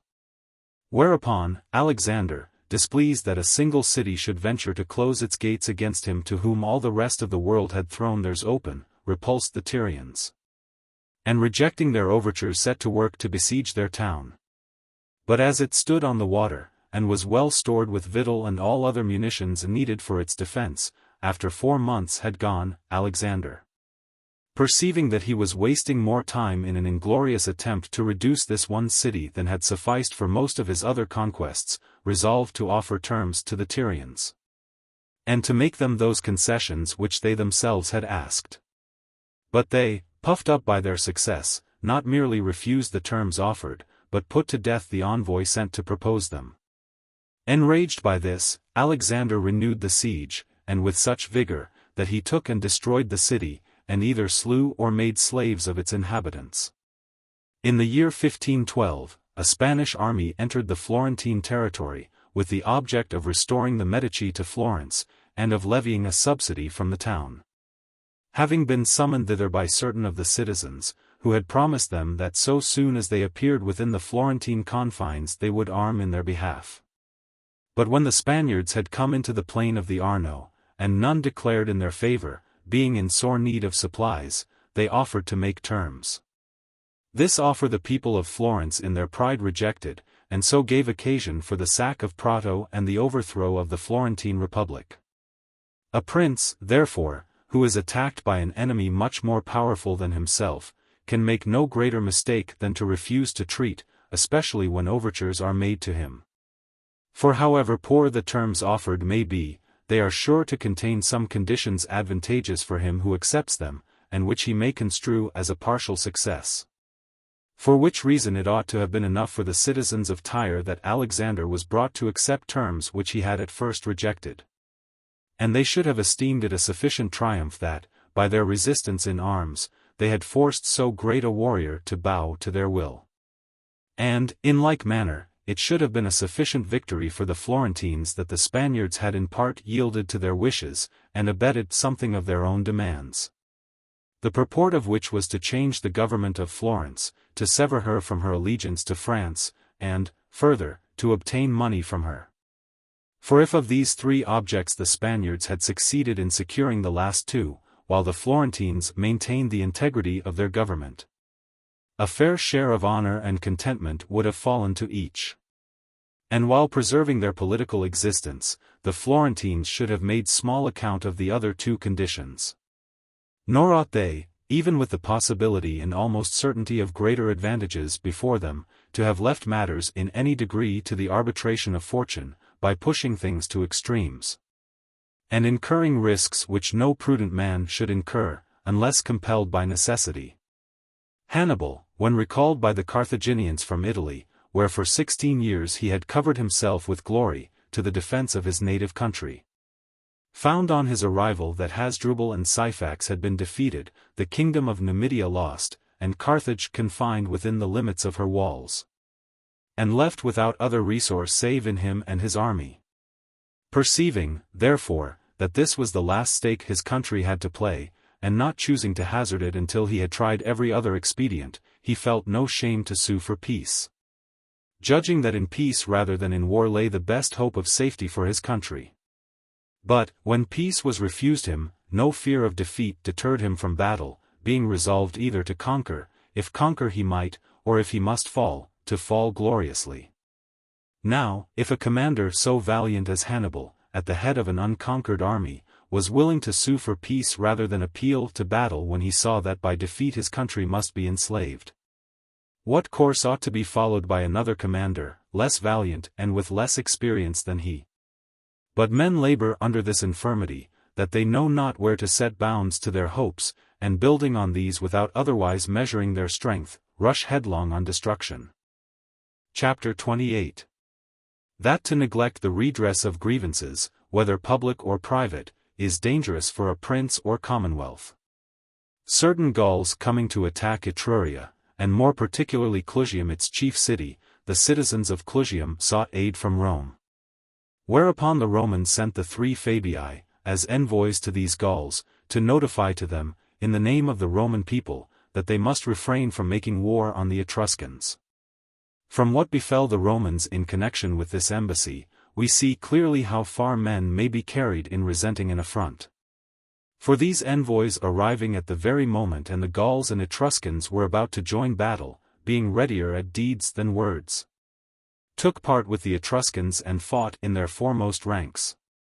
Whence it came that the Gauls, recognizing the Roman envoys, turned against the Romans all the hatred which before they had felt for the Etruscans, and grew still more incensed when on making complaint to the Roman Senate, through their ambassador, of the wrong done them, and demanding that the Fabii should be given up to them in atonement for their offense, not merely were the offenders not given up or punished in any way, but, on the contrary, when the comitia met were created tribunes with consular powers. But when the Gauls found these men honored who deserved to be chastised, they concluded that what had happened had been done by way of slight and insult to them, and, burning with fury and resentment, hastened forward to attack Rome, which they took with the exception of the capital. Now this disaster overtook the Romans entirely from their disregard of justice. For their envoys, who had violated the law of nations, and had therefore deserved punishment, they had on the contrary treated with honor. And this should make us reflect, how carefully all princes and commonwealths ought to refrain from committing like wrongs, not only against communities, but also against particular men. For if a man be deeply wronged, either by a private hand or by a public officer, and be not avenged to his satisfaction, if he live in a republic, he will seek to avenge himself, though in doing so he bring ruin on his country. Or if he live under a prince, and be of a resolute and haughty spirit, he will never rest until he has wreaked his resentment against the prince, though he knows it may cost him dear. Whereof we have no finer or truer example than in the death of Philip of Macedon, the father of Alexander.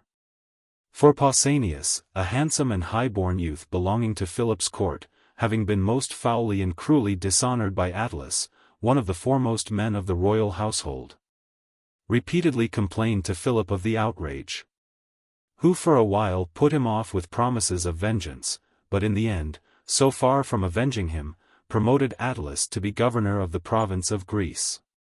Whereupon, Pausanias, seeing his enemy honored and not punished, turned all his resentment from him who had outraged, against him who had not avenged him.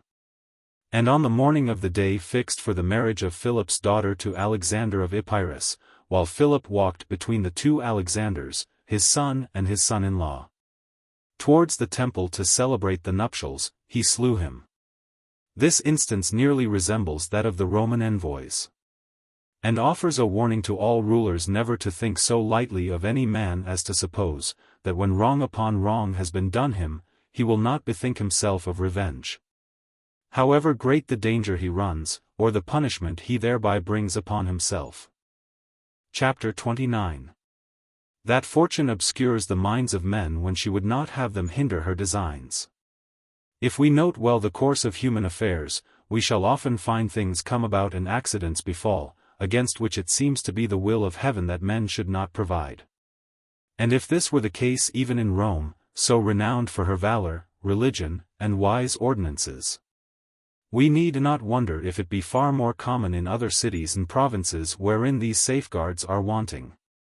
Having here a notable opportunity to show how heaven influences men's actions, Titus Livius turns it to account, and treats the subject at large and in pregnant words, where he says that since it was heaven's will, for ends of its own, that the Romans should feel its power, it first of all caused these Fabii, who were sent as envoys to the Gauls, to act amiss, and then by their misconduct stirred up the Gauls to make war on Rome.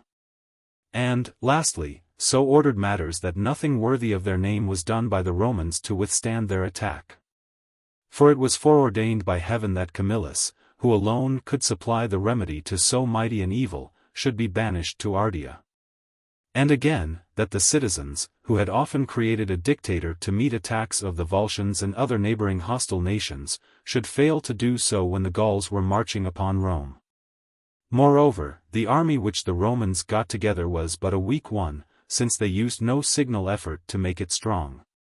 Nay, were so dilatory in arming that they were barely in time to meet the enemy at the river Allia, though no more than 10 miles distant from Rome.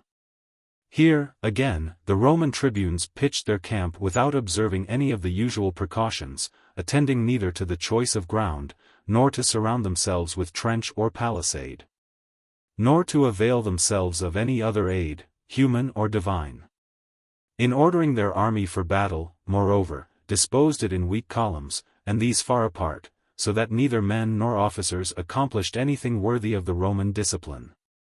The battle was bloodless, for the Romans fled before they were attacked, most of them retreating to Veii, the rest to Rome, where, without turning aside to visit their homes, they made straight for the capital. Meanwhile, the Senate, so far from bethinking themselves how they might defend the city, did not even attend to closing the gates. And while some of them made their escape from Rome, others entered the capital along with those who sought shelter there. It was only in the defense of the capital that any method was observed, measures being taken to prevent it being crowded with useless numbers, and all the victual which could be got being brought into it to enable it to stand a siege. Of the women, the children, and the men whose years unfitted them for service, the most part fled for refuge to the neighboring towns, the rest remained in Rome a prey to the invaders. So that no one who had heard of the achievements of the Romans in past years, on being told of what took place on this occasion, could have believed that it was of the same people that things so contrary were related. Wherefore, Titus Livius, after setting forth all these disorders, concludes with the words, "So far does fortune darken men's minds when she would not have her ascendancy gainsaid. Nor could any juster observation be made. And hence it is that those who experience the extremes whether of good or of evil fortune, are, commonly, little deserving either of praise or blame. Since it is apparent that it is from heaven having afforded them, or denied them opportunities for acting worthily, that they have been brought to their greatness or to their undoing. Fortune, doubtless, when she seeks to effect great ends, will often choose as her instrument a man of such sense and worth that he can recognize the opportunities which she holds out to him. And, in like manner, when she desires to bring about great calamities, will put forward such men as will of themselves contribute to that result.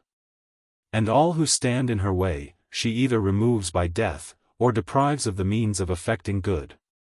And it is well seen in the passage we are considering, how fortune, to aggrandize Rome, and raise her to the height she reached, judged it necessary, as shall be more fully shown in the following book, to humble her.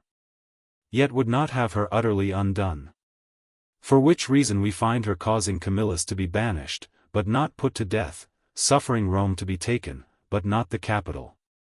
And bringing it to pass that, while the Romans took no wise precaution for the defense of their city, they neglected none in defending their citadel.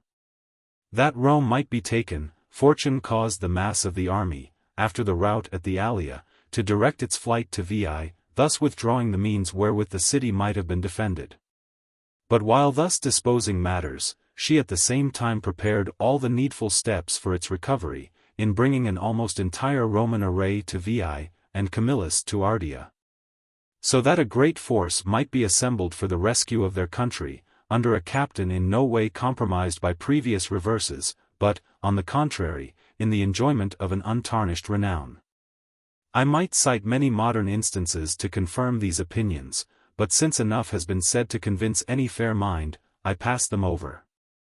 But once more I repeat what, from all history, may be seen to be most true, that men may aid fortune, but not withstand her, may interweave their threads with her web, but cannot break it.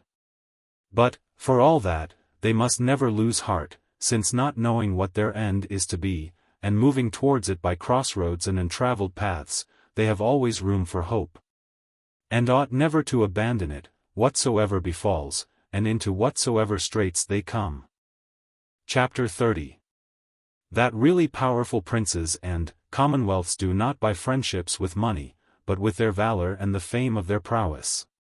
When besieged in the capital, the Romans, although expecting succor from VIII and from Camillus, nevertheless, being straitened by famine, entered into an agreement to buy off the Gauls with gold.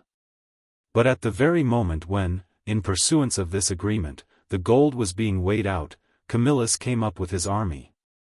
This, says our historian, was contrived by fortune, that the Romans might not live thereafter as men ransomed for a price, and the matter is noteworthy. Not only with reference to this particular occasion, but also as it bears on the methods generally followed by this republic. For we never find Rome seeking to acquire towns, or to purchase peace with money, but always confiding in her own warlike valor, which could not, I believe, be said of any other republic. Now, one of the tests whereby to gauge the strength of any state, is to observe on what terms it lives with its neighbors, for when it so carries itself that, to secure its friendship, its neighbors pay it tribute, this is a sure sign of its strength, but when its neighbors, though of less reputation, receive payments from it. This is a clear proof of its weakness. In the course of the Roman history we read how the Massilians, the Eguans, the Rhodians, Hiero of Syracuse, the kings Eumenes and Massinissa, all of them neighbors to the Roman frontiers, in order to secure the friendship of Rome, submitted to imposts and tribute whenever Rome had need of them, asking no return save her protection. But with a weak state we find the reverse of all this happening. And, to begin with our own Republic of Florence, we know that in times past, when she was at the height of her renown, there was never a lordling of Romagna who had not a subsidy from her. To say nothing of what she paid to the Perugians, to the Castellans, and to all her other neighbors. But had our city been armed and strong, the direct contrary would have been the case, for, to obtain her protection, all would have poured money into her lap, not seeking to sell their friendship but to purchase hers. Nor are the Florentines the only people who have lived on this dishonorable footing.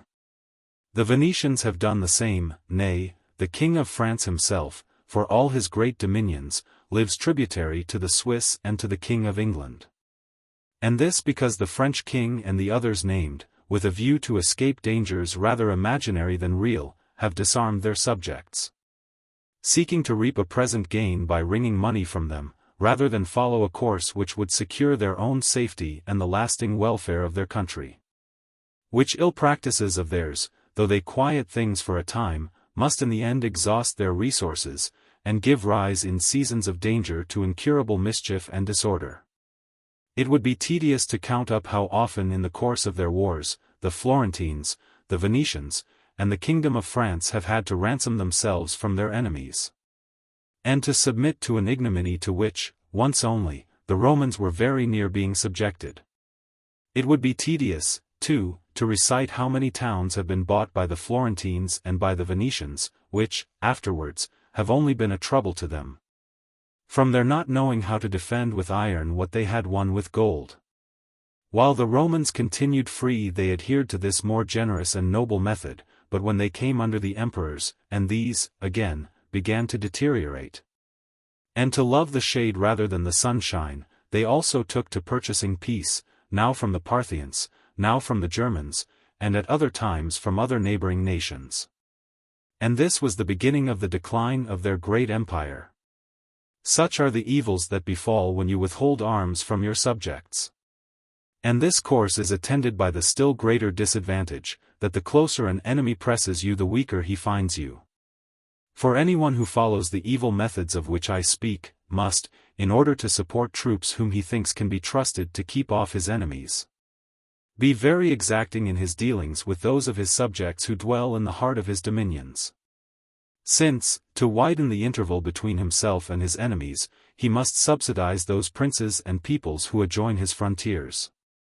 States maintained on this footing may make a little resistance on their confines, but when these are passed by the enemy no further defense remains. Those who pursue such methods as these seem not to perceive that they are opposed to reason and common sense. For the heart and vital parts of the body, not the extremities, are those which we should keep guarded, since we may live on without the latter, but must die if the former be hurt. But the states of which I speak, leaving the heart undefended, defend only the hands and feet. The mischief which has thus been, and is at this day wrought in Florence is plain enough to see.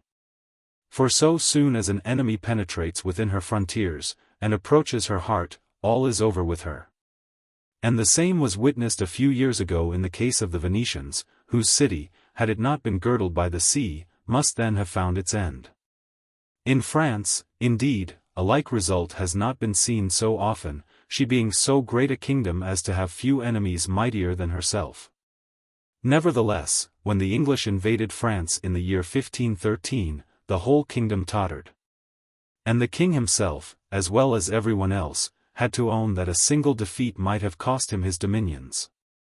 But with the Romans the reverse of all this took place. For the nearer an enemy approached Rome, the more completely he found her armed for resistance. And accordingly we see that on the occasion of Hannibal's invasion of Italy, the Romans, after 3 defeats, and after the slaughter of so many of their captains and soldiers, were still able, not merely to withstand the invader, but even, in the end, to come off victorious. This we may ascribe to the heart being well guarded, while the extremities were but little heeded. For the strength of Rome rested on the Roman people themselves, on the Latin League, on the confederate towns of Italy, and on her colonies, from all of which sources she drew so numerous an army as enabled her to subdue the whole world and to keep it in subjection. The truth of what I say may be further seen from the question put by Hanno the Carthaginian to the messengers sent to Carthage by Hannibal after his victory at Cannae. For when these were vaunting the achievements of Hannibal, they were asked by Hanno whether anyone had come forward on behalf of the Romans to propose terms of peace, and whether any town of the Latin League or of the colonized districts had revolted from the Romans. And when to both inquiries the envoys answered, no, Hanno observed that the war was no nearer an end than on the day it was begun. We can understand, therefore, as well from what has now been said, as from what I have often said before, how great a difference there is between the methods followed by the republics of the present times, and those followed by the republics of antiquity, and why it is that we see every day astounding losses alternate with extraordinary gains. For where men are weak, fortune shows herself strong. And because she changes, states and governments change with her, and will continue to change, until someone arise, who, following reverently the example of the ancients, shall so control her, that she shall not have opportunity with every revolution of the sun to display anew the greatness of her power. Chapter 31. Of the danger of trusting banished men. The danger of trusting those who are in exile from their own country, being one to which the rulers of states are often exposed, may, I think, be fitly considered in these discourses. And I notice it the more willingly, because I am able to illustrate it by a memorable instance which Titus Livius, though with another purpose, relates in his history. When Alexander the Great passed with his army into Asia, his brother-in-law and uncle, Alexander of Epirus, came with another army into Italy, being invited thither by the banished Lucanians, who gave him to believe that, with their aid, he might get possession of the whole of that country. But when, confiding in the promises of these exiles, and fed by the hopes they held out to him, he came into Italy, they put him to death, their fellow citizens having offered to restore them to their country upon this condition. It behoves us, therefore, to remember how empty are the promises, and how doubtful the faith, of men in banishment from their native land. For as to their faith, it may be assumed that whenever they can effect their return by other means than yours, notwithstanding any covenants they may have made with you, they will throw you over, and take part with their countrymen. And as for the empty promises and delusive hopes which they set before you, so extreme is their desire to return home that they naturally believe many things which are untrue, and designedly misrepresent many others. So that between their beliefs and what they say they believe, they fill you with false impressions, on which if you build, your labor is in vain, and you are led to engage in enterprises from which nothing but ruin can result. To this instance of Alexander I shall add only one other, that, namely, of Themistocles the Athenian, who, being proclaimed a traitor, fled into Asia to Darius, to whom he made such lavish promises if he would only attack Greece, that he induced him to undertake the enterprise.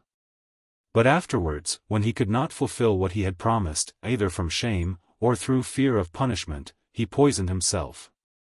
But, if such a mistake as this was made by a man like Themistocles, we may reckon that mistake still greater will be made by those who, being of a feebler nature, suffer themselves to be more completely swayed by their feelings and wishes. Wherefore, let a prince be careful how he embarks in any enterprise on the representations of an exile, for otherwise, he is likely either to be put to shame, or to incur the gravest calamities.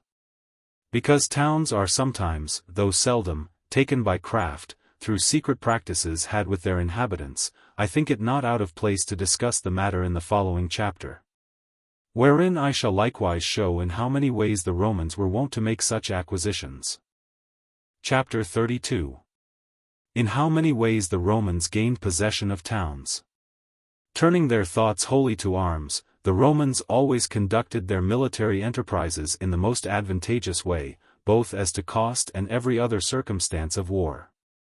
For which reason they avoided attempting towns by siege, judging the expense and inconvenience of this method of carrying on war greatly to outweigh any advantage to be gained by it. Accordingly, they thought it better and more for their interest to reduce towns in any other way than this. And in all those years during which they were constantly engaged in wars we find very few instances of their proceeding by siege.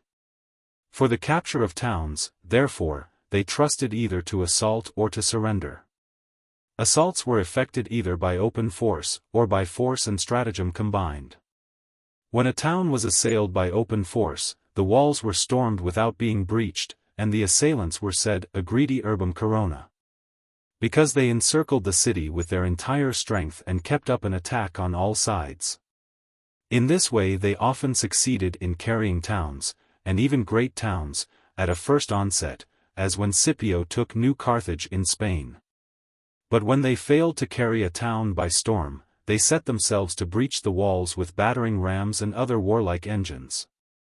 Or they dug mines so as to obtain an entrance within the walls, this being the method followed in taking VIII. Or else, to be on a level with the defenders, they erected towers of timber or threw up mounds of earth against the outside of the walls so as to reach the top. Of these methods of attack, the first, wherein the city was entirely surrounded, exposed the defenders to more sudden perils and left them more doubtful remedies. For while it was necessary for them to have a sufficient force at all points, it might happen that the forces at their disposal were not numerous enough to be everywhere at once, or to relieve one another. Or if their numbers were sufficient, they might not all be equally resolute in standing their ground, and their failure at any one point involved a general defeat. Consequently, as I have said, this method of attack was often successful.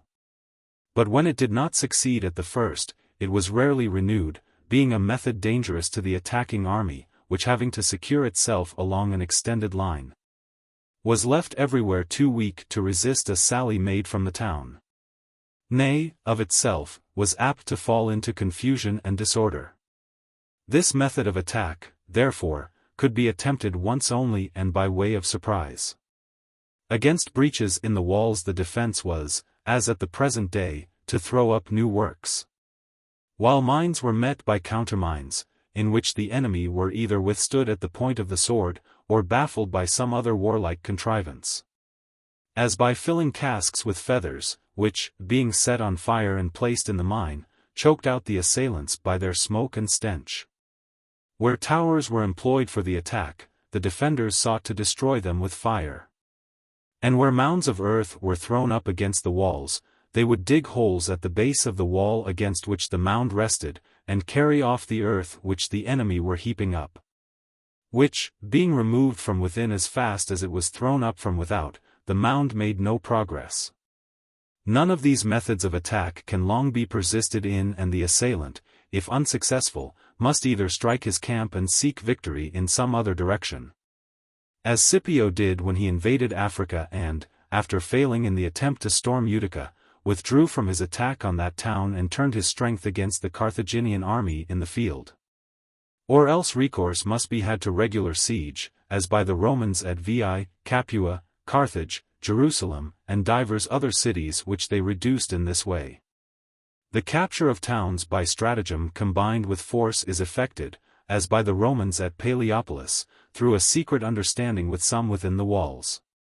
Many attempts of this sort have been made, both by the Romans and by others, but few successfully, because the least hindrance disarranges the plan of action, and because such hindrances are very likely to occur. For either the plot is discovered before it can be carried out, as it readily may, whether from treachery on the part of those to whom it has been communicated, or from the difficulties which attend its inception, the preliminary arrangements having to be made with the enemy and with persons with whom it is not permitted, save under some pretext or other, to hold intercourse. Or if it be not discovered while it is being contrived, 1,000 difficulties will still be met with in its execution. For if you arrive either before or after the appointed time, all is ruined. The faintest sound, as of the cackling of the geese in the capital, the least departure from some ordinary routine, the most trifling mistake or error, mars the whole enterprise. Add to which, the darkness of night lends further terror to the perils of such undertakings. While the great majority of those engaged in them, having no knowledge of the district or places into which they are brought, are bewildered and disconcerted by the least mishap, and put to flight by every imaginary danger.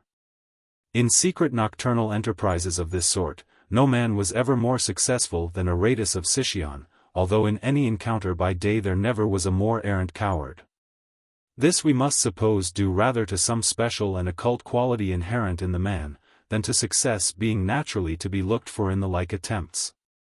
Such enterprises, accordingly, are often planned, but few are put into execution, and fewer still with success.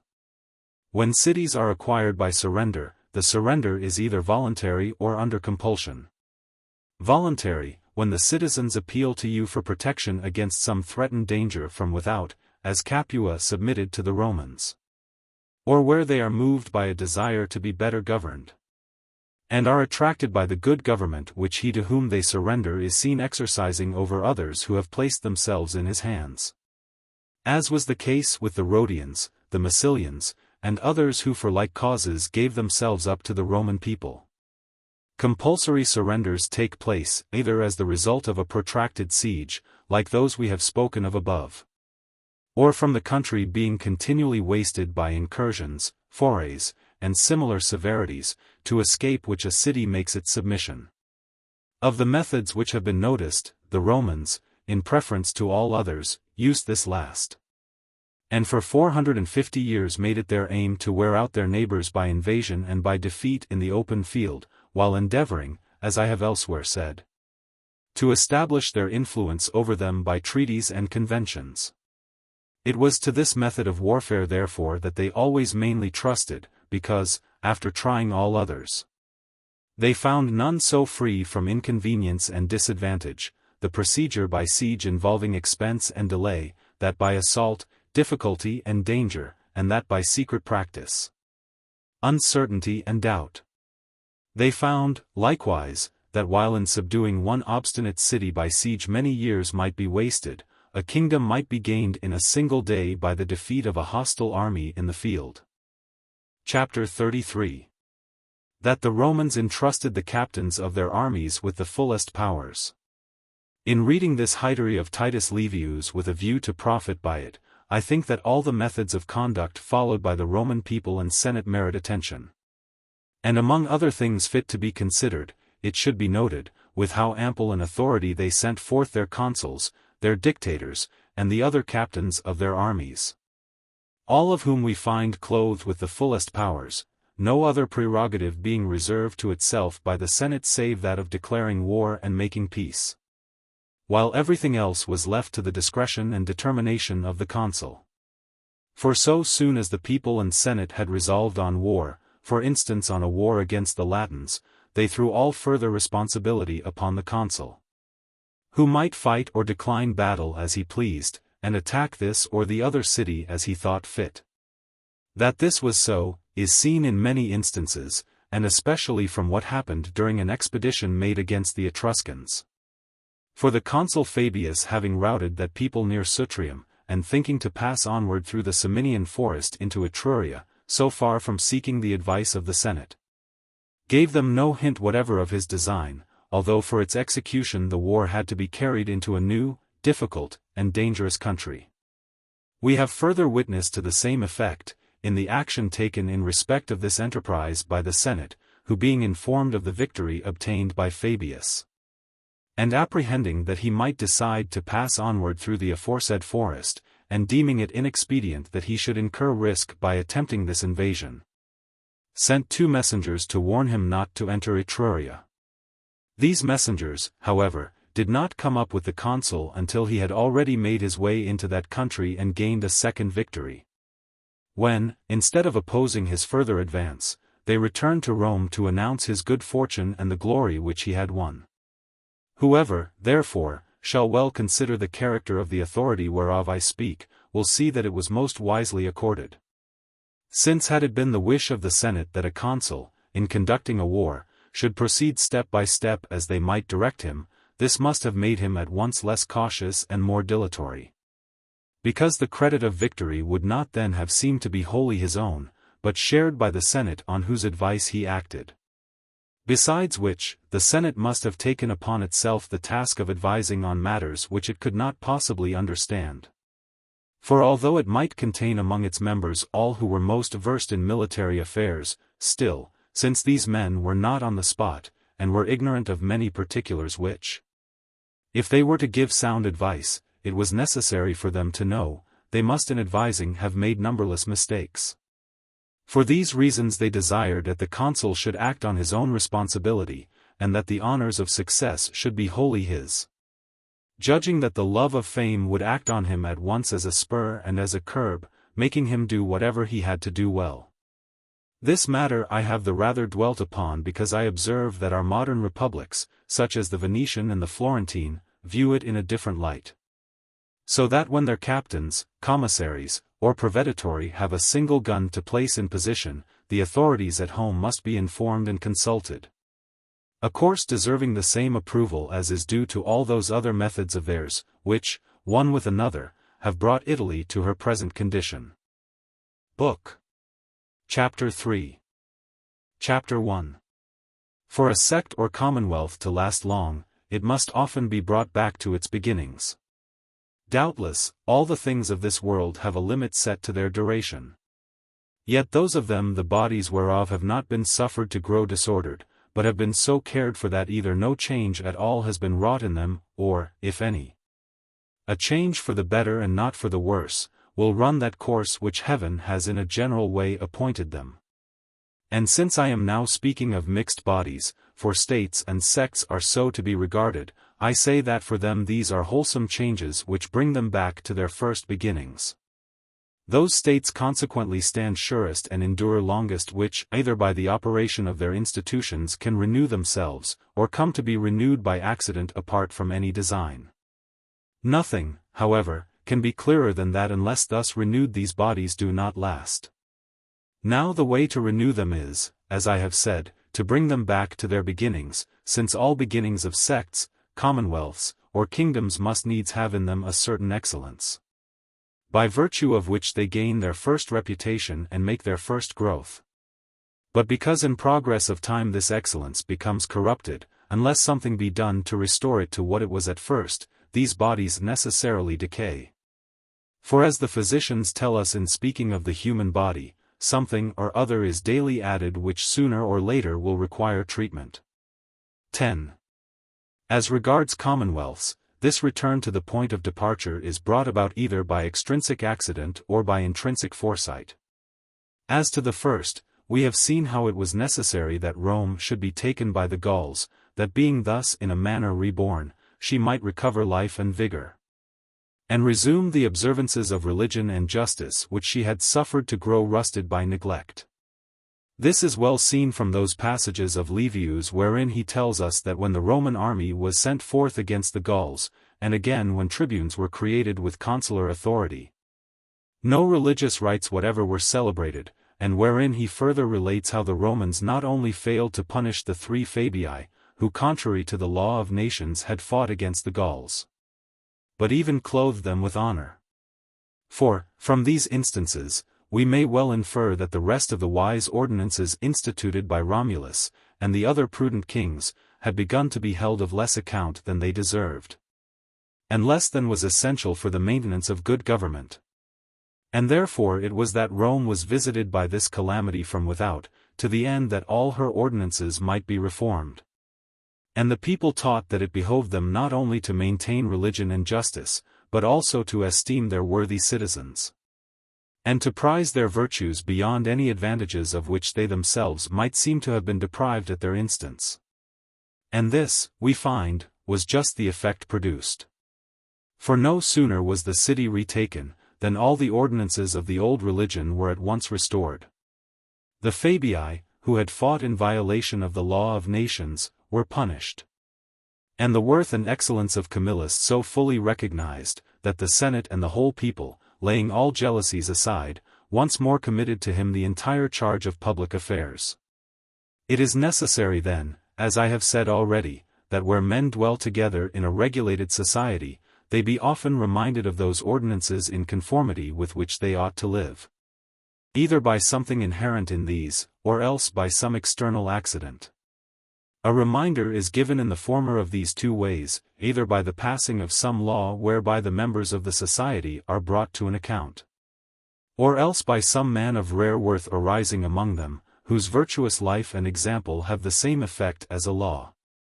In a commonwealth, accordingly, this end is served either by the virtues of some one of its citizens, or by the operation of its institutions. The institutions whereby the Roman Commonwealth was led back to its starting point, were the tribuneship of the people and the censorship. Together with all those laws which were passed to check the insolence and ambition of its citizens. Such institutions, however, require fresh life to be infused into them by the worth of some one man who fearlessly devotes himself to give them effect in opposition to the power of those who set them at defiance. Of the laws being thus reinforced in Rome, before its capture by the Gauls, we have notable examples in the deaths of the sons of Brutus, of the Decemvirs, and of Manlius Frumentarius. And after its capture, in the deaths of Manlius Capitolinus, and of the son of Manlius Torquatus in the prosecution of his master of the knights by Papirius Cursor. And in the impeachment of the Scipios. Such examples as these, being signal and extraordinary, had the effect, whenever they took place, of bringing men back to the true standard of right. But when they came to be of rarer occurrence, they left men more leisure to grow corrupted, and were attended by greater danger and disturbance. Wherefore, between one and another of these vindications of the laws, no more than 10 years, at most, ought to intervene. Because after that time men begin to change their manners and to disregard the laws. And if nothing occur to recall the idea of punishment, and unless fear resume its hold on their minds, so many offenders suddenly spring up together that it is impossible to punish them without danger. And to this purport it used to be said by those who ruled Florence from the year 1434 to 1494, that their government could hardly be maintained unless it was renewed every 5 years. By which they meant that it was necessary for them to arouse the same terror and alarm in men's minds, as they inspired when they first assumed the government. And when all who offended against their authority were signally chastised. For when the recollection of such chastisement has died out, men are emboldened to engage in new designs, and to speak ill of their rulers. For which the only remedy is to restore things to what they were at first. A republic may, likewise, be brought back to its original form, without recourse to ordinances for enforcing justice, by the mere virtues of a single citizen. By reason that these virtues are of such influence and authority that good men love to imitate them, and bad men are ashamed to depart from them. Those to whom Rome owed most for services of this sort, were Horatius Cocles, Mutius Scaevola, the 2 Decii, Attilius Regulus, and divers others, whose rare excellence and generous example wrought for their city almost the same results as might have been effected by ordinances and laws. And if to these instances of individual worth had been added, every 10 years, some signal enforcement of justice, it would have been impossible for Rome ever to have grown corrupted. But when both of these incitements to virtuous behavior began to recur less frequently, corruption spread, and after the time of Attilius Regulus, no like example was again witnessed. For though the 2 Catos came later, so great an interval had elapsed before the elder Cato appeared, and again, so long a period intervened between him and the younger, and these two, moreover, stood so much alone, that it was impossible for them, by their influence, to work any important change. More especially for the younger, who found Rome so much corrupted that he could do nothing to improve his fellow citizens. This is enough to say concerning commonwealths, but as regards sects, we see from the instance of our own religion that here too a like renewal is needed. For had not this religion of ours been brought back to its original condition by Saint Francis and Saint Dominic, it must soon have been utterly extinguished. They, however, by their voluntary poverty, and by their imitation of the life of Christ, rekindled in the minds of men the dying flame of faith. And by the efficacious rules which they established averted from our Church that ruin which the ill lives of its prelates and heads must otherwise have brought upon it. For living in poverty, and gaining great authority with the people by confessing them and preaching to them, they got them to believe that it is evil to speak ill even of what is evil. And that it is good to be obedient to rulers, who, if they do amiss, may be left to the judgment of God. By which teaching these rulers are encouraged to behave as badly as they can, having no fear of punishments which they neither see nor credit. Nevertheless, it is this renewal which has maintained, and still maintains, our religion. Kingdoms also stand in need of a like renewal, and to have their laws restored to their former force. And we see how, by attending to this, the kingdom of France has profited. For that kingdom, more than any other, lies under the control of its laws and ordinances, which are maintained by its parliaments, and more especially by the Parliament of Paris. From which last they derive fresh vigor whenever they have to be enforced against any prince of the realm. For this assembly pronounces sentence even against the king himself. Heretofore this parliament has maintained its name as the fearless champion of the laws against the nobles of the land. But should it ever at any future time suffer wrongs to pass unpunished, and should offences multiply, either these will have to be corrected with great disturbance to the state, or the kingdom itself must fall to pieces. This, then, is our conclusion, that nothing is so necessary in any society, be it a religious sect, a kingdom, or a commonwealth, as to restore to it that reputation which it had at first. And to see that it is provided either with wholesome laws, or with good men whose actions may effect the same ends, without need to resort to external force. For although this last may sometimes, as in the case of Rome, afford an efficacious remedy, it is too hazardous a remedy to make us ever wish to employ it. And that all may understand how much the actions of particular citizens help to make Rome great, and how many admirable results they wrought in that city, I shall now proceed to set them forth and examine them. With which survey this third book of mine, and last division of the first decade of Titus Livius, shall be brought to a close. But, although great and notable actions were done by the Roman kings, nevertheless, since history has treated of these at much length, here I shall pass them over. And say no more about these princes, save as regards certain things done by them with an eye to their private interest. I shall begin, therefore, with Brutus, the father of Roman freedom. Chapter 2. That on occasion it is wise to feign folly. Never did any man by the most splendid achievements gain for himself so great a name for wisdom and prudence as is justly due to Junius Brutus for feigning to be a fool. And although Titus Livius mentions one cause only as having led him to assume this part, namely, that he might live more securely and look after his patrimony, yet on considering his behavior we may believe that in counterfeiting folly it was also his object to escape notice, and so find better convenience to overthrow the kings, and to free his country whenever an occasion offered. That this was in his mind is seen first of all from the interpretation he gave to the oracle of Apollo, when, to render the gods favorable to his designs, he pretended to stumble, and secretly kissed his mother earth. And, again, from this, that on the death of Lucretia, though her father, her husband, and others of her kinsmen were present, he was the first to draw the dagger from her wound, and bind the bystanders by oath never more to suffer king to reign in Rome.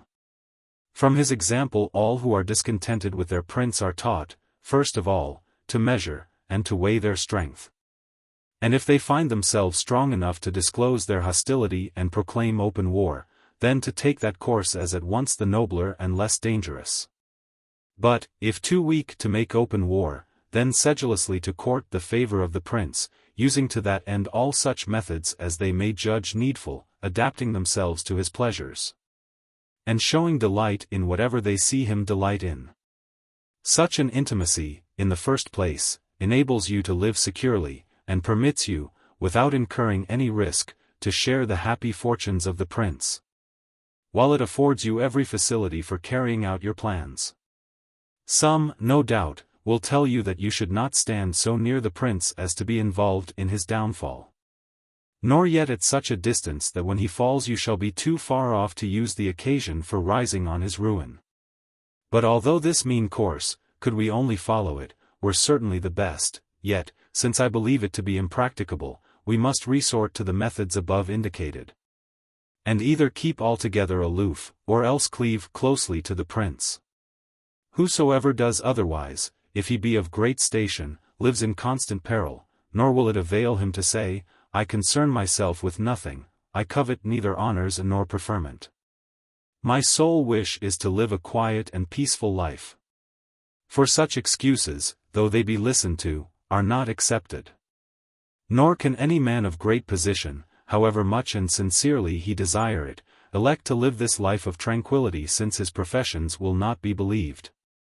So that although he might be contented to be let alone, others will not suffer him to be so. Wherefore, like Brutus, men must feign folly. And to play the part effectively, and so as to please their prince, must say, do, see, and praise things contrary to their inclinations. But now, having spoken of the prudence shown by Brutus when he sought to recover the freedom of Rome, let us next speak of the severity which he used to maintain it. Chapter 3. That to preserve a newly acquired freedom we must slay the sons of Brutus. The severity used by Brutus in preserving for Rome the freedom he had won for her, was not less necessary than useful. The spectacle of a father sitting on the judgment, and not merely sentencing his own sons to death, but being himself present at their execution, affords an example rare in history. But those who study the records of ancient times will understand, that after a change in the form of a government, whether it be from a commonwealth to a tyranny or from a tyranny to a commonwealth, those who are hostile to the new order of things must always be visited with signal punishment. So that he who sets up as a tyrant and slays not Brutus, and he who creates a free government and slays not the sons of Brutus, can never maintain himself long. But since I have elsewhere treated of this matter at large, I shall merely refer to what has there been said concerning it, and shall cite here one instance only, happening in our own days, and memorable in the history of our country. I speak of Piero Soderini, who thought by his patience and goodness to overcome the very same temper which prompted the sons of Brutus to revert to the old government, and who failed in the endeavor.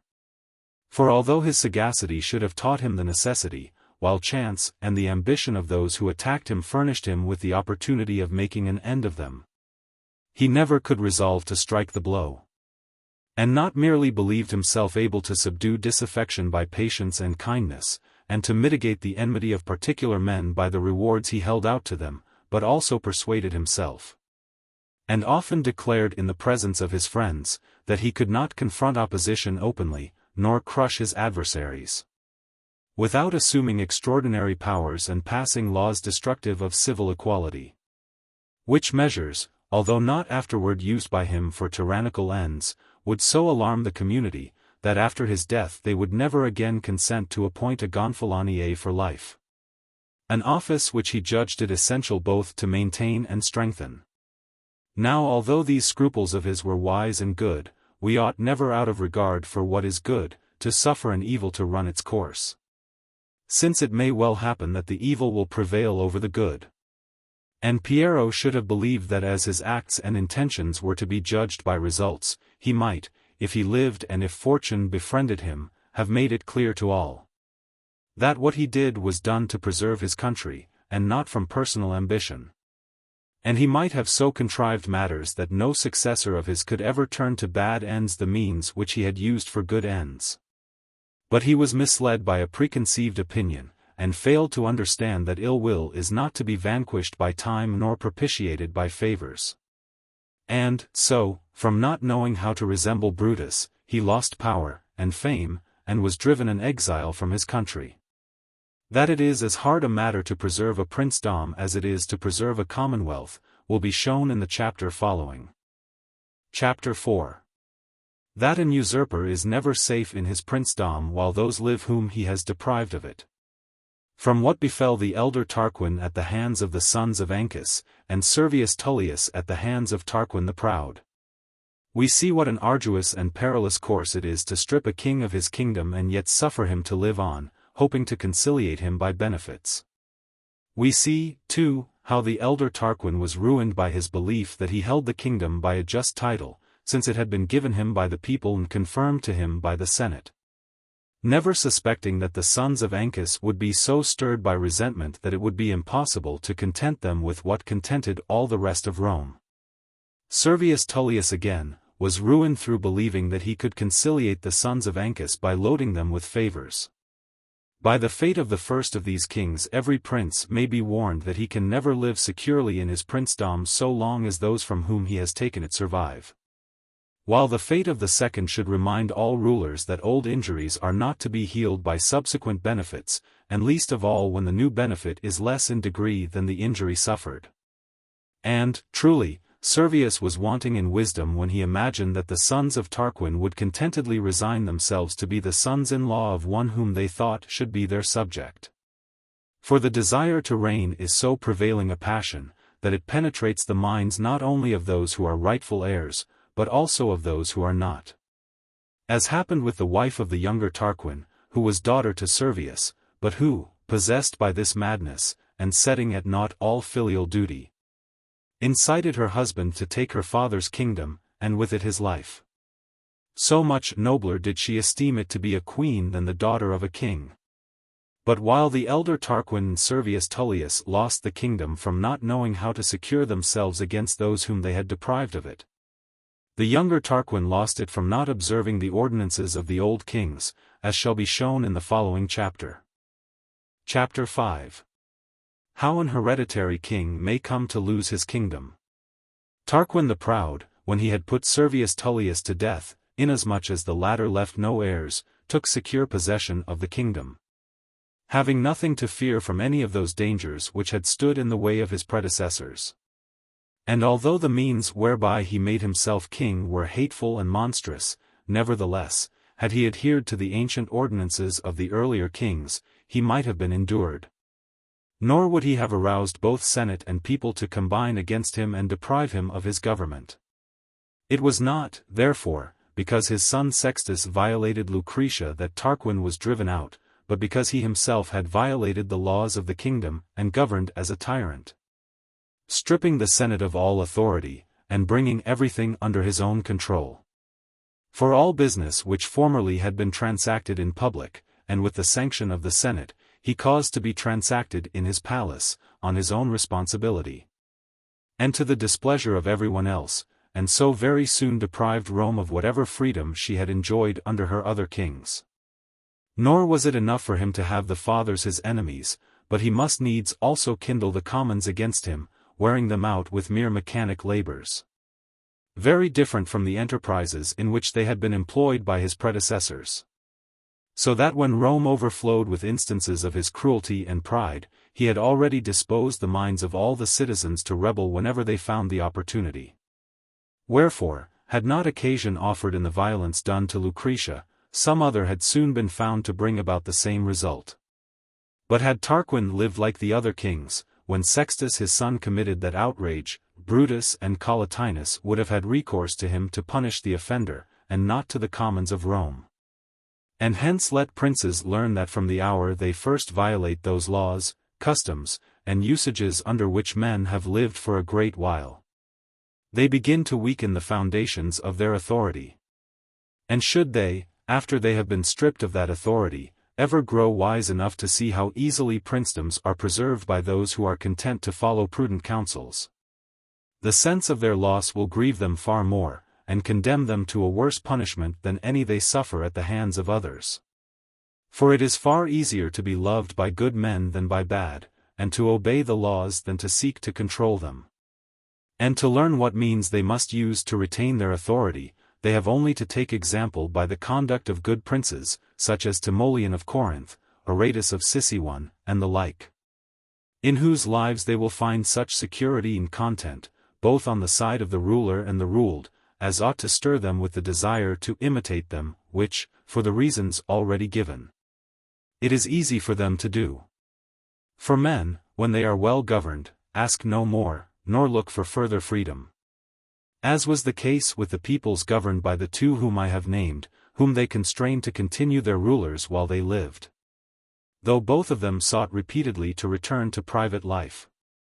But because, in this and the two preceding chapters, I have noticed the ill will which arose against the kings, the plots contrived by the sons of Brutus against their country, and those directed against the elder Tarquin and Servius Tullius, it seems to me not out of place to discourse of these matters more at length in the following chapter, as deserving the attention both of princes and private citizens.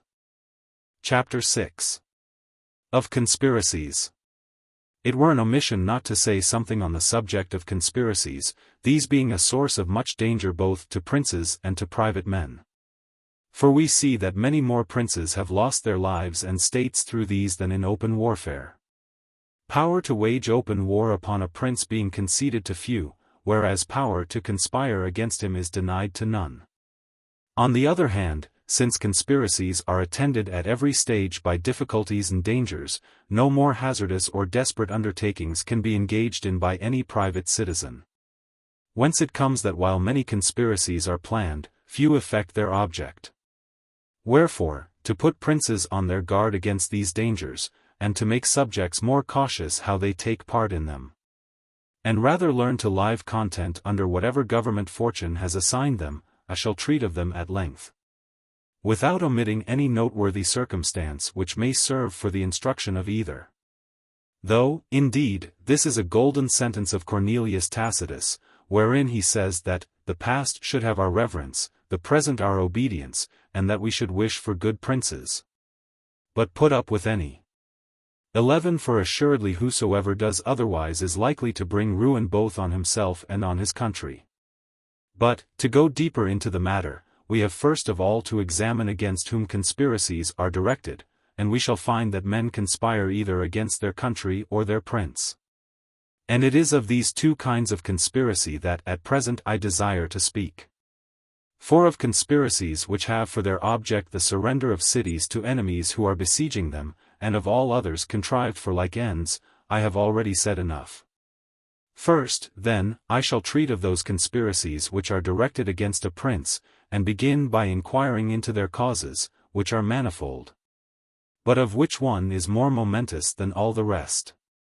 I mean, the being hated by the whole community. For it may reasonably be assumed, that when a prince has drawn upon himself this universal hatred, he must also have given special offense to particular men, which they will be eager to avenge. And this eagerness will be augmented by the feeling of general ill will which the prince is seen to have incurred. A prince ought, therefore, to avoid this load of public hatred. How he is to do so I need not stop here to explain, having discussed the matter already in another place. But if he can guard against this, offense given to particular men will expose him to but few attacks. One reason being, that there are few men who think so much of an injury done them as to run great risks to revenge it. Another, that assuming them to have both the disposition and the courage to avenge themselves, they are restrained by the universal favor which they see entertained towards the prince. Injuries are either to a man's life, to his property, or to his honor. As regards the first, they who threaten injuries to life incur more danger than they who actually inflict them. Or rather, while great danger is incurred in threatening, none at all is incurred from inflicting such injuries. For the dead are past thinking of revenge. And those who survive, for the most part leave such thoughts to the dead. But he whose life is threatened, finding himself forced by necessity either to do or suffer, becomes a man most dangerous to the prince, as shall be fully explained hereafter.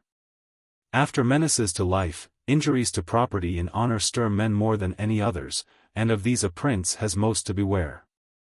For he can never strip a man so bare of his possessions as not to leave him some weapon wherewith to redress his wrongs, nor ever so far dishonor him as to quell the stubborn spirit which prompts revenge. Of all dishonors those done to the women of a household are the worst. After which come such personal indignities as nerved the arm of Pausanias against Philip of Macedon, and of many another against other princes.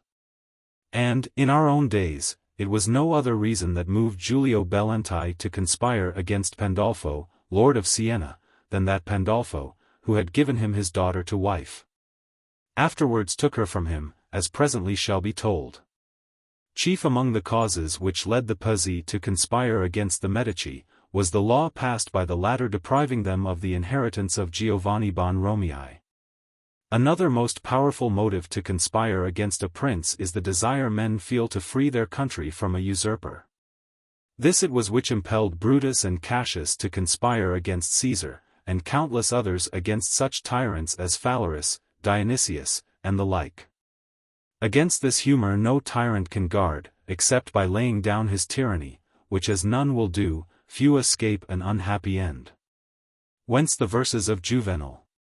Few tyrants die a peaceful death, and few the kings who visit Proserpine's dread lord, unscathed by wounds and blood. 12.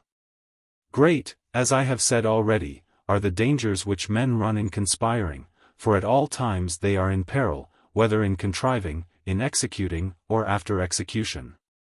And since in conspiracies either many are engaged, or one only, for although it cannot properly be said of one man that he conspires, there may exist in him the fixed resolve to put the prince to death, it is only the solitary plotter who escapes the first of these three stages of danger.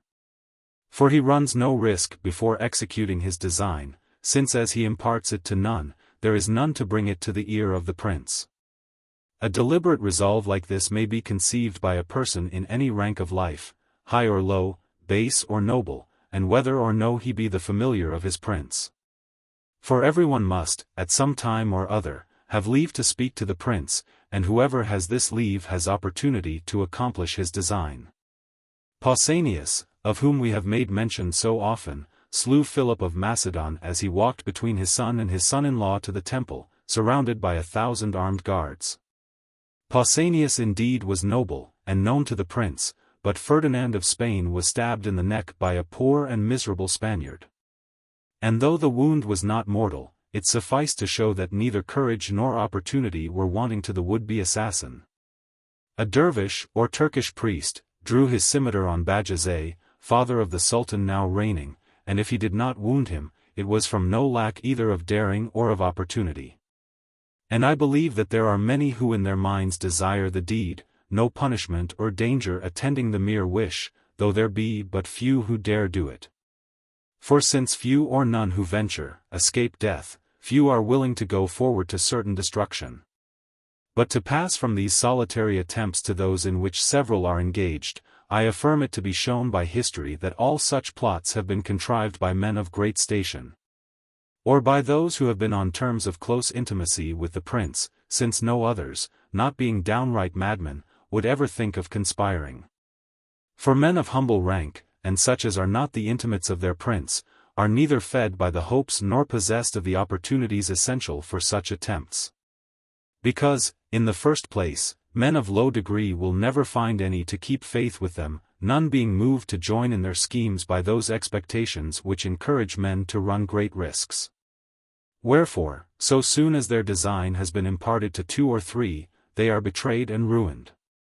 Or, assuming them fortunate enough to have no traitor of their number, they will be so hampered in the execution of their plot by the want of easy access to the prince, that they are sure to perish in the mere attempt. For if even men of great position, who have ready access to the prince, succumb to the difficulties which I shall presently notice, those difficulties must be infinitely increased in the case of men who are without these advantages. And because when life and property are at stake men are not utterly reckless, on perceiving themselves to be weak they grow cautious, and though cursing the tyrant in their hearts, are content to endure him, and to wait until someone of higher station than they, comes forward to redress their wrongs. So that should we ever find these weaklings attempting anything, we may commend their courage rather than their prudence. We see, however, that the great majority of conspirators have been persons of position and the familiars of their prince, and that their plots have been as often the consequence of excessive indulgence as of excessive injury. As when Perennius conspired against Commodus, Plautianus against Severus, and Sejanus against Tiberius, all of whom had been raised by their masters to such wealth, honors, and dignities, that nothing seemed wanting to their authority save the imperial name. That they might not lack this also, they fell to conspiring against their prince, but in every instance their conspiracies had the end which their ingratitude deserved. The only instance in recent times of such attempts succeeding, is the conspiracy of Jacopo for Appiano against Messer Piero Gambacorti, Lord of Pisa. For Jacopo, who had been bred and brought up by Piero, and loaded by him with honors, deprived him of his state. Similar to this, in our own days, was the conspiracy of Coppola against King Ferdinand of Aragon. For Coppola had reached such a pitch of power that he seemed to himself to have everything but sovereignty, in seeking to obtain which he lost his life. Though if any plot entered into by a man of great position could be expected to succeed, this certainly might, being contrived, as we may say, by another king. And by one who had the amplest opportunities for its accomplishment. But that lust of power which blinds men to dangers darkened the minds of those to whom the execution of the scheme was committed. Who, had they only known how to add prudence to their villainy, could hardly have missed their aim. The prince, therefore, who would guard himself against plots, ought more to fear those men to whom he has been too indulgent, than those to whom he has done great wrongs. For the latter lack opportunities which the former have in abundance, and the moving cause is equally strong in both, lust of power being at least as strong a passion as lust of revenge. Wherefore, a prince should entrust his friends with so much authority only as leaves a certain interval between his position and theirs, that between the two something be still left them to desire. Otherwise it will be strange if he do not fare like those princes who have been named above. But to return from this digression, I say, that having shown it to be necessary that conspirators should be men of great station, and such as have ready access to the prince, we have next to consider what have been the results of their plots, and to trace the causes which have made them succeed or fail. Now, as I have said already, we find that conspiracies are attended by danger at 3 stages, before, during, and after their execution, for which reason very few of them have had a happy issue. It being next to impossible to surmount all these different dangers successfully. And to begin with those which are incurred beforehand, and which are graver than all the rest, I say that he must be both very prudent and very fortunate who, when contriving a conspiracy, does not suffer his secret to be discovered. Conspiracies are discovered either by disclosures made, or by conjecture. Disclosures are made through the treachery or folly of those to whom you communicate your design. Treachery is to be looked for, because you can impart your plans only to such persons as you believe ready to face death on your behalf, or to those who are discontented with the prince. Of men whom you can trust thus implicitly, 1 or 2 may be found, but when you have to open your designs to many, they cannot all be of this nature. And their goodwill towards you must be extreme if they are not daunted by the danger and by fear of punishment. Moreover, men commonly deceive themselves in respect of the love which they imagine others bear them, nor can ever be sure of it until they have put it to the proof. But to make proof of it in a matter like this is very perilous. And even if you have proved it already, and found it true in some other dangerous trial, you cannot assume that there will be the same fidelity here. Since this far transcends every other kind of danger. Again, if you gauge a man's fidelity by his discontent with the prince, you may easily deceive yourself. For so soon as you have taken this discontented man into your confidence, you have supplied him with the means whereby he may become contented. So that either his hatred of the prince must be great indeed, or your influence over him extraordinary, if it keep him faithful. Hence it comes that so many conspiracies have been discovered and crushed in their earliest stage, and that when the secret is preserved among many accomplices for any length of time, it is looked on as a miracle. As in the case of the conspiracy of Piso against Nero, and, in our own days, in that of the Puzzi against Lorenzo and Giuliano de Medici. Which last, though more than 50 persons were privy to it, was not discovered until it came to be carried out. Conspiracies are disclosed through the imprudence of a conspirator when he talks so indiscreetly that some servant, or other person not in the plot, overhears him. As happened with the sons of Brutus, who, when treating with the envoys of Tarquin, were overheard by a slave, who became their accuser. Or else through your own weakness in imparting your secret to some woman or boy whom you love, or to some other such light person. As when Dimnus, who was one of those who conspired with Philotas against Alexander the Great, revealed the plot to Nicomachus, a youth whom he loved, who at once told Sabellinus. And Sabellinus the king. Of discoveries by conjecture we have an instance in the conspiracy of Piso against Nero. For Scaevinus, one of the conspirators, the day before he was to kill Nero, made his will, liberated all his slaves and gave them money, and bade Milicus, his freedman, sharpen his old rusty dagger, and have bandages ready for binding up wounds. From all which preparations Milicus, conjecturing what work was in hand, accused Scaevinus before Nero. Whereupon Scaevinus was arrested, and with him Natalis, another of the conspirators, who the day before had been seen to speak with him for a long time in private. And when the two differed in their account of what then passed between them, they were put to the torture and forced to confess the truth. In this way the conspiracy was brought to light, to the ruin of all concerned. Against these causes of the discovery of conspiracies it is impossible so to guard as that either through treachery, want of caution, or levity, the secret shall not be found out. Whenever more than 3 or 4 persons are privy to it, and whenever more than one conspirator is arrested, the plot is certain to be detected, because no 2 persons can perfectly agree in a false account of what has passed between them. If only one be taken, should he be a man of resolute courage, he may refuse to implicate his comrades. But they on their part must have no less courage, to stay quiet where they are, and not betray themselves by flight.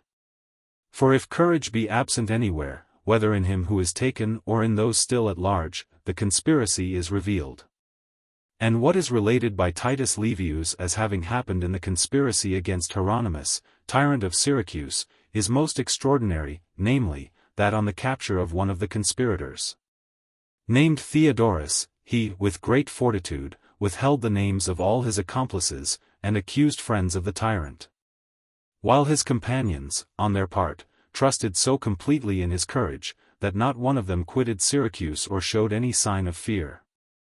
All these dangers, therefore, which attend the contrivance of a plot, must be passed through before you come to its execution. Or if you would escape them, you must observe the following precautions. Your first and surest, nay, to say truth, your only safeguard, is to leave your accomplices no time to accuse you. For which reason you must impart the affair to them, only at the moment when you mean it to be carried out, and not before. Those who have followed this course have wholly escaped the preliminary dangers of conspiracies, and, generally speaking, the others also. Indeed, I may say that they have all succeeded, and that it is open to every prudent man to act as they did. It will be enough to give 2 instances of plots effected in this way. Nelematus, unable to endure the tyranny of Aristodemus, despot of Epirus, assembling many of his friends and kinsmen in his house, exhorted them to free their country. And when some of them asked for time to consider and mature their plans, he bade his slaves close the doors, and told those assembled that unless they swore to go at once and do as he directed he would make them over to Aristodemus as prisoners. Alarmed by his threats, they bound themselves by a solemn oath, and going forth at once and without delay, successfully carried out his bidding. A certain Magus having fraudulently usurped the throne of Persia, Ortanes, a grandee of that realm, discovering the fraud, disclosed it to 6 others of the chief nobility, telling them that it behoved them to free the kingdom from the tyranny of this impostor. And when some among them asked for time, Darius, who was one of the 6 summoned by Ortanes, stood up and said, "Either we go at once to do this deed, or I go to the Magus to accuse you all." Whereupon, all rising together, without time given to any to change his mind, they went forth and succeeded in effecting their end. Not unlike these instances was the plan taken by the Aetolians to rid themselves of Nabis, the Spartan tyrant, to whom, under pretense of succoring him, they sent Alasamenes, their fellow citizen, with 200 foot soldiers and 30 horsemen. For they imparted their real design to Alasamenes only, charging the rest, under pain of exile, to obey him in whatever he commanded. Alasamenes repaired to Sparta, and never divulged his commission till the time came for executing it, and so succeeded in putting Nabis to death. It was, therefore, by the precautions they observed, that the persons of whom I have just now spoken escaped all those perils that attend the contrivance of conspiracies. And any following their example may expect the like good fortune. And that all may learn to do as they did. I shall notice the case of Piso, of which mention has before been made. By reason of his rank, his reputation, and the intimate terms on which he lived with Nero, who trusted him without reserve, and would often come to his garden to sup with him. Piso was able to gain the friendship of many persons of spirit and courage, and well fitted in every way to take part in his plot against the emperor, which, under these circumstances, might easily have been carried out. For when Nero came to his garden, Piso could readily have communicated his design to those friends of his, and with suitable words have encouraged them to do what, in fact, they would not have had time to withdraw from, and was certain to succeed. And were we to examine all similar attempts, it would be seen that there are few which might not have been effected in the manner shown. But since most men are very ignorant of practical affairs, they commit the gravest blunders, especially in matters which lie, as this does, a little way out of the beaten track.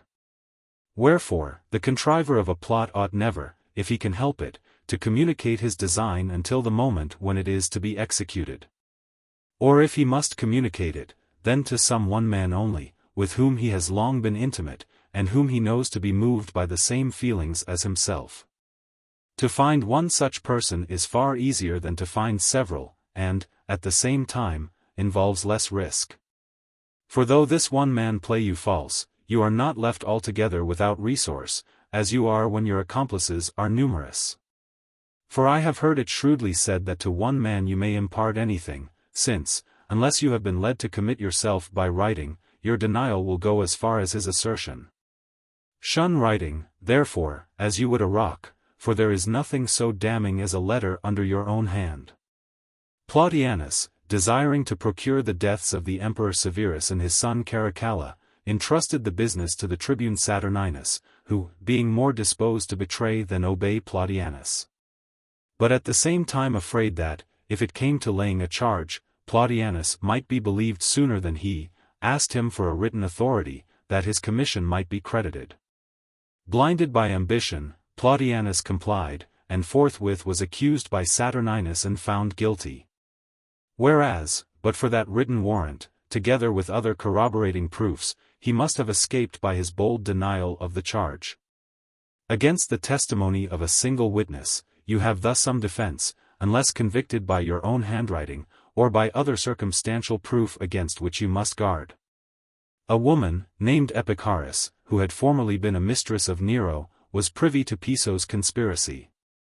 And thinking it might be useful to have the help of a certain captain of triremes whom Nero had among his bodyguards, she acquainted him with the plot, but not with the names of the plotters.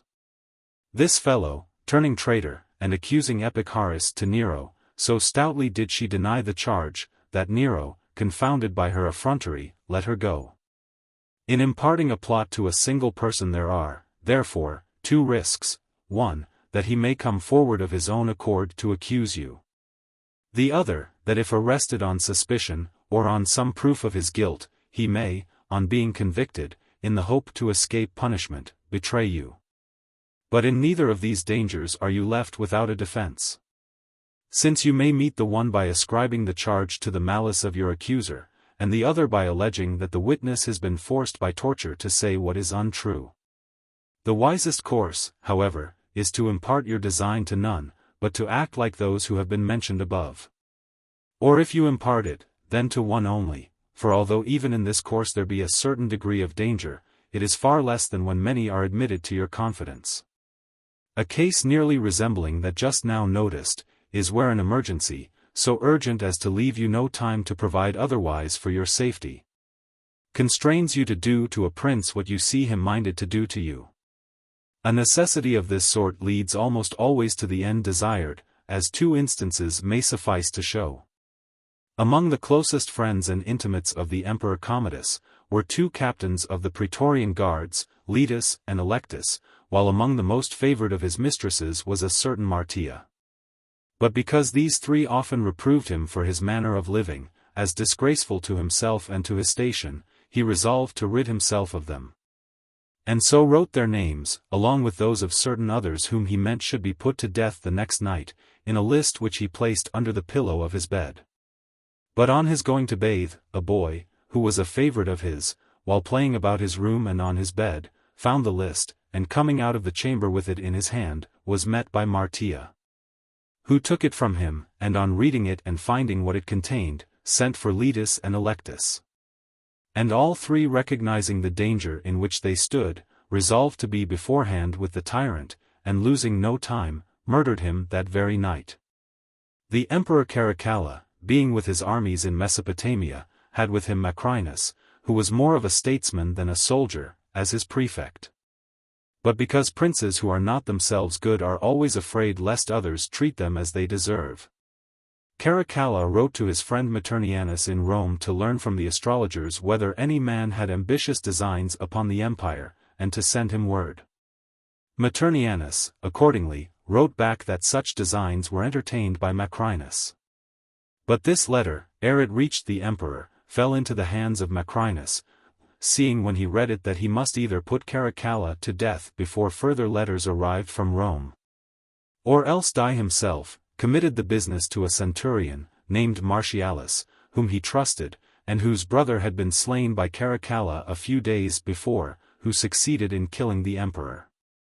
We see, therefore, that an urgency which leaves no room for delay has almost the same results as the method already noticed as followed by Nelematus of Epirus. We see, too, what I remarked almost at the outset of this discourse, that the threats of princes expose them to greater danger than the wrongs they actually inflict, and lead to more active conspiracies, and, therefore, that a prince should be careful not to threaten. Since men are either to be treated kindly or else got rid of, but never brought to such a pass that they have to choose between slaying and being slain. As to the dangers attending the execution of plots, these result either from some change made in the plan, or from a failure in courage on the part of him who is to carry it out, or else from some mistake he falls into through want of foresight, or from his not giving the affair its finishing stroke, as when some are left alive whom it was meant to put to death. Now, nothing causes so much disturbance and hindrance in human affairs, as to be forced, at a moment's notice and without time allowed for reflection, to vary your plan of action and adopt a different one from that fixed on at the first. And if such changes cause confusion anywhere, it is in matters appertaining to war, and in enterprises of the kind we are now speaking of. For in such affairs as these, there is nothing so essential as that men be prepared to do the exact thing entrusted to them. But when men have for many days together turned their whole thoughts to doing a thing in a certain way and in a certain order, and the way and order are suddenly altered, it is impossible but that they should be disconcerted and the whole scheme ruined. For which reason, it is far better to do everything in accordance with the preconcerted plan, though it be seen to be attended with some disadvantages, than, in order to escape these, to involve yourself in an infinity of dangers. And this will happen when you depart from your original design without time given to form a new one. For when time is given you may manage as you please. The conspiracy of the Pazzi against Lorenzo and Giuliano de' Medici is well known. The scheme agreed on was to give a banquet to the Cardinaless Giorgio, at which the brothers should be put to death. To each of the conspirators a part was assigned, to one the murder, to another the seizure of the palace, while a third was to ride through the streets and call on the people to free themselves. But it so chanced that at a time when the Pazzi, the Medici, and the cardinal were all assembled in the cathedral church of Florence to hear high mass, it became known that Giuliano would not be present at the banquet. Whereupon the conspirators, laying their heads together, resolved to do in church what they were to have done elsewhere. This, however, deranged the whole scheme.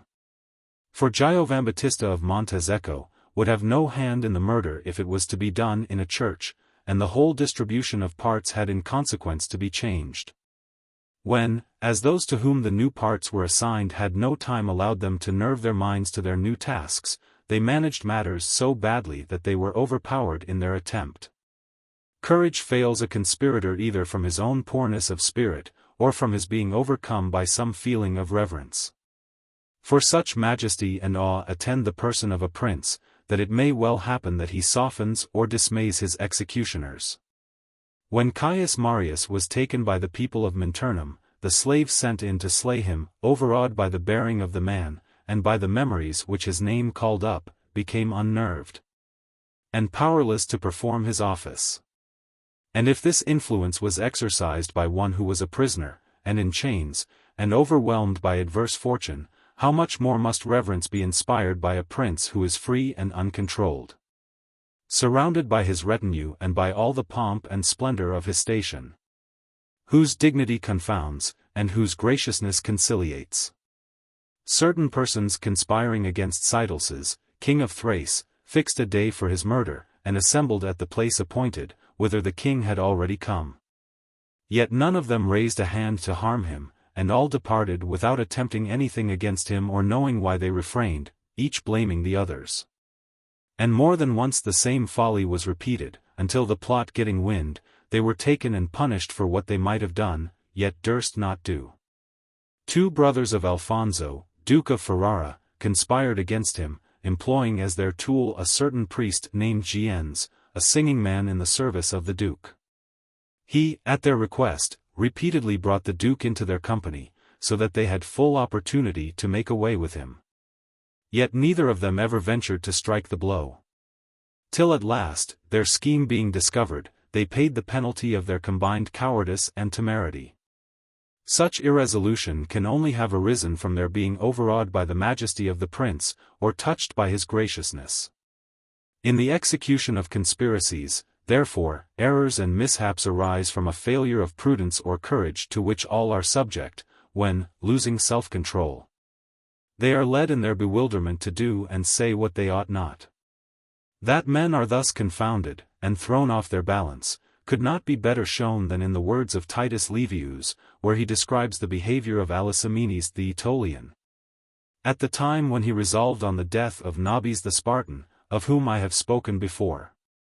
For when the time to act came, and he had disclosed to his followers what they had to do, Livius represents him as collecting his thoughts which had grown confused by dwelling on so desperate an enterprise. For it is impossible for anyone, though of the most steadfast temper and used to the sight of death and to handle deadly weapons, not to be perturbed at such a moment. For which reason we should on such occasions choose for our tools those who have had experience in similar affairs, and trust no others though reputed of the truest courage. For in these grave undertakings, no one who is without such experience, however bold and resolute, is to be trusted. The confusion of which I speak may either cause you to drop your weapon from your hand, or to use words which will have the same results. Quintianus being commanded by Lucilla, sister of Commodus, to slay him, lay in wait for him at the entrance of the amphitheatre, and rushing upon him with a drawn dagger, cried out, "The Senate sends you this." Which words caused him to be seized before his blow descended. In like manner Messer Antonio of Volterra, who as we have elsewhere seen was told off to kill Lorenzo de Medici, exclaimed as he approached him, "Ah, traitor!" And this exclamation proved the salvation of Lorenzo and the ruin of that conspiracy. For the reasons now given, a conspiracy against a single ruler may readily break down in its execution. But a conspiracy against 2 rulers is not only difficult, but so hazardous that its success is almost hopeless. For to effect like actions, at the same time, in different places, is well nigh impossible, nor can they be effected at different times, if you would not have one counteract another. So that if conspiracy against a single ruler be imprudent and dangerous, to conspire against 2, is in the last degree foolhardy and desperate. And were it not for the respect in which I hold the historian, I could not credit as possible what Herodian relates of Claudianus, namely, that he committed to the centurion Saturninus the task of slaying single-handed both Severus and Caracalla, they dwelling in different places. For the thing is so opposed to reason that on no other authority could I be induced to accept it as true. Certain young Athenians conspired against Diocles and Hippias, tyrants of Athens. Diocles they slew, but Hippias, making his escape, avenged him. Chion and Leonidas of Heraclea, disciples of Plato, conspired against the despots Clearchus and Satyrus. Clearchus fell, but Satyrus survived and avenged him. The Puzzi, of whom we have spoken so often, succeeded in murdering Giuliano only. From such conspiracies, therefore, as are directed against more heads than one, all should abstain, for no good is to be got from them, whether for ourselves, for our country, or for anyone else. On the contrary, when those conspired against escape, they become harsher and more unsufferable than before, as, in the examples given, Florence, Athens, and Heraclea had cause to know. True it is that the conspiracy contrived by Pelopidas for the liberation of his country, had to encounter every conceivable hindrance, and yet had the happiest end. For Pelopidas had to deal, not with 2 tyrants only, but with 10, and so far from having their confidence, could not, being an outlaw, even approach them. And yet he succeeded in coming to Thebes, in putting the tyrants to death, and in freeing his country. But whatever he did was done with the aid of one of the counselors of the tyrants, a certain Charon, through whom he had all facilities for executing his design. Let none, however, take this case as a pattern. For that it was in truth a desperate attempt, and its success a marvel, was and is the opinion of all historians, who speak of it as a thing altogether extraordinary and unexampled. The execution of a plot may be frustrated by some groundless alarm or unforeseen mischance occurring at the very moment when the scheme is to be carried out. On the morning on which Brutus and his confederates were to slay Caesar, it so happened that Caesar talked for a great while with Cnus Pompilius Lenus, one of the conspirators. Which some of the others observing, were in terror that Pompilius was divulging the conspiracy to Caesar. Whose life they would therefore have attempted then and there, without waiting his arrival in the Senate house. Had they not been reassured by seeing that when the conference ended he showed no sign of unusual emotion. False alarms of this sort are to be taken into account and allowed for, all the more that they are easily raised. For he who has not a clear conscience is apt to assume that others are speaking of him. A word used with a wholly different purpose, may throw his mind off its balance and lead him to fancy that reference is intended to the matter he is engaged on, and cause him either to betray the conspiracy by flight, or to derange its execution by anticipating the time fixed. And the more there are privy to the conspiracy, the likelier is this to happen. As to the mischances which may befall, since these are unforeseen, they can only be instanced by examples which may make men more cautious. Giulio Belentai of Siena, of whom I have spoken before, from the hate he bore Pandolfo Petrucci, who had given him his daughter to wife and afterwards taken her from him, resolved to murder him. And thus chose his time. Almost every day Pandolfo went to visit a sick kinsman, passing the house of Giulio on the way, who, remarking this, took measures to have his accomplices ready in his house to kill Pandolfo as he passed. Wherefore, placing the rest armed within the doorway, one he stationed at a window to give the signal of Pandolfo's approach. It so happened however, that as he came nigh the house, and after the lookout had given the signal, Pandolfo fell in with a friend who stopped him to converse. When some of those with him, going on in advance, saw and heard the gleam and clash of weapons, and so discovered the ambuscade. Whereby Pandolfo was saved, while Giulio with his companions had to fly from Siena. This plot accordingly was marred, and Giulio's schemes balked, in consequence of a chance meeting.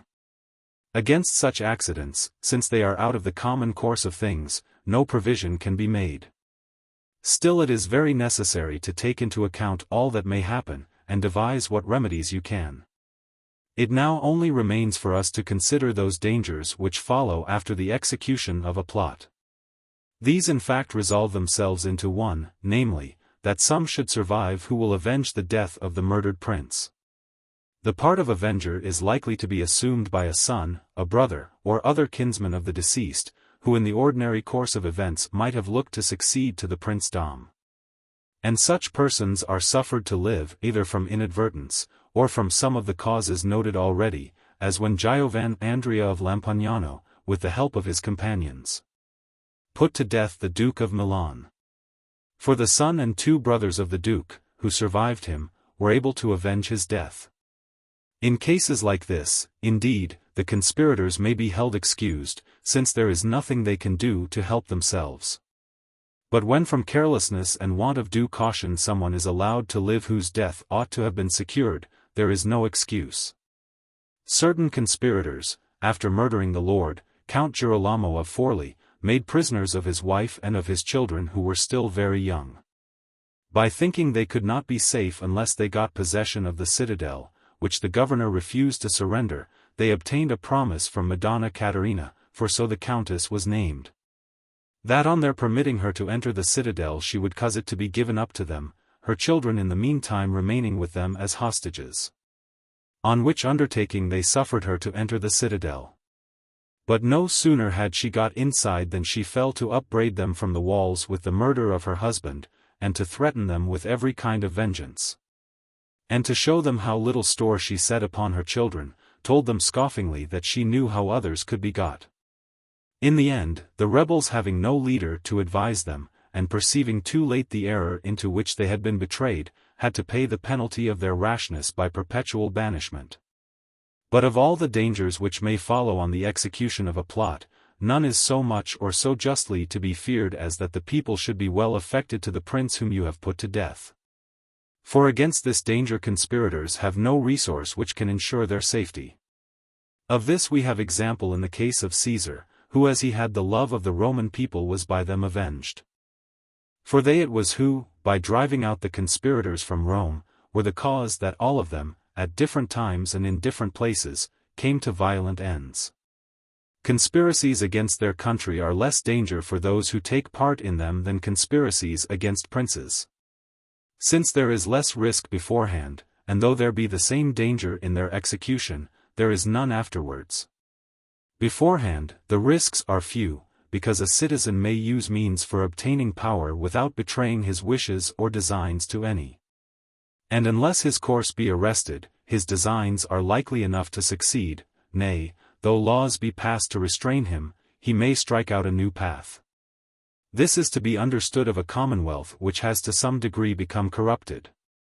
For in one wherein there is no taint of corruption, there being no soil in which evil seed can grow, such designs will never suggest themselves to any citizen.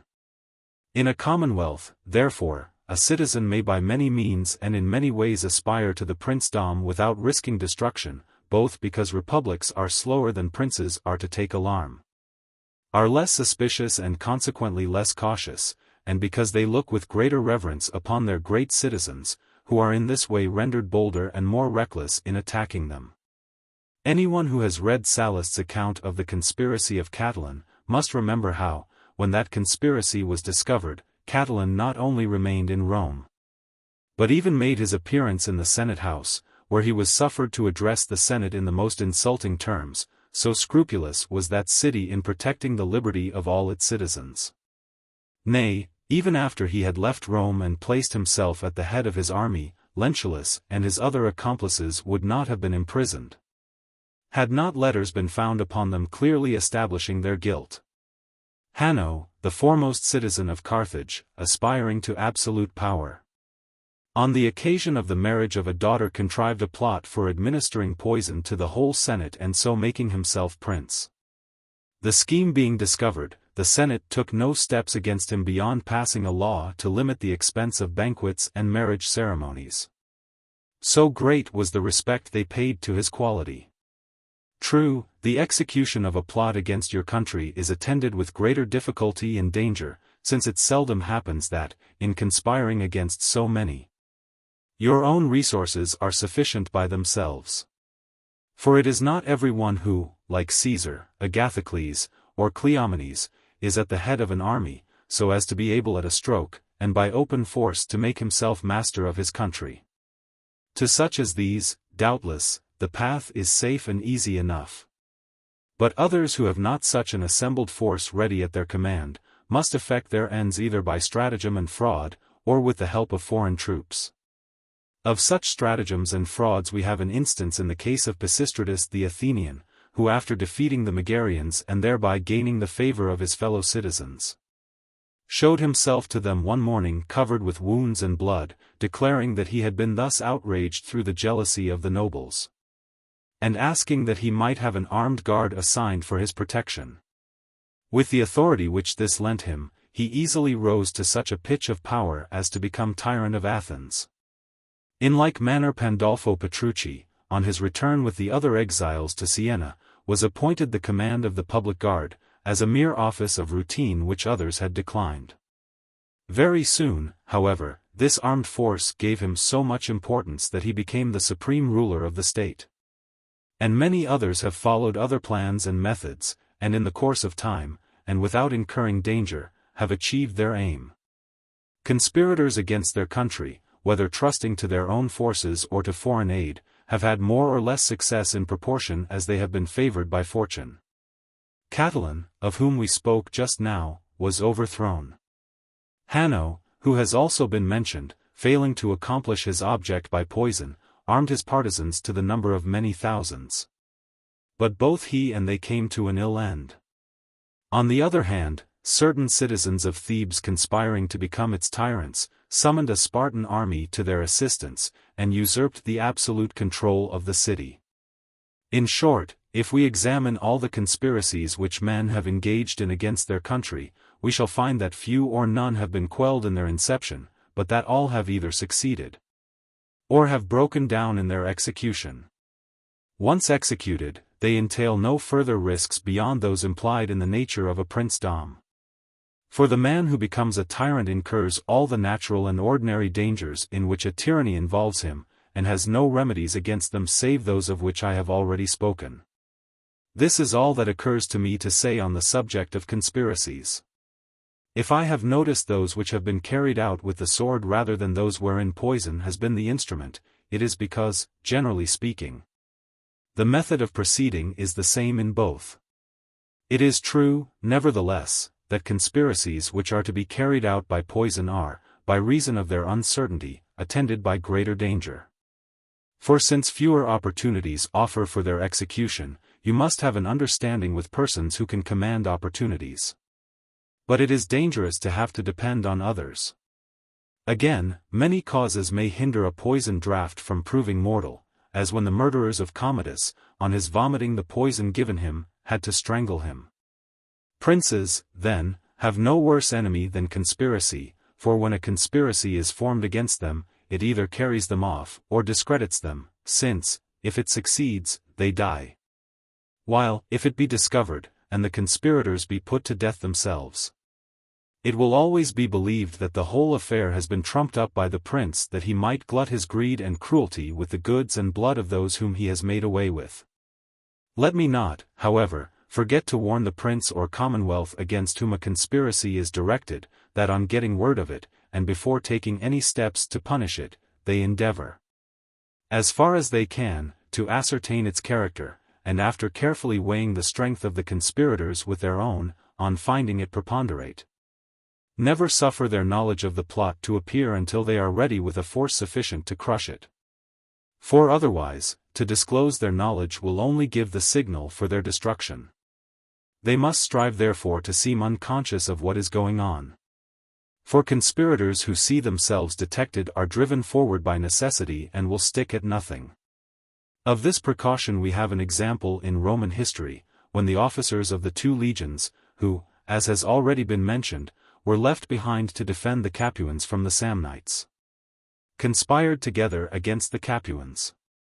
For on rumors of this conspiracy reaching Rome, Rutilius the new consul was charged to see to it, who, not to excite the suspicions of the conspirators, publicly gave out that by order of the Senate the Capuan legions were continued in their station. The conspirators believing this, and thinking they would have ample time to execute their plans, made no effort to hasten matters, but remained at their ease, until they found that the consul was moving one of the 2 legions to a distance from the other. This arousing their suspicion, led them to disclose their designs and endeavor to carry them out. Now, we could have no more instructive example than this in whatever way we look at it.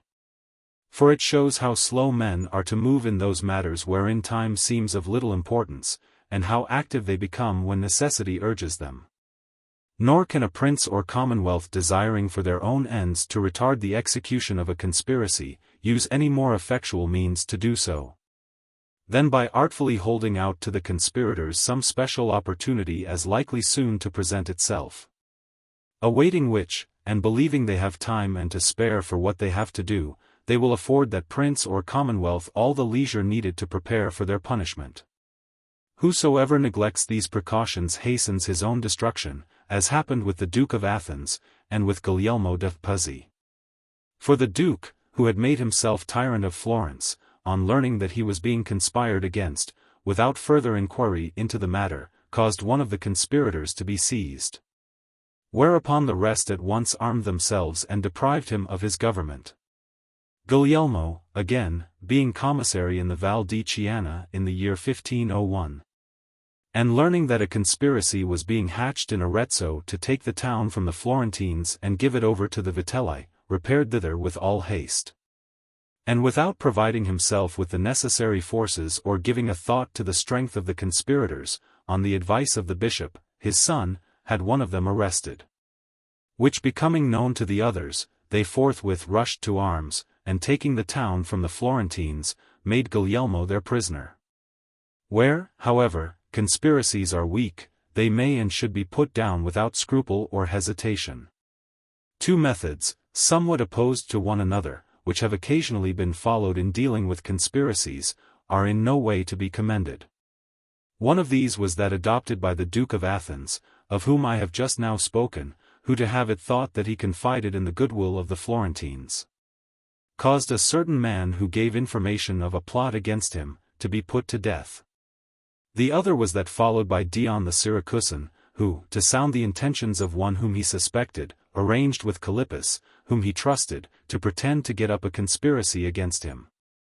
Neither of these tyrants reaped any advantage from the course he followed.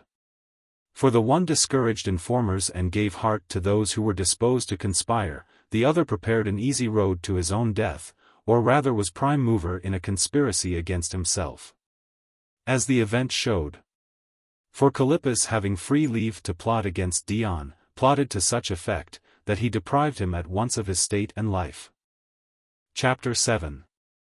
Why it is that changes from freedom to servitude, and from servitude to freedom, are sometimes made without bloodshed, but at other times reek with blood. Since we find from history that in the countless changes which have been made from freedom to servitude and from servitude to freedom, sometimes an infinite multitude have perished, while at others not a soul has suffered, as when Rome made her change from kings to consuls, on which occasion none was banished save Tarquin, and no harm was done to any other. It may perhaps be asked, how it happens that of these revolutions, some have been attended by bloodshed and others not. The answer I take to be this. The government which suffers change either has or has not had its beginning in violence. And since the government which has its beginning in violence must start by inflicting injuries on many, it must needs happen that on its downfall those who were injured will desire to avenge themselves. From which desire for vengeance the slaughter and death of many will result. But when a government originates with, and derives its authority from the whole community, there is no reason why the community, if it withdraw that authority, should seek to injure any except the prince from whom it withdraws it. Now the government of Rome was of this nature, and the expulsion of the Tarquins took place in this way. Of a like character was the government of the Medici in Florence, and, accordingly, upon their overthrow in the year 1494, no injury was done to any save themselves. In such cases, therefore, the changes I speak of do not occasion any very great danger.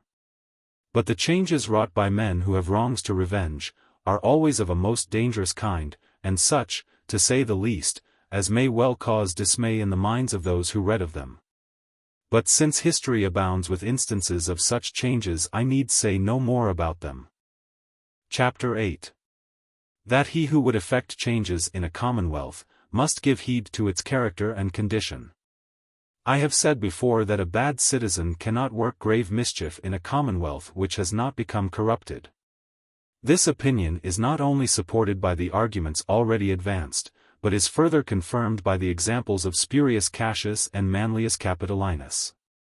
For Spurius, being ambitious, and desiring to obtain extraordinary authority in Rome, and to win over the people by loading them with benefits, as, for instance, by selling them those lands which the Romans had taken from the Hernici. His designs were seen through by the Senate, and laid him under such suspicion, that when in haranguing the people he offered them the money realized by the sale of the grain brought from Sicily at the public expense, they would have none of it, believing that he offered it as the price of their freedom. Now, had the people been corrupted, they would not have refused this bribe, but would have opened rather than closed the way to the tyranny. The example of Manlius is still more striking. For in his case we see what excellent gifts both of mind and body, and what splendid services to his country were afterwards cancelled by that shameful eagerness to reign which we find bred in him by his jealousy of the honors paid Camillus. For so darkened did his mind become, that without reflecting what were the institutions to which Rome was accustomed, or testing the material he had to work on, when he would have seen that it was still unfit to be molded to evil ends, he set himself to stir up tumults against the Senate and against the laws of his country. And herein we recognize the excellence of this city of Rome, and of the materials whereof it was composed. For although the nobles were wont to stand up stoutly for one another, not one of them stirred to succor Manlius, and not one of his kinsfolk made any effort on his behalf. So that although it was customary, in the case of other accused persons, for their friends to put on black and sordid raiment, with all the other outward signs of grief, in order to excite pity for the accused, none was seen to do any of these things for Manlius. Even the tribunes of the people, though constantly ready to promote whatever courses seemed to favor the popular cause, and the more vehemently the more they seemed to make against the nobles, in this instance sided with the nobles to put down the common enemy. Nay, the very people themselves, keenly alive to their own interests, and well disposed towards any attempt to damage the nobles, though they showed Manlius many proofs of their regard, nevertheless, when he was cited by the tribunes to appear before them and submit his cause for their decision, assumed the part of judges and not of defenders, and without scruple or hesitation sentenced him to die. Wherefore, I think, that there is no example in the whole Roman history which serves so well as this to demonstrate the virtues of all ranks in that republic. For not a man in the whole city bestirred himself to shield a citizen endowed with every great quality, and who, both publicly and privately, had done so much that deserved praise. But in all, the love of country outweighed every other thought, and all looked less to his past deserts than to the dangers which his present conduct threatened, from which to relieve themselves they put him to death. Such, says Livius, was the fate of a man worthy our admiration had he not been born in a free state. And here 2 points should be noted. The first, that glory is to be sought by different methods in a corrupt city, and in one which still preserves its freedom. The second, which hardly differs from the first, that in their actions, and especially in matters of moment, men must have regard to times and circumstances and adapt themselves thereto. For those persons who from an unwise choice, or from natural inclination, run counter to the times will for the most part live unhappily, and find all they undertake issue in failure. Whereas those who accommodate themselves to the times are fortunate and successful. And from the passage cited we may plainly infer, that had Manlius lived in the days of Marius and Sylla, when the body of the state had become corrupted, so that he could have impressed it with the stamp of his ambition, he might have had the same success as they had, and as those others had who after them aspired to absolute power. And, conversely, that if Sylla and Marius had lived in the days of Manlius, they must have broken down at the very beginning of their attempts. For one man, by mischievous arts and measures, may easily prepare the ground for the universal corruption of a city. But no one man in his lifetime can carry that corruption so far, as himself to reap the harvest. Or granting that one man's life might be long enough for this purpose, it would be impossible for him, having regard to the ordinary habits of men, who grow impatient and cannot long forego the gratification of their desires, to wait until the corruption was complete. Moreover, men deceive themselves in respect of their own affairs, and most of all in respect of those on which they are most bent. So that either from impatience or from self-deception, they rush upon undertakings for which the time is not ripe, and so come to an ill end. Wherefore to obtain absolute authority in a commonwealth and to destroy its liberties, you must find the body of the state already corrupted. And corrupted by a gradual wasting continued from generation to generation. Which, indeed, takes place necessarily, unless, as has been already explained, the state be often reinforced by good examples, or brought back to its first beginnings by wise laws. Manlius, therefore, would have been a rare and renowned man had he been born in a corrupt city. And from his example we see that citizens seeking to introduce changes in the form of their government, whether in favor of liberty or despotism, ought to consider what materials they have to deal with, and then judge of the difficulty of their task. For it is no less arduous and dangerous to attempt to free a people disposed to live in servitude, than to enslave a people who desire to live free.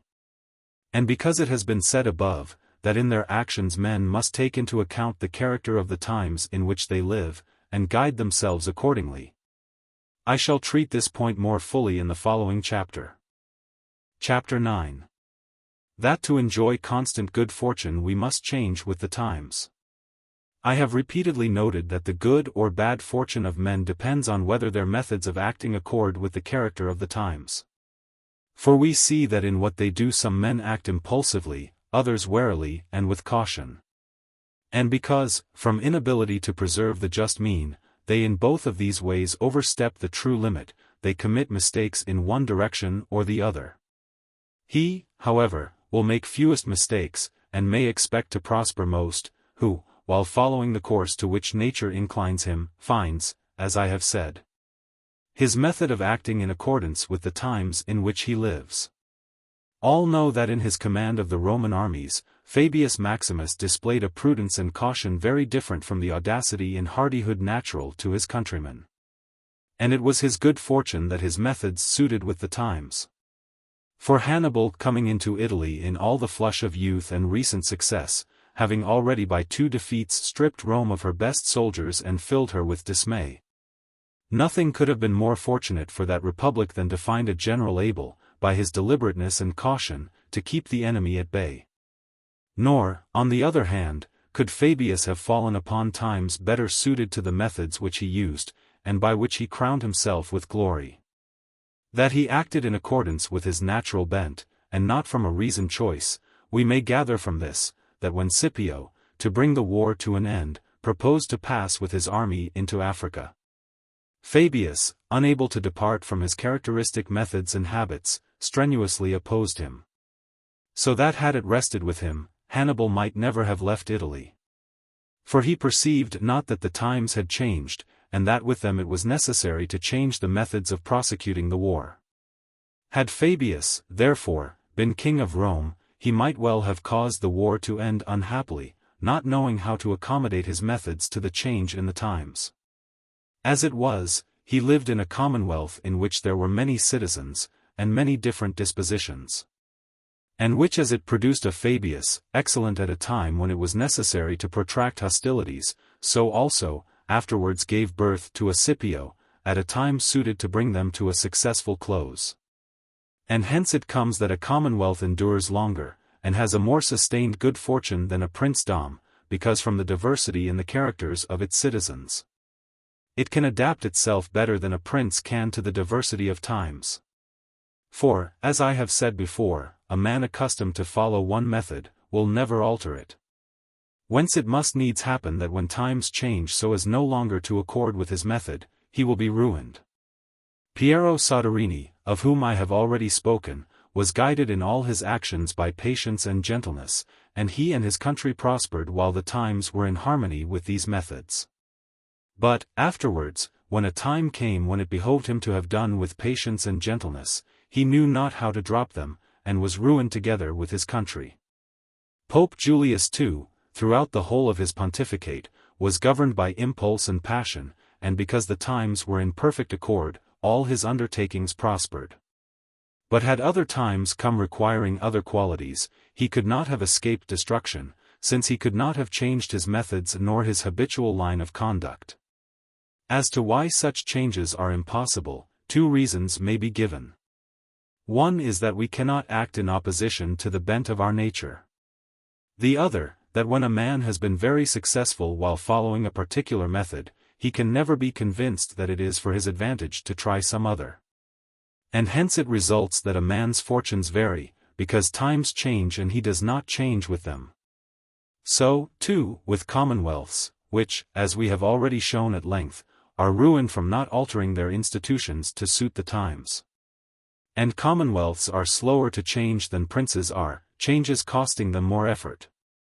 Because occasions must be waited for which shall stir the whole community, and it is not enough that a single citizen alters his method of acting. But since I have made mention of Fabius Maximus who wore out Hannibal by keeping him at bay, I think it opportune to consider in the following chapter whether a general who desires to engage his enemy at all risks, can be prevented by that enemy from doing so. Chapter 10. That a captain cannot escape battle when his enemy forces it on him at all risks. Gnaeus Sulpicius, when appointed dictator against the Gauls, being unwilling to tempt fortune by attacking an enemy whom delay and a disadvantageous position would every day render weaker, protracted the war. When a mistake is made of a sort that all or most men are likely to fall into, I think it not amiss to mark it again and again with disapproval. Wherefore, although I have already shown repeatedly how in affairs of moment the actions of the moderns conform not to those of antiquity, still it seems to me not superfluous, in this place, to say the same thing once more. For if in any particular the moderns have deviated from the methods of the ancients, it is especially in their methods of warfare, wherein not one of those rules formerly so much esteemed is now attended to. And this because both princes and commonwealths have devolved the charge of such matters upon others, and, to escape danger, have kept aloof from all military service. So that although one or another of the princes of our times may occasionally be seen present in person with his army, we are not therefore to expect from him any further praiseworthy behavior. For even where such personages take part in any warlike enterprise, they do so out of ostentation and from no nobler motive. Though doubtless from sometimes seeing their soldiers face to face, and from retaining to themselves the title of command, they are likely to make fewer blunders than we find made by republics. And most of all by the republics of Italy, which though altogether dependent upon others, and themselves utterly ignorant of everything relating to warfare, do yet, that they may figure as the commanders of their armies, take upon them to direct their movements, and in doing so commit countless mistakes, some of which have been considered elsewhere, but one is of such importance as to deserve notice here. When these sluggard princes or effeminate republics send forth any of their captains, it seems to them that the wisest instruction they can give him is to charge him on no account to give battle, but, on the contrary, to do what he can to avoid fighting. Wherein they imagine themselves to imitate the prudence of Fabius Maximus, who by protracting the war with Hannibal, saved the Roman commonwealth, not perceiving that in most instances such advice to a captain is either useless or hurtful. For the truth of the matter is, that a captain who would keep the field, cannot decline battle when his adversary forces it on him at all hazards. So that the instruction to avoid battle is but tantamount to saying, you shall engage when it pleases your enemy, and not when it suits yourself.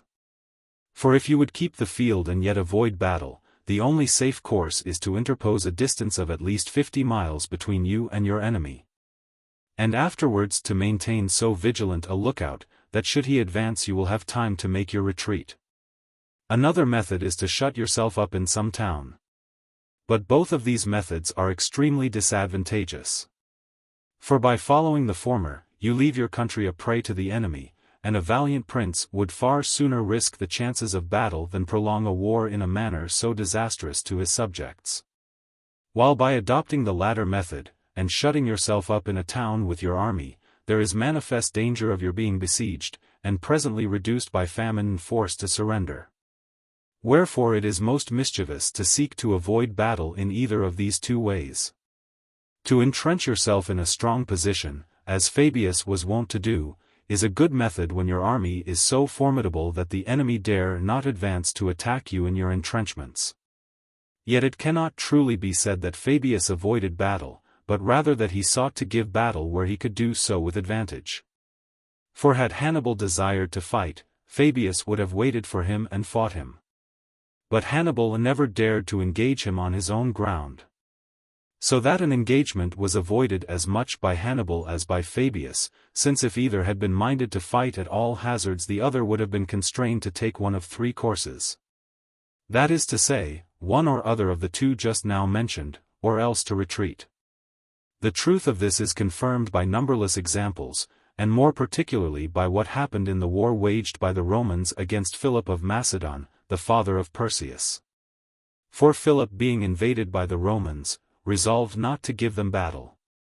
And to avoid battle, sought at first to do as Fabius had done in Italy, posting himself on the summit of a hill, where he entrenched himself strongly, thinking that the Romans would not venture to attack him there. But they, advancing and attacking him in his entrenchments, drove him from his position. When, unable to make further resistance, he fled with the greater part of his army, and was only saved from utter destruction by the difficulty of the ground, which made it impossible for the Romans to pursue him. Philip, therefore, who had no mind to fight, encamping too near the Romans, was forced to fly. And learning from this experience that to escape fighting it was not enough for him to entrench himself on a hill, yet not choosing to shut himself up in a walled town, he was constrained to take the other alternative of keeping at a distance of many miles from the Roman legions. Accordingly, when the Romans entered one province, he betook himself to another, and when they left a province he entered it. But perceiving that by protracting the war in this way, his condition grew constantly worse, while his subjects suffered grievously, now from his own troops, at another time from those of the enemy, he at last resolved to hazard battle, and so came to a regular engagement with the Romans. It is for your interest, therefore, not to fight, when you possess the same advantages as Fabius, or as Gnaeus Sulpicius had. In other words, when your army is so formidable in itself that the enemy dare not attack you in your entrenchments, and although he has got within your territory has yet gained no footing there, and suffers in consequence from the want of necessary supplies. In such circumstances delay is useful, for the reasons assigned by Titus Livius when speaking of Sulpicius. In no other circumstances, however, can an engagement be avoided without dishonor or danger. For to retire as Philip did, is nothing else than defeat. And the disgrace is greater in proportion as your valor has been less put to the proof.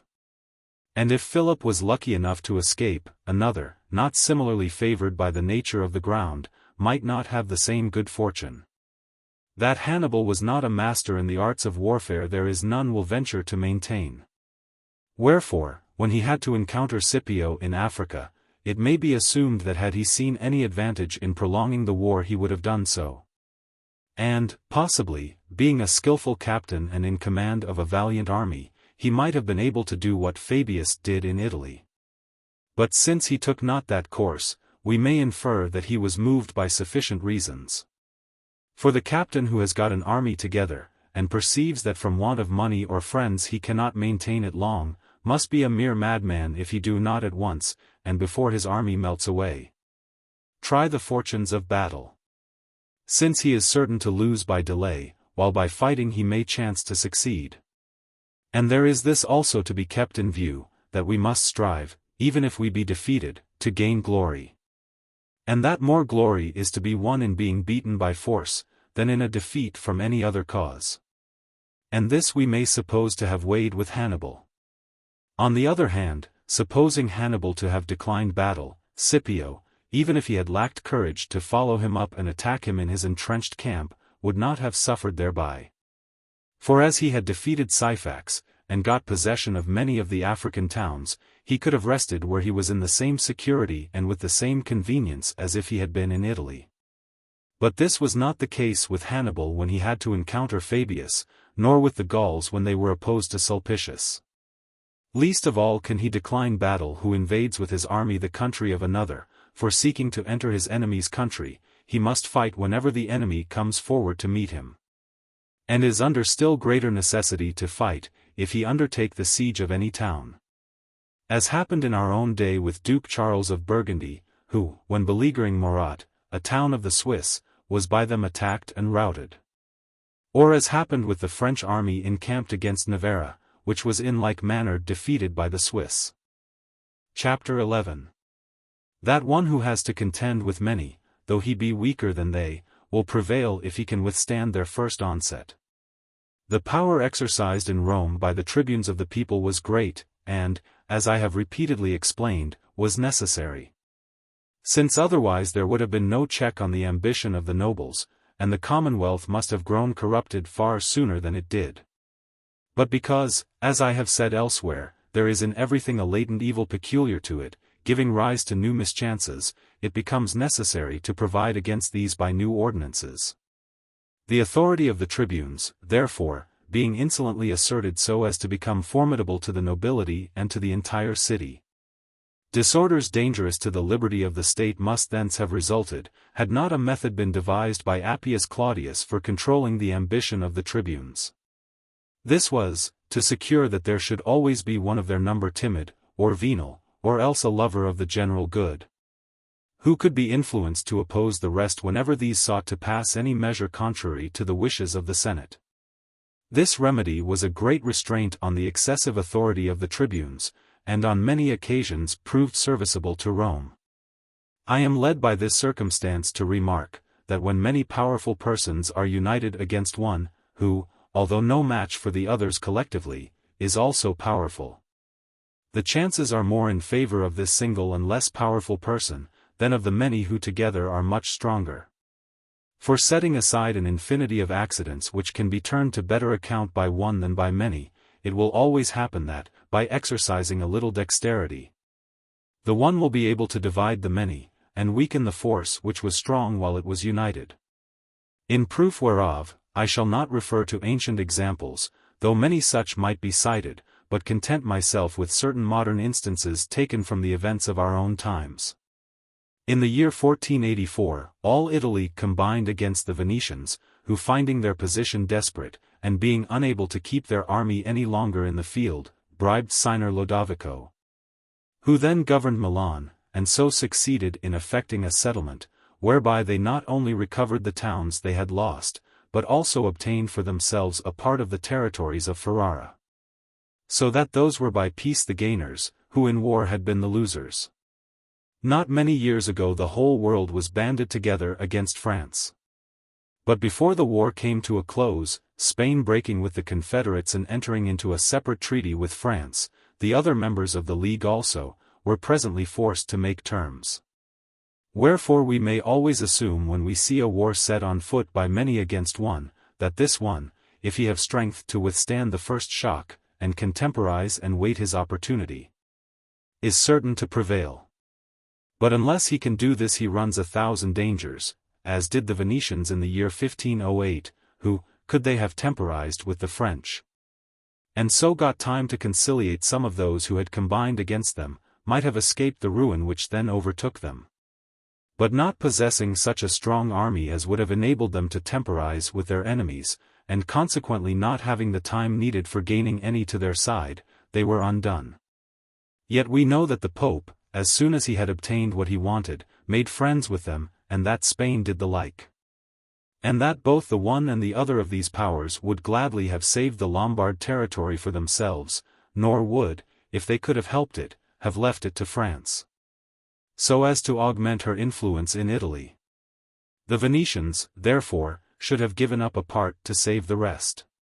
And had they done so at a time when the surrender would not have seemed to be made under compulsion, and before any step had been taken in the direction of war, it would have been a most prudent course, although discreditable and probably of little avail after war had been begun. But until the war broke out, few of the Venetian citizens recognized the danger, fewer still the remedy, and none ventured to prescribe it. But to return to the point whence we started, I say that the same safeguard for their country which the Roman Senate found against the ambition of the tribunes in their number, is within the reach of the prince who is attacked by many adversaries, if he only know to use prudently those methods which promote division. Chapter 12. A prudent captain will do what he can to make it necessary for his own soldiers to fight, and to relieve his enemy from that necessity. Elsewhere I have noted how greatly men are governed in what they do by necessity, and how much of their renown is due to her guidance, so that it has even been said by some philosophers that the hands and tongues of men, the two noblest instruments of their fame, would never have worked to perfection, nor have brought their labors to that pitch of excellence we see them to have reached, had they not been impelled by this cause. The captains of antiquity, therefore, knowing the virtues of this necessity, and seeing the steadfast courage which it gave their soldiers in battle, spared no effort to bring their armies under its influence, while using all their address to loosen its hold upon their enemies. For which reason, they would often leave open to an adversary some way which they might have closed, and close against their own men some way they might have left open.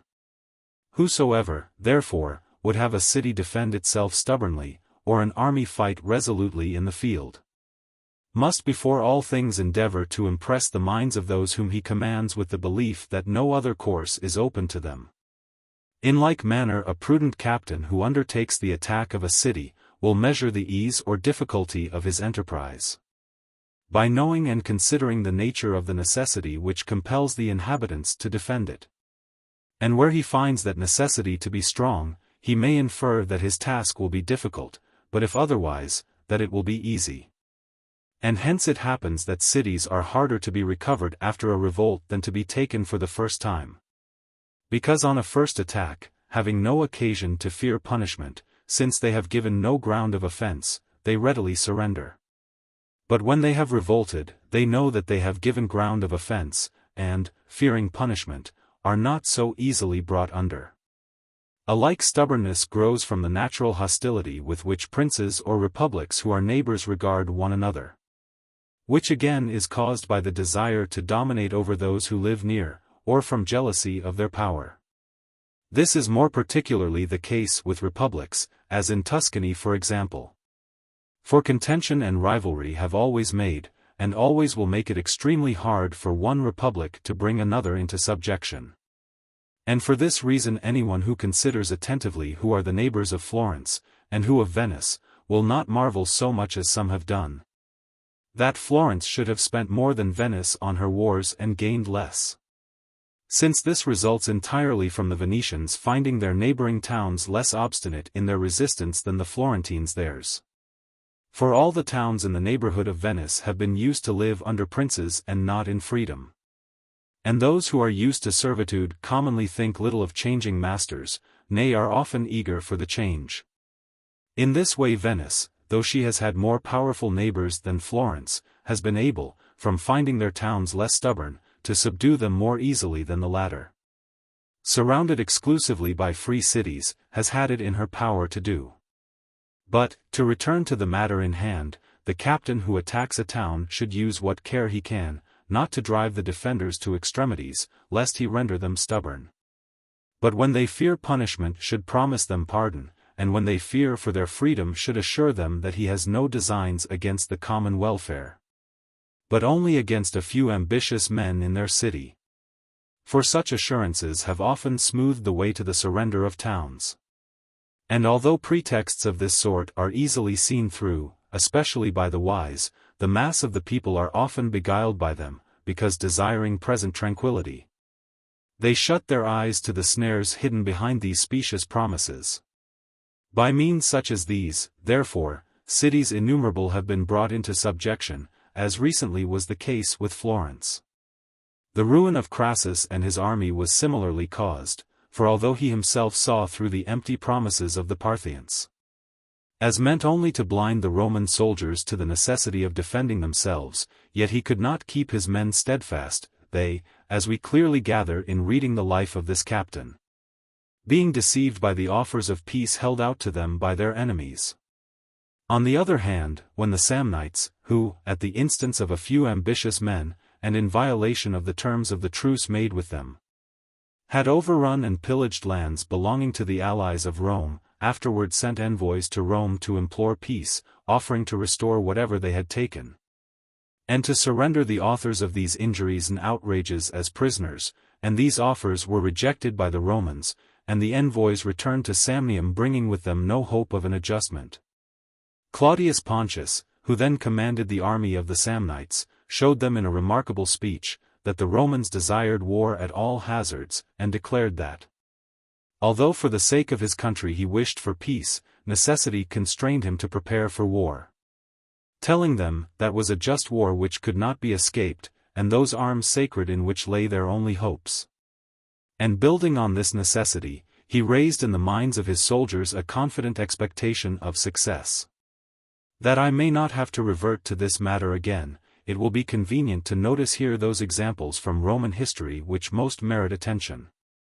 When Caius Manilius was in command of the legions encamped against Veii, a division of the Veientine army having got within the Roman entrenchments, Manilius ran forward with a company of his men to defend them, and, to prevent the escape of the Veientines, guarded all the approaches to the camp. The Veientines, finding themselves thus shut in, began to fight with such fury that they slew Manilius, and would have destroyed all the rest of the Roman army, had not the prudence of one of the tribunes opened a way for the Veientines to retreat. Here we see that so long as necessity compelled, the Veientines fought most fiercely, but on finding a path opened for escape, preferred flight to combat. On another occasion, when the Volscians and Equians passed with their armies across the Roman frontier, the consuls were sent out to oppose them, and an engagement ensued. It so happened that when the combat was at its height, the army of the Volscians, commanded by Vectius Messius, suddenly found themselves shut in between their own camp, which a division of the Romans had occupied, and the body of the Roman army. When seeing that they must either perish or cut a way for themselves with their swords, Vectius said to them, "Come on, my men, here is no wall or rampart to be scaled, we fight man with man. In valor we are their equals, and necessity, that last and mightiest weapon, gives us the advantage." Here, then, necessity is spoken of by Titus Livius as the last and mightiest weapon.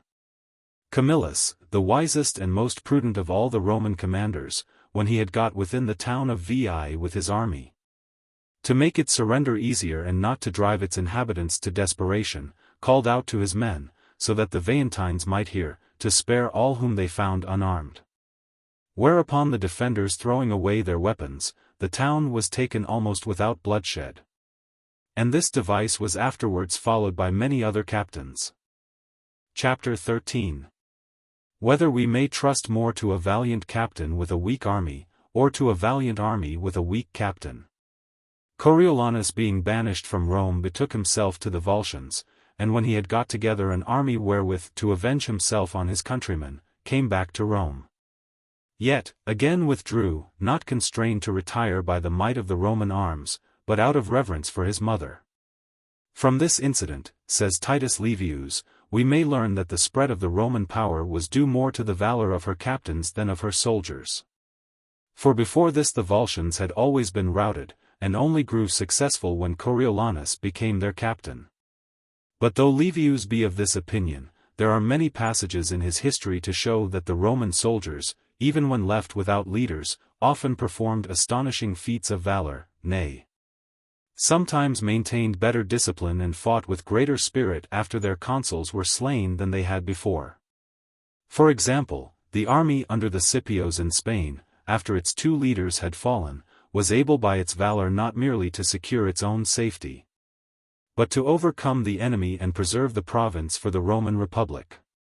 So that to state the case fairly, we find many instances in which the valor of the soldiers alone gained the day, as well as many in which success was wholly due to the excellence of the captain. From which it may be inferred that the one stands in need of the other. And here the question suggests itself, which is the more formidable, a good army badly led, or a good captain commanding an indifferent army? Though, were we to adopt the opinion of Caesar on this head, we ought lightly to esteem both. For when Caesar went to Spain against Afranius and Petreius, who were there in command of a strong army, he made little account of them, saying, that he went to fight an army without a captain, indicating thereby the weakness of these generals. And, conversely, when he went to encounter Pompeius in Thessaly, he said, I go against a captain without an army. 13. A further question may also be raised, whether it is easier for a good captain to make a good army, or for a good army to make a good captain. As to this it might be thought there was barely room for doubt, since it ought to be far easier for many who are good to find one who is good or teach him to become so, than for one who is good to find or make many good. Lucullus when sent against Mithridates was wholly without experience in war, but his brave army, which was provided with many excellent officers, speedily taught him to be a good captain. On the other hand, when the Romans, being badly off for soldiers, armed a number of slaves and gave them over to be drilled by Sempronius Gracchus, he in a short time made them into a serviceable army. So too, as I have already mentioned, Pelopidas and Epaminondas after rescuing Thebes, their native city, from Spartan thraldom, in a short time made such valiant soldiers of the Theban peasantry, as to be able with their aid not only to withstand, but even to defeat the Spartan armies. So that the question may seem to be equally balanced, excellence on one side generally finding excellence on the other.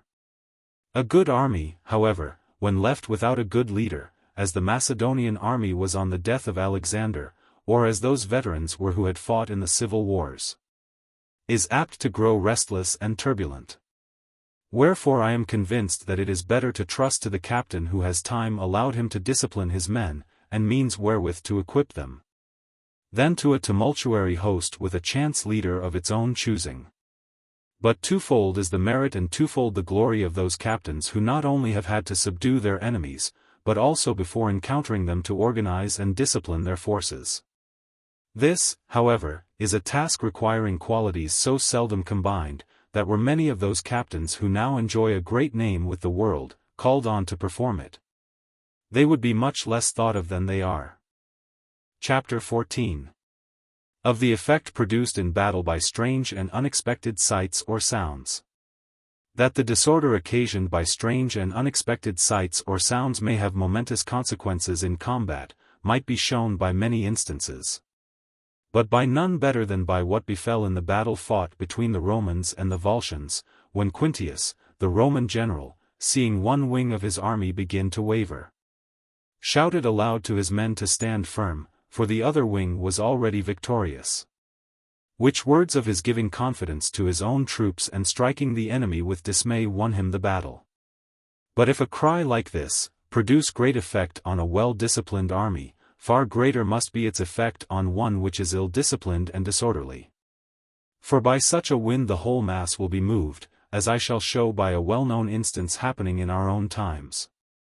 A few years ago the city of Perugia was split into the two factions of the Baglioni and the Audi, the former holding the government, the latter being in exile.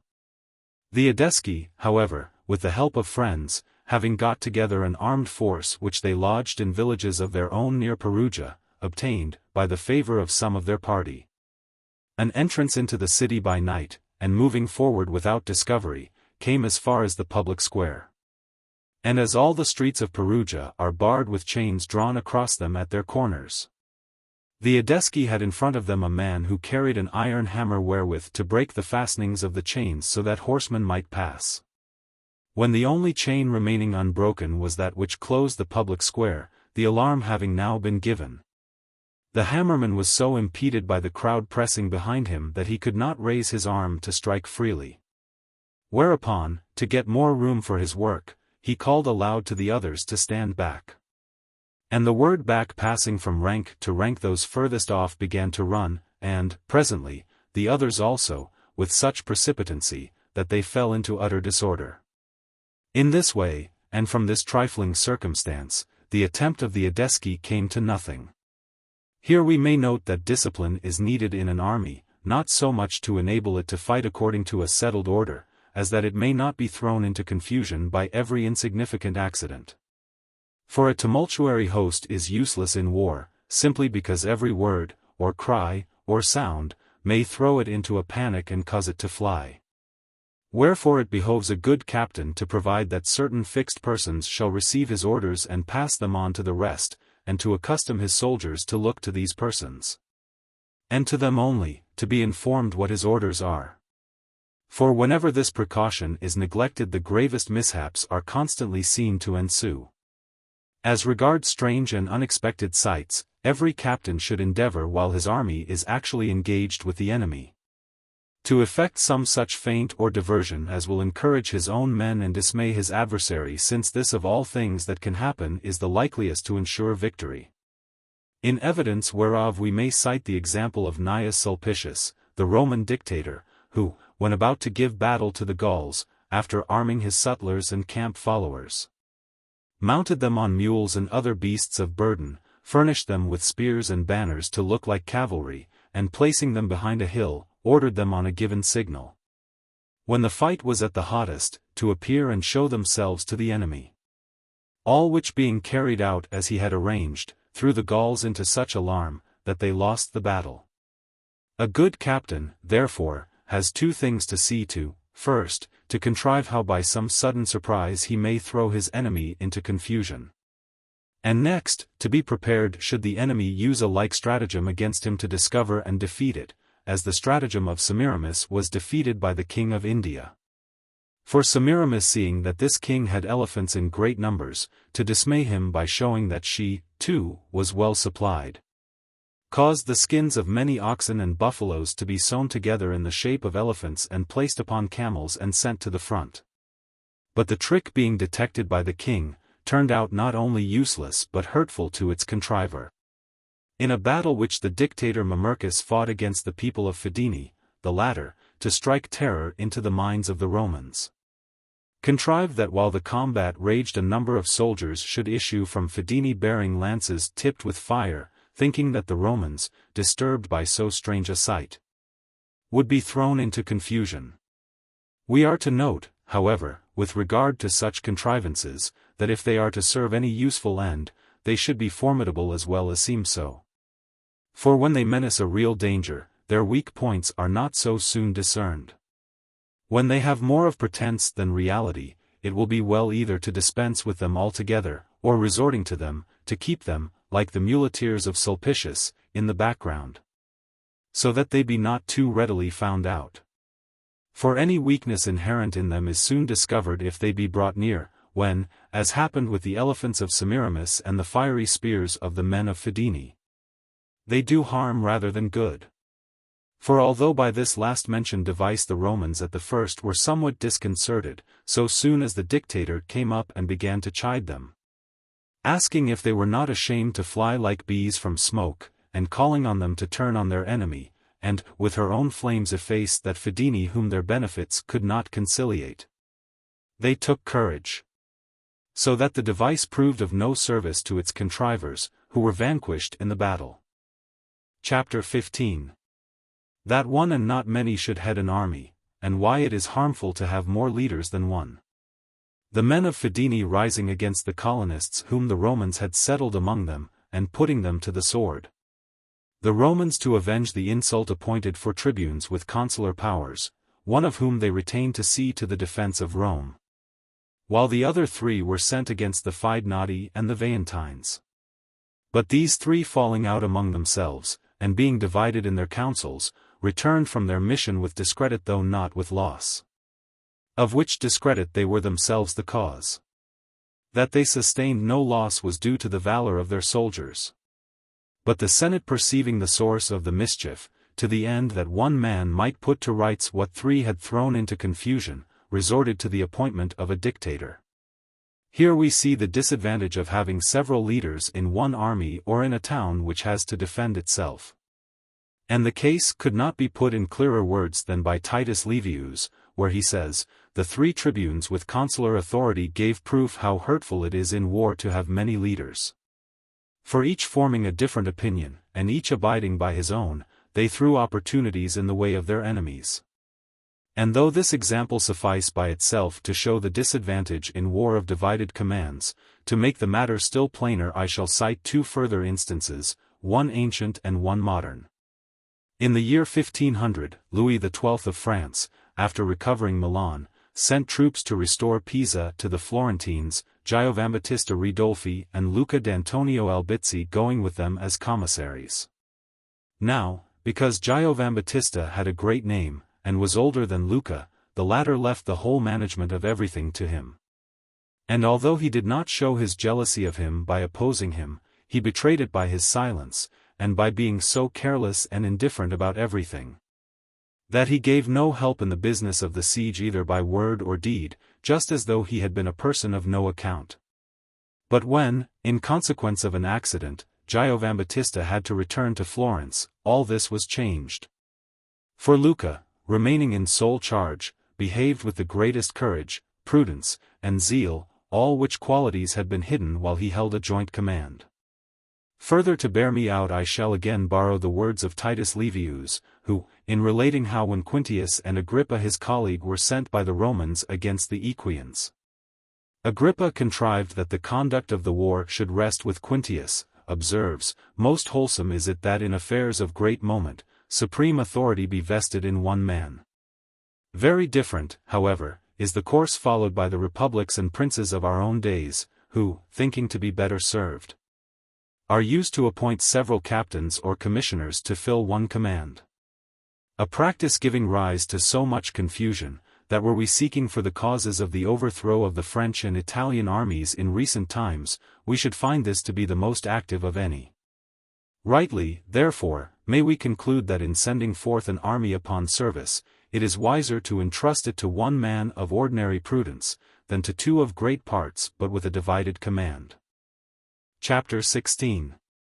That in times of difficulty true worth is sought after, whereas in quiet times it is not the most deserving, but those who are recommended by wealth or connection who are most in favor. It always has happened and always will, that the great and admirable men of a republic are neglected in peaceful times. Because at such seasons many citizens are found, who, envying the reputation these men have justly earned, seek to be regarded not merely as their equals but as their superiors. Touching this there is a notable passage in Thucydides, the Greek historian, where he tells how the Republic of Athens coming victorious out of the Peloponnesian War, wherein she had bridled the pride of Sparta, and brought almost the whole of Greece under her authority, was encouraged by the greatness of her renown to propose to herself the conquest of Sicily. In Athens this scheme was much debated, Alcibiades and certain others who had the public welfare very little in their thoughts, but who hoped that the enterprise, were they placed in command, might minister to their fame, recommending that it should be undertaken.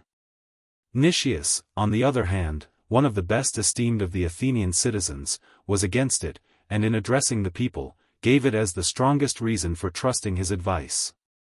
That in advising them not to engage in this war, he urged what was not for his own advantage. For he knew that while Athens remained at peace numberless citizens were ready to take precedence of him, whereas, were war declared, he was certain that none would rank before him or even be looked upon as his equal.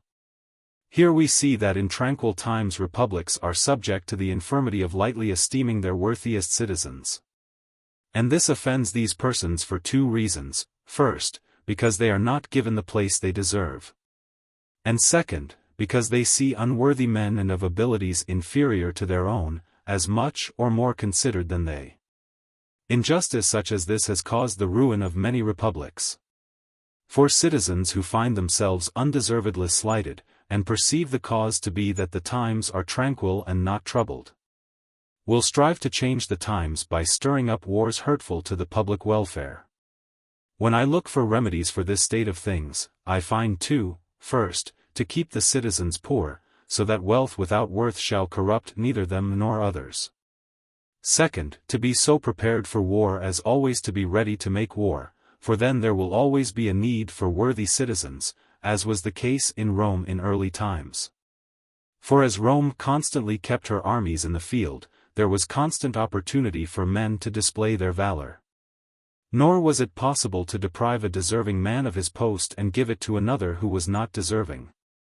Or if ever this were done by inadvertency, or by way of experiment, there forthwith resulted such disorder and danger, that the city at once retraced its steps and reverted to the true path.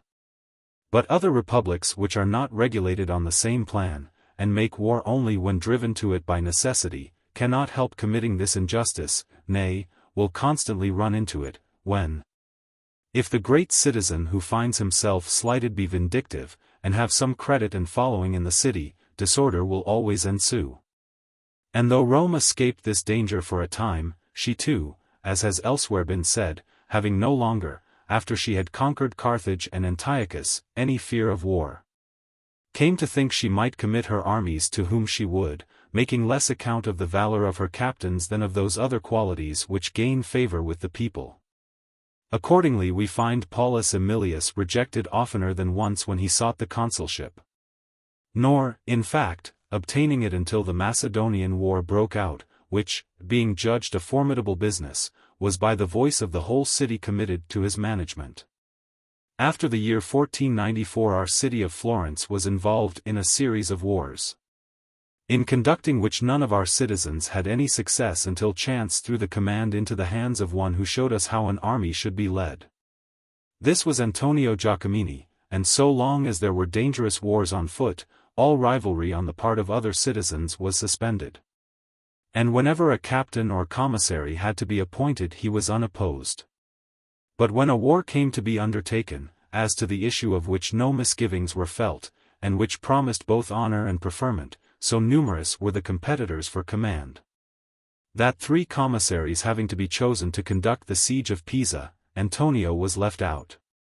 And though it cannot with certainty be shown that any harm resulted to our republic from his not having been sent on this enterprise, we may reasonably conjecture that such was indeed the case. For as the people of Pisa were then without means either for subsistence or defense, it may be believed that had Antonio been there he would have reduced them to such extremities as would have forced them to surrender at discretion to the Florentines. But Pisa being besieged by captains who knew neither how to blockade nor how to storm it, held out so long, that the Florentines, who should have reduced it by force, were obliged to buy its submission. Neglect like this might well move Antonio to resentment. And he must needs have been both very patient and very forgiving if he felt no desire to revenge himself when he could, by the ruin of the city or by injuries to individual citizens. But a republic should beware not to rouse such feelings, as I shall show in the following chapter. Chapter 17. That we are not to offend a man, and then send him to fill an important office or command. A republic should think twice before appointing to an important command a citizen who has sustained notable wrong at the hands of his fellow citizens. Claudius Nero, quitting the army with which he was opposing Hannibal, went with a part of his forces into the march of Ancona, designing to join the other consul there, and after joining him to attack Hasdrubal before he came up with his brother. Now Claudius had previously commanded against Hasdrubal in Spain, and after driving him with his army into such a position that it seemed he must either fight at a disadvantage or perish by famine, had been outwitted by his adversary, who, while diverting his attention with proposals of terms, contrived to slip through his hands and rob him of the opportunity for effecting his destruction. This becoming known in Rome brought Claudius into so much discredit both with the Senate and people, that to his great mortification and displeasure, he was slightingly spoken of by the whole city. But being afterwards made consul and sent to oppose Hannibal, he took the course mentioned above, which was in itself so hazardous that all Rome was filled with doubt and anxiety until tidings came of Hasdrubal's defeat. When subsequently asked why he had played so dangerous a game, wherein without urgent necessity he had staked the very existence of Rome, Claudius answered, he had done so because he knew that were he to succeed he would recover whatever credit he had lost in Spain, while if he failed, and his attempt had an untoward issue, he would be revenged on that city and on those citizens who had so ungratefully and indiscreetly wronged him. But if resentment for an offense like this so deeply moved a Roman citizen at a time when Rome was still uncorrupted, we should consider how it may act on the citizen of a state not constituted as Rome then was.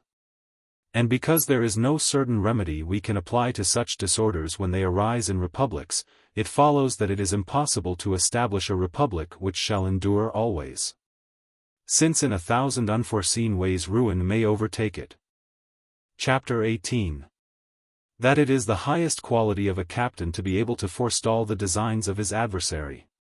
It was a saying of Epaminondas the Theban that nothing was so useful and necessary for a commander as to be able to see through the intentions and designs of his adversary. And because it is hard to come at this knowledge directly, the more credit is due to him who reaches it by conjecture. Yet sometimes it is easier to fathom an enemy's designs than to construe his actions. And not so much those actions which are done at a distance from us, as those done in our presence and under our very eyes. For instance, it has often happened that when a battle has lasted till nightfall, the winner has believed himself the loser.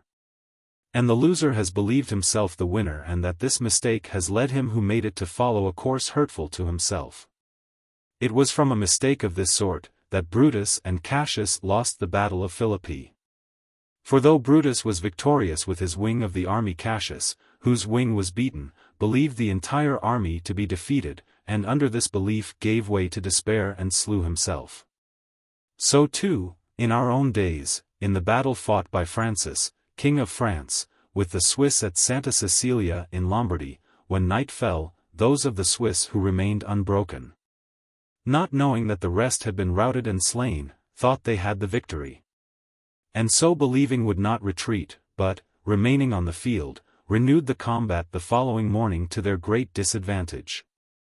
Nor were they the only sufferers from their mistake, since the armies of the Pope and of Spain were also misled by it, and well-nigh brought to destruction. For on the false report of a victory they crossed the Po, and had they only advanced a little further must have been made prisoners by the victorious French. An instance is recorded of a like mistake having been made in the camps both of the Romans and of the Equians. For the consul Sempronius being in command against the Equians, and giving the enemy battle, the engagement lasted with varying success till nightfall. When as both armies had suffered what was almost a defeat, neither returned to their camp, but each drew off to the neighboring hills where they thought they would be safer. The Romans separated into two divisions, one of which with the consul, the other with the centurion Tempanius, by whose valor the army had that day been saved from utter rout. At daybreak the consul, without waiting for further tidings of the enemy, made straight for Rome, and the Equians, in like manner, withdrew to their own country. For as each supposed the other to be victorious, neither thought much of leaving their camp to be plundered by the enemy. It so chanced, however, that Tempanius, who was himself retreating with the second division of the Roman army, fell in with certain wounded Equians, from whom he learned that their commanders had fled, abandoning their camp. On hearing which, he at once returned to the Roman camp and secured it, and then, after sacking the camp of the Equians, went back victorious to Rome. His success, as we see, turned entirely on his being the first to be informed of the enemy's condition. And here we are to note that it may often happen that both the one and the other of two opposed armies shall fall into the same disorder, and be reduced to the same straits. In which case, that which soonest detects the other's distress is sure to come off best. I shall give an instance of this which occurred recently in our own country. In the year 1498, when the Florentines had a great army in the territory of Pisa and had closely invested the town, the Venetians, who had undertaken its protection, seeing no other way to save it, resolved to make a diversion in its favor by attacking the territories of the Florentines in another quarter. Wherefore, having assembled a strong force, they entered Tuscany by the Val di Lamona, and seizing on the village of Marradi, besieged the stronghold of Castiglione which stands on the height above it. Getting word of this, the Florentines sought to relieve Marradi, without weakening the army which lay round Pisa. They accordingly raised a new levy of foot soldiers, and equipped a fresh squadron of horse, which they dispatched to Marradi under the joint command of Jacopo Fordiapiano, Lord of Piombino, and Count Ranuccio of Marciano. These troops taking up their position on the hill above Marradi, the Venetians withdrew from the investment of Castiglione and lodged themselves in the village. But when the two armies had confronted one another for several days, both began to suffer sorely from want of victuals and other necessaries, and neither of them daring to attack the other, or knowing to what extremities the other was reduced, both simultaneously resolved to strike their camps the following morning, and to retreat, the Venetians towards Berzighella and Faenza, the Florentines towards Cassalia and the Mugello. But at daybreak, when both armies had begun to remove their baggage, it so happened that an old woman, whose years and poverty permitted her to pass unnoticed, leaving the village of Marradi, came to the Florentine camp, where were certain of her kinsfolk whom she desired to visit.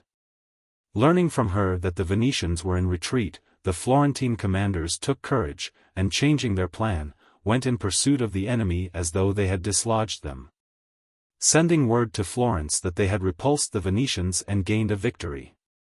But in truth this victory was wholly due to their having notice of the enemy's movements before the latter had notice of theirs. For had that notice been given to the Venetians first, it would have wrought against us the same results as it actually wrought for us. Chapter 19. Whether indulgence or severity be more necessary for controlling a multitude.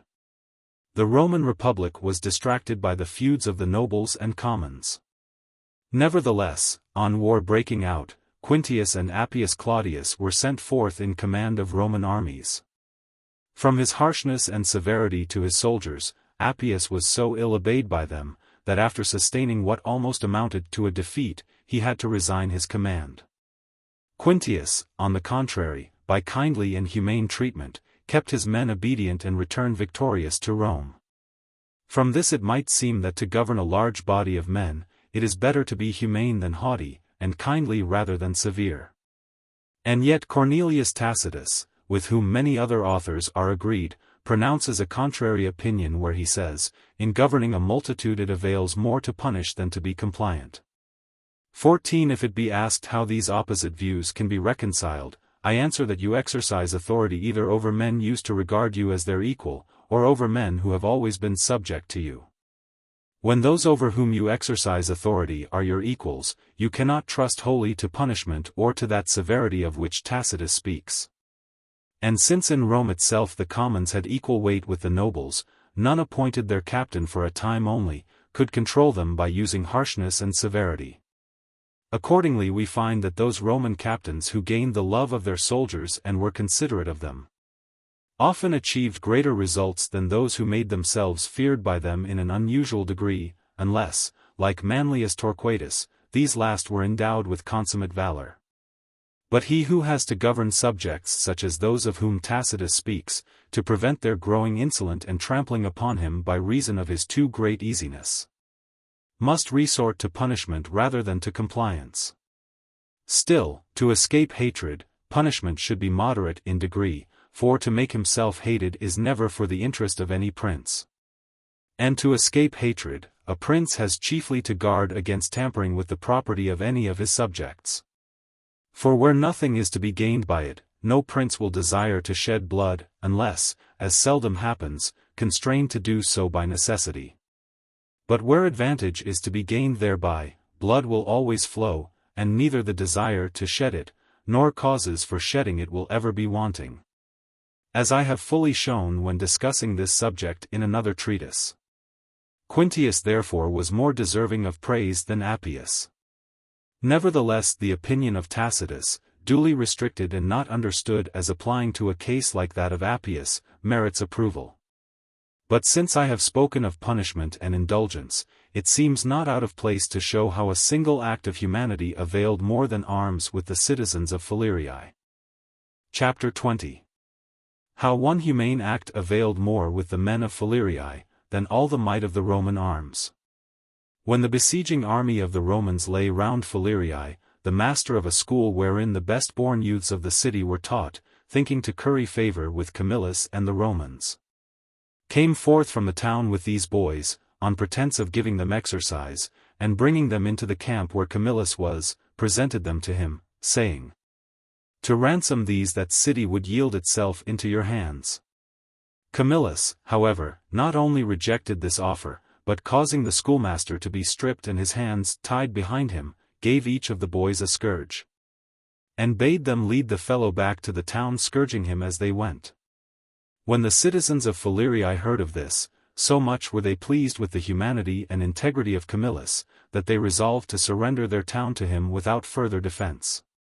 This authentic instance may lead us to believe that a humane and kindly action may sometimes touch men's minds more nearly than a harsh and cruel one, and that those cities and provinces into which the instruments and engines of war, with every other violence to which men resort, have failed to force a way, may be thrown open to a single act of tenderness, mercy, chastity, or generosity, whereof history supplies us with many examples besides the one which I have just now noticed. For we find that when the arms of Rome were powerless to drive Pyrrhus out of Italy, he was moved to depart by the generosity of Fabricius in disclosing to him the proposal which his slave had made the Romans to poison him. Again, we read how Scipio gained less reputation in Spain by the capture of New Carthage, than by his virtue in restoring a young and beautiful wife unviolated to her husband, the fame of which action won him the love of the whole province. We see, too, how much this generous temper is esteemed by a people in its great men, and how much it is praised by historians and by those who write the lives of princes, as well as by those who lay down rules of human conduct, among whom Xenophon has taken great pains to show what honors, and victories, and how fair a fame accrued to Cyrus from his being kindly and gracious, without taint of pride, or cruelty, or luxury, or any other of those vices which cast a stain upon men's lives. And yet when we note that Hannibal, by methods wholly opposite to these, achieved splendid victories and a great renown, I think I am bound to say something in my next chapter as to how this happened. Chapter 21. How it happened that Hannibal, pursuing a course contrary to that taken by Scipio, wrought the same results in Italy which the other achieved in Spain. Some, I suspect, may marvel to find a captain, taking a contrary course, nevertheless arrive at the same ends as those who have pursued the methods above spoken of, since it must seem as though success did not depend on the causes I have named. Nay, that if glory and fame are to be won in other ways, these causes neither add to our strength nor advance our fortunes. Wherefore, to make my meaning plain, and not to part company with the men of whom I have been speaking, I say, that as, on the one hand, we see Scipio enter Spain, and by his humane and generous conduct at once secure the goodwill of the province, and the admiration and reverence of its inhabitants, so on the other hand, we see Hannibal enter Italy, and by methods wholly opposite, to wit, by violence and rapine, by cruelty and treachery of every kind, effect in that country the very same results. For all the states of Italy revolted in his favor, and all the Italian nations ranged themselves on his side. When we seek to know why this was, several reasons present themselves, the first being that men so passionately love change, that, commonly speaking, those who are well off are as eager for it as those who are badly off, for as already has been said with truth, men are pampered by prosperity, soured by adversity.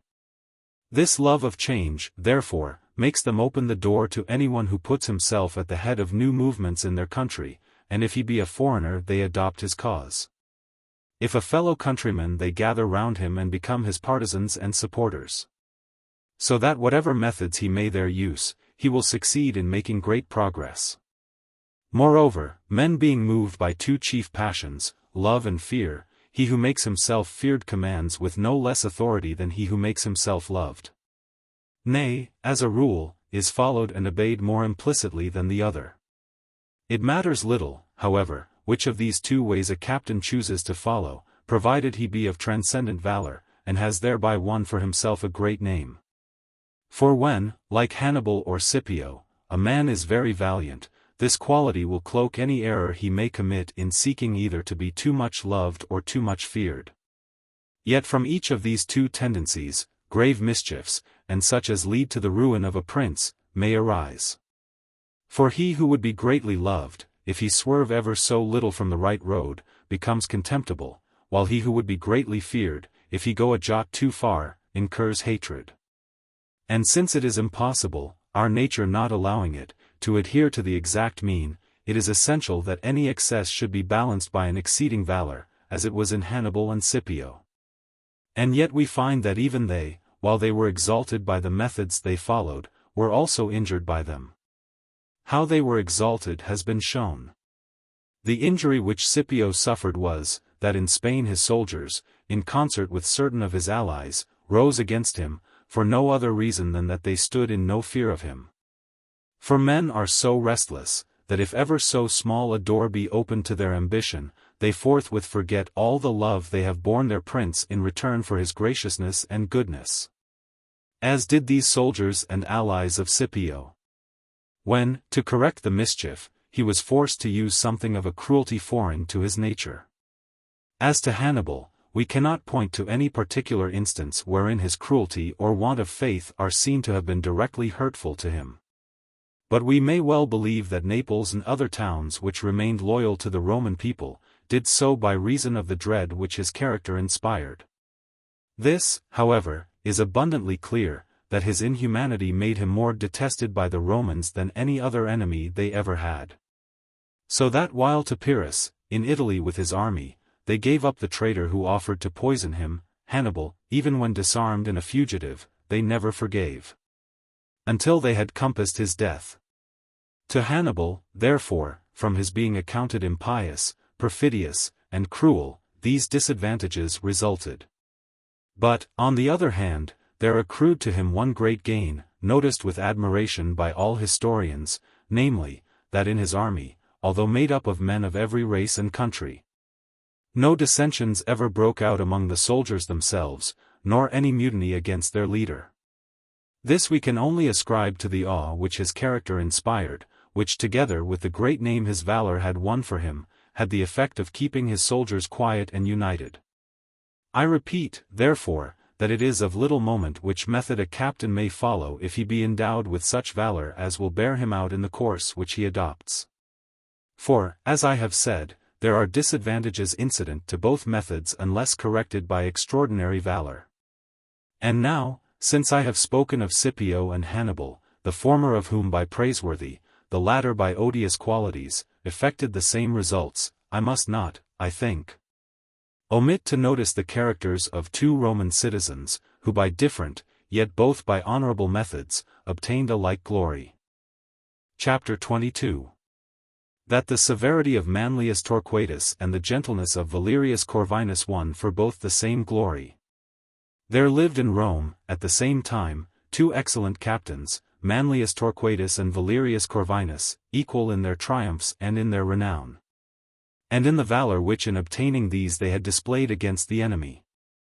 But who in the conduct of their armies and treatment of their soldiers, followed very different methods. For Manlius, in his command, resorted to every kind of severity, never sparing his men fatigue, nor remitting punishment. While Valerius, on the contrary, treated them with all kindness and consideration, and was easy and familiar in his intercourse with them.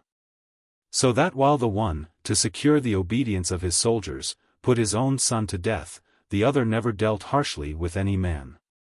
Yet, for all this diversity in their modes of acting, each had the same success against the enemy, and each obtained the same advantages both for the Republic and for himself. For no soldier of theirs ever flinched in battle, or rose in mutiny against them, or in any particular opposed their will. Though the commands of Manlius were of such severity that any order of excessive rigor came to be spoken of as a Manlian order. Here, then, we have to consider first of all why Manlius was obliged to use such severity, next, why Valerius could behave so humanely. Thirdly, how it was that these opposite methods had the same results, and lastly, which of the two methods it is better and more useful for us to follow.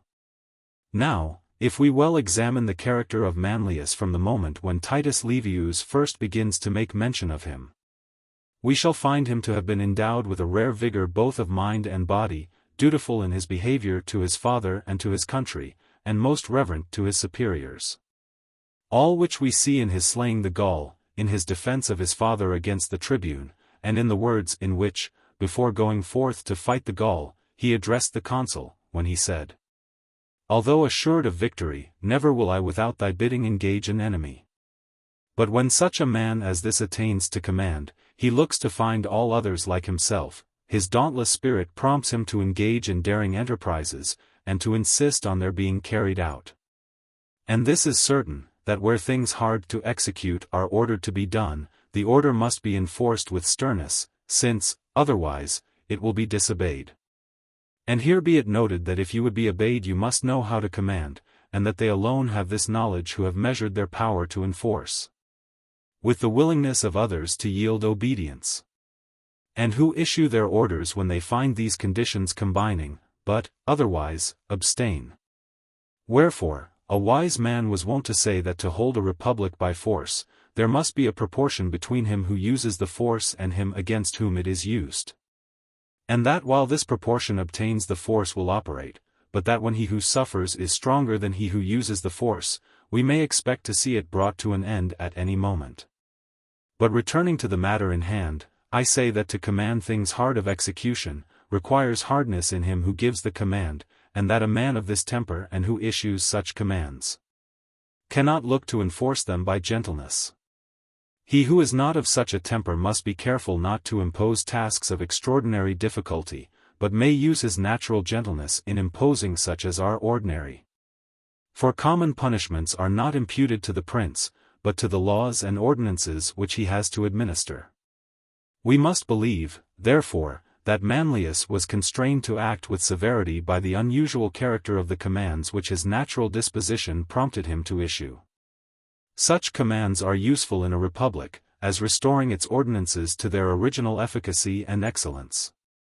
And were a republic, as I have before observed, fortunate enough to come frequently under the influence of men who, by their example, reinforce its laws, and not only retard its progress towards corruption, but bring it back to its first perfection, it might endure forever. Manlius, therefore, was of those who by the severity of their commands maintained the military discipline of Rome. Urged thereto, in the first place, by his natural temper, and next by the desire that whatever he was minded to command should be done.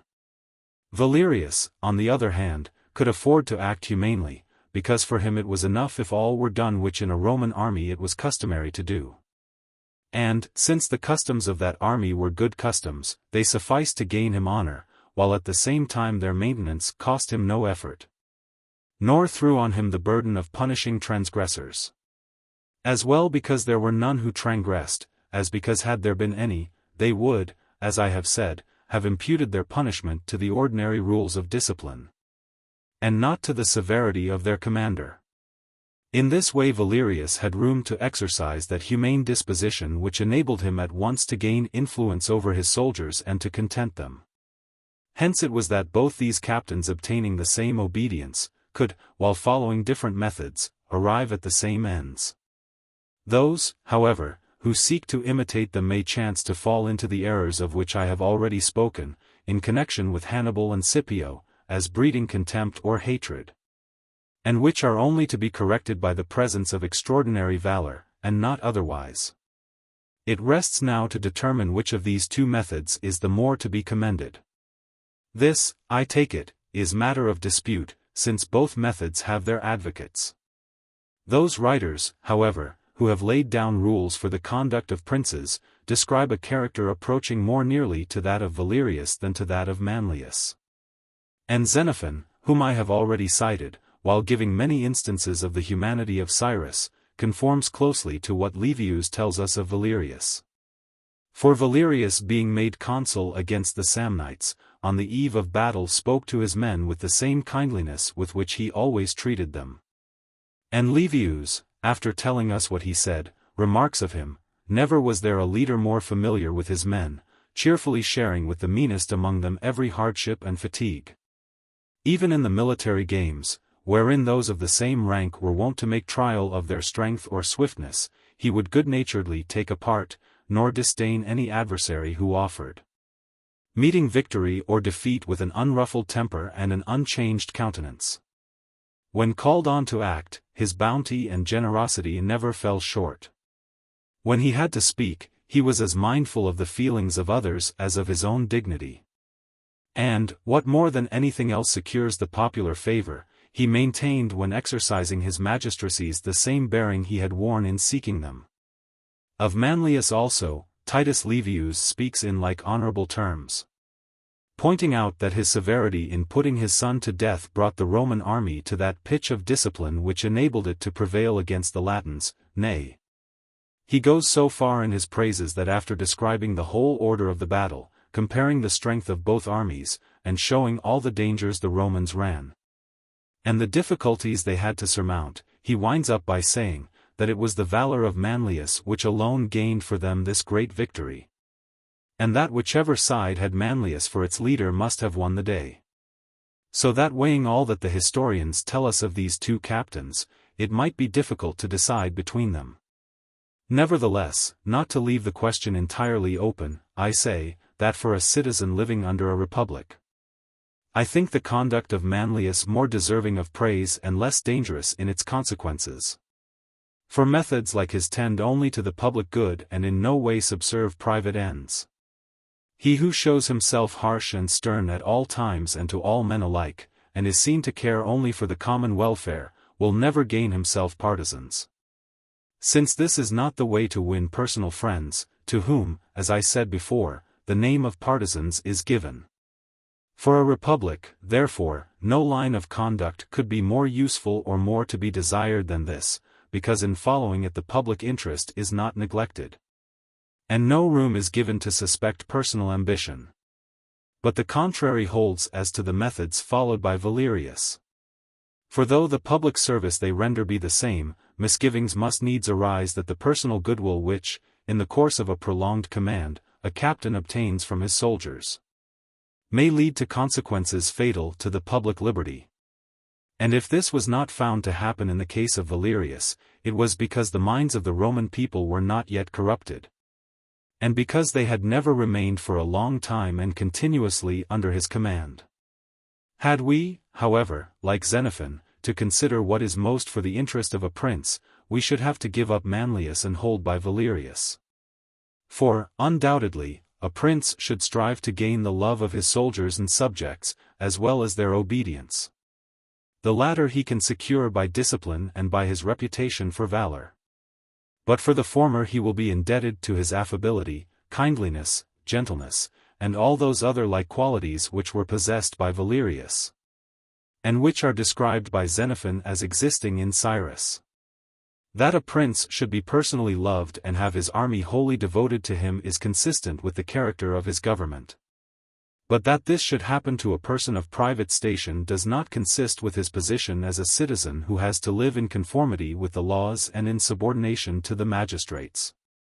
We read in the early annals of the Venetian Republic, that once, on the return of the fleet, a dispute broke out between the sailors and the people, resulting in tumults and armed violence which neither the efforts of the public officers, the respect felt for particular citizens, nor the authority of the magistrates could quell. But on a certain gentleman, who the year before had been in command of these sailors, showing himself among them, straightway, from the love they bore him, they submitted to his authority and withdrew from the fray. Which deference on their part aroused such jealousy and suspicion in the minds of the Venetian senators that very soon after they got rid of this gentleman, either by death or exile. The sum of the matter, therefore, is, that the methods followed by Valerius are useful in a prince, but pernicious in a private citizen, both for his country and for himself, for his country, because such methods pave the way to a tyranny. For himself, because his fellow citizens, growing suspicious of his conduct, are constrained to protect themselves to his hurt. And conversely, I maintain, that the methods of Manlius, while hurtful in a prince are useful in a citizen, and in the highest degree for his country. And, moreover, seldom give offense. Unless the hatred caused by his severity be augmented by the jealousy which the fame of his other virtues inspires, a matter now to be considered in connection with the banishment of Camillus. Chapter 23. Why Camillus was banished from Rome. It has been shown above how methods like those of Valerius are hurtful to the citizen who employs them and to his country, while methods like those of Manlius are advantageous for a man's country, though sometimes they be hurtful to the man himself. This is well seen in the example of Camillus, whose bearing more nearly resembled that of Manlius than that of Valerius, so that Titus Livius, in speaking of him, says, "His virtues were at once hated and admired by his soldiers. What gained him their admiration was his care for their safety, his prudence, his magnanimity, and the good order he maintained in conducting and commanding them. What made him hated was his being more stern to punish than bountiful to reward, and Livius instances the following circumstances as giving rise to this hatred. First, his having applied the money got by the sale of the goods of the Veientines to public purposes, and not divided it along with the rest of the spoils. Second, his having, on the occasion of his triumph, caused his chariot to be drawn by 4 white horses, seeking in his pride, men said, to make himself the equal of the sun god. And, third, his having vowed to Apollo a tenth of the Veientine plunder, which, if he was to fulfill his vow, he had to recover from his soldiers, into whose hands it had already come. Herein we may well and readily discern what causes tend to make a prince hateful to his people, the chief whereof is the depriving them of some advantage. And this is a matter of much importance. For when a man is deprived of what is in itself useful, he never forgets it, and every trifling occasion recalls it to his mind. And because such occasions recur daily, he is every day reminded of his loss. Another error which we are here taught to guard against, is the appearing haughty and proud, than which nothing is more distasteful to a people, and most of all to a free people. For although such pride and haughtiness do them no hurt, they nevertheless hold in detestation any who display these qualities. Every show of pride, therefore, a prince should shun as he would a rock, since to invite hatred without resulting advantage were utterly rash and futile. Chapter 24. That prolonged commands brought Rome to servitude. If we well examine the course of Roman history, we shall find 2 causes leading to the breakup of that republic: 1, the dissensions which arose in connection with the agrarian laws. The other, the prolongation of commands. For had these matters been rightly understood from the first, and due remedies applied, the freedom of Rome had been far more lasting, and, possibly, less disturbed. And although, as touching the prolongation of commands, we never find any tumult breaking out in Rome on that account, we do in fact discern how much harm was done to the city by the ascendancy which certain of its citizens thereby gained. This mischief indeed would not have arisen, if other citizens whose period of office was extended had been as good and wise as Lucius Quintius, whose virtue affords a notable example. For terms of accord having been settled between the Senate and Commons of Rome, the latter, thinking their tribunes well able to withstand the ambition of the nobles, prolonged their authority for a year. Whereupon, the Senate, not to be outdone by the Commons, proposed, out of rivalry, to extend the consulship of Quintius. He, however, refused absolutely to lend himself to their designs, and insisted on their appointing new consuls, telling them that they should seek to discredit evil examples, not add to them by setting worse. Had this prudence and virtue of his been shared by all the citizens of Rome, the practice of prolonging the terms of civil offices would not have been suffered to establish itself, nor have led to the kindred practice of extending the term of military commands, which in progress of time effected the ruin of their republic. The first military commander whose term was extended, was Publius Philo. For when his consulship was about to expire, he being then engaged in the siege of Palæopolis, the Senate, seeing he had the victory in his hands, would not displace him by a successor, but appointed him proconsul, which office he was the first to hold. Now, although in thus acting the Senate did what they thought best for the public good, nevertheless it was this act of theirs that in time brought Rome to slavery. For the further the Romans carried their arms, the more necessary it seemed to them to grant similar extensions of command, and the oftener they, in fact, did so. This gave rise to 2 disadvantages: first, that a smaller number of men were trained to command. Second, that by the long continuance of his command a captain gained so much influence and ascendancy over his soldiers that in time they came to hold the Senate of no account, and looked only to him. This it was, that enabled Sylla and Marius to find adherents ready to follow them even to the public detriment, and enabled Caesar to overthrow the liberties of his country. Whereas, had the Romans never prolonged the period of authority, whether civil or military, though they might have taken longer to build up their empire, they certainly had been later in incurring servitude. Chapter 25. Of the poverty of Cincinnatus and of many other Roman citizens. Elsewhere I have shown that no ordinance is of such advantage to a commonwealth, as one which enforces poverty on its citizens. And although it does not appear what particular law it was that had this operation in Rome, especially since we know the agrarian law to have been stubbornly resisted, we find, as a fact, that 400 years after the city was founded, great poverty still prevailed there. And may assume that nothing helped so much to produce this result as the knowledge that the path to honors and preferment was closed to none, and that merit was sought after wheresoever it was to be found. For this manner of conferring honors made riches the less courted. In proof whereof I shall cite one instance only. When the consul Minucius was beset in his camp by the Equians, the Roman people were filled with such alarm lest their army should be destroyed, that they appointed a dictator. Always their last stay in seasons of peril. Their choice fell on Lucius Quintius Cincinnatus, who at the time was living on his small farm of little more than 4 acres, which he tilled with his own hand. The story is nobly told by Titus Livius, where he says, "This is worth listening to by those who contemn all things human as compared with riches, and think that glory and excellence can have no place unless accompanied by lavish wealth." Cincinnatus, then, was plowing in his little field, when there arrived from Rome the messengers sent by the Senate to tell him he had been made dictator, and inform him of the dangers which threatened the Republic.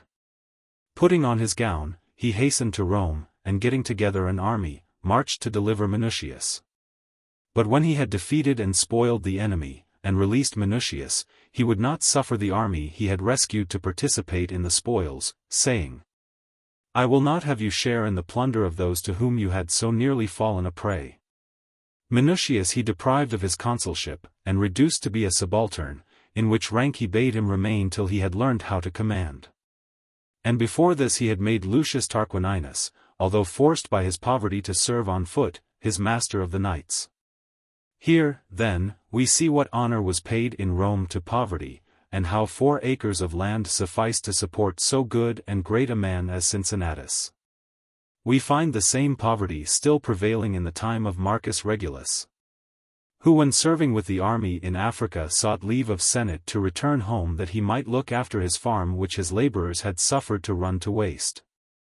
Here again we learn 2 things worthy our attention: first, the poverty of these men and their contentment under it, and how their sole study was to gain renown from war, leaving all its advantages to the state. For had they thought of enriching themselves by war, it had given them little concern that their fields were running to waste. Further, we have to remark the magnanimity of these citizens, who when placed at the head of armies surpassed all princes in the loftiness of their spirit, who cared neither for king nor for commonwealth, and whom nothing could daunt or dismay, but who, on returning to private life, became once more so humble, so frugal, so careful of their slender means, and so submissive to the magistrates and reverential to their superiors, that it might seem impossible for the human mind to undergo so violent a change.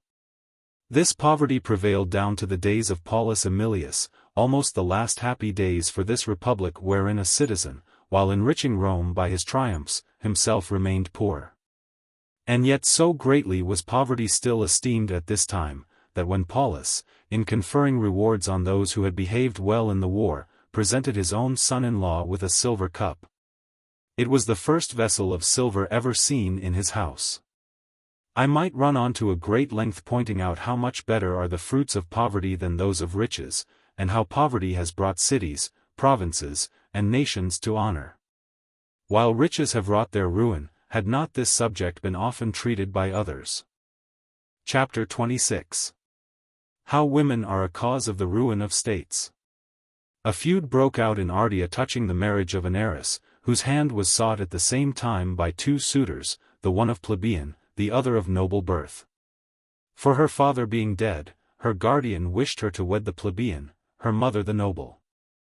And so hot grew the dispute that resort was had to arms, the whole nobility siding with their fellow noble, and all the plebeians with the plebeian.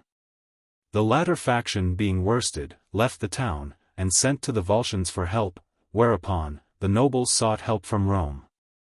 The Volscians were first in the field, and on their arrival encamped round Ardea. The Romans, coming up later, shut in the Volscians between themselves and the town, and, reducing them by famine, forced them to surrender at discretion. They then entered Ardea, and putting all the ringleaders in this dispute to the sword, composed the disorders of the city. In connection with this affair there are several points to be noted. And in the first place we see how women have been the occasion of many divisions and calamities in states, and have wrought great harm to rulers. As when, according to our historian, the violence done to Lucretia drove the Tarquins from their kingdom, and that done to Virginia broke the power of the Decemvirs. And among the chief causes which Aristotle assigns for the downfall of tyrants are the wrongs done by them to their subjects in respect of their women, whether by adultery, rape, or other like injury to their honor, as has been sufficiently noticed in the chapter wherein we treated of conspiracies.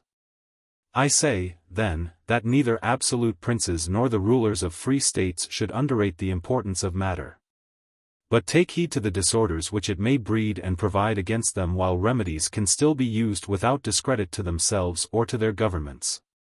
And this should have been done by the rulers of Ardea who by suffering the rivalry between their citizens to come to a head, promoted their divisions. And when they sought to reunite them had to summon foreign help, than which nothing sooner leads to servitude.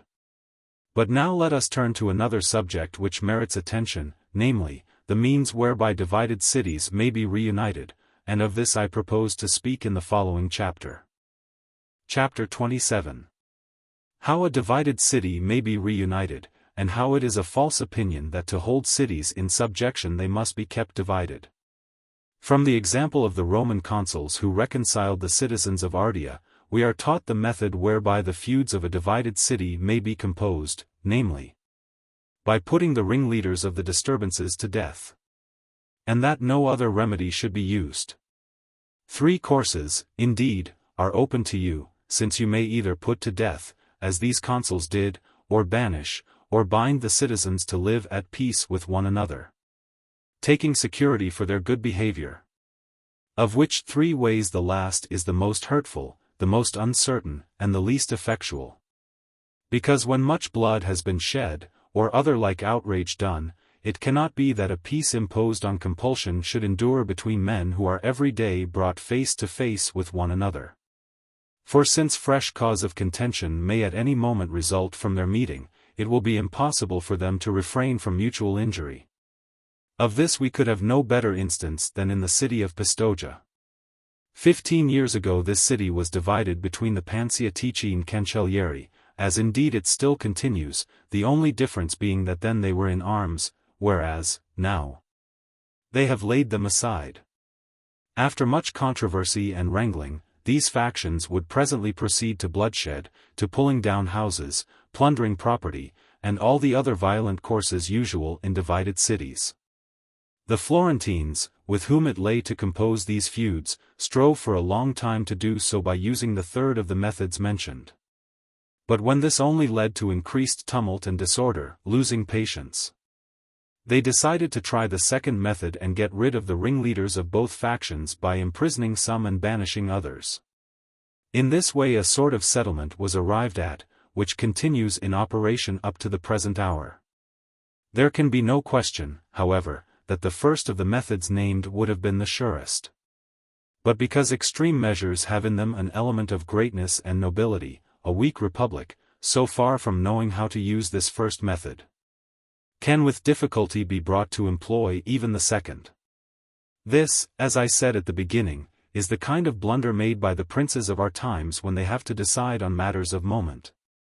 From their not considering how those men acted who in ancient days had to determine under like conditions. For the weakness of the present race of men, the result of their enfeebling education and their ignorance of affairs, makes them regard the methods followed by the ancients as partly inhuman and partly impracticable. Accordingly, they have their own newfangled ways of looking at things, wholly at variance with the true, as when the sages of our city, some time since, pronounced that Pistoia was to be held by feuds and Pisa by fortresses, not perceiving how useless each of these methods is in itself. Having spoken of fortresses already at some length, I shall not further refer to them here, but shall consider the futility of trying to hold subject cities by keeping them divided. In the first place, it is impossible for the ruling power, whether prince or republic, to be friends with both factions. For wherever there is division, it is human nature to take a side, and to favor one party more than another. But if one party in a subject city be unfriendly to you, the consequence will be that you will lose that city so soon as you are involved in war. Since it is impossible for you to hold a city where you have enemies both within and without. Should the ruling power be a republic, there is nothing so likely to corrupt its citizens and sow dissension among them, as having to control a divided city. For as each faction in that city will seek support and endeavor to make friends in a variety of corrupt ways, two very serious evils will result. First, that the governed city will never be contented with its governors, since there can be no good government where you often change its form, adapting yourself to the humors now of one party and now of another.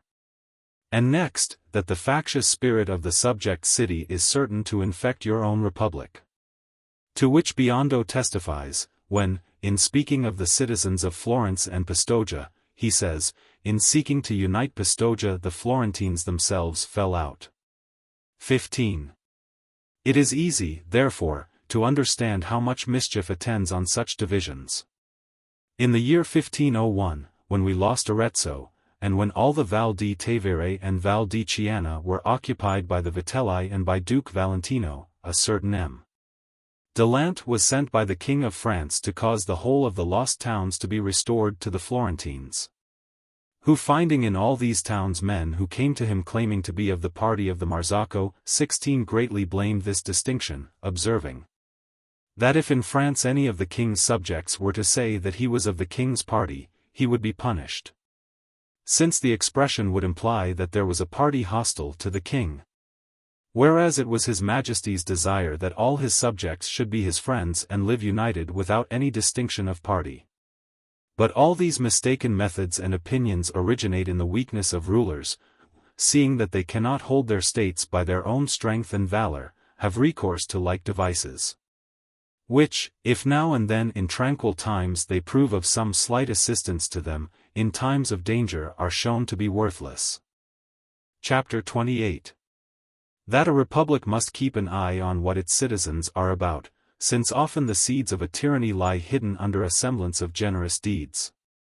The granaries of Rome not sufficing to meet a famine with which the city was visited, a certain Spurius Melius, a very wealthy citizen for these days, privately laid in a supply of corn wherewith to feed the people at his own expense, gaining thereby such general favor with the commons, that the Senate, apprehending that his bounty might have dangerous consequences, in order to crush him before he grew too powerful, appointed a dictator to deal with him and caused him to be put to death.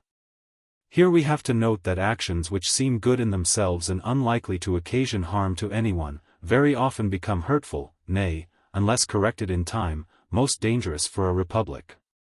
And to treat the matter with greater fullness, I say, that while a republic can never maintain itself long, or manage its affairs to advantage, without citizens of good reputation, on the other hand the credit enjoyed by particular citizens often leads to the establishment of a tyranny. For which reasons, and that things may take a safe course, it should be so arranged that a citizen shall have credit only for such behavior as benefits, and not for such as injures the state and its liberties. We must therefore examine by what ways credit is acquired. These, briefly, are two, public or secret. Public, when a citizen gains a great name by advising well or by acting still better for the common advantage. To credit of this sort we should open a wide door, holding out rewards both for good counsels and for good actions, so that he who renders such services may be at once honored and satisfied. Reputation acquired honestly and openly by such means as these can never be dangerous. But credit acquired by secret practices, which is the other method spoken of, is most perilous and prejudicial. Of such secret practices may be instanced, acts of kindness done to this or the other citizen in lending him money, in assisting him to marry his daughters, in defending him against the magistrates, and in conferring such other private favors as gain men devoted adherents, and encourage them after they have obtained such support, to corrupt the institutions of the state and to violate its laws. A well-governed republic, therefore, ought, as I have said, to throw wide the door to all who seek public favor by open courses, and to close it against any who would ingratiate themselves by underhand means. And this we find was done in Rome. For the Roman Republic, as a reward to any citizen who served it well, ordained triumphs and all the other honors which it had to bestow. While against those who sought to aggrandize themselves by secret intrigues, it ordained accusations and impeachment. And when, from the people being blinded by a false show of benevolence, these proved insufficient, it provided for a dictator, who with regal authority might bring to bounds any who had strayed beyond them, as instanced in the case of Spurius Maelius.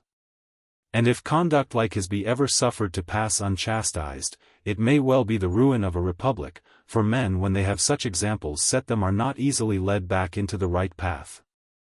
Chapter 29. That the faults of a people are due to its prince. Let no prince complain of the faults committed by a people under his control, since these must be ascribed either to his negligence, or to his being himself blemished by similar defects. And were anyone to consider what peoples in our own times have been most given to robbery and other like offenses, he would find that they have only copied their rulers, who have themselves been of a like nature. Romagna, before those lords who ruled it were driven out by Pope Alexander VI, was a nursery of all the worst crimes, the slightest occasion giving rise to wholesale rapine and murder. This resulted from the wickedness of these lords, and not, as they asserted, from the evil disposition of their subjects. For these princes being poor, yet choosing to live as though they were rich, were forced to resort to cruelties innumerable and practiced in diverse ways.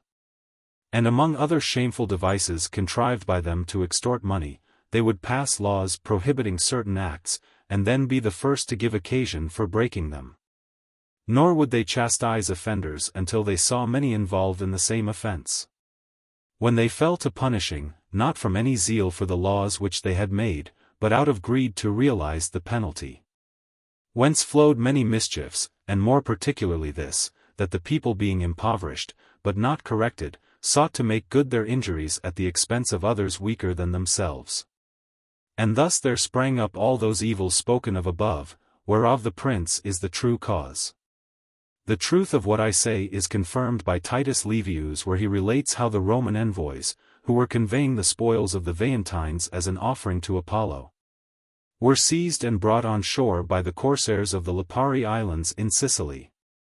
When Timesitheus, the prince of these islands, on learning the nature of the offering, its destination, and by whom sent, though himself of Lipari, behaved as a Roman might, showing his people what sacrilege it would be to intercept such a gift, and speaking to such purpose that by general consent the envoys were suffered to proceed upon their voyage, taking all their possessions with them.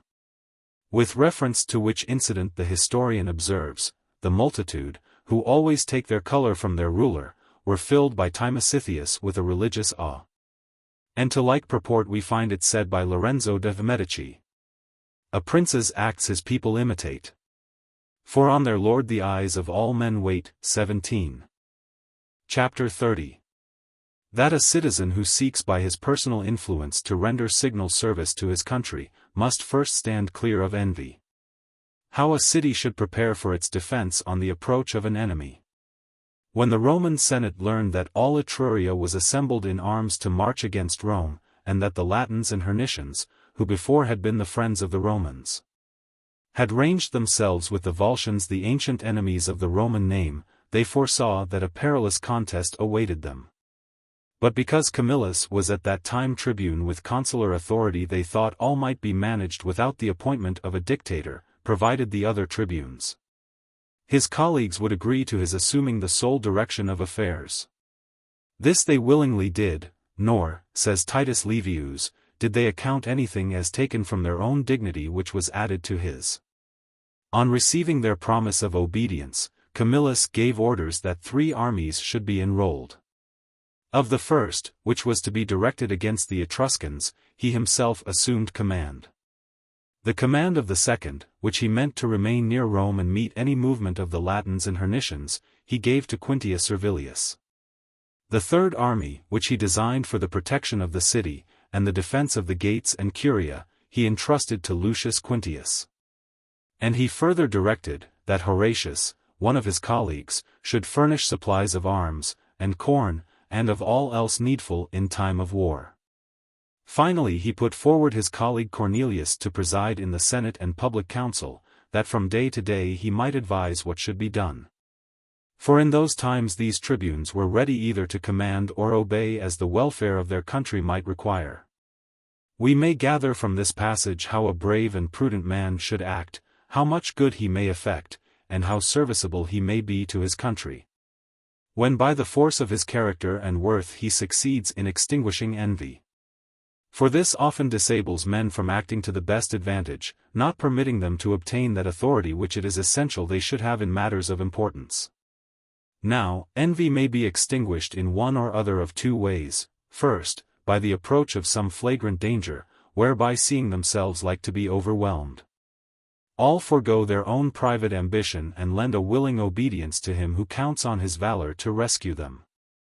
As in the case of Camillus, who from having given many proofs of surpassing ability, and from having been 3 times dictator and always exercised the office for the public good and not for his private advantage, had brought men to fear nothing from his advancement, while his fame and reputation made it no shame for them to recognize him as their superior. Wisely, therefore, does Titus Livius use concerning him the words which I have cited. The other way in which envy may be extinguished, is by the death, whether by violence or in the ordinary course of nature, of those who have been your rivals in the pursuit of fame or power, and who seeing you better esteemed than themselves, could never acquiesce in your superiority or put up with it in patience. For when these men have been brought up in a corrupt city, where their training is little likely to improve them, nothing that can happen will induce them to withdraw their pretensions. Nay, to have their own way and satisfy their perverse humor, they will be content to look on while their country is ruined. For envy such as this there is no cure save by the death of those of whom it has taken possession. And when fortune so befriends a great man that his rivals are removed from his path by a natural death, his glory is established without scandal or offense, since he is then able to display his great qualities unhindered. But when fortune is not thus propitious to him, he must contrive other means to rid himself of rivals, and must do so successfully before he can accomplish anything. Anyone who reads with intelligence the lessons of Holy Writ, will remember how Moses, to give effect to his laws and ordinances, was constrained to put to death an endless number of those who out of mere envy withstood his designs. The necessity of this course was well understood by the friar Girolamo Savonarola, and by the Gonfalonier Piero Soderini. But the former could not comply with it, because, as a friar, he himself lacked the needful authority, while those of his followers who might have exercised that authority, did not rightly comprehend his teaching. This, however, was no fault of his, for his sermons are full of invectives and attacks against the wise of this world, that being the name he gave to envious rivals and to all who opposed his reforms. As for Piero Soderini, he was possessed by the belief that in time and with favorable fortune he could allay envy by gentleness and by benefits conferred on particular men. For as he was still in the prime of life, and in the fresh enjoyment of that goodwill which his character and opinions had gained for him, he thought to get the better of all who out of jealousy opposed him, without giving occasion for tumult, violence, or disorder. Not knowing how time stays not, worth suffices not, fortune shifts, and malice will not be won over by any benefit. Wherefore, because they could not or knew not how to vanquish this envy, the two whom I have named came to their downfall. Another point to be noted in the passage we are considering, is the careful provision made by Camillus for the safety of Rome both within and without the city. And, truly, not without reason do wise historians, like our author, set forth certain events with much minuteness and detail, to the end that those who come after may learn how to protect themselves in like dangers. Further, we have to note that there is no more hazardous or less useful defense than one conducted without method or system. This is shown in Camillus causing a third army to be enrolled that it might be left in Rome for the protection of the city. Many persons, doubtless, both then and now, would esteem this precaution superfluous, thinking that as the Romans were a warlike people and constantly under arms, there could be no occasion for a special levy, and that it was time enough to arm when the need came. But Camillus, and any other equally prudent captain would be of the same mind, judged otherwise. Not permitting the multitude to take up arms unless they were to be bound by the rules and discipline of military service. Let him, therefore, who is called on to defend a city, taking example by Camillus, before all things avoid placing arms in the hands of an undisciplined multitude. But first of all select and enroll those whom he proposes to arm, so that they may be wholly governed by him as to where they shall assemble and whither they shall march. And then let him direct those who are not enrolled, to abide every man in his own house for its defense. Whosoever observes this method in a city which is attacked, will be able to defend it with ease, but whosoever disregards it, and follows not the example of Camillus, shall never succeed.